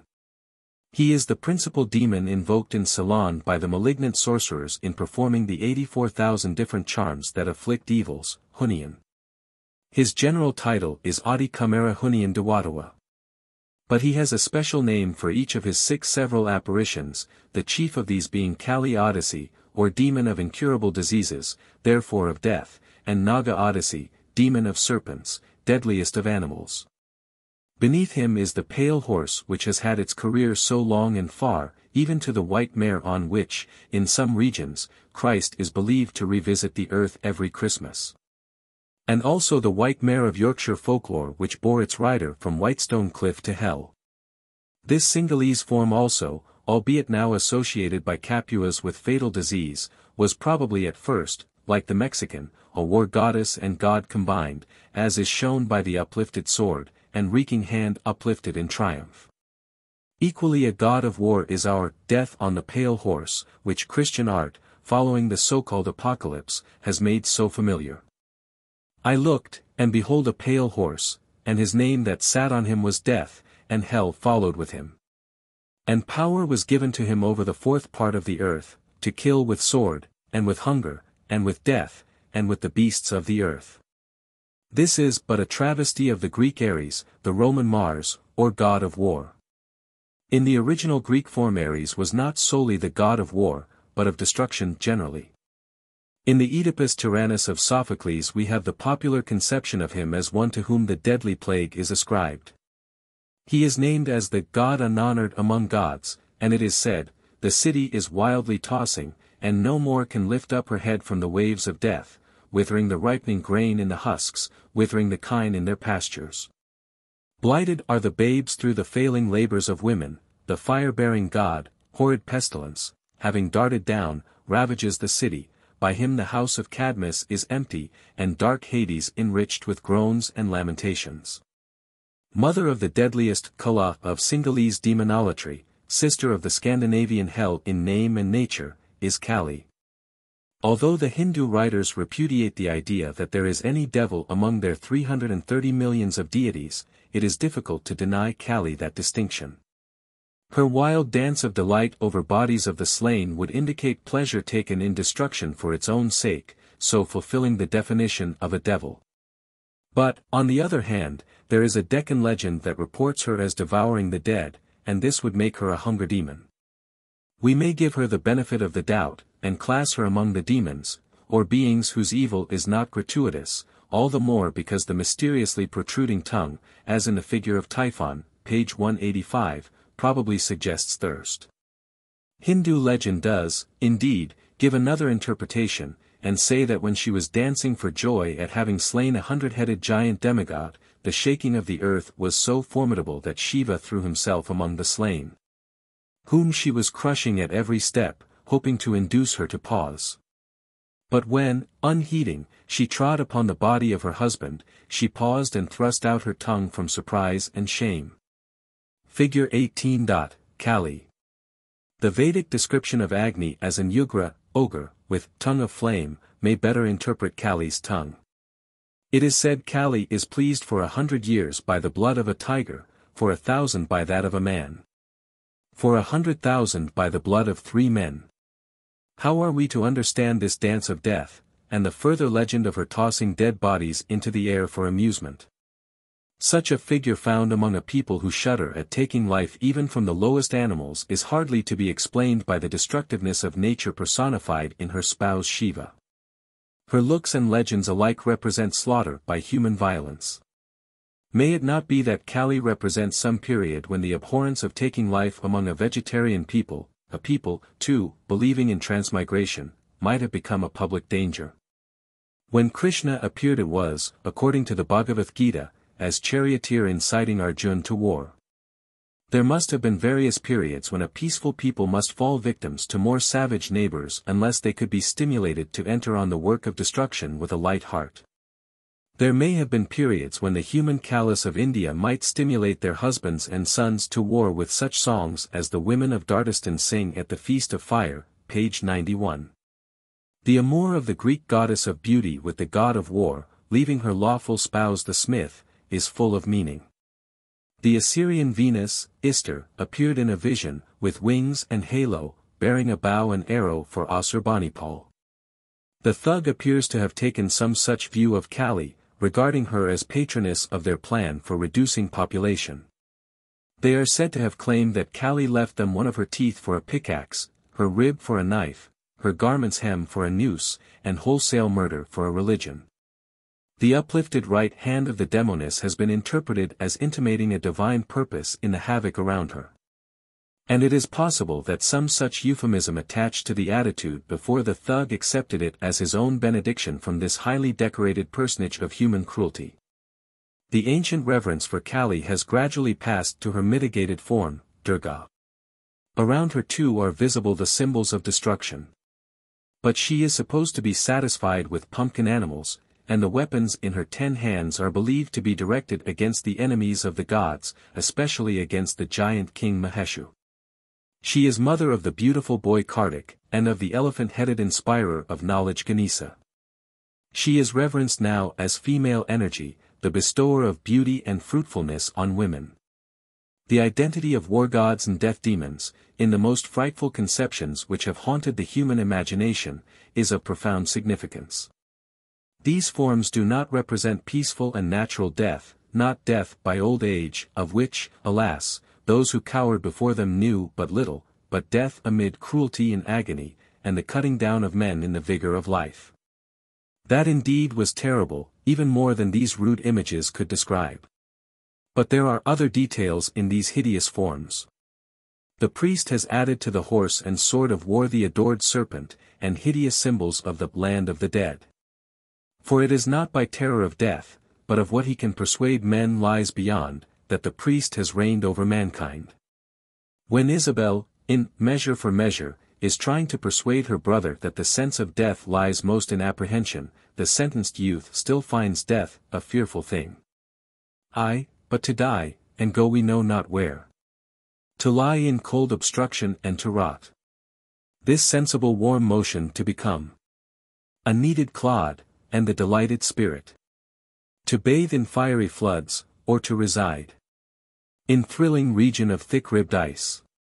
To be imprisoned in the viewless winds, and blown with violence round about the pendant world, or to be worse than worst. Of these, that lawless and uncertain thoughts. Imagine howling, 'tis too horrible. The weariest and most loathed worldly life. That age, ache, penury, and imprisonment can lay on nature, is a paradise. To what we fear of death. In all these apprehensions of Claudio there is no thought of annihilation. What if he had seen death as an eternal sleep? Let Hamlet answer. To die, to sleep. No more, and, by a sleep, to say we end. The heartache, and the 1,000 natural shocks. That flesh is heir to, 'tis a consummation. Devoutly to be wished. The greater part of the human race still belong to religions which, in their origin, promised eternal repose as the supreme final bliss. Had death in itself possessed horrors for the human mind? The priest need not have conjured up beyond it those tortures that haunted Hamlet with the dreams of possible evils beyond which make even the wretched rather bear the ills they have than fly to others they know not of. It would have been sufficient sanction to promise immortality only to the pious. But as in Claudio's shuddering lines every hell is reflected, whether of ice, fire, or brutalization, so are the same mixed with the very blood and brain of mankind, even where literally outgrown. Christianity superadded to the horrors by importing the idea that death came by human sin, and so by gradual development ascribing to Satan the power of death, thereby forming a new devil who bore in him the power to make death a punishment. How the matter stood in the medieval belief may be seen in Figure 19, copied from a Russian Bible of the early 17th century. Lazarus smiles to see the nondescript soul of Dives torn from him by a devil with a hook, while another drowns the groans with a drum. Satan squirts an infernal baptism on the departing soul, and the earnest cooperation of the archangel justifies the satisfaction of Lazarus and Abraham. Figure 19. Dives and Lazarus, Russian, 17th century. This degraded belief is still found in the almost gleeful pulpit picturings of physical agonies as especially attending the deathbeds of infidels, as Voltaire and Paine. And its fearful result is found in the degree to which priesthoods are still able to paralyze the common sense and heart of the masses by the barbaric ceremonials with which they are permitted to surround death. And the arrogant line drawn between unorthodox goats and credulous sheep by consecrated ground. Mr. Keary, in his interesting volume on The Dawn of History, 202 says that it has been suggested that the youthful winged figure on the drum of a column from the Temple of Diana at Ephesus to the British Museum, may be a representation of Thanatos. Death. It would be agreeable to believe that the only important representation of death left by Greek art is that exquisite figure, whose high tribute is that it was at first thought to be love. The figure is somewhat like the tender Eros of pre-Raphaelite art, and with the same look of gentle melancholy. Such a sweet and simple form of death would be worthy of the race which, amid all the fiery or cold rivers of the underworld which had gathered about their religion, still saw running there the soft flowing stream of forgetfulness. Let one study this Ephesian Thanatos reverently, no engraving or photograph can do it even partial justice, and then in its light read those myths of death which seem to bear us back beyond the savagery of war and the artifices of priests to the simpler conceptions of humanity. In its serene light we may especially read both Vedic and Iranian hymns and legends of Yama. The first man to die became the powerful Yama of the Hindus, the monarch of the dead, and he became invested with metaphors of the sun that had set. 203 In a solemn and pathetic hymn of the Vedas he is said to have crossed the rapid waters, to have shown the way to many, to have first known the path on which our fathers crossed over. 204 But in the splendors of sunset human hope found its prophetic pictures of a heaven beyond. The Vedic Yama is ever the friend. It is one of the most picturesque facts of mythology that, after Yama had become in India another name for death, the same name reappeared in Persia, and in the Avesta, as a type at once of the Golden Age in the past and of paradise in the future. Such was the Iranian Yama. He was that Flos Regum whose reign represented the ideal of human happiness, when there was neither illness nor death, neither heat nor cold, and who has never died. According to the earlier traditions of the Avesta, says Spiegel, Yama does not die, but when evil and misery began to prevail on earth, retires to a smaller space, a kind of garden or Eden, where he continues his happy life with those who remain true to him. Such have been the antecedents of our many beautiful myths which ascribe even an earthly immortality to the great, to Barbarossa, Arthur, and even to the heroes of humbler races as Hiawatha and Glooskap of North American tribes, who are or were long believed to have sailed into the fiery sunset, or sought some fair island, or to slumber in a hidden grotto, until the world shall have grown up to their stature and requires their return. In Japan the Shinto god of hell is now named Ama, and one may suspect that it is some imitation of Yama by reason of the majesty he still retains in the popular conception. He is pictured as a grave man, wearing a judicial cap, and no cruelties seem to be attributed to him personally, but only to the Oni or demons of whom he is lord. The kindly characteristics of the Hindu Yama seem in Persia to have been replaced by the bitterness of Ahriman, or Anramanyu, the genius of evil. Haug interprets Anramanyu as death-darting. The word is the counterpart of Spentamanyu, and means originally the throttling spirit, being thus from on, philologically the root of all evil, as we shall see when we consider its dragon brood. Professor Whitney translates the name malevolent. But, whatever may be the meaning of the word, there is little doubt that the twins of Vedic mythology, Yama and Yami, parted into genii of day and night, and were ultimately spiritualized in the spirit of light and spirit of darkness, which have made the basis of all popular theology from the time of Zoroaster until this day. Nothing can be more remarkable than the extreme difference between the ancient Hindu and the Persian view of death. As to the former, it was the happy introduction to Yama, to the latter it was the visible seal of Ahriman's equality with Ormuzd. They held it in absolute horror. The towers of silence stand in India today as monuments of this darkest phase of the Parsi belief. The dead body belonged to Ahriman, and was left to be devoured by wild creatures. And although the raising of towers for the exposure of the corpse, so limiting its consumption to birds, has probably resulted from a gradual rationalism which has from time to time suggested that by such means souls of the good may wing their way to Ormuzd, yet the Parsi horror of death is strong enough to give rise to such terrible suspicions. Even if they were unfounded, as those which surrounded the tower, Kaus Dokma, in June 1877.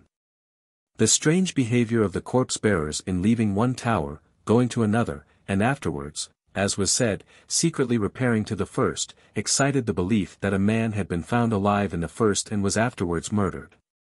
The story seems to have begun with certain young Parsi themselves, and, whether it be true or not, they have undoubtedly interpreted rightly the ancient feeling of that sect with regard to all that had been within the kingdom of the King of Terrors.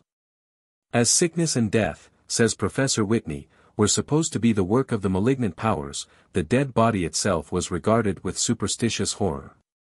It had been gotten by the demons into their own peculiar possession, and became a chief medium through which they exercised their defiling action upon the living. Everything that came into its neighborhood was unclean, and to a certain extent exposed to the influences of the malevolent spirits, until purified by the ceremonies which the law prescribed. 205 It is to be feared this notion has crept in among the Brahmins. The Indian Mirror, May 26, 1878, states that a Shantanagore lady, thrown into the Ganges, but afterwards found to be alive, was believed to be possessed by Dano, an evil spirit, and but for interference would have found a watery grave. The Jews also were influenced by this belief, and to this day it is forbidden a Kohen, or descendant of the priesthood, to touch a dead body. The audience at the Crystal Palace which recently witnessed the performance of Euripides' Alcestis could hardly, it is to be feared, have realized the relation of the drama to their own religion. Apollo induces the fates to consent that Admetus shall not die provided he can find a substitute for him. The pure Alcestis steps forward and devotes herself to death to save her husband. Apollo tries to persuade Death to give back Alcestis, but Death declares her fate demanded by justice. While Alcestis is dying, Admetus bids her entreat the gods for pity. But Alcestis says it is a god who has brought on the necessity, and adds, "Be it so." She sees the hall of the dead, with the winged Pluto staring from beneath his black eyebrows. She reminds her husband of the palace and regal sway she might have enjoyed in Thessaly had she not left it for him. Bitterly does Fears reproach Admetus for accepting life through the vicarious suffering and death of another. Then comes Hercules. He vanquishes death, he leads forth Alcestis from beneath into the light. With her he comes into the presence of Admetus, who is still in grief. Admetus cannot recognize her. But when he recognizes her with joy, Hercules warns him that it is not lawful for Alcestis to address him until she is unbound from her consecration to the gods beneath, and the third day come. It only requires a change of names to make Alcestis a passion play. The unappeasable justice which is as a fate binding the deity, though it may be satisfied vicariously, the last enemy, death. The atonement by sacrifice of a saintly human being, who from a father's palace is brought by love freely to submit to death. The son of a god, Zeus, by a human mother, Alcmene, the god-man Heracles, commissioned to destroy earthly evils by 12 great labors, descending to conquer death and deliver one of the spirits in prison. The risen spirit not recognized at first, as Jesus was not by Mary. Still bearing the consecration of the grave until the third day, which forbade intercourse with the living, touch me not, for I am not yet ascended to my Father. All these enable us to recognize in the theologic edifices around us the fragments of a crumbled superstition as they lay around Euripides. From the old pictures of Christ's triumphal pilgrimage on earth parallels for the chief labors of Heracles may be found. He is shown treading on the lion, asp, dragon, and Satan. But the myths converge in the descent into Hades and the conquest of death. It is remarkable that in the old pictures of Christ delivering souls from Hades he is generally represented closely followed by Eve, whose form so emerging would once have been to the greater part of Europe already familiar as that of either Alcestis, Eurydice, or Persephone. One of the earliest examples of the familiar subject, Christ conquering death, is that in the ancient, 10th century, Missal of Worms, that city whose very name preserves the record of the same combat under the guise of Siegfried and the worm, or dragon. The cross is now the sword thrust near the monster's mouth. The picture illustrates the chant of Holy Week, De manu mortis liberabo eos, de mort redimam eos. Ero mors tua, O mors, morsis tus ero, infern. From the pierced mouth of death are vomited flames, which remind us of his ethnical origin. But it is not likely that to the Christianized pagans of Worms the picture could ever have conveyed an impression so weirdly horrible as that of their own goddess of death, Hell. Her hall is called Elvidnir, realm of the cold storm, hunger is her table, starvation, her knife, delay, her man, slowness, her maid, precipice, her threshold, care, her bed, burning anguish, the hangings of her apartments. One half of her body is livid, the other half the color of human flesh. With the Scandinavian picture of the abode of death may be compared the description of the abode of Ninkigau, the Assyrian queen of death, from a tablet in the British Museum, translated by Mr. Fox Talbot 206. To the house men enter, but cannot depart from. To the road men go, but cannot return. The abode of darkness and famine. Where earth is their food, their nourishment clay. Light is not seen. In darkness they dwell. Ghosts, like birds, flutter their wings there. On the door and the gateposts the dust lies undisturbed. The Semitic tribes, undisturbed, like the importers of their theology into the age of science, by the strata in which so many perished animal kingdoms are entombed, attributed all death, even that of animals, to the forbidden fruit. The rabbins say that not only Adam and Eve, but the animals in Eden, partook of that fruit, and came under the power of Samuel the Violent, and of his agent Azrael, the demon of death. The phoenix, having refused this food, preserved the power of renovating itself. It is an example of the completeness and consistency with which a theory may organize its myth, that the fatal demons are generally represented as abhorring salt, the preserving agent and foe of decay. The covenant of salt among the ancient Jews probably had this significance, and the care with which Job salted his sacrifice is considered elsewhere. Aubrey says, toads, saturnine animals, are killed by putting salt upon them. I have seen the experiment. The devil, as heir of death demons, appears in all European folklore as a hater of salt. A legend, told by Heine, relates that a knight, wandering in a wood in Italy, came upon a ruin, and in it a wondrous statue of the goddess of beauty. Completely fascinated, the knight haunted the spot day after day, until one evening he was met by a servant who invited him to enter a villa which he had not before remarked. What was his surprise to be ushered into the presence of the living image of his adored statue. Amid splendor and flowers the enraptured knight is presently seated with his charmer at a banquet. Every luxury of the world is there. But there is no salt. When he hints this want a cloud passes over the face of his beauty. Presently he asks the servant to bring the salt, the servant does so, shuddering, the knight helps himself to it. The next sip of wine he takes elicits a cry from him, it is liquid fire. Madness seizes upon him, caresses, burning kisses follow, until he falls asleep on the bosom of his goddess.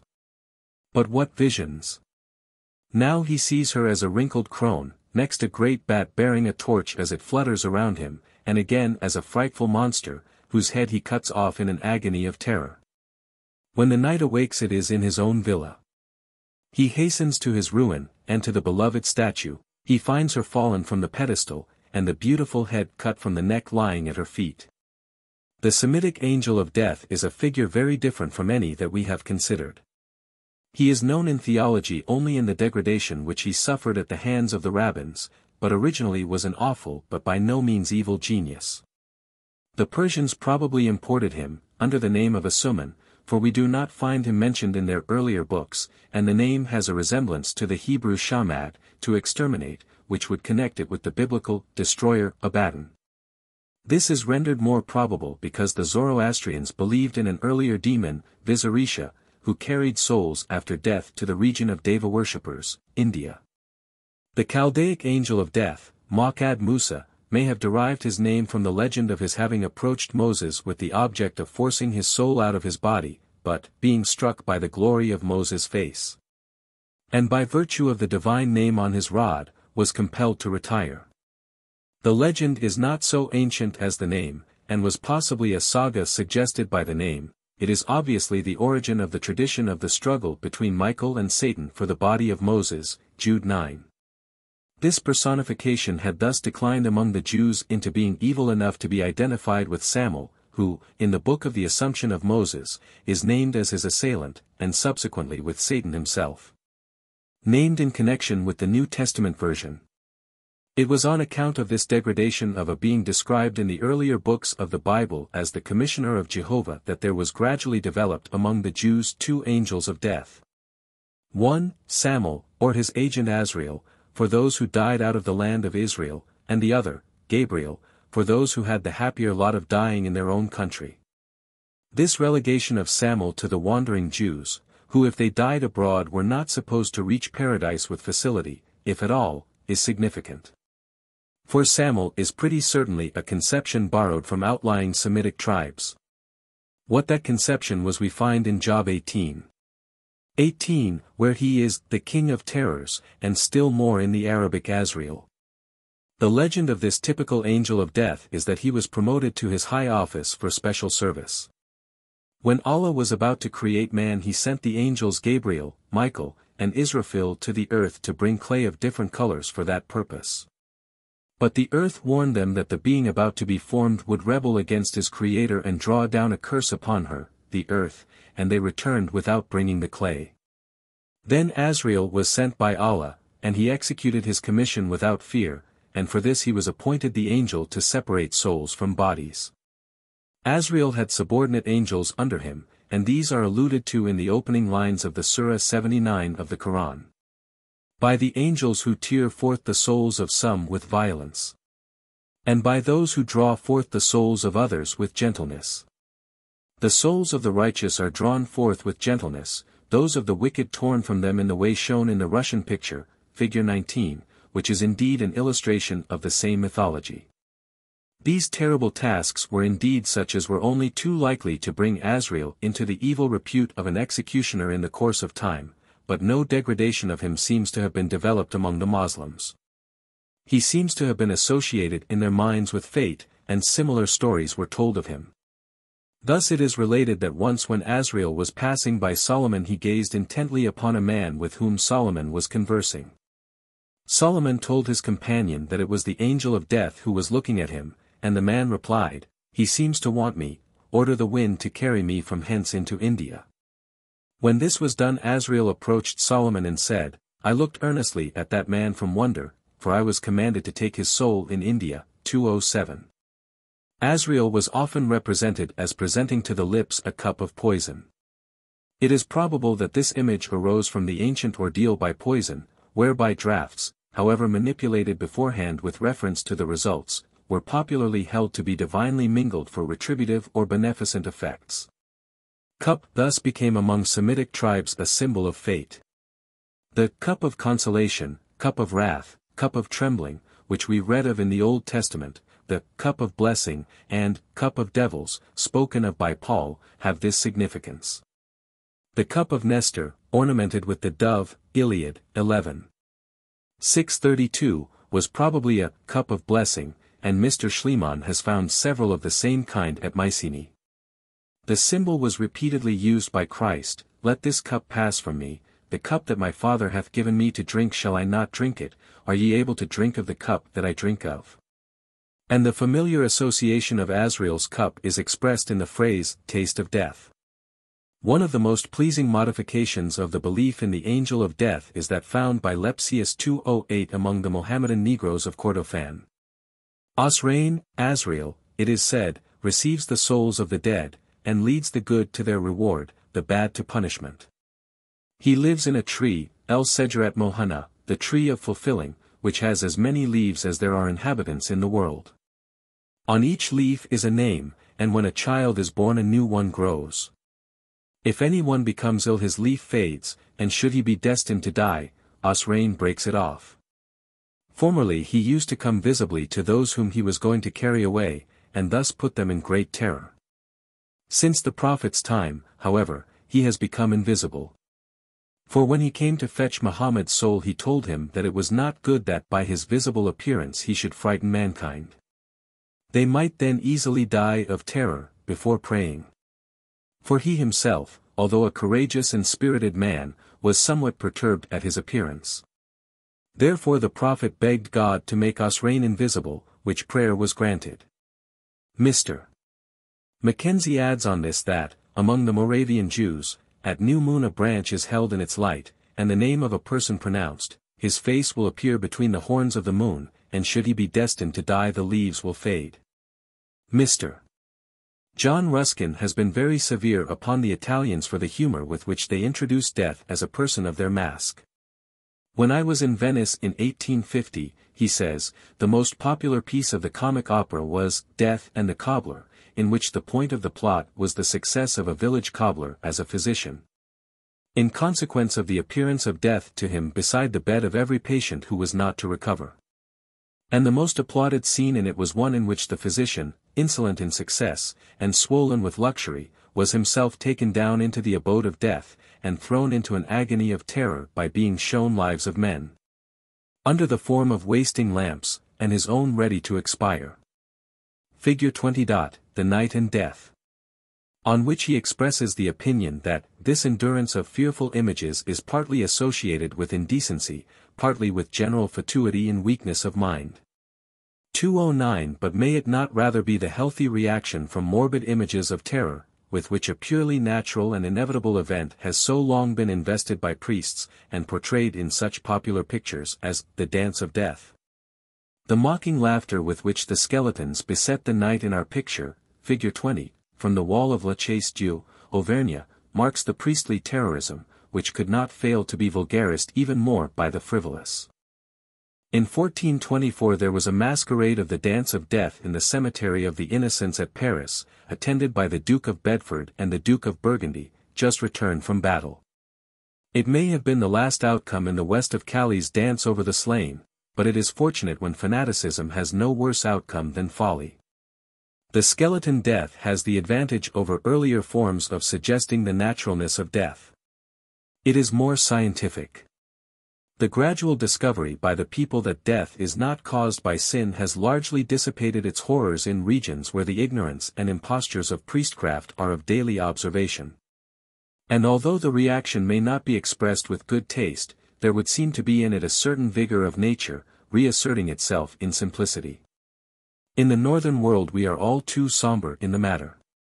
It is the ages of superstition which have molded our brains, and too generally given to our natural love of life the unnatural counterpart of a terror of death. What has been artificially bred into us can be cultivated out of us. There are indeed deaths corresponding to the two angels, the death that comes by lingering disease and pain, and that which comes by old age. There are indeed Azraels in our cities who poison the food and drink of the people, and mingle death in the cup of water, and of them there should be increasing horror until the gentler angel abides with us, and death by old age becomes normal. The departure from life being a natural condition of entering upon it, it is melancholy indeed that it should be ideally confused with the pains and sorrows often attending it. It is fabled that Menippus the cynic, travelling through Hades, knew which were the kings there by their howling louder than the rest. They howled loudest because they had parted from most pleasures on earth. But all the happy and young have more reason to lament untimely death than kings. The only tragedy of death is the ruin of living love. Mr. Watts, in his great picture of Love and Death, Grosvenor Gallery, 1877, revealed the real horror. Not that skeleton which has its right time and place, not the winged demon, called angel, who has no right time or place, is here, but a huge, hard, heartless form, as of man half blocked out of marble. A terrible emblem of the remorseless force that embodies the incompleteness and ignorance of mankind, a force that steadily crushes hearts where intellects are devoting their energies to alien worlds. Poor love has little enough science. His puny arm stretched out to resist the colossal form is weak as the prayers of agonized parents and lovers directed against never-swerving laws. He is almost exhausted, his lustrous wings are broken and torn in the struggle. The dove at his feet crouches mateless, the rose that climbed on his door is prostrate, over his shoulder the beam-like arm has set the stony hand against the door where the rose of joy must fall. The aged when they die do but follow the treasures that have gone before. One by one the old friends have left them, the sweet ties parted, and the powers to enjoy and help become feeble. When of the garden that once bloomed around them memory alone is left, friendly is death to scatter also the leaves of that last rose where the loved ones are sleeping. This is the real office of death. Nay, even when it comes to the young and happy it is not death but disease that is the real enemy. In disease there is almost no compensation at all but learning its art of war, but death is nature's pity for helpless pain. Where love and knowledge can do no more it comes as a release from sufferings which were sheer torture if prolonged. The presence of death is recognized oftenest by the cessation of pain. Superstition has done few heavier wrongs to humanity than by the mysterious terrors with which it has invested that change which, to the simpler ages, was pictured as the gentle river Lethe, flowing from the abode of sleep. From which the shades drank oblivion alike of their woes and of the joys from which they were torn. Part 3. The Dragon. Chapter 1. Decline of Demons. The Holy Tree of Travancore, the growth of demons in India and their decline, the Nepal iconoclast, moral man and unmoral nature, man's physical and mental migrations, hyenas, gods in exile, the Gobind Sar, Master Smith, a Greek. Caricature of the gods, the Carpenter v. Deity and Devil, extermination of the werewolf, refuges of demons, the giants reduced to little people, deities and demons returning to nature. Having indicated, necessarily in mere outline and by selected examples, the chief obstacles encountered by primitive man, and his apprehensions, which he personified as demons. It becomes my next task to show how and why many of these demons declined from their terrible proportions and made way for more general forms, expressing comparatively abstract conceptions of physical evil. This will involve some review of the processes through which man's necessary adaptation to his earthly environment brought him to the era of combat with multiform obstruction. There was, until within a few recent years, in a mountain of Travancore, India, an ancient, gigantic tree, regarded by the natives as the residence of a powerful and dangerous deity who reigned over the mountains and the wild beasts. 210 sacrifices were offered to this tree, sermons preached before it, and it seems to have been the ancient cathedral of the district. Its trunk was so large that 4 men with outstretched arms could not compass it. This tree in its early growth may symbolize the upspringing of natural religion. Its first green leaves may be regarded as corresponding to the first crude imaginations of man as written, for instance, on leaves of the Vedas. Perceiving in nature, as we have seen, a power of contrivance like his own, a might far superior to his own, man naturally considered that all things had been created and were controlled by invisible giants. And bowing helplessly beneath them sang thus his hymns and supplications. This earth belongs to Varuna, the king, and the wide sky, with its ends far apart, the two seas, sky and ocean, are Varuna's loins. He is also contained in this drop of water. He who would flee far beyond the sky, even he would not be rid of Varuna. His spies proceed from heaven towards this earth. Through want of strength, thou ever strong and bright God, have I gone wrong, have mercy, have mercy. However we break thy laws from day to day, men as we are, O God Varuna, do not deliver us to death. Was it an old sin, Varuna, that thou wished to destroy the friend who always praises thee? O Indra, have mercy, give me my daily bread. Raise up wealth to the worshipper, thou mighty dawn. Thou art the giver of horses, Indra, thou art the giver of cows, the giver of corn, the strong lord of wealth, the old guide of man disappointing no desires, to him we address this song. All this wealth around here is known to be thine alone, take from it conqueror, bring it hither. In these characteristic sentences from various hymns we behold man making his first contract with the ruling powers of nature, so much adoration and flattery on his part for so much benefit on theirs. But even in these earliest hymns there are intimations that the gods were not fulfilling their side of the engagement. Why is it, pleads the worshipper, that you wish to destroy one who always praises you? Was it an old sin? The simple words unconsciously report how faithfully man was performing his part of the contract. Having omitted no accent of the prayer, praise, or ritual, he supposes the continued indifference of the gods must be due to an old sin, one he has forgotten, or perhaps one committed by some ancestor. In this state of mind the suggestion would easily take root that words alone were too cheap to be satisfactory to the gods. There must be offerings. Like earthly kings they must have their revenues. We thus advance to the phase of sacrifices. But still neither in answer to prayer, flattery, or sacrifice did the masses receive health or wealth. Poverty, famine, death, still continued their remorseless course with the silent machinery of sun, moon, and star. But why, then, should man have gone on fulfilling his part of the contract, believing and worshipping deities, who when he begged for corn gave him famine, and when he asked for fish gave him a serpent? The priest intervened with ready explanation. And here we may consult the holy tree of Travancore again. Why should that particular tree, of a species common in the district and not usually very large, have grown so huge? Because it is holy, said the priest. Because it was believed holy, says the fact.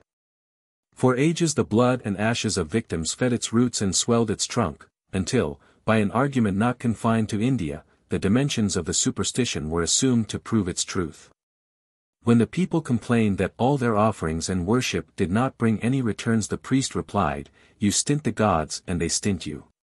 The people offered the fattest of their flocks and fruits, more yet. Said the priest. They built fine altars and temples for the gods, more yet.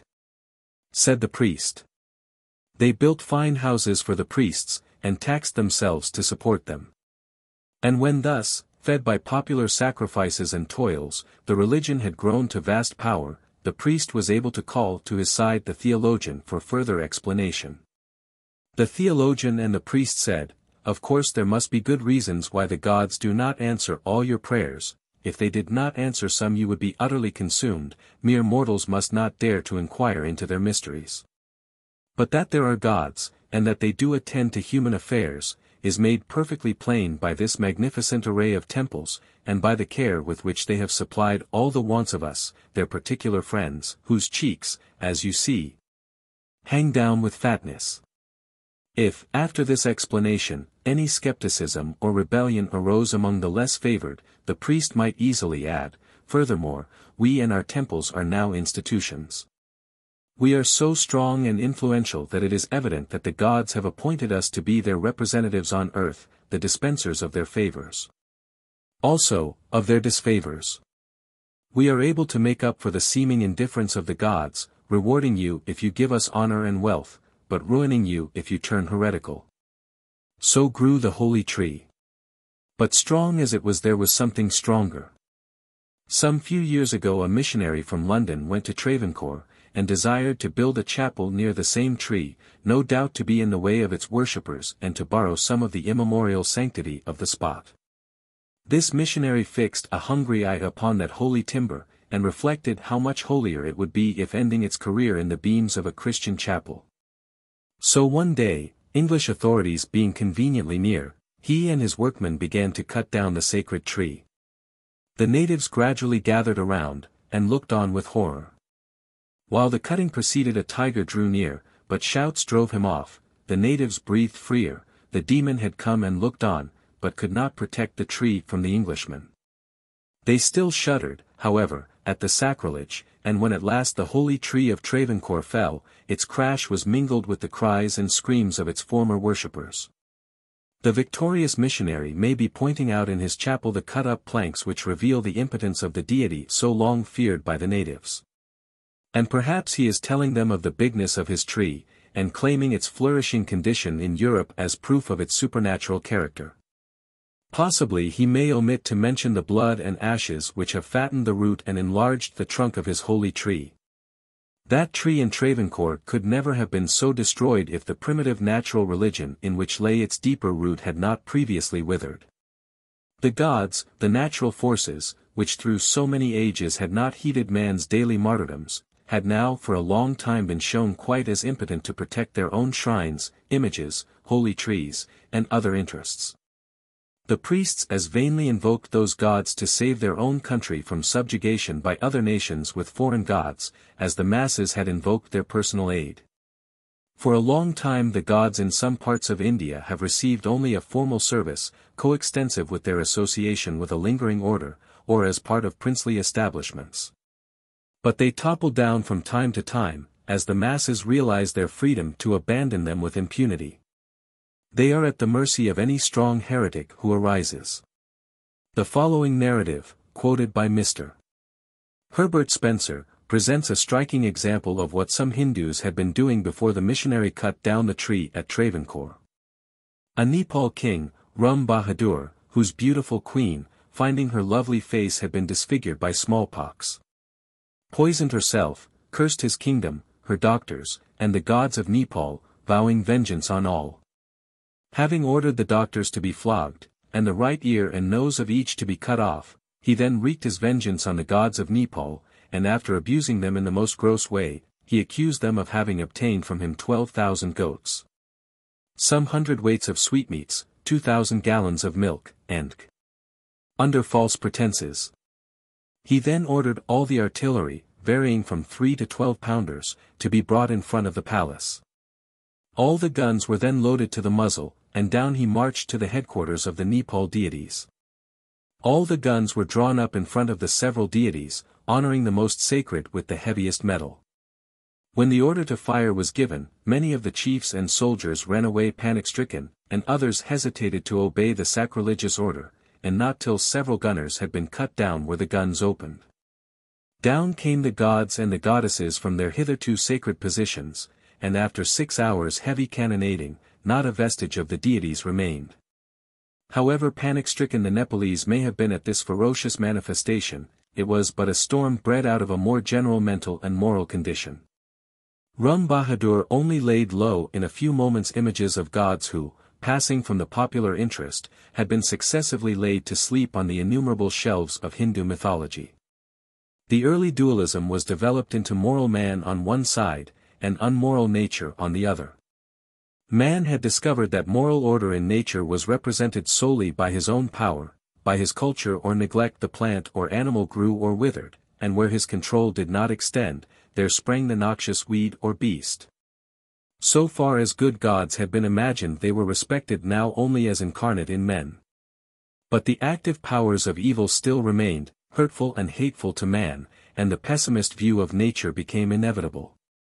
To man engaged in his life and death struggle with nature, many a beauty which now nourishes the theist's optimism was lost.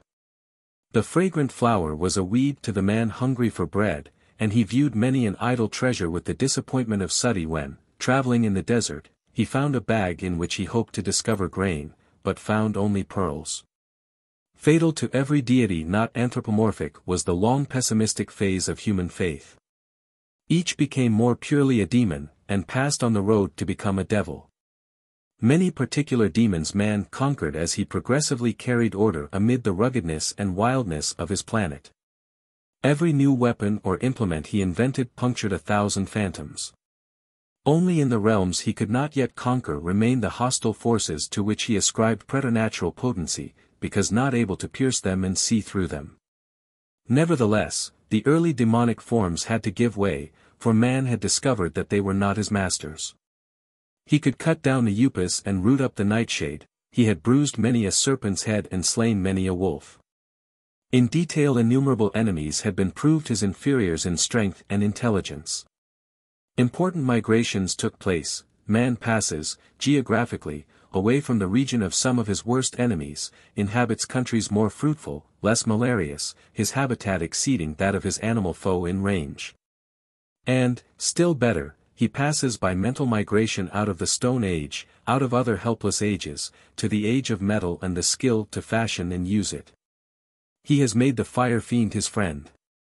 No longer henceforth a naked savage, with bit of stone or bone only to meet the crushing powers of the world and win its reluctant supplies. There is a sense far profounder than its charming play of fancy in Heine's account of the Gods in Exile, an essay which Mr. Pater well describes as full of that strange blending of sentiment which is characteristic of the traditions of the Middle Age concerning the pagan religions. 2:11 Heine writes, "Let me briefly remind the reader how the gods of the older world, at the time of the definite triumph of Christianity, that is, in the 3rd century, fell into painful embarrassments, which greatly resembled certain tragical situations of their earlier life. They now found themselves exposed to the same troublesome necessities to which they had once before been exposed during the primitive ages, in that revolutionary epoch when the Titans broke out of the custody of Orcus, and, piling Pelion on Ossa, scaled Olympus. Unfortunate gods! They had, then, to take flight ignominiously, and hide themselves among us here on earth under all sorts of disguises. Most of them betook themselves to Egypt, where for greater security they assumed the form of animals, as is generally known.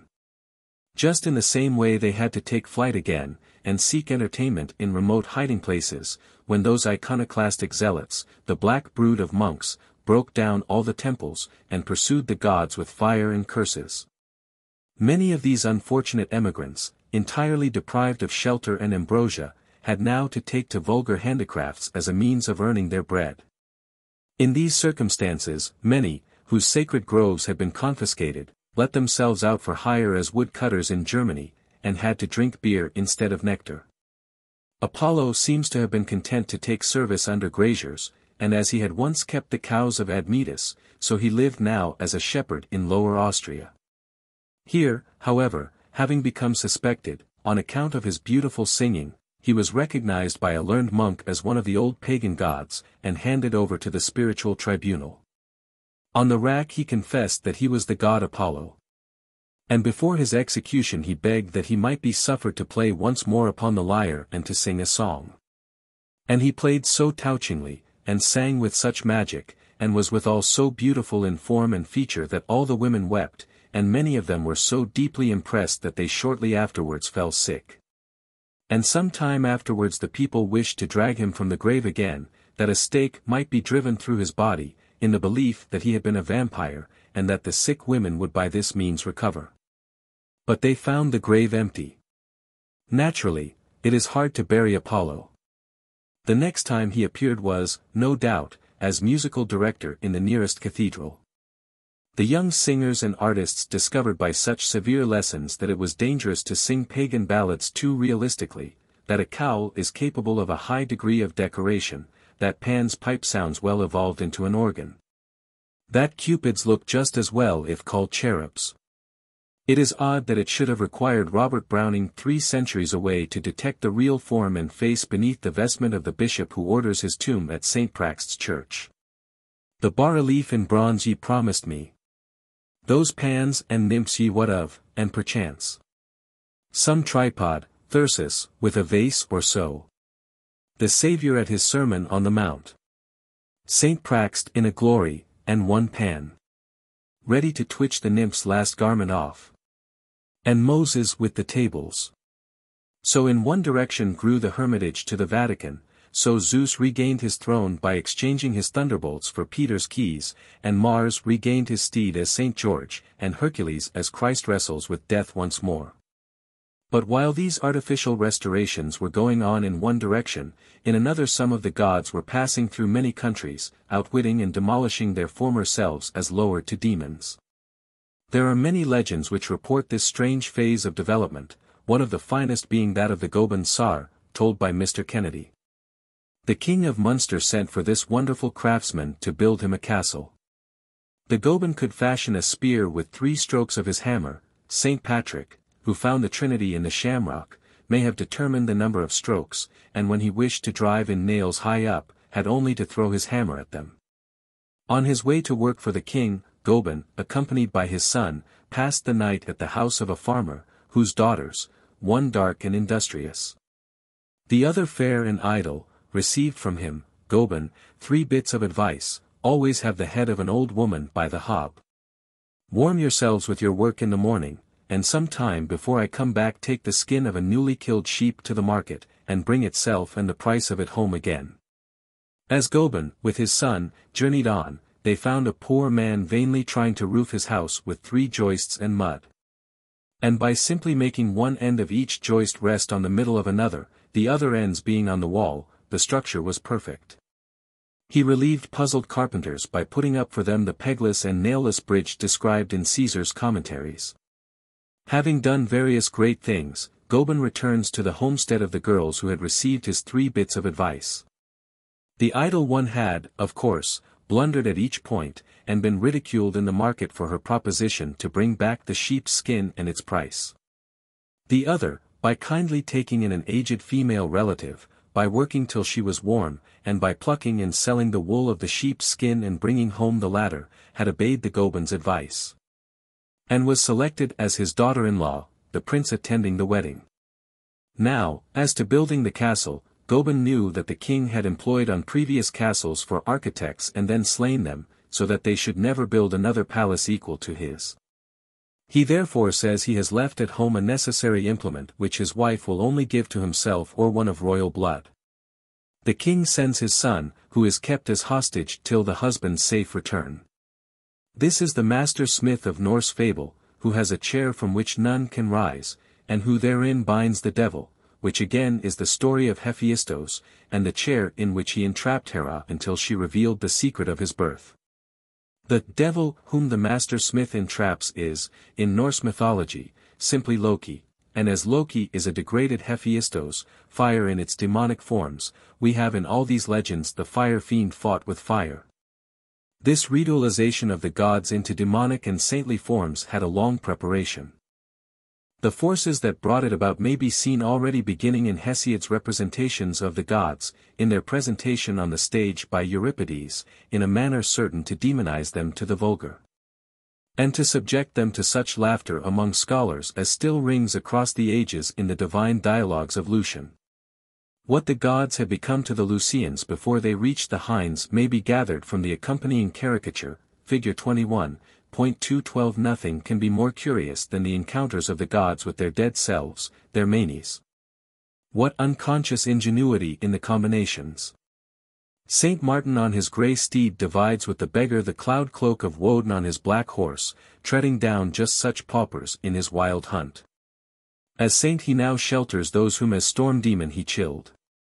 But the identity of Junker Martin is preserved in both titles and myths, and the Martin horns, cakes, twisted after fashion of the horns of goat or buck pursued by Woden, are deemed potent like horseshoes to defend house or stable from the outlawed god. 213. Figure 21. Greek caricature of the gods. The more impressive and attractive myths transferred to Christian saints, as the flowers sacred to Freya became Our Lady's glove, or slipper, or smock, there remained to the old gods, in their own name, only the repulsive and puerile. And by this means they were doomed at once to become unmitigated knaves and fools. If Titans, Jotun or Genii, they were giant humbugs, whom any small Hans or Jack might outwit and behead. Our fairy lore is full of stories which show that in the North as well as in Latin countries there had already been a long preparation for the contempt poured by Christianity upon the Norse deities. Many of the stories, as they now stand in folktales, speak of the vanquished demon or giant as the devil. But it is perfectly easy to detach the being meant from the names so indiscriminately bestowed by Christian priests upon most of the outlawed deities. In Lithuania, where survived too much reverence for some of the earlier deities to admit of their being identified with the devil, we still find them triumphed over by the wit and skill of the artisan. Such is the case in a favorite popular legend of that country in which Perkunas, the ancient thunder god, corresponding to Purin in Russia, is involved in disgrace along with the devil by the sagacity and skill of a carpenter. The aged god, the venerable devil, and the young carpenter, united for a journey. Perkin kept the beasts off with thunder and lightning, the devil hunted up food, the carpenter cooked. At length they built a hut and lived in it, and planted the ground with vegetables.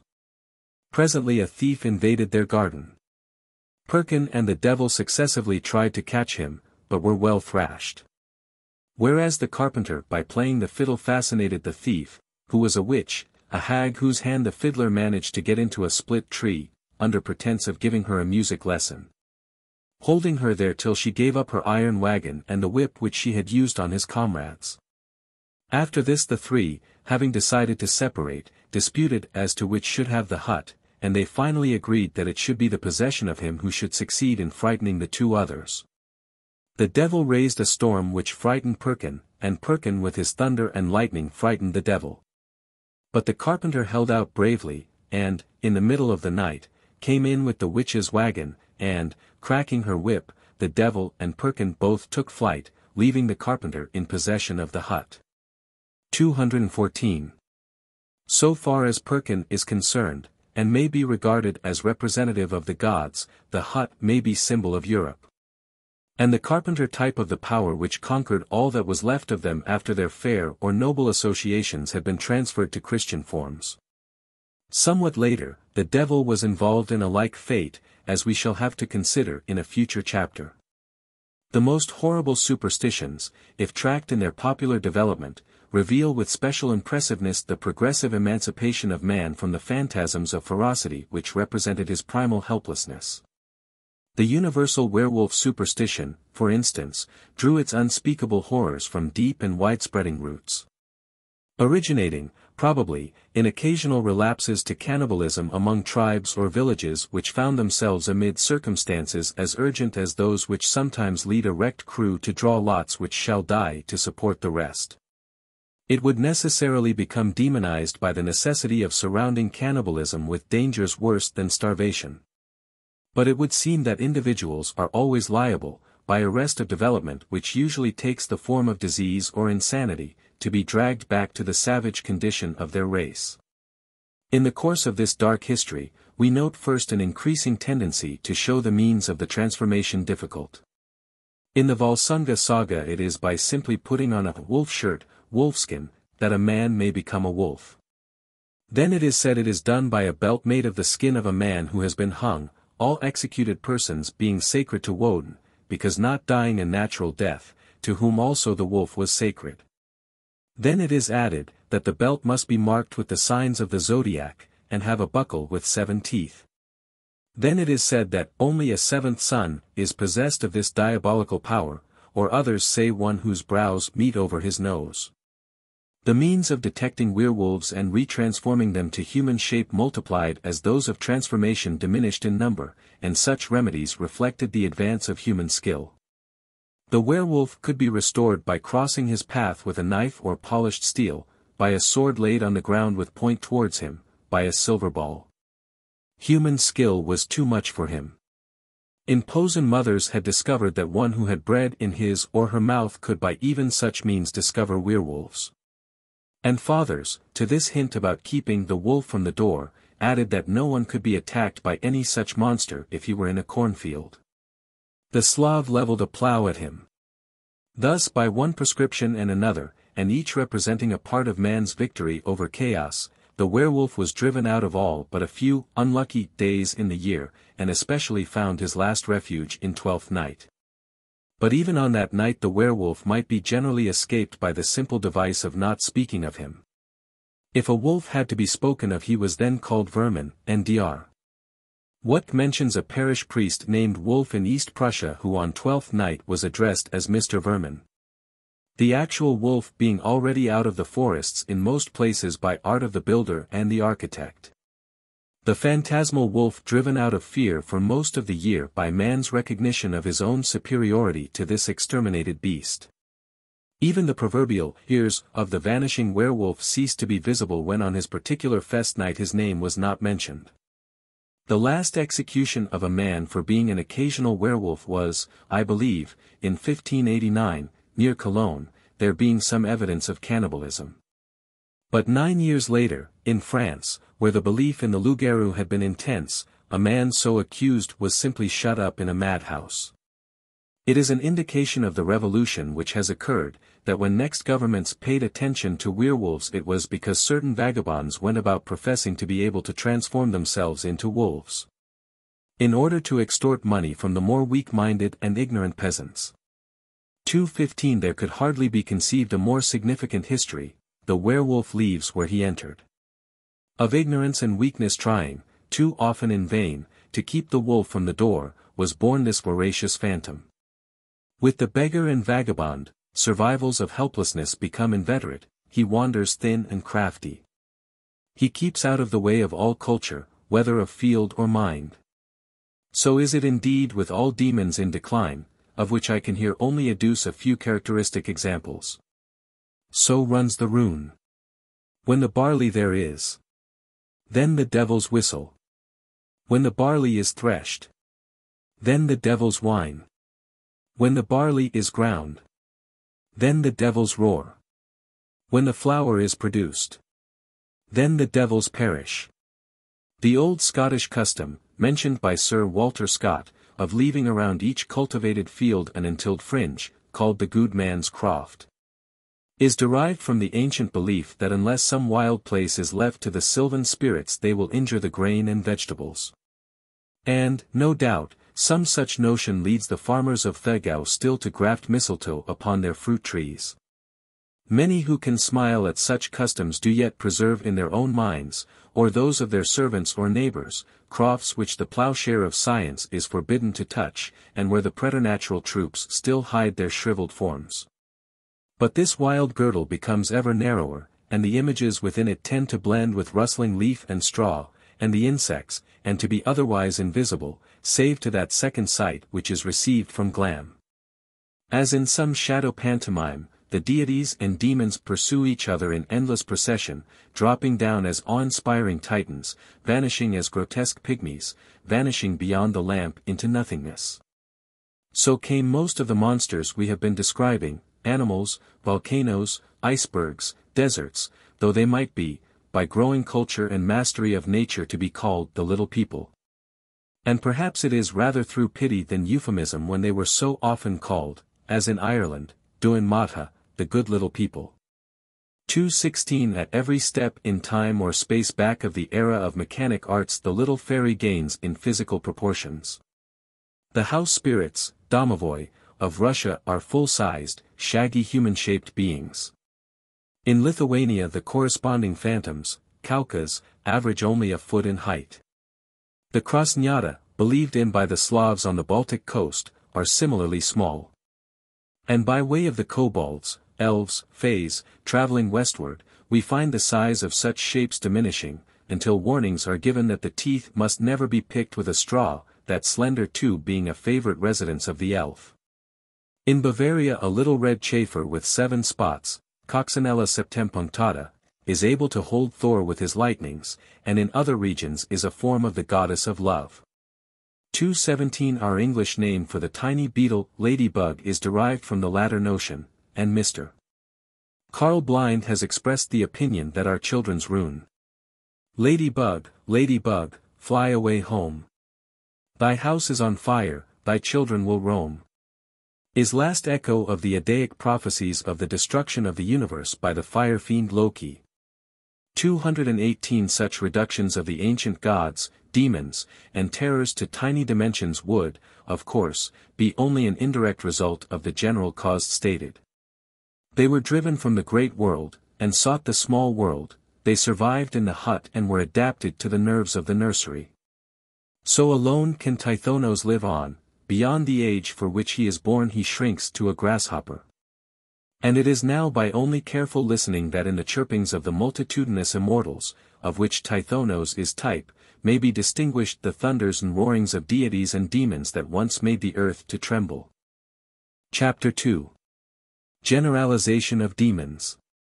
The demons bequest to their conquerors, nondescripts, exaggerations of tradition, Saurian theory of dragons, the dragon not primitive in mythology, monsters of Egyptian, Iranian, Vedic, and Jewish mythologies, Turner's dragon, Della Bella, the conventional dragon. After all those brave victories of man over the first chaos, organic and inorganic, whose effect upon his phantasms has been indicated. After fire had slain its thousands, and iron its tens of thousands of his demons, and the rough artisan become a nemesis with his rudder and will pursuing the hosts of darkness back into night and invisibility. Still stood the grim fact of many-formed pain and evil in the world, still defying the ascending purposes of mankind. Moreover, confronting these, he is by no means so different mentally from that man he was before conquering many foes in detail, and laying their phantoms, as he was morally. More courage man had gained, and more defiance. And, intellectually, a step had been taken, if only one, he had learned that his evils are related to each other. Hunger is of many heads and forms. Its yawning throat may be seen in the brilliant sky that lasts till it is as brass, in the deluge, the earthquake, in claw and fang, and then these together do but relate the hunger brood to fire and ferocity. The summer sunbeam may be venomous as a serpent, and the end of them all is death. Some tendency to these more general conceptions of an opposing principle and power in the world seems to be represented in that phase of development at which nondescript forms arise. These were the conquered demons' bequest. It is, of course, impossible to measure the various forces which combine to produce the complex symbolical forms of physical evil. Tradition is not always a good draftsman, and in portraying for a distant generation in Germany a big snake killed in India might not be exact as to the number of its heads or other details. Heroes before Falstaff were liable to overstate their foes in buckram. The less measurable a thing by fact, the more immense in fancy, werewolves of a special magnitude haunted regions where there had not been actual wolves for centuries.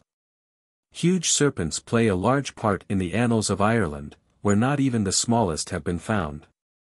But after all natural influences have been considered, one can hardly look upon the Sphnx, the chimera, or on a conventional dragon, without perceiving that he is in presence of a higher creation than a demonic bear or a giant ruffian. The fundamental difference between the two classes is that one is natural, the other preternatural. Of course a werewolf is as preternatural as a griffin to the eye of science, but as original expressions of human imagination the former could hardly have been a more miraculous monster than the Siamese twins to intelligent people today. The demonic forms are generally natural, albeit caricatured or exaggerated. And this effort at a preternatural conception is, in this early form, by no means mere superstition.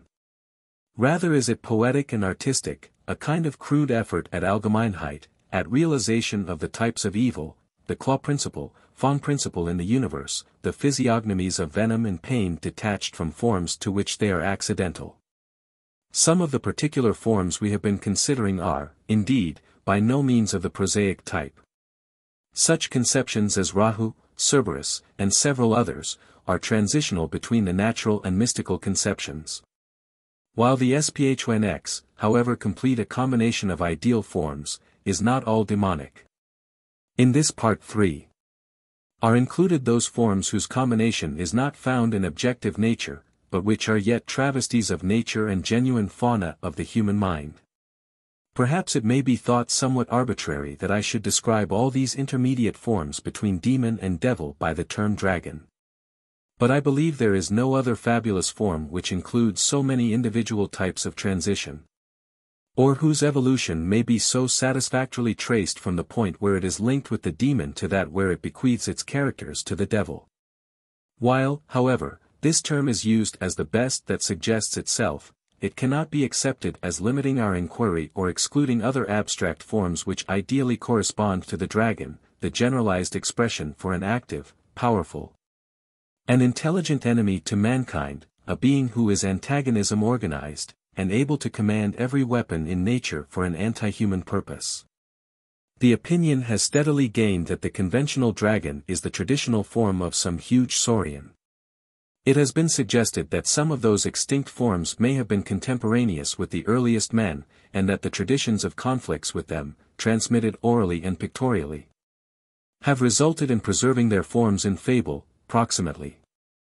The restorations of saurians on their islet at the Crystal Palace show how much common sense there is in this theory. The discoveries of Professor Marsh of Yale College have proved that the general form of the dragon is startlingly prefigured in nature, and Mr. Alfred Tyler, in an able paper read before the Anthropological Society, has shown that we are very apt to be on the safe side in sticking to the theory of an abject origin, for most things.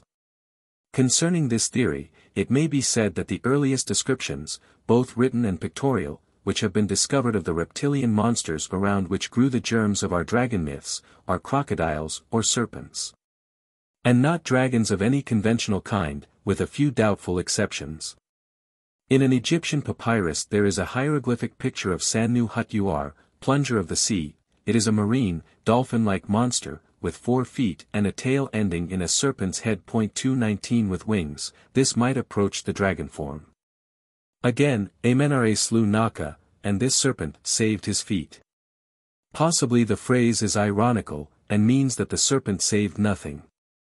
But apart from that, the poem is too highly metaphorical, the victorious god himself being described in it as a beautiful bull, for the phrase to be important.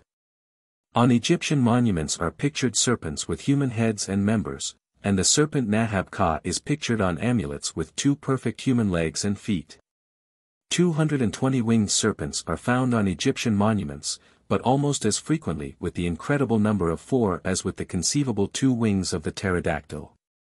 The forms of the serpents thus portrayed with anthropomorphic legs and slight wings are, in their main shapes, of ordinary species. In the Iranian tradition of the temptation of the first man and woman, Meskia and Meskiane, by the 2-footed serpent of lies. And it is possible that out of this myth of the 2-footed serpent grew the puzzling legend of Genesis that the serpent of Eden was sentenced thereafter to crawl on his belly.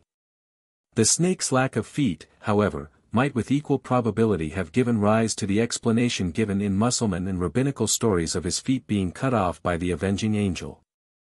But the antiquity of the Iranian myth is doubtful. While the superior antiquity of the Hindu fable of Rahu, to which it seems related, suggests that the 2 legs of the Ahriman serpent, like the 4 arms of serpent-tailed Rahu, is an anthropomorphic addition. In the ancient planispheres we find the crooked serpent mentioned in the Book of Job, but no dragon. The 2 great monsters of Vedic mythology, Vritra and Ahi, are not so distinguishable from each other in the Vedas as in more recent fables. Vritra is very frequently called Vritra Ahi, Ahi being explained in the St. Petersburg Dictionary as the serpent of the heavens, the demon Vritra. Ahi literally means serpent, answering to the Greek chi iota delta nu alpha. And when anything is added it appears to be anthropomorphic, heads, arms, eyes, as in the case of the Egyptian serpent monsters. The Vedic demon Urana is described as having 3 heads, 6 eyes, and 99 arms. There would appear to be as little reason for ascribing to the Tannin of the Old Testament the significance of dragon, though it is generally so translated. It is used under circumstances which show it to mean whale, serpent, and various other beasts. Jeremiah 14:6 compares them to wild asses snuffing the wind, and Micah 8 describes their wailing. The fiery serpents said to have afflicted Israel in the wilderness are called seraphim. But neither in their natural or mythological forms do they anticipate our conventional dragon beyond the fiery character that is blended with the serpent character.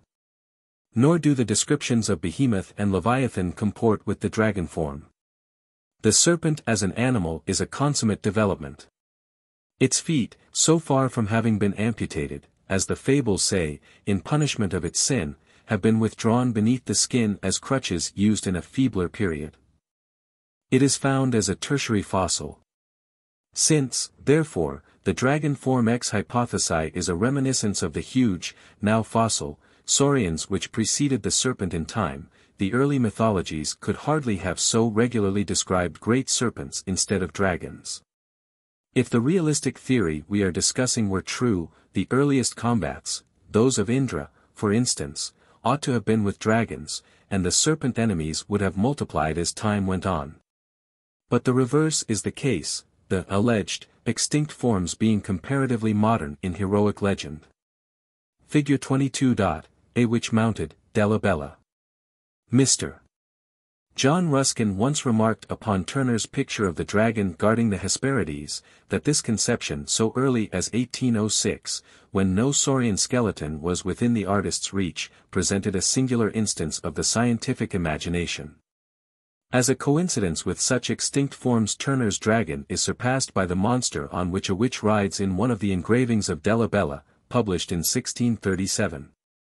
In that year, on the occasion of the marriage of the Grand Duke Ferdinand II. In Florence, there was a Masque d'Inferno, whose representations were engraved by Delabella, of which this is one, so that it may be rather to some scenic artist than to the distinguished imitator of Cowlot that we owe this grotesque form, which the late Mr. Wright said, might have been borrowed from some distant geological period. If so, the fact would present a curious coincidence with the true history of Turner's dragon, for after Mr. Ruskin had published his remark about the scientific imagination represented in it, an old friend of the artist declared that Turner himself had told him that he copied that dragon from a Christmas spectacle in Drury Lane Theatre. But Turner had shown the truest scientific instinct in repairing to the fossil beds of human imagination, and drawing thence the conventional form which never had existence save as the structure of cumulative tradition. Chapter 3. The Serpent. The beauty of the serpent, Emerson on ideal forms, Michelet's thoughts on the viper's head, unique characters of the serpent, the monkey's horror of snakes, the serpent protected by superstition, human defenselessness against its subtle powers, Dubuff's picture of the fall of man. In the accompanying picture, a medal of the ancient city of Tyre, two of the most beautiful forms of nature are brought together, the serpent and the egg. Mr. D.R. Hay has shown the endless extent to which the oval arches have been reproduced in the ceramic arts of antiquity. And the same sense of symmetry which made the Greek vase a combination of eggs prevails in the charm which the same graceful outline possesses wherever suggested, as in curves of the swan, crescent of the moon, the elongated shell, on which Aphrodite may well be poised, since the same contours find their consummate expression in the flowing lines attaining their repose in the perfect form of woman. The serpent, model of the line of grace and beauty, has had an even larger fascination for the eye of the artist and the poet. It is the one active form in nature which cannot be ungraceful, and to estimate the extent of its use in decoration is impossible, because all undulating and coiling lines are necessarily serpent forms. But in addition to the perfections of this form, which fulfill all the ascent of forms in Swedenborg's mystical morphology, circular, spiral, perpetual circular, vortical, celestial, the serpent bears on it, as it were, gems of the underworld that seem to find their counterpart in galaxies. One must conclude that serpent worship is mainly founded in fear. The sacrifices offered to that animal are alone sufficient to prove this. But as it is certain that the serpent appears in symbolism and poetry in many ways which have little or no relation to its terrors, we may well doubt whether it may not have had a career in the human imagination previous to either of the results of its reign of terror, worship and execration. It is the theory of Pestalozzi that every child is born an artist, and through its pictorial sense must be led on its first steps of education. The infant world displayed also in its selection of sacred trees and animals a profound appreciation of beauty. Figure 23. Serpent and Egg, Tyre. The myths in which the serpent is represented as cacodemon refer rather to its natural history than to its appearance. And even when its natural history came to be observed, there now is, such a wide discrepancy between its physiology and its functions, also between its intrinsic characters and their relation to man, that we can only accept its various aspects in mythology without attempting to trace their relative precedence in time. The past may in this case be best interpreted by the present. How different now to wise and observant men are the suggestions of this exceptional form in nature. Let us read a passage concerning it from Ralph Waldo Emerson. In the old aphorism, nature is always self-similar. In the plant, the eye or germinative point opens to a leaf, then to another leaf, with a power of transforming the leaf into radicle, stamen, pistil, petal, bract, sepal or seed. The whole art of the plant is still to repeat leaf on leaf without end, the more or less of heat, light, moisture, and food, determining the form it shall assume. In the animal, nature makes a vertebra, or a spine of vertebrae, and helps herself still by a new spine, with a limited power of modifying its form, spine on spine, to the end of the world. A poetic anatomist, in our own day, teaches that a snake being a horizontal line, and man being an erect line, constitute a right angle. And between the lines of this mystical quadrant, all animated beings find their place, and he assumes the hairworm, the spanworm, or the snake, as the type or prediction of the spine. Manifestly, at the end of the spine, nature puts out smaller spines, as arms, at the end of the arms, new spines, as hands, at the other end she repeats the process, as legs and feet.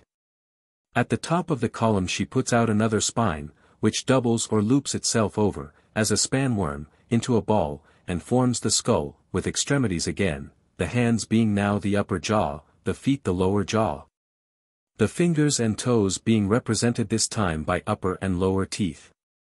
This new spine is destined to high uses. It is a new man on the shoulders of the last. 221. As one reads this it might be asked, how could its idealism be more profoundly pictured for the eye than in the serpent coiled round the egg, the seed out of which all these spines must branch out for their protean variations? What refrains of ancient themes subtly sound between the lines, from the serpent doomed to crawl on its belly in the dust, to the serpent that is lifted up. Now let us turn to the page of Jules Michelet, and read what the serpent signified to one mood of his sympathetic nature. It was one of my saddest hours when, seeking in nature a refuge from thoughts of the age, I for the first time encountered the head of the viper. This occurred in a valuable museum of anatomical imitations. The head marvelously imitated and enormously enlarged, so as to remind one of the tigers and the jaguars, exposed in its horrible form as something still more horrible. You seized at once the delicate, infinite, fearfully prescient precautions by which the deadly machine is so potently armed. Not only is it provided with numerous keen-edged teeth, not only are these teeth supplied with an ingenious reservoir of poison which slays immediately, but their extreme fineness which renders them liable to fracture is compensated by an advantage that perhaps no other animal possesses, namely, a magazine of supernumerary teeth, to supply at need the place of any accidentally broken. Oh, what provisions for killing! What precautions that the victim shall not escape! What love for this horrible creature! I stood by it scandalized, if I may so speak, and with a sick soul. Nature, the great mother, by whose side I had taken refuge, shocked me with a maternity so cruelly impartial. Gloomily I walked away, bearing on my heart a darker shadow than rested on the day itself, one of the sternest in winter. I had come forth like a child, I returned home like an orphan, feeling the notion of a providence dying away within me. 222. Many have so gone forth and so returned, some to say, there is no God. A few to say, as is reported of a living poet, I believe in God, but am against him, but some also to discern in the viper's head nature's ironclad, armed with her best science to defend the advance of form to humanity along narrow passes. The primitive man was the child that went forth when his world was also a child, and when the serpent was still doing its part towards making him and it a man. It was a long way from him to the dragon slayer. But it is much that he did not merely cower, he watched and observed, and there is not one trait belonging to his deadly crawling contemporaries that he did not note and spiritualize in such science as was possible to him. The last discovered of the topes in India represents serpent worshippers gathered around their deity, holding their tongues with finger and thumb. No living form in nature could be so fitly regarded in that attitude. Not only is the serpent normally silent, but in its action it has the quiet of perfect motion. The maximum of force is shown in it, relatively to its size, along with the minimum of friction and visible effort. Footless, wingless, as a star, its swift gliding and darting is sometimes like the lightning whose forked tongue it seemed to incarnate. The least touch of its ingenious tooth is more destructive than the lion's jaw. What mystery in its longevity, in its self-subsistence, in its self-renovation. Out of the dark it comes arrayed in jewels, a crawling magazine of death in its ire, in its unknown purposes able to renew its youth, and fable for man imperishable life. Wonderful also are its mimicries.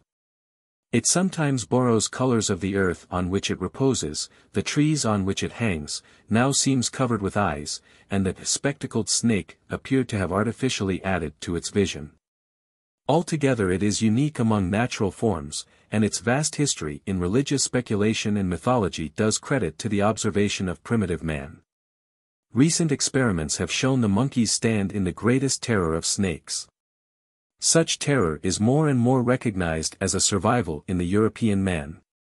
The serpent is almost the only animal which can follow a monkey up a tree and there attack its young. Our arboreal anthropoid progenitors could best have been developed in some place naturally enclosed and fortified, as by precipices which quadrupeds could not scale, but which apes might reach by swinging and leaping from trees. But there could be no seclusion where the serpent could not follow. I am informed by the king of Bani that in his region of Africa the only serpent whose worship is fully maintained is the Nambo, leaper, a small snake, white and glistening, whose bite is fatal, and which, climbing into trees, springs thence upon its prey beneath, and can travel far by leaping from branch to branch. The first arboreal man who added a little to the natural defenses of any situation might stand in tradition as a god planting a garden. But even he would not be supposed able to devise any absolute means of defense against the subtlest of all the beasts. Among the three things Solomon found too wonderful for him was the way of a serpent upon a rock, PROV_XX. 19. This comparative superiority of the serpent to any and all devices and contrivances known to primitive men, whose proverbs must have made most of Solomon's wisdom, would necessarily have its effect upon the animal and mental nerves of our race in early times. And the serpent would find in his sanctity a condition favorable to survival and multiplication. It is this fatal power of superstition to change fancies into realities which we find still protecting the serpent in various countries. From being venerated as the arbiter of life and death, it might thus actually become such in large districts of country. In Dubuff's picture of the fall of man, the wrath of Jehovah is represented by the lightning, which has shattered the tree beneath which the offending pair are now crouching. Beyond it Satan is seen in human shape raising his arm in proud defiance against the blackened sky. So would the serpent appear. His victims were counted by many thousands where the lightning laid low one. Transmitted along the shuddering nerves of many generations came the confession of the son of Sirach, there is no head above the head of a serpent. Chapter 4. The Worm. An African serpent drama in America, The Veiled Serpent, The Ark of the Covenant, Aaron's Rod, The Worm, an episode on the Dii Involudi, the Serapis, the Bambino at Rome, Serpent Transformations. On the eve of January 1, 1863, that historic New Year's Day on which President Lincoln proclaimed freedom to American slaves, I was present at a watch night held by Negroes in a city of that country. In opening the meeting the preacher said, though in words whose eloquent shortcomings I cannot reproduce, "Brethren and sisters, the President of the United States has promised that, if the Confederates do not lay down their arms, he will free all their slaves tomorrow. They have not laid down their arms. Tomorrow will be the day of liberty to the oppressed. But we all know that evil powers are around the President. While we sit here they are trying to make him break his word. But we have come together to watch, and see that he does not break his word. Brethren, the bad influences around the president tonight are stronger than any copperheads. 2:23 The old serpent is abroad tonight, with all his emissaries, in great power. His wrath is great, because he knows his hour is near. He will be in this church this evening. As midnight comes on we shall hear his rage.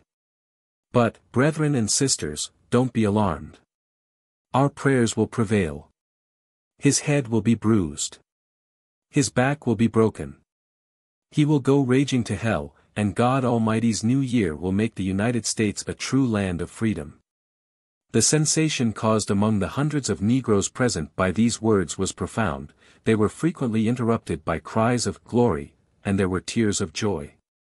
But the scene and excitement which followed were indescribable. A few moments before midnight the congregation were requested to kneel, which they did, and prayer succeeded prayer with increasing fervor. Presently a loud, prolonged hiss was heard. There were cries, "He's here! He's here!" Then came a volley of hisses. They seemed to proceed from every part of the room, hisses so entirely like those of huge serpents that the strongest nerves were shaken.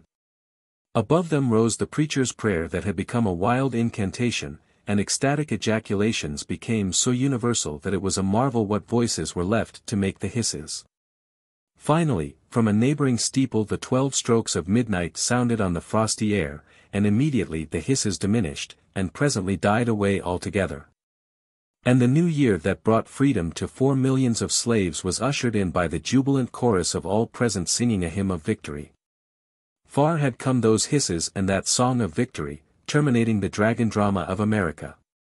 In them was the burden of Ezekiel, Son of man, set thy face against Pharaoh, king of Egypt, and prophesy against him and against all Egypt, saying, Thus saith the Lord Jehovah, Behold I am against thee, Pharaoh king of Egypt.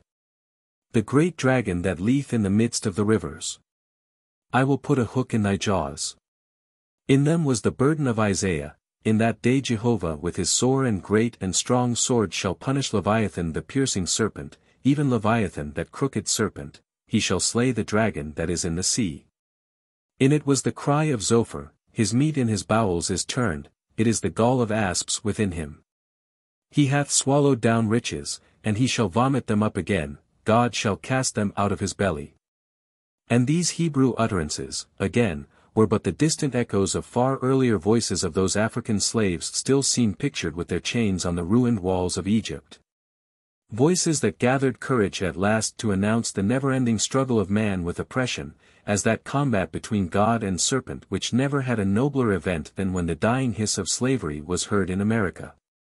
And the victorious sun rose upon a new world of free and equal men. The serpent thus exalted in America to a type of oppression is very different from any snake that may this day be found worshipped as a deity by the African in his native land. The swarthy snake worshipper in his migration took his god along with him in his chest or basket, at once ark and altar, and in that hiding place it underwent transformations. He emerged as the protean emblem of both good and evil. In a mythologic sense the serpent certainly held its tail in its mouth. No civilization has reached the end of its typical supremacy. Figure 24. Serpent and ark, from a Greek coin. Concerning the accompanying Eleusinian form, Fig. 24, Calmet says, the mysterious trunk, coffer, or basket, may be justly reckoned among the most remarkable and sacred instruments of worship, which formed part of the processional ceremonies in the heathen world. This was held so sacred that it was not publicly exposed to view, or publicly opened, but was reserved for the inspection of the initiated, the fully initiated only. Completely to explain this symbol would require a dissertation. And, indeed, it has been considered, more or less, by those who have written on the nature of the Ark of the Testimony among the Hebrews. Declining the inquiry at present, we merely call the attention of the reader to what this mystical coffer was supposed to contain, a serpent. The French Benedictine who wrote this passage, though his usual candor shames the casuistry of our own time, found it necessary to conceal the Hebrew ark. It was precisely so that the occupant of the ark was originally concealed, and thost. John exorcised it from the chalice. Its genius lingers in the pyx, before whose host lifted up the eyes of worshippers are lowered. The writer of the Epistle to the Hebrews, chapter 9. Describing the tabernacle, says, after the second veil, the tabernacle which is called the holiest of all, which had the golden censer, and the ark of the covenant overlaid round about with gold, wherein was the golden pot that had manna, and Aaron's rod that budded, and the tables of the covenant. But this rod of Aaron, which, by budding, had swallowed up all rival pretensions to the tribal priesthood, was the same rod which had been changed to a serpent, and swallowed up the rod serpents of the sorcerers in Pharaoh's presence. So soft and subtle is the way of a serpent upon a rock. This veiling of the serpent, significant of a great deal, is characteristic even of the words used to name it. Of these I have selected one to head this chapter, because it is one of the innumerable veils which shielded this reptile's transformation from a particular external danger to a demonic type. This general description of things that wind about or turn, vermes, traced by some to the Sanskrit root var, curved, gradually came into use to express the demon serpents. Dante and Milton call Satan a worm. No doubt among the 200 names for the serpent, said to be mentioned in an Arabic work, we should find parallels to this old adaptation of the word worm. In countries, as Germany and England, where no large serpents are found, the popular imagination could not be impressed by merely saying that Siegfried or Lambton had slain a snake. The tortuous character of the snake was preserved, but, by that unconscious dexterity which so often appears in the making of myths, it was expanded so as to include a power of supernatural transformation. The Lambton worm comes out of the well very small, but it afterwards coils in 9 huge folds around its hill. The hag-ridden daughter of the king of Northumberland, who crept into a hole a worm, and out stepped a fair lady, did but follow the legendary rule of the demonic serpent tribe. Why was the serpent slipped into the ark or coffer and hid behind veils? To answer this will require here an episode. In the Etruscan theology and ceremonial the supreme power was lodged with certain deities that were never seen. They were called the Dei Involuti, the veiled gods. Not even the priests ever looked upon them. When any dire calamity occurred, it was said these mysterious deities had spoken their word in the council of the gods, a word always final and fatal. There have been fine theories on the subject, and the Etruscans have been complimented for having high transcendental views of the invisible nature of the divine being. But a more prosaic theory is probably true. These gods were wrapped up because they were not fit to be seen. The rude carvings of some savage tribe, they had been seen and adored at first, temples had been built for them, and their priesthood had grown powerful. But as art advanced and beautiful statues arose, these rude designs could not bear the contrast, and the only way of preserving reverence for them, and the institutions grown up around them, was to hide them out of sight altogether. Then it could be said they were so divinely beautiful that the senses would be overpowered by them. There have been many veiled deities, and though their veils have been rationalized, they are easily pierced. The inscription on the temple of Isis at Sais was, I am that which has been, which is, and which shall be, and no one has yet lifted the veil that hides me. Isis at this time had probably become a Negro Madonna, like that still worshipped in Spain as holiest of images, and called by the same title, Our Immaculate Lady. As the fair race and the dark mingled in Egypt, the primitive Nubian complexion and features of Isis could not inspire such reverence as more anciently, and before her also a curtain was hung. The Ark of Moses carried this veil into the wilderness, and concealed objects not attractive to look at, probably 2 scrawled stones, some bones said to be those of Joseph, a pot of so-called manna, and the staff said to have once been a serpent and afterwards blossomed. Fashioned by a rude tribe, the ark was a fit thing to hide, and hidden it has been to this day. When the veil of the temple was rent, allegorically at the death of Christ, actually by Titus, nothing of the kind was found. And it would seem that the Jews must long have been worshipping before a veil with emptiness behind it. Paul discovered that the veil said to have covered the face of Moses when he descended from Sinai was a myth. It meant that the people should not see to the end of what was nevertheless transient. Their minds were blinded, for unto this day, when Moses is read, that veil is on their heart. Kircher says the seraphs of Egypt were images without any eminency of limbs, rolled as it were in swaddling clothes, partly made of stone, partly of metal, wood, or shell. Similar images, he says, were called by the Romans secret gods. As an age of skepticism advanced, it was sometimes necessary that these involudi should be slightly revealed, lest it should be said there was no God there at all. Such is the case with the famous Bambino of Araceli Church in Rome. This effigy, said to have been carved by a pilgrim out of a tree on the Mount of Olives, and painted by St. Luke while the pilgrim was sleeping, is now kept in its ark, and visitors are allowed to see part of its painted face. When the writer of this requested a sight of the whole form, or of the head at any rate, the exhibiting priest was astounded at the suggestion. No doubt he was right. The only wonder is that the face is not hid also, for a more ingeniously ugly thing than the flat, blackened, and rouged visage of the Bambino it were difficult to conceive.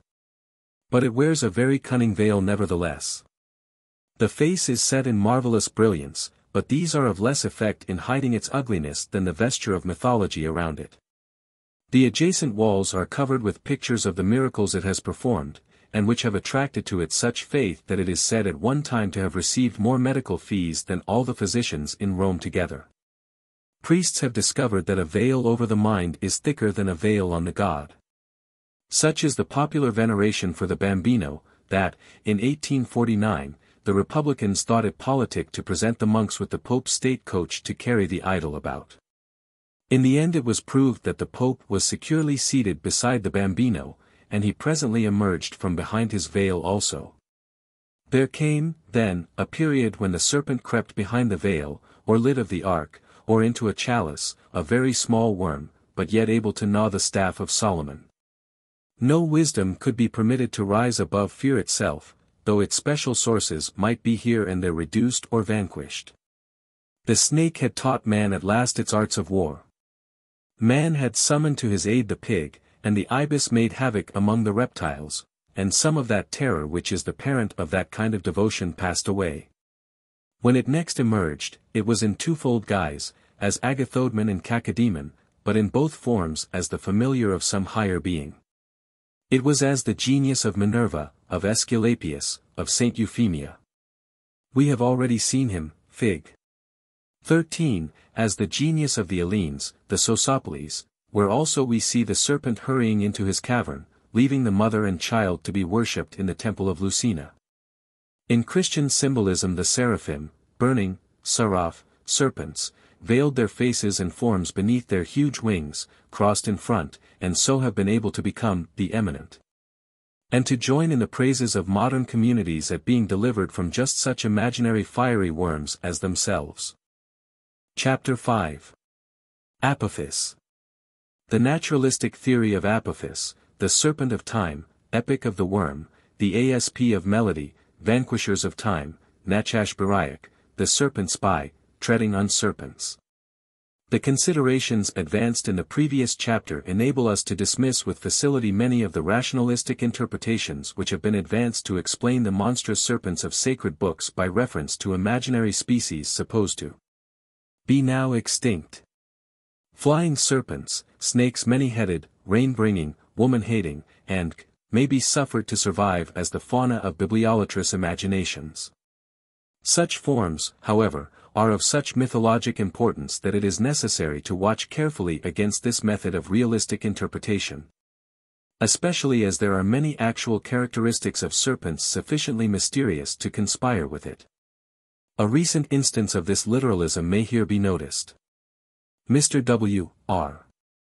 Cooper 224 supposes the evil serpent of Egyptian mythology to have a real basis in a large and unidentified species of colubur, of great strength and hideous longitude, which was, even from the earliest ages, associated as the representative of spiritual, and occasionally physical evil, and was named Hof, Rehof, or Apophis, the destroyer, the enemy of the gods, and the devourer of the souls of men. That such a creature, he adds, once inhabited the Libyan desert, we have the testimony of both Hanno the Carthaginian and Lucan the Roman, and if it is now no longer an inhabitant of that region, It is probably owing to the advance of civilization having driven it farther south. Apart from the extreme improbability that African exploration should have brought no rumors of such a monster if it existed, it may be said concerning Mr. Cooper's theory, 1. If, indeed, the references cited were to a reptile now unknown, we might be led by mythologic analogy to expect that it would have been revered beyond either the asp or the cobra. In proportion to the fear has generally been the exaltation of its objects. Primitive peoples have generally gathered courage to pour invective upon evil monsters when, either from their non-existence or rarity, there was least danger of its being practically resented as a personal affront. 2. The regular folds of Apophis on the sarcophagus of Seti I and elsewhere are so evidently mystical and conventional that, apparently, they refer to a serpent form only as the galoche on a wall may refer to sea waves. Apophis, or Apap, would have been a decorative artist to fold himself in such order. These impossible labyrinthine coils suggest time, as the serpent with its tail in its mouth signifies eternity, an evolution of the same idea. This was the interpretation given by a careful scholar, the late William Hickson, 225, to the procession of 9 persons depicted on the sarcophagus mentioned as bearing a serpent, each holding a fold, all being regular enough for a frieze. The scene, says this author, appears to relate to the Last Judgment, for Osiris is seen on his throne, passing sentence on a crowd before him. And in the same tableaus are depicted the river that divides the living from the dead, and the bridge of life. The death of the serpent may possibly be intended to symbolize the end of time. This idea of long duration might be a general one relating to all time, or it might refer to the duration of individual life. It involved naturally the evils and agonies of life. But the fundamental conception is more simple, and also more poetic, than even these implications, and it means eternal waste and decay. One has need only to sit before a clock to see Apophis. There coil upon coil wins the ever-moving monster, whose tooth is remorseless, devouring little by little the strength and majesty of man. And reducing his grandest achievements, even his universe, to dust. Time is the undying worm. God having made me worm, I make you, smoke. Though safe your nameless essence from my stroke. Yet do I gnaw no less. Love in the heart, stars in the livid space. God jealous, making vacant thus your place. And steal your witnesses. Since the star flames, man would be wrong to teach that the grave's worm cannot such glory reach. Not real is save me. Within the blue, as 'neath the marble slab I lie. I bite at once the star within the sky. The apple on the tree. To gnaw yon star is not more tough to me than hanging grapes on vines of Sicily. I clip the rays that fall. Eternity yields not to splendors brave. Fly, ant, all creatures die, and naught can save. The constellations all. The starry ship, high in the ether sea.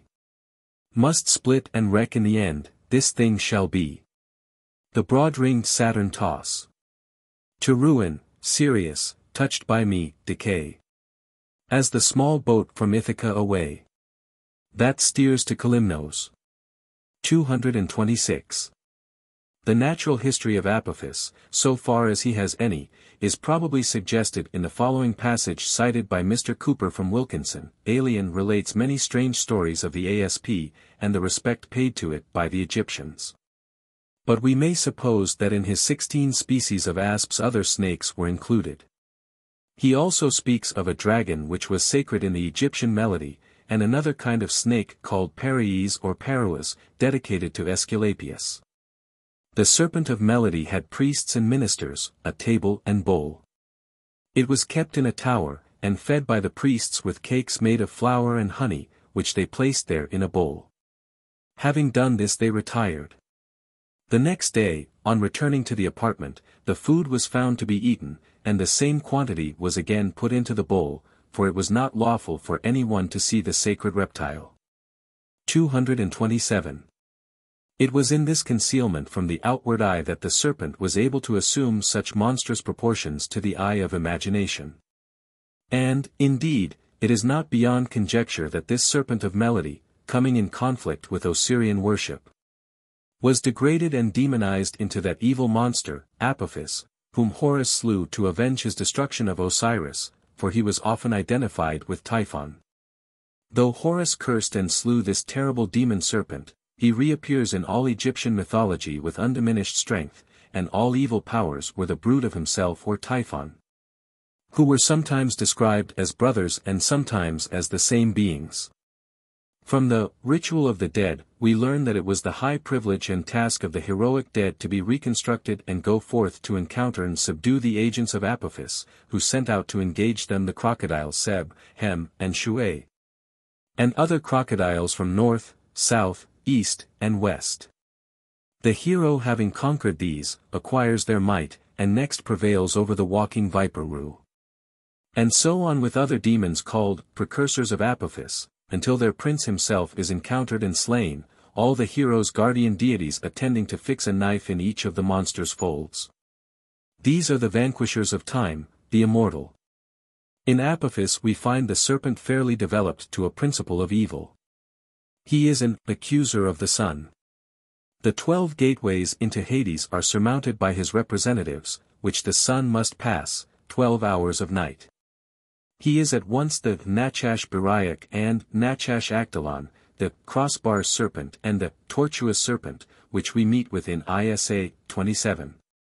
1. In that day the Lord with his sore and great and strong sword shall punish Leviathan the piercing serpent, even Leviathan that crooked serpent.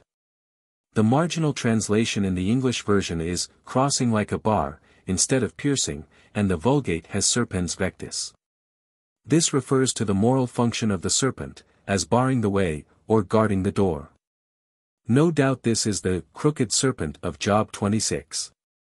13, for the astrological sense of it does not invalidate the terrestrial significance. Imagination could only project into the heavens what it had learned on earth. Bochet in identifying Nachash Birayak as the flying serpent, is quite right, the seraph, or winged serpent, which barred the way to the tree of life in Eden, and in some traditions was the treacherous guard at the gate of the garden. And which bit Israel in the wilderness, was this same Protean Apophis. For such tasks, and to soar into the celestial planisphere, the serpent must needs have wings, and thus it is already far on its way to become the flying dragon.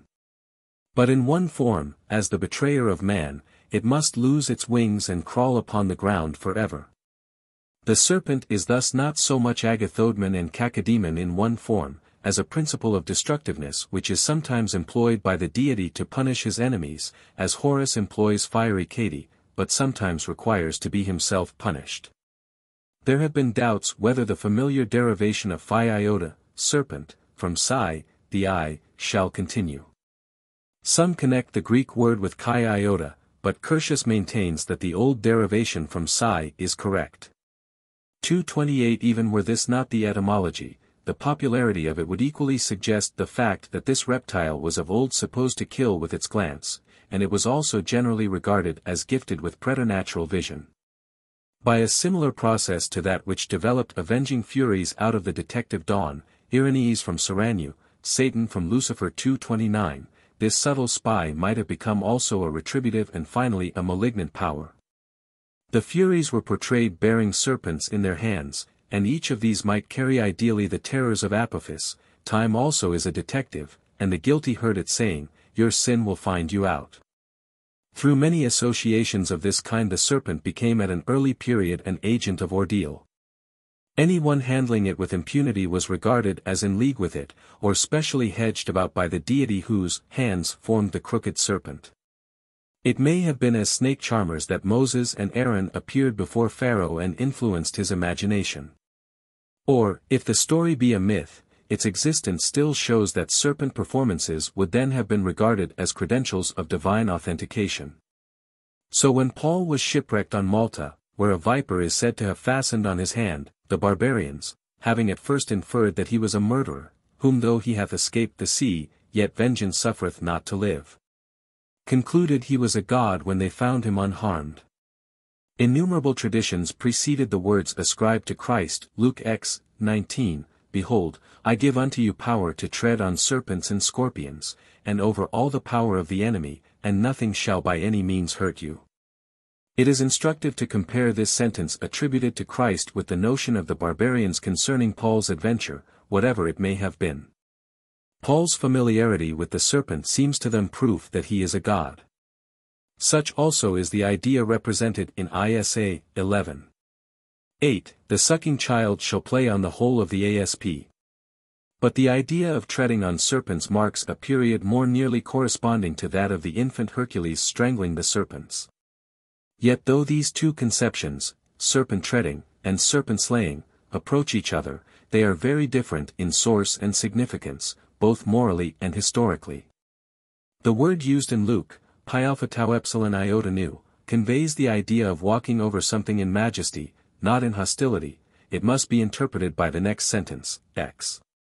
20, notwithstanding, in this rejoice not, that the spirits are subject unto you, tau alpha pi nu epsilon mu alpha tau alpha pi omicron tau sigma sigma epsilon tau alpha iota, dot. The serpent slayer or dragon slayer is not of Semitic origin. The awful supremacy of Jehovah held all the powers of destruction chained to his hand, and to ask man if he could draw out Leviathan with a hook was only another form of reminding him of his own inferiority to the Creator and Lord of Leviathan. How true the Semitic ideas running through the Bible, and especially represented in the legend of Paul and Malta, are to the barbarian nature is illustrated by an incident related in Mr. Brinton's Myths of the New World. The pious founder of the Moravian Brotherhood, Count Zinzendorf, was visiting a missionary station among the Shawnees in the Wyoming Valley, America. Recent quarrels with the white people had so irritated the red men that they resolved to make him their victim. After he had retired to his hut, several of the braves softly peered in. Count Zinzendorf was seated before a fire, lost in perusal of the scriptures, and while the red men gazed they saw what he did not, a huge rattlesnake trailing across his feet to gather itself in a coil before the comfortable warmth of the fire. Immediately they forsook their murderous purpose, and retired noiselessly, convinced that this was indeed a divine man. Chapter 6. The Serpent in India. The Kankato Na, the Vedic serpents not worshipful, Ananta and Sesha, the healing serpent, the guardian of treasures, Miss Buckland's theory, primitive rationalism, underworld plutocracy, rain and lightning, Vritra, history of the word. Ahi, the adder, Zohak, a Teutonic Laocoon. That serpent worship in India was developed by euphemism seems sufficiently shown in the famous Vedic hymn called Kankato Na, recited as an antidote against all venom, of which the following is a translation. 1. Some creature of little venom. Some creature of great venom, or some venomous aquatic reptile, creatures of two kinds, both destructive of life, or poisonous, unseen creatures, have anointed me with their poison. 2. The antidote coming to the bitten person destroys the unseen venomous creatures, departing it destroys them, deprived of substance it destroys them by its odor, being ground it pulverizes them. 3. Blades of Sara grass, of Kazara, of Darba, of Saria, of Munja, of Varana, all the haunt of unseen venomous creatures, have together anointed me with their venom. 4. The cows had lain down in their stalls. The wild beasts had retreated to their lairs, the senses of men were at rest, when the unseen venomous creatures anointed me with their venom. 5. Or they may be discovered in the dark, as thieves in the dusk of evening. For although they be unseen yet all are seen by them, therefore, men be vigilant. 6. Heaven, serpents, is your father, earth, your mother, Soma, your brother, Aditi, your sister, unseen, all-seeing, abide in your holes. Enjoy your own good pleasure. 7. Those who move with their shoulders, those who move with their bodies, those who sting with sharp fangs, those who are virulently venomous, what do ye hear, ye unseen, depart together far from us. 8. The all-seeing sun rises in the east, the destroyer of the unseen, driving away all the unseen venomous creatures, and all evil spirits. 9. The sun has risen on high, destroying all the many poisons. Adiphier, the all-seeing, the destroyer of the unseen, rises for the good of living beings. 10. I deposit the poison in the solar orb, like a leathern bottle in the house of a vendor of spirits, verily that adorable sun never dies. Nor through his favor shall we die of the venom, for, though afar off, yet drawn by his coursers he will overtake the poison. The science of antidotes converted the poison to ambrosia. 11. That insignificant little bird has swallowed thy venom, she does not die, nor shall we die, for although afar off, yet, drawn by his coursers, the sun will overtake the poison. The science of antidotes has converted the poison to ambrosia. 12. May the thrice 7 sparks of Agni consume the influence of the venom, they verily do not perish, nor shall we die. For although afar off, the sun, drawn by his coursers, will overtake the poison. The science of antidotes has converted the poison to ambrosia. 13. I recite the names of 99 rivers, the destroyers of poison. Although afar off, the sun, drawn by his coursers, will overtake the poison. The science of antidotes will convert the poison to ambrosia. 14. May the thrice 7 peahens, the 7 sister rivers, carry off, O body, thy poison, as maidens with pitchers carry away water. 15. May the insignificant mongoose carry off thy venom, poison, if not, I will crush the vile creature with a stone, so may the poison depart from my body, and go to distant regions. 16. Hastening forth at the command of Agastya, thus spake the mongoose, the venom of the scorpion is innocuous, scorpion, thy venom is innocuous. 230. Though, in the 6th verse of this hymn, the serpents are said to be born of heaven and earth, the context does not warrant the idea that any homage to them is intended. They are associated with the evil Rakshasas, the sun and Agni being represented as their haters and destroyers. The 7 sister rivers, streams of the sacred Ganges, supply an antidote to their venom, and certain animals, the partridge and the mongoose, are said, though insignificant, to be their superiors. The science of antidotes alluded to is that which Indra taught to Dadhyansh, who lost his head for communicating it to the Ashwins. It is notable, however, that in the Vedic period there is nothing which represents the serpent as medicinal, unless by a roundabout process we connect the expression in the Rig Veda that the wrath of the Maruts, or storm gods, is as the ire of serpents, with the fact that their chief, Rudra, is celebrated as the bestower of healing herbs, and they themselves solicited for medicaments. This would be stretching the sense of the hymns too far. It is quite possible, however, that at a later day, when serpent worship was fully developed in India, what is said in the 6th verse of the hymn may have been adduced to confirm the superstition. It seems clear, then, that at the time the Kanketo Na was written, the serpent was regarded with simple abhorrence. And we may remember, also, that even now, when the Indian cobra is revered as a Brahmin of the highest caste, there is a reminiscence of his previous ill repute preserved in the common Hindu belief that a certain mark on his head was left there by the heel of Vishnu, Lord of Life, who trod on it when, in one of his avatars, he first stepped upon the earth. Although in the later mythology we find Vishnu, in the intervals between his avatars or incarnations, reposing on a serpent, Sesha, this might originally have signified only his lordship over it, though Sesha is also called Ananta, the infinite. The idea of the infinite is a late one, however, and the symbolization of it by Sesha is consistent with a lower significance at first. In Hindu popular fables the snake appears in its simple character. Such is the fable of which so many variants are found, the most familiar in the West being that of Bethgelert, and which is the 13th of the 4th Hitopadesa. The Brahmin having left his child alone, while he performs a rite to his ancestors, on his return finds a pet mongoose, Nakula, smeared with blood. Supposing the mongoose has devoured his child, he slays it, and then discovers that the poor animal had killed a serpent which had crept upon the infant. In the Kanketo Na the word interpreted by Sayana as mongoose, Vivaramungo, or ichneumon, is not the same, Nakula, but it evidently means some animal sufficiently unimportant to cast contempt upon the serpent.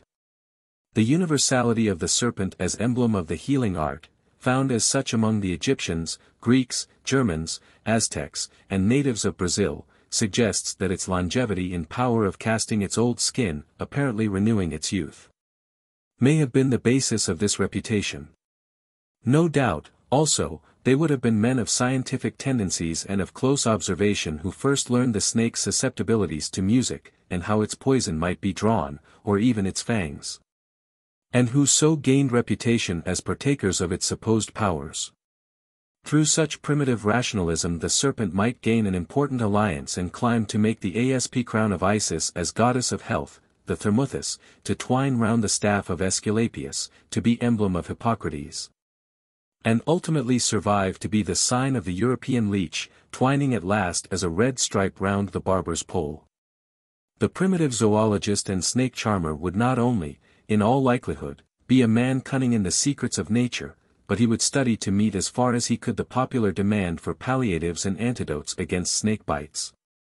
All who escaped death after such wounds would increase his credit as a practitioner, and even were his mitigations necessarily few, his knowledge of the serpent's habits and of its varieties might be the source of valuable precautions. Such probable facts as these must, of course, be referred to a period long anterior to the poetic serpent symbolism of Egypt, and the elaborate serpent mythology of Greece and Scandinavia.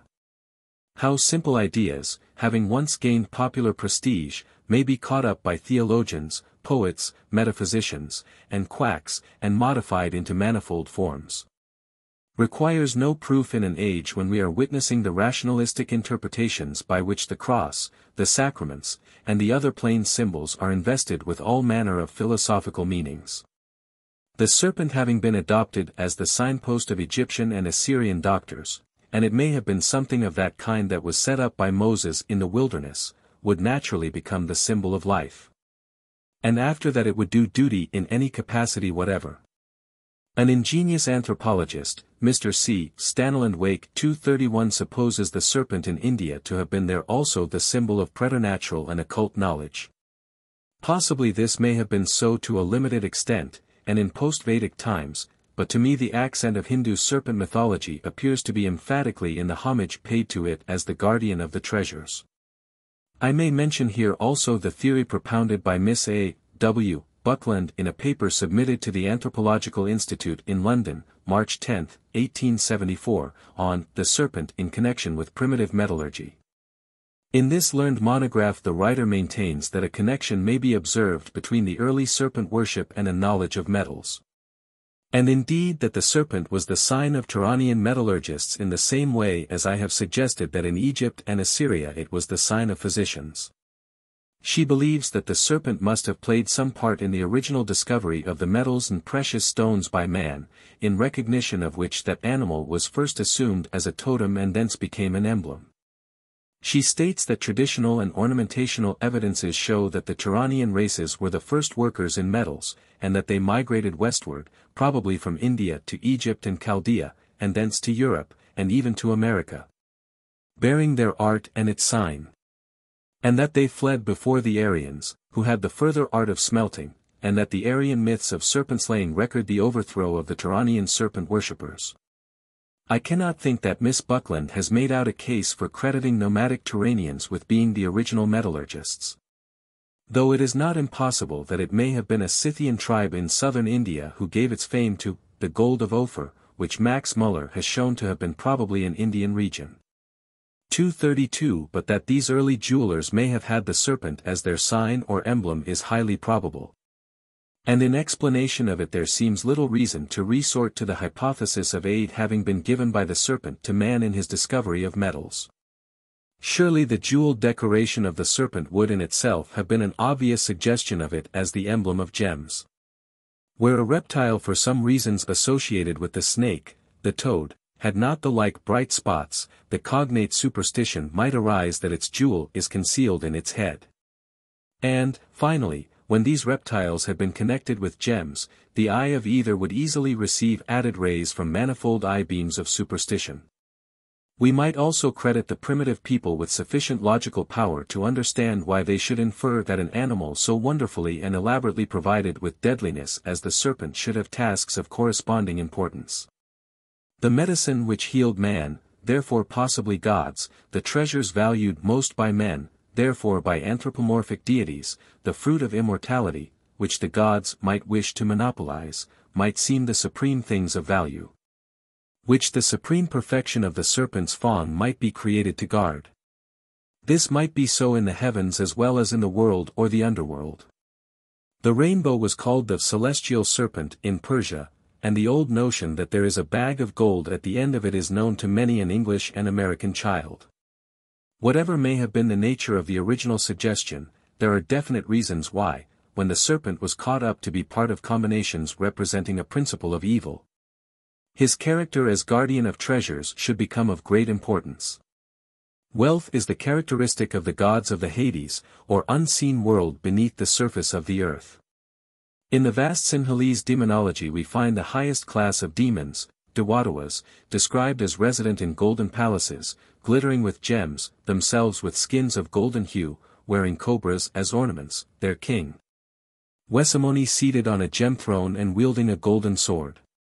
Pluto is from the word for wealth, pi lambda omicron tau omicron, as also is his Latin name Dives. For such are lords of all beneath the sod, or the sea's surface. Therefore, it is important to observe, they own all the seeds in the earth so long as they remain seeds. So soon as they spring to flower, grain, fruitage, they belong not to the gods of Hades but to man, an idea which originated the myth of Persephone, and seems to survive in a school of extreme vegetarians, who refuse to eat vegetables not ripened in the sun. These considerations may enable us the better to apprehend the earlier characters of Ahi, the throttler, and Vritra, the coverer. As guardians of such hidden treasures as metals and drugs, the serpent might be baronet and invoked to bestow favors. But those particular serpents which by hiding away the cloud cows withheld the rain, or choked the rivers with drought, all to keep underworld garners fat and those of the upper world lean, were to be combated. Against them man invoked the celestial deities, reminding them that their own altars must lack offerings if they did not vanquish these thievish binders and concealers. The serpent with its jeweled raiment, its self-renovating power, and its matchless accomplishments for lurking, hiding, fatally striking, was gradually associated with undulations of rivers and sea waves on the earth, with the Milky Way, with coverers of the sky, night and cloud, above all, with the darting, crooked, fork-tongued lightning. It may have been the lightning that was the Amrita churned out of the azure sea in the myth of the Mahabharata, when the gods and demons turned the mountain with a huge serpent for cord, page 59, meaning the descent of fire, or its discovery. But other fair and fruitful things emerged also, the goddess of wine, the cow of plenty, the tree of heaven. The inhabitants of Burma still have a custom of pulling at a rope to produce rain. A rain party and a drought party tug against each other, the rain party being allowed the victory, which, in the popular notion is generally followed by rain. I have often seen snakes hung up after being killed to bring rain, in the state of Virginia. For there also rain means wealth.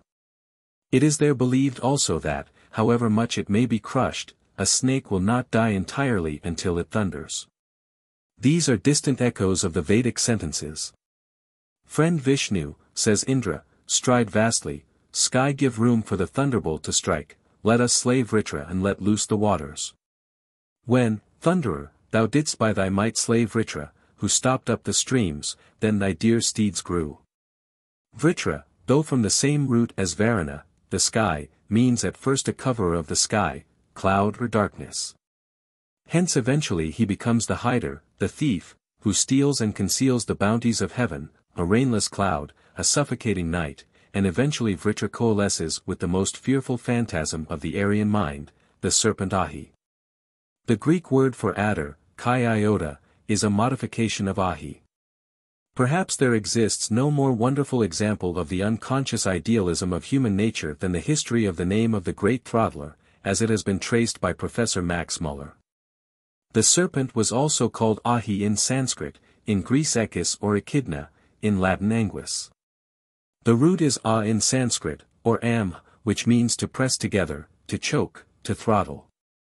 It is a curious root this am, and it still lives in several modern words. In Latin it appears as ango, anshi, anctum, to strangle, in angina, quinsy, in angor, suffocation. But angor meant not only quinsy or compression of the neck, it assumed a moral import, and signifies anguish or anxiety. The two adjectives angustus, narrow, and anxious, uneasy, both came from the same root. In Greek the root retained its natural and material meaning, in aegeis, near, and ekis, serpent, throttler. But in Sanskrit it was chosen with great truth as the proper name of sin. Evil no doubt presented itself under various aspects to the human mind, and its names are many, but none so expressive as those derived from our root am, to throttle. Amhas in Sanskrit means sin, but it does so only because it meant originally throttling, the consciousness of sin being like the grasp of the assassin on the throat of the victim. All who have seen and contemplated the statue of Laocoon and his sons, with the serpent coiled around them from head to foot, may realize what those ancients felt and saw when they called sin amhas, or the throttler. This amhas is the same as the Greek agos, sin. In Gothic the same root has produced agis, in the sense of fear, and from the same source we have awe, in awful, i.e., fearful, and ug in ugly. The English anguish is from the French angois, a corruption of the Latin angustity, a strait. 233 In this wonderful history of a word, whose biography, as Max Muller in his Hibbert Lectures said of Deva, might fill a volume, may also be included our ogre, and also the German unk, which means a frog or toad.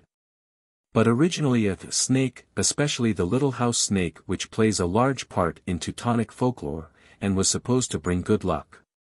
234. This euphemistic variant is, however, the only exception I can find to the baleful branches into which the root A has grown through the world. One of its fearful fruits being the accompanying figure, copied from one of the ornamental bosses of Wells Cathedral. Figure 25. Anguish. The adder demon has been universal.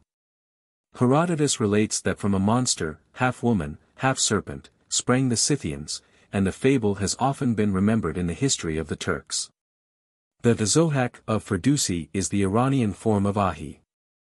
The name is the Arabicized form of the Aji Dahaka of the Avesta, the baneful serpent vanquished by Tridano, trait Anna of the Vedas, and this Iranian name again, Dasaka, is Ahi. The name reappears in the Median Astyages. 235 Zohak is represented as having two serpents growing out of his shoulders, which the late Professor Wilson supposed might have been suggested by a phrase in the Kankato na, ye ansia ye angya, which he translates. Those who move with their shoulders, those who move with their bodies, which, however, may mean those produced on the shoulders, biting with them. And might furnish those who seek for analogies between Iranian and Indian legends with a parallel in the story of Zohak. The legend alluded to is a favorite one in Persia, where it is used to point a moral, as in the instruction of the learned Sabe to the prince, his pupil. Sabe related to the boy the story of King Zohak, to whom a magician came, and, breathing on him, caused two serpents to come forth from the region of his breast, and told him they would bring him great glory and pleasure, provided he would feed these serpents with the poorest of his subjects. This Zohak did. And he had great pleasure and wealth until his subjects revolted and shut the king up in a cavern where he became himself a prey to the two serpents. The young prince to whom this legend was related was filled with horror, and begged Sabe to tell him a pleasanter one. The teacher then related that a young sultan placed his confidence in an artful courtier who filled his mind with false notions of greatness and happiness, and introduced into his heart pride and voluptuousness. To those two passions the young sultan sacrificed the interests of his kingdom, until his subjects banished him, but his pride and voluptuousness remained in him, and, unable to gratify them in his exile, he died of rage and despair. The prince pupil said, "I like this story better than the other." "And yet," said Sabe, "it is the same." It is curious that this old Persian fable should have survived in the witch lore of America, and at last supplied Nathaniel Hawthorne with the theme of one of his beautiful allegorical romances, that, namely, of the man with a snake in his bosom which ever threatened to throttle him if he did not feed it. It came to the American fabulist through many a mythical skin, so to say. One of the most beautiful it has worn is a story which is still told by mothers to their children in some districts of Germany. It relates that a little boy and girl went into the fields to gather strawberries. After they had gathered they met an aged woman, who asked for some of the fruit. The little girl emptied her basket into the old woman's lap. But the boy clutched his, and said he wanted his berries for himself. When they had passed on, the old woman called them back, and presented to each a little box. The girl opened hers, and found in it 2 white caterpillars which speedily became butterflies, then grew to be angels with golden wings, and bore her away to paradise. The boy opened his box, and from it issued 2 tiny black worms. These swiftly swelled to huge serpents, which, twining all about the boy's limbs, drew him away into the dark forest.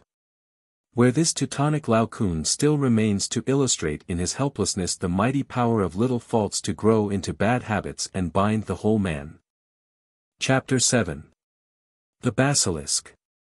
The serpent's gem, the basilisk's eye, Basiliscus mitratus, house snakes in Russia and Germany, king snakes, heraldic dragon, Henry III. Melusina, the Laidley worm, victorious dragons, Pendragon, Merlin and Vortigern, medicinal dragons. A dragoon once presented himself before Frederick the Great and offered the king a small pebble, which, he said, had been cut from the head of a king snake, and would no doubt preserve the throne. Frederick probably trusted more to dragoons than dragons, but he kept the little curiosity, little knowing, perhaps, that it would be as prolific of legends as the cock's egg, to which it is popularly traceable. In cockatrices, whose name may have given rise to the cock fables, or basilisks. It has now taken its place in German folklore that Frederick owed his greatness to a familiar kept near him in the form of a basilisk. But there are few parts of the world where similar legends might not spring up and coil round any famous reputation. An Indian newspaper, the Lawrence Gazette, having mentioned that the ex-king of Oudh is a collector of snakes, adds, perhaps he wishes to become possessed of the precious jewel which some serpents are said to contain. Or of that species of snake by whose means, it is said, a person can fly in the air. Dr. Denys, in whose work on Chinese folklore this is quoted, finds the same notion in China. In one story a foreigner repeatedly tries to purchase a butcher's bench, but the butcher refuses to sell it, suspecting there must be some hidden value in the article. For this reason he puts the bench by, and when the foreigner returns a year afterwards, learns from him that lodged in the bench was a snake, kept alive by the blood soaking through it, which held a precious gem in its mouth, quite worthless after the snake was dead. Cursing his stupidity at having put the bench out of use, the butcher cut it open and found the serpent dead, holding in its mouth something like the eye of a dried fish. Here we have 2 items which may only be accidental, and yet, on the other hand, possibly possess significance. The superior knowledge about the serpent attributed to a foreigner may indicate that such stories in China are traditionally alien, imported with the Buddhists. And the comparison of the dead gem to an eye may add a little to the probabilities that this magical jewel, whether in head of toad or serpent, is the reptile's eye as seen by the glamour of human eyes. The eye of the basilisk is at once its wealth-producing, its fascinating, and its paralyzing talisman, though all these beliefs have their various sources and their several representations in mythology. That it was seen as a gem was due, as I think, to the jeweled skin of most serpents, which gradually made them symbols of riches. That it was believed able to fascinate may be attributed to the general principles of illusion already considered. But its paralyzing power, its evil eye, connects it with a notion, found alike in Egypt and India, that the serpent kills with its eye. Among Sanskrit words for serpent are drigvisha and drishtivisha, literally, having poison in the eye. While all serpents were lords and guardians of wealth, certain of them were crested, or had small horns, which conveyed the idea of a crowned and imperial snake, the beta alpha sigma iota lambda sigma kappa omicron. Naturalists have recognized this origin of the name by giving the same, Basiliscus mitratus, to a genus of iguanidae, remarkable for a membranous crest not only on the occiput but also along the back, which this lizard can raise and depress at pleasure. But folklore, the science of the ignorant, had established the same connection by alleging that the basilisk is hatched from the egg of a black cock, which was the peasant's explanation of the word cockatrice. De Planzy traces one part of the belief to a disease which causes the cock to produce a small egg-like substance, but the resemblance between its comb and the crests of serpent and frog 236 was the probable link between them. While the ancient eminence of the cock as the bird of dawn relegated the origin of the basilisk to a very exceptional member of the family, a black cock in its 7th year. The useful fowl would seem, however, to have suffered even so slightly mainly through a phonetic misconception. The word cockatrice is crocodile transformed. We have it in the Old French cockatrix, which again is from the Spanish cocatriz, meaning crocodile, capro omicron kappa omicron delta epsilon iota lambda omicron. Which Herodotus, by the way, uses to denote a kind of lizard, and whose sanctity has extended from the Nile to the Danube, where folklore declares that the skeleton of the lizard presents an image of the Passion of Christ. And it must never be harmed. Thus, cockatrice has nothing to do with cock or coke, though possibly the coincidence of the sound has marred the ancient fame of the bird of dawn. Indeed, black cocks have been so generally slain on this account that they were for a long time rare, and so the basilisks had a chance of becoming extinct. There were fabulous creatures enough, however, to perpetuate the basilisk's imaginary powers, some of which will be hereafter considered.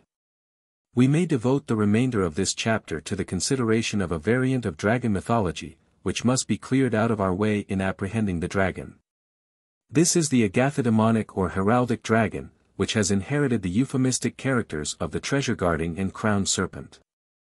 In Slavonic legend the king serpent plays a large part, and innumerable stories relate the glories of some peasant child that, managing to secure a tiny gem from his crown, while the reptilian monarch was bathing, found the jewel daily surrounded with new treasures. This is the same serpent which, gathering up the myths of lightning and of comets, flies through many German legends as the red drake, Kalbuck, Alp, or Alberfleck, dropping gold when it is red, corn if blue, and yielding vast services and powers to those who can magically master it. The harmless serpents of Germany were universally invested with agathodemonic functions, though they still bear the name that relates them to Ahi, viz., unken. Of these household snakes Grimm and Simrock give much information.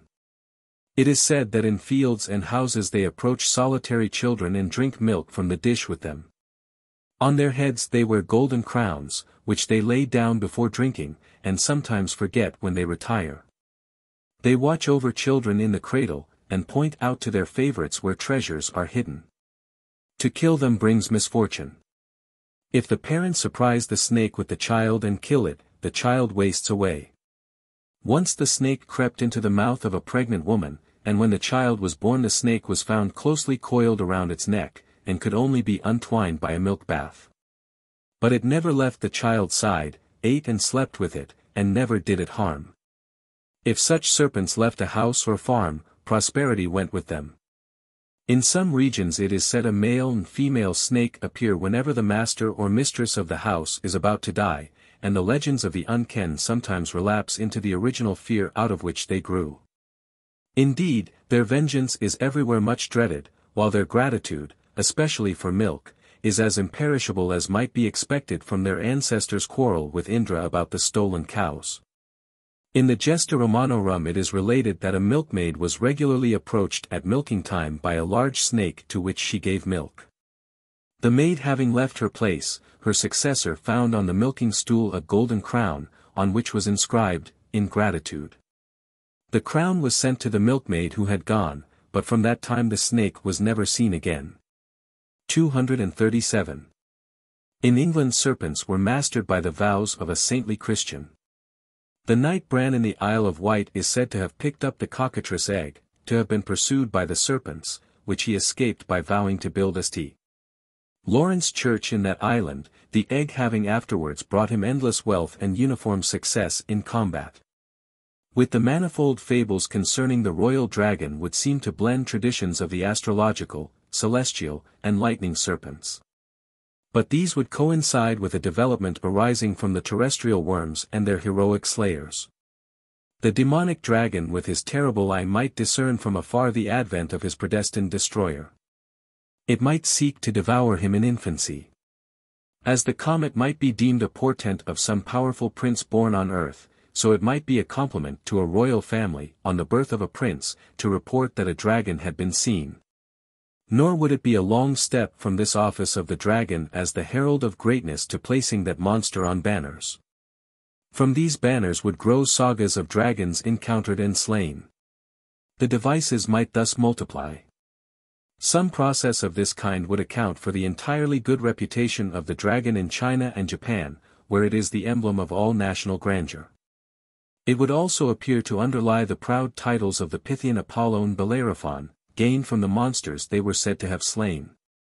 The city of worms takes its name from the serpent instead of its slayer. 238 Pendragon, in the past, and even our dragoon of the present, are names in which the horrors of the monster become transformed in the hero's fame. The dragon, says Mr. Hardwick, was the standard of the West Saxons, and of the English previous to the Norman conquest. It formed one of the supporters of the royal arms borne by all the Tudor monarchs, with the exception of Queen Mary, who substituted the eagle. Several of the Plantagenet kings and princes inscribed a figure of the dragon on their banners and shields. Peter Langtoff says, at the Battle of Lewes, fought in 1264, the king stood forth his shield, his dragon full austere. Another authority says the said king, Henry III, ordered to be made a dragon in the manner of a banner, of a certain red silk embroidered with gold, its tongue like a flaming fire must always seem to be moving. Its eyes must be made of sapphire, or of some other stone suitable for that purpose, 239. It will thus be seen that an influence has been introduced into dragon lore which has no relation whatever to the demon itself. This will explain those variants of the legend of Melusina, the famous woman serpent, which invest her with romance. Melusina, whose indiscreet husband glanced at her in forbidden hours, when she was in her serpent shape, was long the glory of the Château de Lusignan, where her cries announced the approaching death of her descendants. There is a peasant family still dwelling in Fontainebleau forest who claim to be descended from Melusina. And possibly some instance of this kind may have dropped like a seed into the memory of the author of Elsie Venner, to reappear in one of the finest novels of our generation. The corresponding sentiment is found surrounding the dragon in the familiar British legend of the Laidley 240 worm. The King of Northumberland brought home a new queen, who was also a sorceress, and being envious of the beauty of her stepdaughter, changed that poor princess into the worm which devastated all Spindletonheugh. For 7 miles every green thing was blighted by its venom, and 7 cows had to yield their daily supplies of milk. Meanwhile the king and his son mourned the disappearance of the princess. The young prince fitted out a ship to go and slay the dragon. The wicked queen tries unsuccessfully to prevent the expedition. The prince leaps from his ship into the shallow sea, and wades to the rock around which the worm lay coiled. But as he drew near the monster said to him, "Oh, quit thy sword, and bend thy bow, and give me kisses 3. If I'm not one ere the sun goes down, one I shall never be." He quitted his sword and bent his bow. He gave her kisses 3. She crept into a hole a worm. But out stepped a lady. In the end the prince managed to have the wicked queen transformed into a toad, which in memory thereof, as every Northumbrian boy knows, spits fire to this day, but it is notable that the sorceress was not transformed into a dragon. As the story would probably have run if the dragon form had not already been detached from its original character, and by many noble associations been rendered an honorable though fearful shape for maidens like this princess and like Melusina. In the same direction point the legends which show dragons as sometimes victorious over their heroic assailants. Geoffrey of Monmouth so relates of King Morvidus of Northumbria, who encountered a dragon that came from the Irish Sea, and was last seen disappearing in the monster's jaws like a small fish. A more famous instance is that of Beowulf, whose Anglo-Saxon saga is summed up by Professor Morley as follows: afterward the broad land came under the sway of Beowulf. He held it well for 50 winters, until in the dark night a dragon, which in a stone mound watched a hoard of gold and cups, won mastery. It was a hoard heaped up in sin, its lords were long since dead. The last earl before dying hid it in the earth cave, and for 300 winters the great Scather held the cave, until some man, finding by chance a rich cup, took it to his lord. Then the den was searched while the worm slept. Again and again when the dragon awoke there had been theft. He found not the man but wasted the whole land with fire. Nightly the fiendish airflyer made fire grow hateful to the sight of men. Then it was told to Beowulf. He sought out the dragon's den and fought with him in awful strife. One wound the poison worm struck in the flesh of Beowulf, whereof Beowulf died. Equally significant is the legend that when King Arthur had embarked at Southampton on his expedition against Rome, about midnight he saw in a dream a bear flying in the air, at the noise of which all the shores trembled. Also a terrible dragon, flying from the west, which enlightened the country with the brightness of its eyes. When these two met they had a dreadful fight, but the dragon with its fiery breath burned the bear which assaulted him, and threw him down scorched to the earth. This vision was taken to augur Arthur's victory. The father of Arthur had already in a manner consecrated the symbol, being named Uther Pendragon, dragon's head. On the death of his brother Aurelius, it was told, there appeared a star of wonderful magnitude and brightness, darting forth a ray, at the end of which was a globe of fire, in form of a dragon, out of whose mouth issued two rays. One of which seemed to stretch out itself towards the Irish Sea, and ended in 7 lesser rays. Merlin interpreted this phenomenon to mean that Uther would be made king and conquer various regions. And after his first victory Uther had 2 golden dragons made, one of which he presented to Winchester Cathedral, retaining the other to attend him in his wars. In the legend of Merlin and Vortigern we find the dragon so completely developed into a merely warrior-like symbol that its moral character has to be determined by its color. As in the 2 armies of Serpent seen by Zoroaster, in Persian legends, which fought in the air, the victory of the white over the black foreshowing the triumph of Ormuzd over Ahriman, the tyranny of Vortigern is represented by a red dragon, while Aurelius and Uther are the 2 heads of a white dragon. Merlin, about to be buried alive, in pursuance of the astrologer's declaration to Vortigern that so only would his ever-falling wall stand firm, had revealed that the recurring disaster was caused by the struggle of these 2 dragons underground. When the monsters were unearthed they fought terribly, until the white one hent the red with all his might. And to the ground he him cast. And, with the fire of his blast, altogether brent the red. That never of him was found in shred. But dust upon the ground he lay. The white dragon vanished and was seen no more, but the tyrant Vortigern fulfilled the fate of the red dragon, being burnt in his castle near Salisbury. These 2 dragons met again, however, as red and white roses. Many developments corresponding to these might be cited. One indeed bears a startling resemblance to our English legends. Of King Nut Mayamoun, whose conquest of Egypt is placed by G. Maspero about B.C.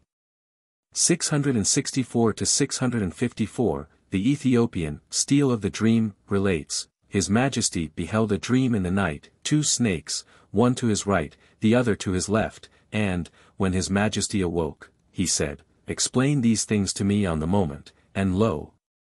They explained it to him, saying, Thou wilt have the southern lands, and seize the northern, and the 2 crowns will be put on thy head, for, there is given unto thee the earth in all its width and its breadth. These 2 snakes were probably suggested by the uraei of the Egyptian diadem. Beyond the glory reflected upon a monster from his conqueror, there would be reason why the alchemist and the wizard should encourage that aspect of the dragon. The more perilous that Gorgon whose blood Aesculapius used, the more costly such medicament, while, that the remedy may be advantageous, the monster must not be wholly destructive. This is so with the now destructive now preservative forces of nature, and how they may blend in the theories, and subserve the interests, of pretenders is well shown in a German work on alchemy, 1625, quoted by Mr. Hardwick. There is a dragon lives in the forest, who has no want of poison, when he sees the sun or fire he spits venom, which flies about fearfully. No living animal can be cured of it, even the basilisk does not equal him. He who can properly kill this serpent has overcome all his danger. His colors increase in death, physic is produced from his poison, which he entirely consumes, and eats his own venomous tail. This must be accomplished by him, in order to produce the noblest balm. Such great virtue as we will point out herein that all the learned shall rejoice. It will be readily understood that these traditions and fables would combine to hedge about a king, by ascribing to him familiarity with a monster so formidable to common people, and even investing him with its attributes. The dragon's name, Deltarocapanu, derived from the Sanskrit word for serpent, Digvisha, came to mean, the thing that sees. While this gave rise to many legends of preternatural powers of vision gained by tasting or bathing in a dragon's blood, as in the poem of Siegfried. Or from waters it guarded, as, I well, in which Guy's dragon dipped its tail to recover from wounds.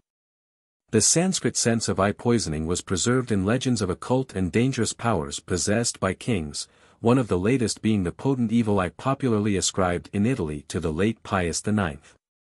But these stories are endless.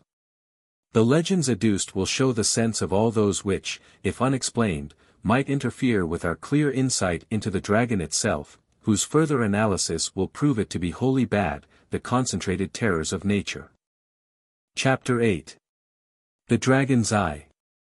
The Eye of Evil, Turner's Dragons, Cloud Phantoms, Paradise and the Snake, Prometheus and Jove, Art and Nature, Dragon Forms, Anglo-Saxon, Italian, Egyptian, Greek, German, the modern conventional dragon. The etymologies of the words dragon and Apophis given in the preceding chapter, ideally the same, both refer to powers of the serpent which it does not possess in nature, the preternatural vision and the glance that kills. The real nature of the snake is thus overlaid. We have now to deal with the creation of another world. There are various conventionalized types of the dragon, but through them all one feature is constant, the idealized serpent. Its presence is the demonic or supernatural sign. The heroic dragon slayer must not be supposed to have wrestled with mere flesh and blood, in whatever powerful form. The combat which immortalizes him is waged with all the pains and terrors of earth and heaven concentrated and combined in one fearful form. Impossible and phantasmal as was this form in nature, its mystical meaning in the human mind was terribly real. It was this eye of anti-human nature which filled man with dismay, and conjured up the typical phantom. It was this pain, purposed and purposing, the agony of far-searching vision, subtlest skill, silently creeping, winged, adapted to meet his every device with a cleverer device, which gradually impressed mankind with belief in a general principle of antagonism to human happiness. It is only as a combination that any dragon form is miraculous. Every constituent feature and factor of it is in nature, but here they are rolled together in one pandemonic expression and terror. Yet no such form loses its relations with nature. It is lightning and tempest, fever-bearing malaria and fire, venom and fong, slime and jungle, all the ferocities of the earth, air, and heavens, gathering to their fatal artistic force, and waylaying man at every step in his advance. In Turner's picture of Apollo slaying the python there is a marvelous suggestion of the natural conceptions from which the dragon was evolved. The fearful folds of the monster, undulating with mound and rock on which he lies, at points almost blend with tangle of bushes and the jagged chaos amid which he stretches. The hard, wild, cruel aspects of inanimate nature seem here in their rankly swelling to horrible life, as yet but half distinguishable from the stony-hearted matrix. The crag begins to coil and quiver, the jungle puts forth in claws.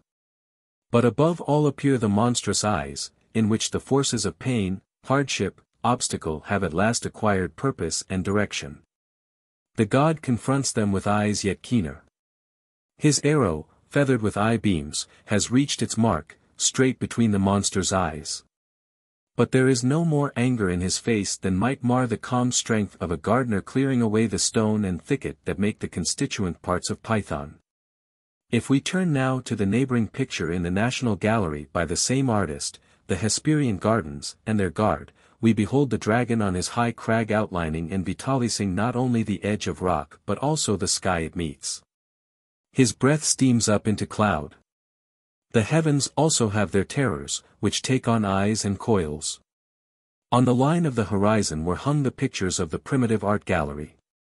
Imagination painted them with brush dipped now in blackness of the storm, now in fires of the lightning or the sunset, but the forms were born of experience, of earthly struggle, defeat, and victory. As I write these words, I lay aside my pen to look across a little lake amid the lonely hills of Wales to a sunset which is flooding the sky with glory. Through the almost greenish sky the wind is bearing fantastic clouds, that sometimes take the shape of chariots, in which cloud-veiled forms are seated, and now great birds with variegated plumage. All hastening as it were to some gathering place of aerial gods. Beneath a long bar of maroon tint stretches a sea of yellow light, on the hither side of which is set a garden of fleecy trees touched with golden fruit. Amid them plays a fountain of changing colors.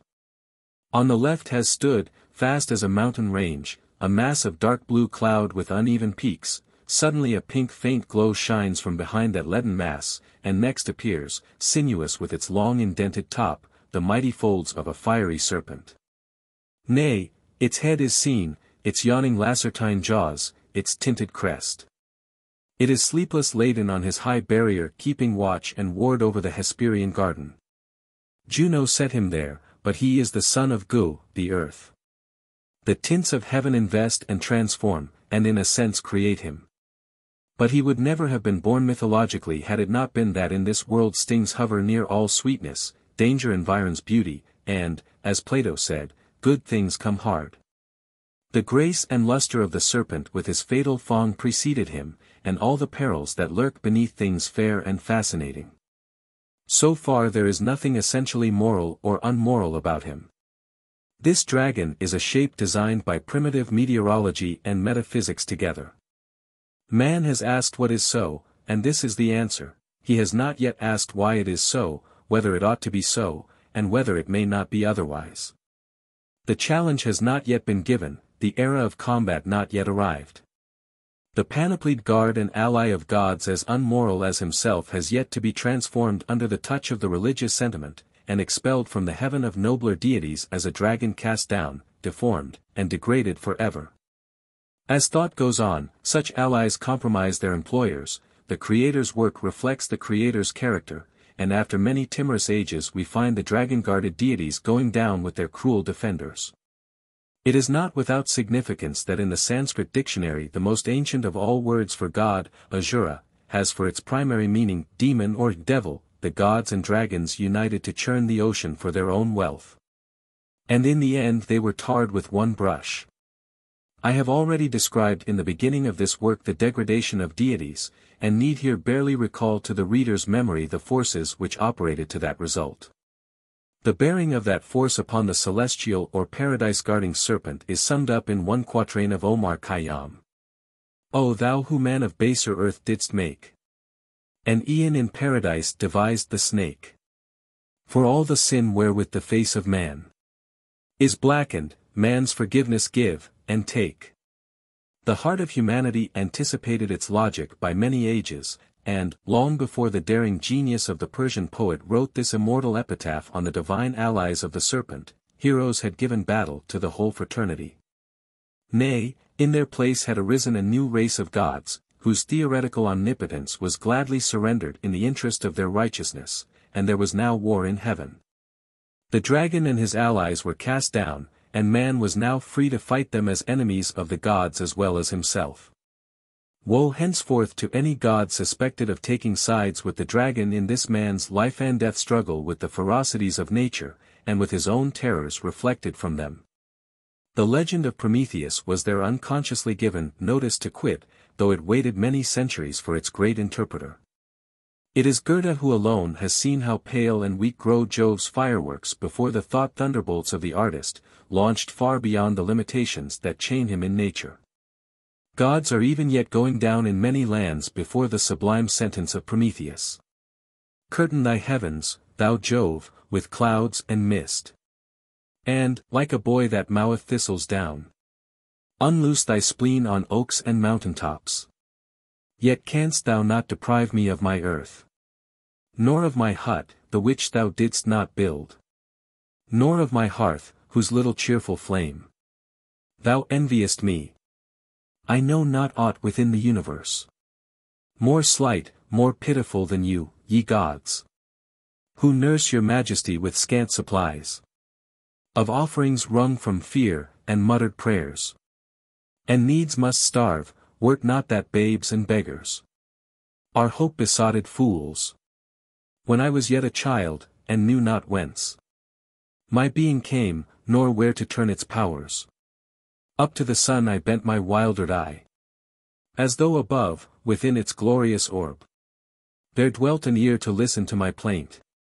A heart, like mine, to pity the oppressed. Who gave me succor against the Titans in their tyrannous might? Who rescued me from death, from slavery?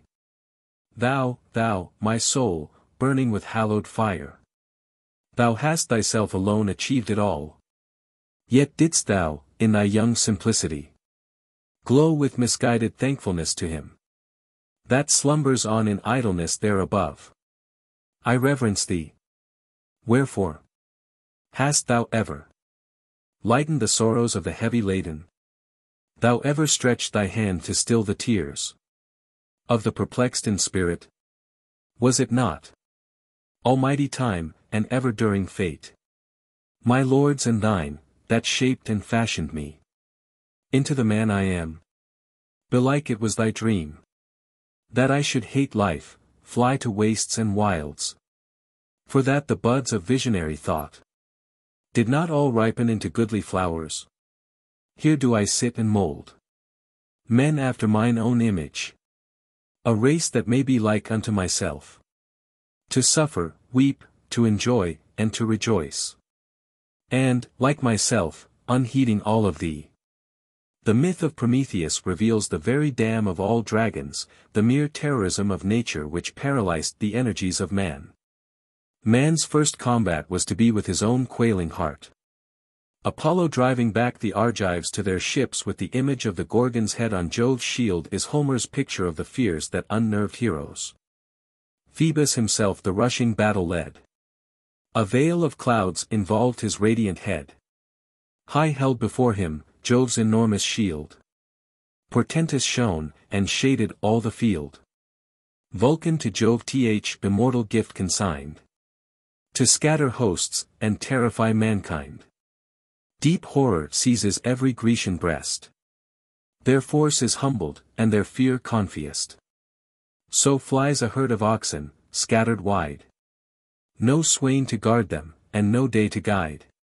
When two fell lions from the mountain come, and spread the carnage through the shady gloom, the Grecians gaze around with wild despair. Confused, and weary all their powers with prayer. 241. A generation whose fathers remembered the time when men educated in universities regarded Franklin with his lightning rod as heaven-defying, can readily understand the legend of Vulcan, type of the untamed force of fire, being sent to bind Prometheus, master of fire. 242. How much fear of the forces of nature, as personified by superstition, leveled against the first creative minds and hands the epithets which Franklin heard, and which still fall upon the heads of some scientific investigators. Storm, lightning, rock, ocean, vulture, these blend together with the intelligent cruelty of Jove in the end, and behold, the dragon. The terrors of nature, which drive cowards to their knees, raise heroes to their height. Then it is a flame of genius matched against mad thunderbolts. Whether the jealous nature god be Jehovah forbidding sculpture, demanding an altar of unhewn stone, and refusing the fruits of Cain's garden, or Zeus jealous of the artificer's flame, they are thrown into the opposition by the artist. And when the two next meet, he of the thunderbolt with all his mob will be the dragon, and Prometheus will be the god, sending to its heart his arrow of light. The dragon forms which have become familiar to us through medieval and modern iconography are of comparatively little importance as illustrating the social or spiritual conditions out of which they grew, and of which they became emblems.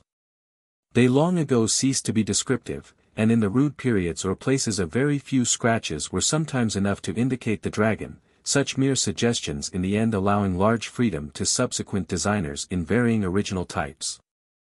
Figure 26. Swan Dragon, French. Figure 27, Anglo-Saxon Dragons, Cadman MS, 10th century. Figure 28. From the fresco at Arezzo. As to external form, the various shapes of the more primitive dragons have been largely determined by the mythologic currents amid which they have fallen, though their original basis in nature may generally be traced. In the far north, where the legends of swan maidens, pigeon maidens, and vampires were paramount in the Middle Ages, we find the bird-shaped dragon very common. Sometimes the serpent characteristics are pronounced, as in this ancient French swan dragon, figure 26. But, again, and especially in regions where serpents are rare and comparatively innocuous, the serpent tail is often conventionalized away, as in this initial V from the Cadman manuscript, 10th century, fig. 27, a fair example of the ornamental Anglo-Saxon dragon. The cuttlefish seems to have suggested the animalized form of the hydra, which in turn helped to shape the dragon of the Apocalypse. Yet the hydra in pictorial representation appears to have been influenced by Assyrian ideas, for although the monster had 9 heads, it is often given 7, number of the Hathors, or Fates, by the engravers, as in figure 6. The conflicts of Hercules with the hydra repeated that of Bel with Tiamat, the deep, and had no doubt its counterpart in that of Michael with the dragon, the finest representation of which, perhaps, is the great fresco by Spinello, 14th century, at Arezzo, a group from which is presented in fig. 28, in this case the wings represent those always attributed in Semitic mythology to the destroying angel. The Egyptian dragon, of which the crocodile is the basis, at an early period entered into Christian symbolism, and gradually effaced most of the pagan monsters. The crocodile and the alligator, besides being susceptible of many horrible variations in pictorial treatment, were particularly acceptable to the Christian propaganda, because of the sanctity attached to them by African tribes. A sanctity which continues to this day in many parts of that country, where to kill one of these reptiles is believed to superinduce dangerous inundations.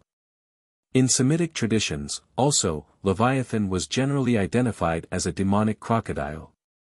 And the feat of destroying him was calculated to impress the imaginations of all varieties of people in the southern countries for which Christianity struggled so long. This form contributed some of its characters to the Lacertine dragons which were so often painted in the Middle Ages, with what effect may be gathered from the accompanying design by Albert Dürer, figure 29.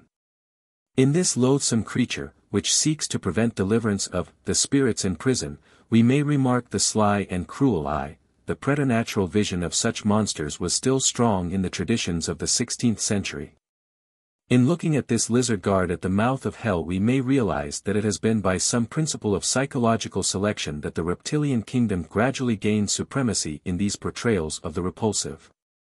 If we compare with fig. 29 the well-known form of the chimera, figure 30, most of us will be conscious of a sense of relief, for though the reptilian form is present in the latter, it is but an appendage, almost an ornament, to the lion. It is impossible to feel any loathing towards this spirited Trisomatoes, and one may recognize in it a different animus from that which depicted the Christian dragon. One was meant to attest the boldness of the hero who dared to assail it. The other was meant, in addition to that, to excite hatred and horror of the monster assailed. We may, therefore, find a very distinct line drawn between such forms as the chimera and such as the hydra, or our conventional dragon. The hairy inhabitants of Lycia, human or bestial, whom Bellerophon conquered, 243 were not meant to be such an abstract expression of the evil principle in nature as the dragon, and while they are generalized, the elements included are also limited. But the dragon, with its claws, wings, scales, barbed and coiling tail, its fiery breath, forked tongue, and frequent horns, includes the organic, inorganic, the terrestrial and atmospheric, and is the combination of harmful contrivances in nature. Figure 29. From Albert Dürer's Passion. Nearly all of the dragon forms, whatever their original types in their region, are represented in the conventional monster of the European stage, which meets the popular conception. This dragon is a masterpiece of the popular imagination, and it required many generations to give it artistic shape. Every Christmas he appears in some London pantomime, with aspect similar to that which he has worn for many ages. His body is partly green, with memories of the sea and of slime, and partly brown or dark, with lingering shadow of storm clouds. The lightning flames still in his red eyes, and flashes from his fire-breathing mouth. The thunderbolt of Jove, the spear of Woden, are in the barbed point of his tail. His huge wings, bat-like, spiked, sum up all the mythical life of extinct harpies and vampires. Spine of crocodile is on his neck, tail of the serpent, and all the jagged ridges of rocks and sharp thorns of jungles bristle around him, while the ice of glaciers and brassy glitter of sunstrokes are in his scales. He is ideal of all that is hard, obstructive, perilous, loathsome, horrible in nature. Every detail of him has been seen through and vanquished by man, here or there, but in selection and combination they rise again as principles, and conspire to form one great generalization of the forms of pain, the sum of every creature's worst. Figure 30. Chimera. Chapter 9. The Combat. The pre-Munchausenite world, the colonial dragon, Io's journey, Medusa, British dragons, the communal dragon, savage saviors, a mimic helper, the brutal dragon, woman protected, the saint of the Mikados. The realm of the unknown has now, by exploration of our planet and by science, been pretty well pressed into annexation with the unknowable. In early periods, however, unexplored lands and seas existed only in the human imagination, and men appear to have included them within the laws of analogy as slowly as their descendants so included the planets. The monstrous forms with which superstition now peoples regions of space that cannot be visited could then dwell securely in parts of the world where their existence or non-existence could not be verified. Science had not yet shown the simplicity and unity underlying the superficial varieties of nature. And though Rudolf Raspy appeared many times, and related the adventures of his Baron Munchausen in many languages, it was only 100 years ago that he managed to raise a laugh over them. It has taken nearly another 100 to reveal the humor of Munchausenisms that relate to invisible and future worlds. The dragon which now haunts the imagination of a few compulsory voyagers beyond the grave originated in speculations concerning the unseen shores of equally mythical realms, whose burning zones and frozen seas had not yet been detached from this planet to make the inferno of another. In our section on demonology we have considered many of these imaginary forms in detail, limiting ourselves generally to the more realistic embodiments of special obstacles. Just above that formation comes the stratum in which we find the separate features of the previous demonic fauna combining to forms which indicate the new creative power which, as we have seen, makes nature over again in its own image. Beginning thus on the physical plane, with a view of passing to the social, political, and metaphysical arenas where man has successively met his dragons, we may first consider the combination of terrors and perils, real and imaginary, which were confronted by the early colonist. I will venture to call this the colonial dragon. This form may be represented by any of those forms against which the Prometheus of Aeschylus cautions Io on her way to the realm which should be called Ionia. When thou shalt have crossed the stream that bounds the continents to the rosy realms of the morning where the sun sets forth, thou shalt reach beyond the roaring sea Sistines Gorgonian plains, where dwell the Phorcides. And hard by are their three-winged sisters, the snake-haired Gorgons, by mortals abhorred, on whom none of human race can look and live. Be on thy guard against the griffins, sharp-fanged hounds of Jove that never bark, and against the cavalry host of one-eyed Arimaspians, dwelling on the gold-gushing fount, the stream of Pluto. Thou wilt reach a distant land, a dark tribe, near to the fount of the sun, where runs the river Ethiops. 244. One who has looked upon Leonardo da Vinci's Medusa at Florence, one of the finest interpretations of a mythologic subject ever painted, may comprehend what to the early explorer and colonist were the fascinations of those rumored regions where nature was fair but girt round with terrors. The Gorgon's head alone is given, with its fearful tangle of serpent tresses, her face, even in its pain, possesses the beauty that may veil a fatal power. From her mouth is exhaled a vapor which in its outline has brought into life vampire, newt, toad, and loathsome nondescript creatures. Here is the malaria of undrained coasts, the vermin of noxious nature. The source of these must be destroyed before man can found his city. It is the fiery poisonous breath of the colonial dragon. Most of the dragon myths of Great Britain appear to have been importations of the colonial monsters. Perhaps the most famous of these in all Europe was the Chimera, which came westward upon coins, Bellerophon having become a national hero at Corinth, almost superseding the god of war himself, and his effigy spread with many migrations. Figure 31. Bellerophon and Chimera, Corinthian. Our conventional figure of St. George is still Bellerophon, though the dragon has been substituted for Chimera, a change which Christian tradition and national respect for the lion rendered necessary. Fig. 31. Corresponding to this change in outward representation, the monster myths of Great Britain have been gradually pressed into service as moral and religious lessons. The lantern worm illustrates the duty of attending Mass and sanctity of the Sabbath. The demon serpents of Ireland and Cornwall prove the potency of holy exorcism. And this process of moralization has extended, in the case of the boar, whose head graces the Christmas table at Queen's College, Oxford, to an illustration of the value of Aristotelian philosophy. It was with a volume of Aristotle that the monster was slain, the mythologic affinities of the legend being quaintly preserved in the item that it was thrust down the boar's throat. But these modifications are very transparent, the British legends being mainly variants of one or two original myths which appear to have grown out of the heraldic devices imported by ancient families. These probably acquired realistic statement through the prowess and energy of chieftains, and were exaggerated by their descendants, perhaps also connected with some benefit to the community, in order to strengthen the family tenure of its estates. For this kind of duty the colonial dragon was the one usually imported by the family romancer or poet. The multiplication of these fables is, indeed, sufficiently curious. It looks as if there were some primitive agrarian sentiment which had to be encountered by aid of appeals to exceptional warrant. The family which could trace its title to an estate to an ancestor who rescued the whole district, was careful to preserve some memorial of the feat. On account of the interests concerned in old times we should be guarded in receiving the rationalized interpretations of such myths, which have become traditional in some localities.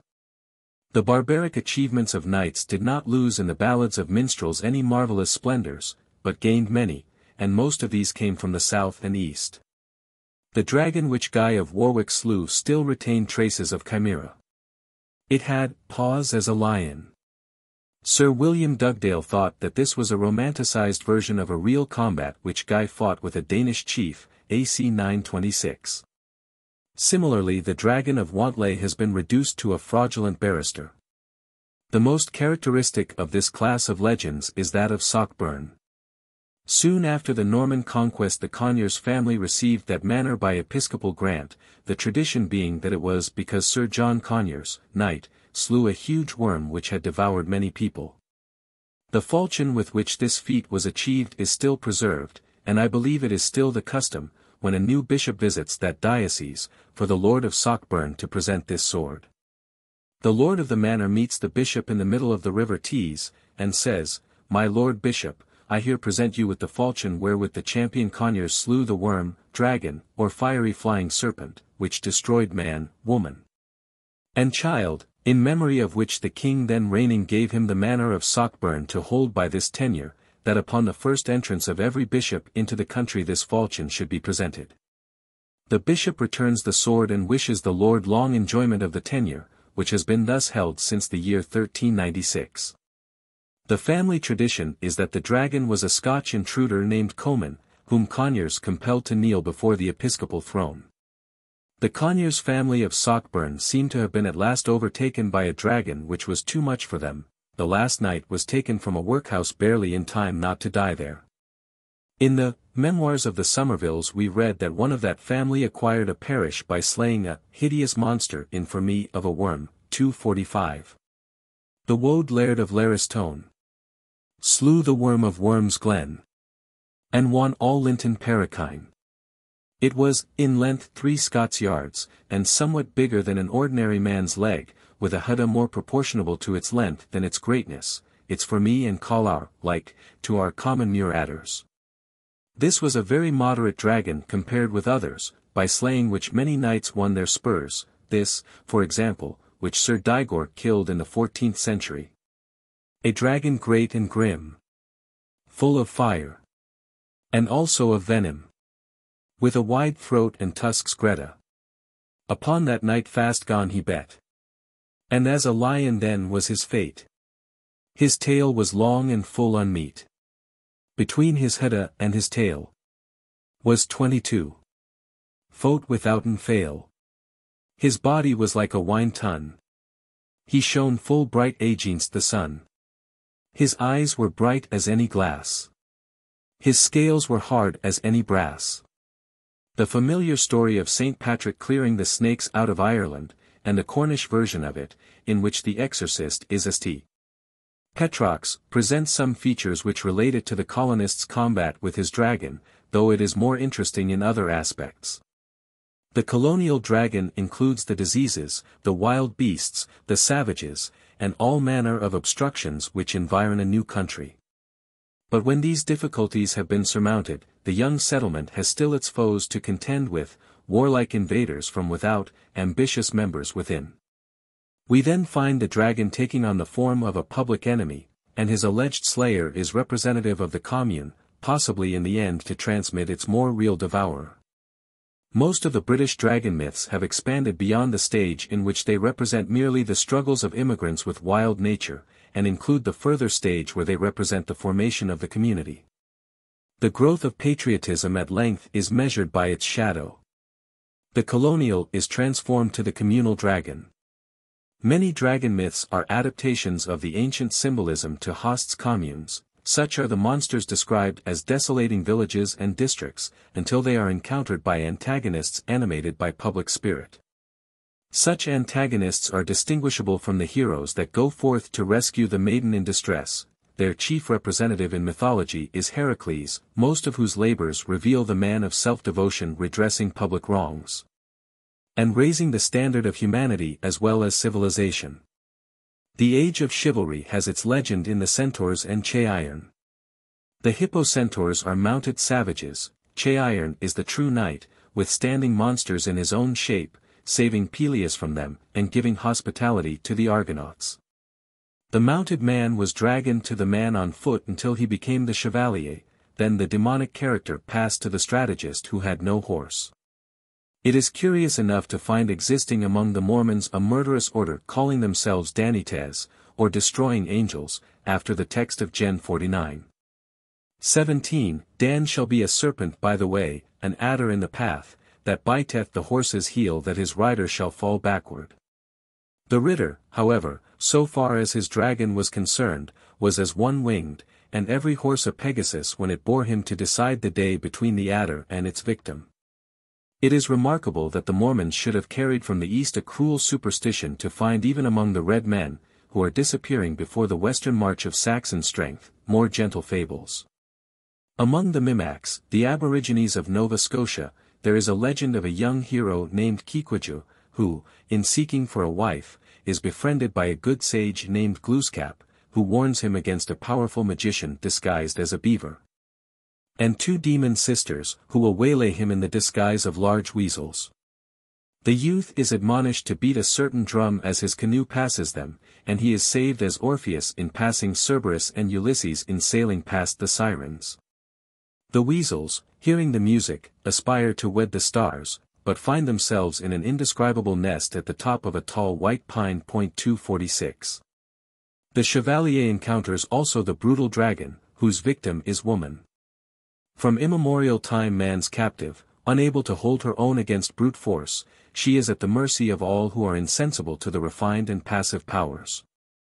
The rock-bound Andromeda, the pursued Leto, or whatever fair maid it may be that the dragon slayer rescues, may have begun mythologically as emblem of the dawn, whose swallower is the night cloud. But in the end she symbolizes a brighter dawn, that of civility and magnanimity among men. It is a notable fact that far away in Japan we should find a dragon myth which would appear to represent, with rare beauty, the social evolution we have been considering. Their great mythological serpent, Yamati no Orochi, that is, the serpent of 8 heads and tails, stretching over 8 valleys, would pretty certainly represent a river annually overflowing its banks. One is reminded by this monster of the accounts given by Mencius of the difficulties with streams which the Chinese had to surmount before they could make the Middle States habitable. But this colonial dragon, in the further evolution of the country, reappears as the brutal dragon. The admirable legend relates that, while the rest of the world were using stone implements, there came into the possession of Sosano Onomikoto, the prince of Sosano, a piece of iron which was wrought into a sword. That maiden sword of the world was fleshed to save a maiden from the jaws of a monster. The prince descended from heaven to a bank of the river Hinokawa, and the country around seemed uninhabited. But presently he saw a chopped stick floating down the stream, and concluded that there must be beings dwelling farther up. So he traveled until he came to a spot where he beheld an aged man and his wife, Asanadudi and Tenadudi, with their beautiful daughter, Haim of Inada. The three were weeping bitterly, and the prince was informed that Haim was the last of their daughters, 7 of whom had been devoured by a terrible serpent. This serpent had 8 heads, and the condition on which it had ceased to desolate the district was that one of these 8 maidens should be brought annually to this spot to satisfy his voracity. The last had now been brought to complete the dreadful compact. The Japanese are careful to distinguish this serpent from a dragon, with them an agathodman. It had no feet, and its heads branched by as many necks from a single body, this body being so large that it stretched over 8 valleys. It was covered with trees and moss, and its belly was red as blood. The prince doubted if even with his sword he could encounter such a monster, so he resorted to stratagem. He obtained 8 vast bowls, filled them with 8 different kinds of wine, and, having built a fence with the same number of openings, set a bowl in each. The result may be imagined. The 8 heads in passing over the bowls paused, drank deep, and were soon in a state of beastly intoxication. In this condition the heads were severed from their neck, and the maiden saved to wed the first Mikado prince. Chapter 10. The Dragon Slayer. Demigods, Alcestis, Heracles, the Gilgit Fiend, incarnate deliverer of Gilgit, Adardistan Madonna, the religion of atheism, resuscitation of dragons, St. George and his dragon, Emerson and Ruskin on George, saintly allies of the dragon. Theology has pronounced incarnation a mystery, but nothing is simpler. The demigod is man's appeal from the gods. It may also be, as Emerson says, that when the half-gods go the gods arrive, but it is equally true that their coming signals the departure of deities which man had long invoked in vain. The great Heraclean myth presents us the ideal of godlike force united to human sympathy. Ra, the sun, passing the 12 gates, hours, of Hades, night, 247 is humanized in Heracles and his 12 labors. He is son of Zeus by a human mother, Alcmene, and his labors for human welfare, as well as his miraculous conception, influenced Christianity. The divine man assailing the monsters of divine creation represents human recognition of the fact that moral order in nature is coextensive with the control of mankind. One expression of this perception is the Alcestis of Euripides, whose significance in relation to death we have considered. 248. Alcestis, as I have written in another work, is one of the few ancient Greek melodramas. The majority of dramas left us by the poets of Greece turn upon religious themes, and usually they are tragedies. It is evident that to them the popular religion around them was itself a tragedy. Their heroes and heroines, such as Prometheus and Macaria, were generally victims of the jealousy or caprice of the gods. And though the poets display in their dramas the irresistible power of the gods, they do so without reverence for that power, and generally show the human victims to be more honorable than the gods. But the Alcestis of Euripides is not a tragedy. It ends happily, and in the rescue of one of those victims of the gods. It stands as about the first notice served on the gods that the human heart had got tired of their high-handed proceedings, and they might prepare to quit the thrones of a universe unless they could exhibit more humanity. Knowing that neither he nor any other deity can legally resist the decree of another deity, Apollo is reduced to hope for help from man. Human justice may save when divine justice sacrifices. He prophesies to death that although he may seize Alcestis, a man will come who will conquer him, and deliver that woman from the infernal realm. Then Hercules comes on the scene. He has been slaying lion and dragon, and he now resolves to conquer death and deliver Alcestis. This he does. 249. In this pre-Christian yet Christian passion play, the part played by the heart of woman is equally heroic with that which represents the honor of man. So in the religion which followed there was an effort to set beside the incarnate vanquisher of infernal powers the pierced heart of Mary. But among all the legends of this character it were difficult to find one more impressive than that which Dr. Leitner found in Dardiston, and one which, despite its length, will repay a careful perusal. This legend of the origin of the Gilgit tribe and government was told by a native.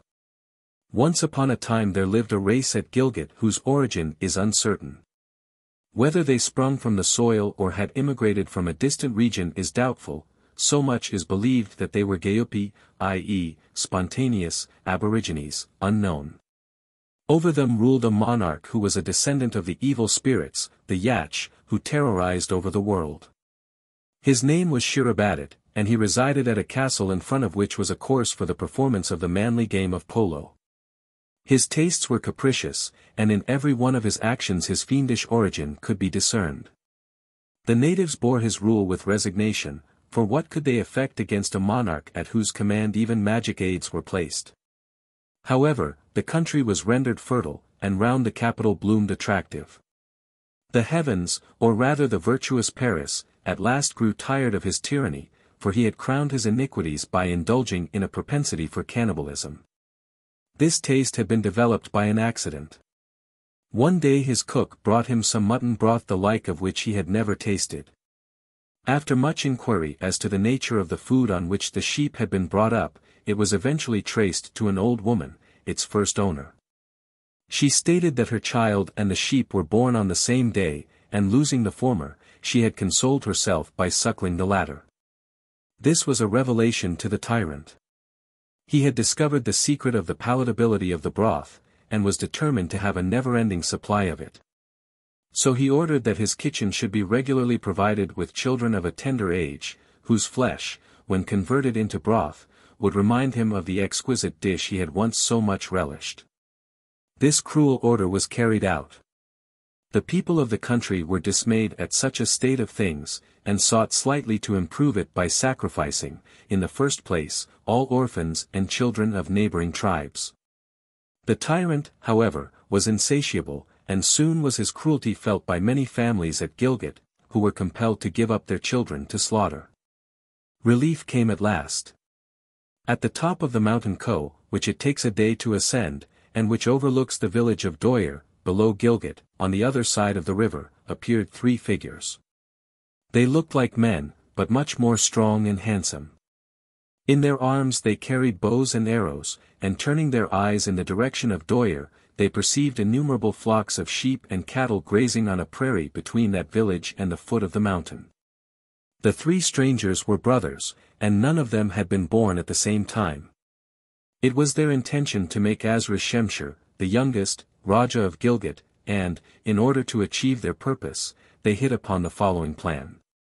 On the already noticed prairie, which is called Didange, a sportive calf was gambolling towards and away from its mother. It was the pride of its owner, and its brilliant red color could be seen from a distance. "Let us see who is the best marksman," exclaimed the eldest, and, saying this, he shot an arrow in the direction of the calf, but missed his aim. The second brother also tried to hit it, but also failed. At last, Azra Shemshir, who took a deep interest in the sport, shot his arrow, which pierced the poor animal from side to side and killed it. The brothers, whilst descending, congratulated Azra on his sportsmanship, and on arriving at the spot where the calf was lying, proceeded to cut its throat and to take out from its body the titbits, namely, the kidneys and the liver. They then roasted these delicacies, and invited Azra to partake of them first. He respectfully declined, on the ground of his youth, but they urged him to do so, in order, they said, to reward you for such an excellent shot. Scarcely had the meat touched the lips of Azra than the brothers got up, and, vanishing into the air, called out, "Brother! You have touched impure food, which Paris never should eat, and we have made use of your ignorance of this law, because we want to make you a human being 250 who shall rule over Gilgit. Remain, therefore, at Doyer." Azra, in deep grief at the separation, cried, "Why remain at Doyer, unless it be to grind corn?" Then, said the brothers, go to Gilgit. Why, was the reply, go to Gilgit, unless it be to work in the gardens? No, no, was the last and consoling rejoinder, you will assuredly become the king of this country, and deliver it from its merciless oppressor. No more was heard of the departing fairies, and Asru remained by himself, endeavoring to gather consolation from the great mission which had been bestowed on him. A villager met him, and, struck by his appearance, offered him shelter in his house. Next morning he went on the roof of his host's house, and calling out to him to come up, pointed to the Ko mountain, on which, he said, he plainly discerned a wild goat. The incredulous villager began to fear he had harbored a maniac, if no worse character. But Asra shot off his arrow, and, accompanied by the villager, who had assembled some friends for protection, as he was afraid his young guest might be an associate of robbers, and lead him into a trap, went in the direction of the mountain. There, to be sure, at the very spot that was pointed out, though many miles distant, was lying the wild goat, with Asra's arrow transfixing its body. The astonished peasants at once hailed him as their leader, but he exacted an oath of secrecy from them, for he had come to deliver them from their tyrant, and would keep his incognito till such time as his plans for the destruction of the monster would be matured. He then took leave of the hospitable people of Doyer, and went to Gilgit. On reaching this place, which is scarcely 4 miles distant from Doyer, he amused himself by prowling about in the gardens adjoining the royal residence. There he met one of the female companions of Shirabat's daughter fetching water for the princess. This lady was remarkably handsome, and of a sweet disposition. The companion rushed back, and told the young lady to look from over the ramparts of the castle at a wonderfully handsome young man whom she had just met. The princess placed herself in a place from which she could observe anyone approaching the fort. Her maid then returned, and induced Asru to come with her in the polo ground, in front of the castle. The princess was smitten with his beauty, and at once fell in love with him. She then sent word to the young prince to come and see her. When he was admitted into her presence he for a long time denied being anything more than a common laborer. At last he confessed to being a fairy's child, and the overjoyed princess offered him her heart and hand. It may be mentioned here that the tyrant Shirabat had a wonderful horse, which could cross a mile at every jump, and which its rider had accustomed to jump both into and out of the fort, over its walls. So regular were the leaps which this famous animal could take that he invariably alighted at the distance of a mile from the fort, and at the same place. On that very day on which the princess had admitted young Asru into the fort, King Shirabat was out hunting, of which he was desperately fond, and to which he used sometimes to devote a week or 2 at a time.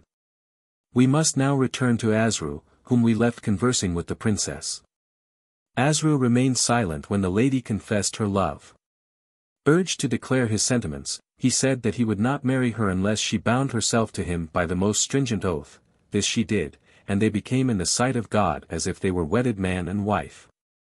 He then announced that he had come to destroy her father, and asked her to kill him herself. This she refused. But as she had sworn to aid him in every way she could, he finally induced her to promise that she would ask her father where his soul was. Refuse food, said Asru, for 3 or 4 days, and your father, who is devotedly fond of you, will ask for the reason of your strange conduct. Then say, Father, you are often staying away from me for several days at a time, and I am getting distressed lest something should happen to you. Do reassure me by letting me know where your soul is, and let me feel certain that your life is safe. This the princess promised to do, and when her father returned refused food for several days. The anxious Shirabat made inquiries, to which she replied by making the already named request. The tyrant was for a few moments thrown into mute astonishment, and finally refused compliance with her preposterous demand. The love-smitten lady went on starving herself, till at last her father, fearful for his daughter's life, told her not to fret herself about him as his soul was of snow, in the snows, and that he could only perish by fire. The princess communicated this information to her lover. Asru went back to Doyer and the villages around, and assembled his faithful peasants. Them he asked to take twigs of the fir tree, bind them together, and light them. Then to proceed in a body with torches to the castle in a circle, keep close together, and surrounded on every side. He then went and dug out a very deep hole, as deep as a well, in the place where Shirabat's horse used to alight, and covered it with green boughs. The next day he received information that the torches were ready. He at once ordered the villagers gradually to draw near the fort in the manner which he had already indicated. King Shirabat was then sitting in his castle, near him his treacherous daughter, who was so soon to lose her parent. All at once he exclaimed, "I feel very close, go out, dearest, and see what has happened." The girl went out, and saw torches approaching from a distance. But fancying it to be something connected with the plans of her husband, she went back and said it was nothing. The torches came nearer and nearer, and the tyrant became exceedingly restless. "Ere," he cried, "I feel very ill. Do see, daughter, what is the matter?" The dutiful lady went, and returned with the same answer as before. At last the torch-bearers had fairly surrounded the fort, and Shirabat, with a presentiment of impending danger, rushed out of the room, saying, that he felt he was dying. He then ran to the stables and mounted his favorite charger, and with one blow of the whip made him jump over the wall of the castle. Faithful to its habit the noble animal alighted at the same place, but, alas! Only to find itself engulfed in a treacherous pit. Before the king had time to extricate himself the villagers had run up with their torches. "Throw them upon him," cried Asru. With one accord all the blazing wood was thrown upon Shirabat, who miserably perished. Asru was then most enthusiastically proclaimed king, celebrated his nuptials with the fair trader, and, as sole tribute, exacted the offering of 1 sheep annually, instead of the human child, from every one of the natives. When Asru had safely ascended the throne he ordered the tyrant's place to be leveled to the ground. The willing peasants, manufacturing spades of iron, flocked to accomplish a grateful task, and sang whilst demolishing his castle. "My nature is of a hard metal," said Shiri and Badot. "Why hard? I, Koto, the son of the peasant Dem Singh, am alone hardy, with this iron spade I raise to the ground thy kingly house. Behold now, although thou art of race accursed, of Shatsho Malika, I, Dem Singh's son, am of a hard metal. For with this iron spade I level thy very palace, look out. Look out." 251. An account of the Feast of Torches, instituted as a memorial of this tradition, has already been given in another connection. 252. The legend, the festival, and the song just quoted constitute a noble human epic.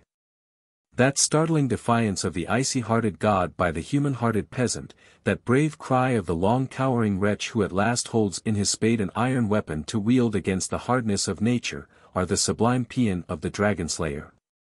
Look out, ye snow gods! Man's heart is there, and woman's heart, their courage, plus the spade, can level your palaces, their love will melt you, their arts and sciences kill you, so fatal may be torches. All great religions were born in this grand atheism.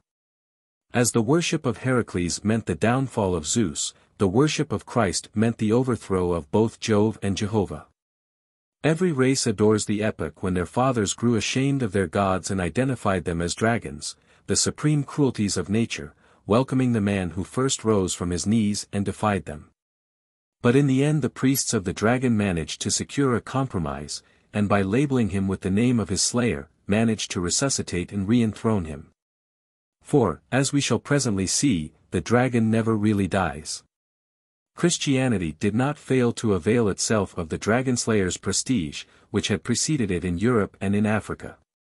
It could not afford to offer for popular reverence saints less heroic than pagan warriors and demigods.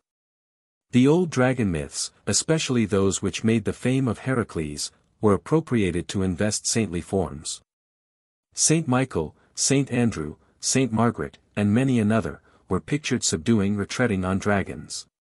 Christ was shown crushing the serpent sin, spearing the dragon death, or even issuing from its impotent jaws, like Jason from the dragon. 253. But in this competition for the laurels of dead dragon slayers, and fierce hostility to dragons already slain, the real dragon was left to revive and flourish in security. and in the end even inherited the mantle and the palm of his own former conqueror. The miscarriage of canonization in the case of St. George is a small and merely curious thing in itself. But it is almost mystical in its coincidence with the great miscarriage which brought the cross of Christ to authorize the crucifixions of the men most like him for 1,000 years.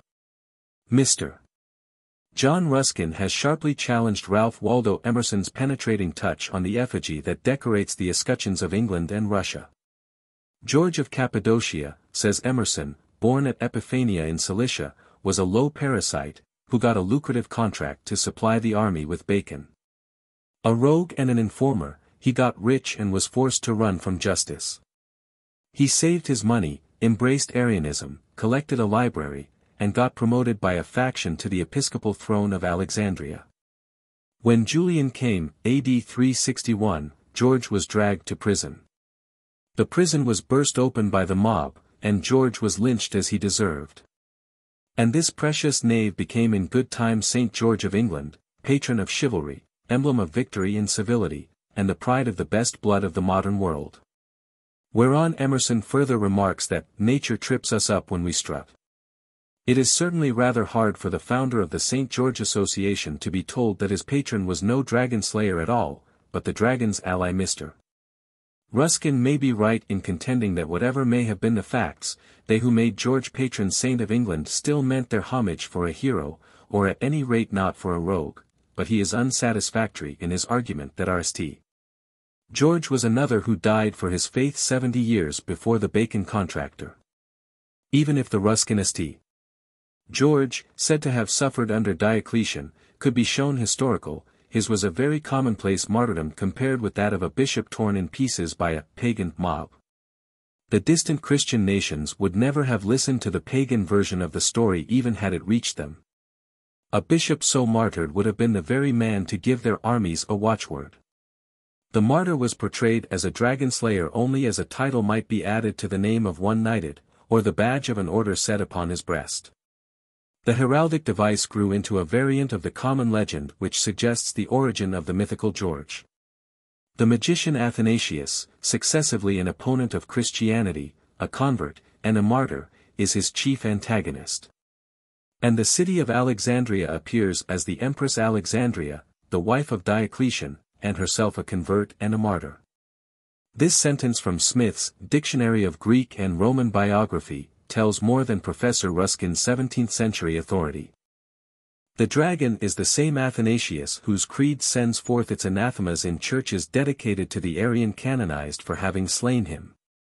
Though it be granted that they who made George of Cappadocia the ideal hero of England really intended their homage for a martyr and hero, it must equally be acknowledged that his halo was clearly drawn from dragon fire. He was a man who had taken to the sword, and by it perished. So much was known and announced in his canonization.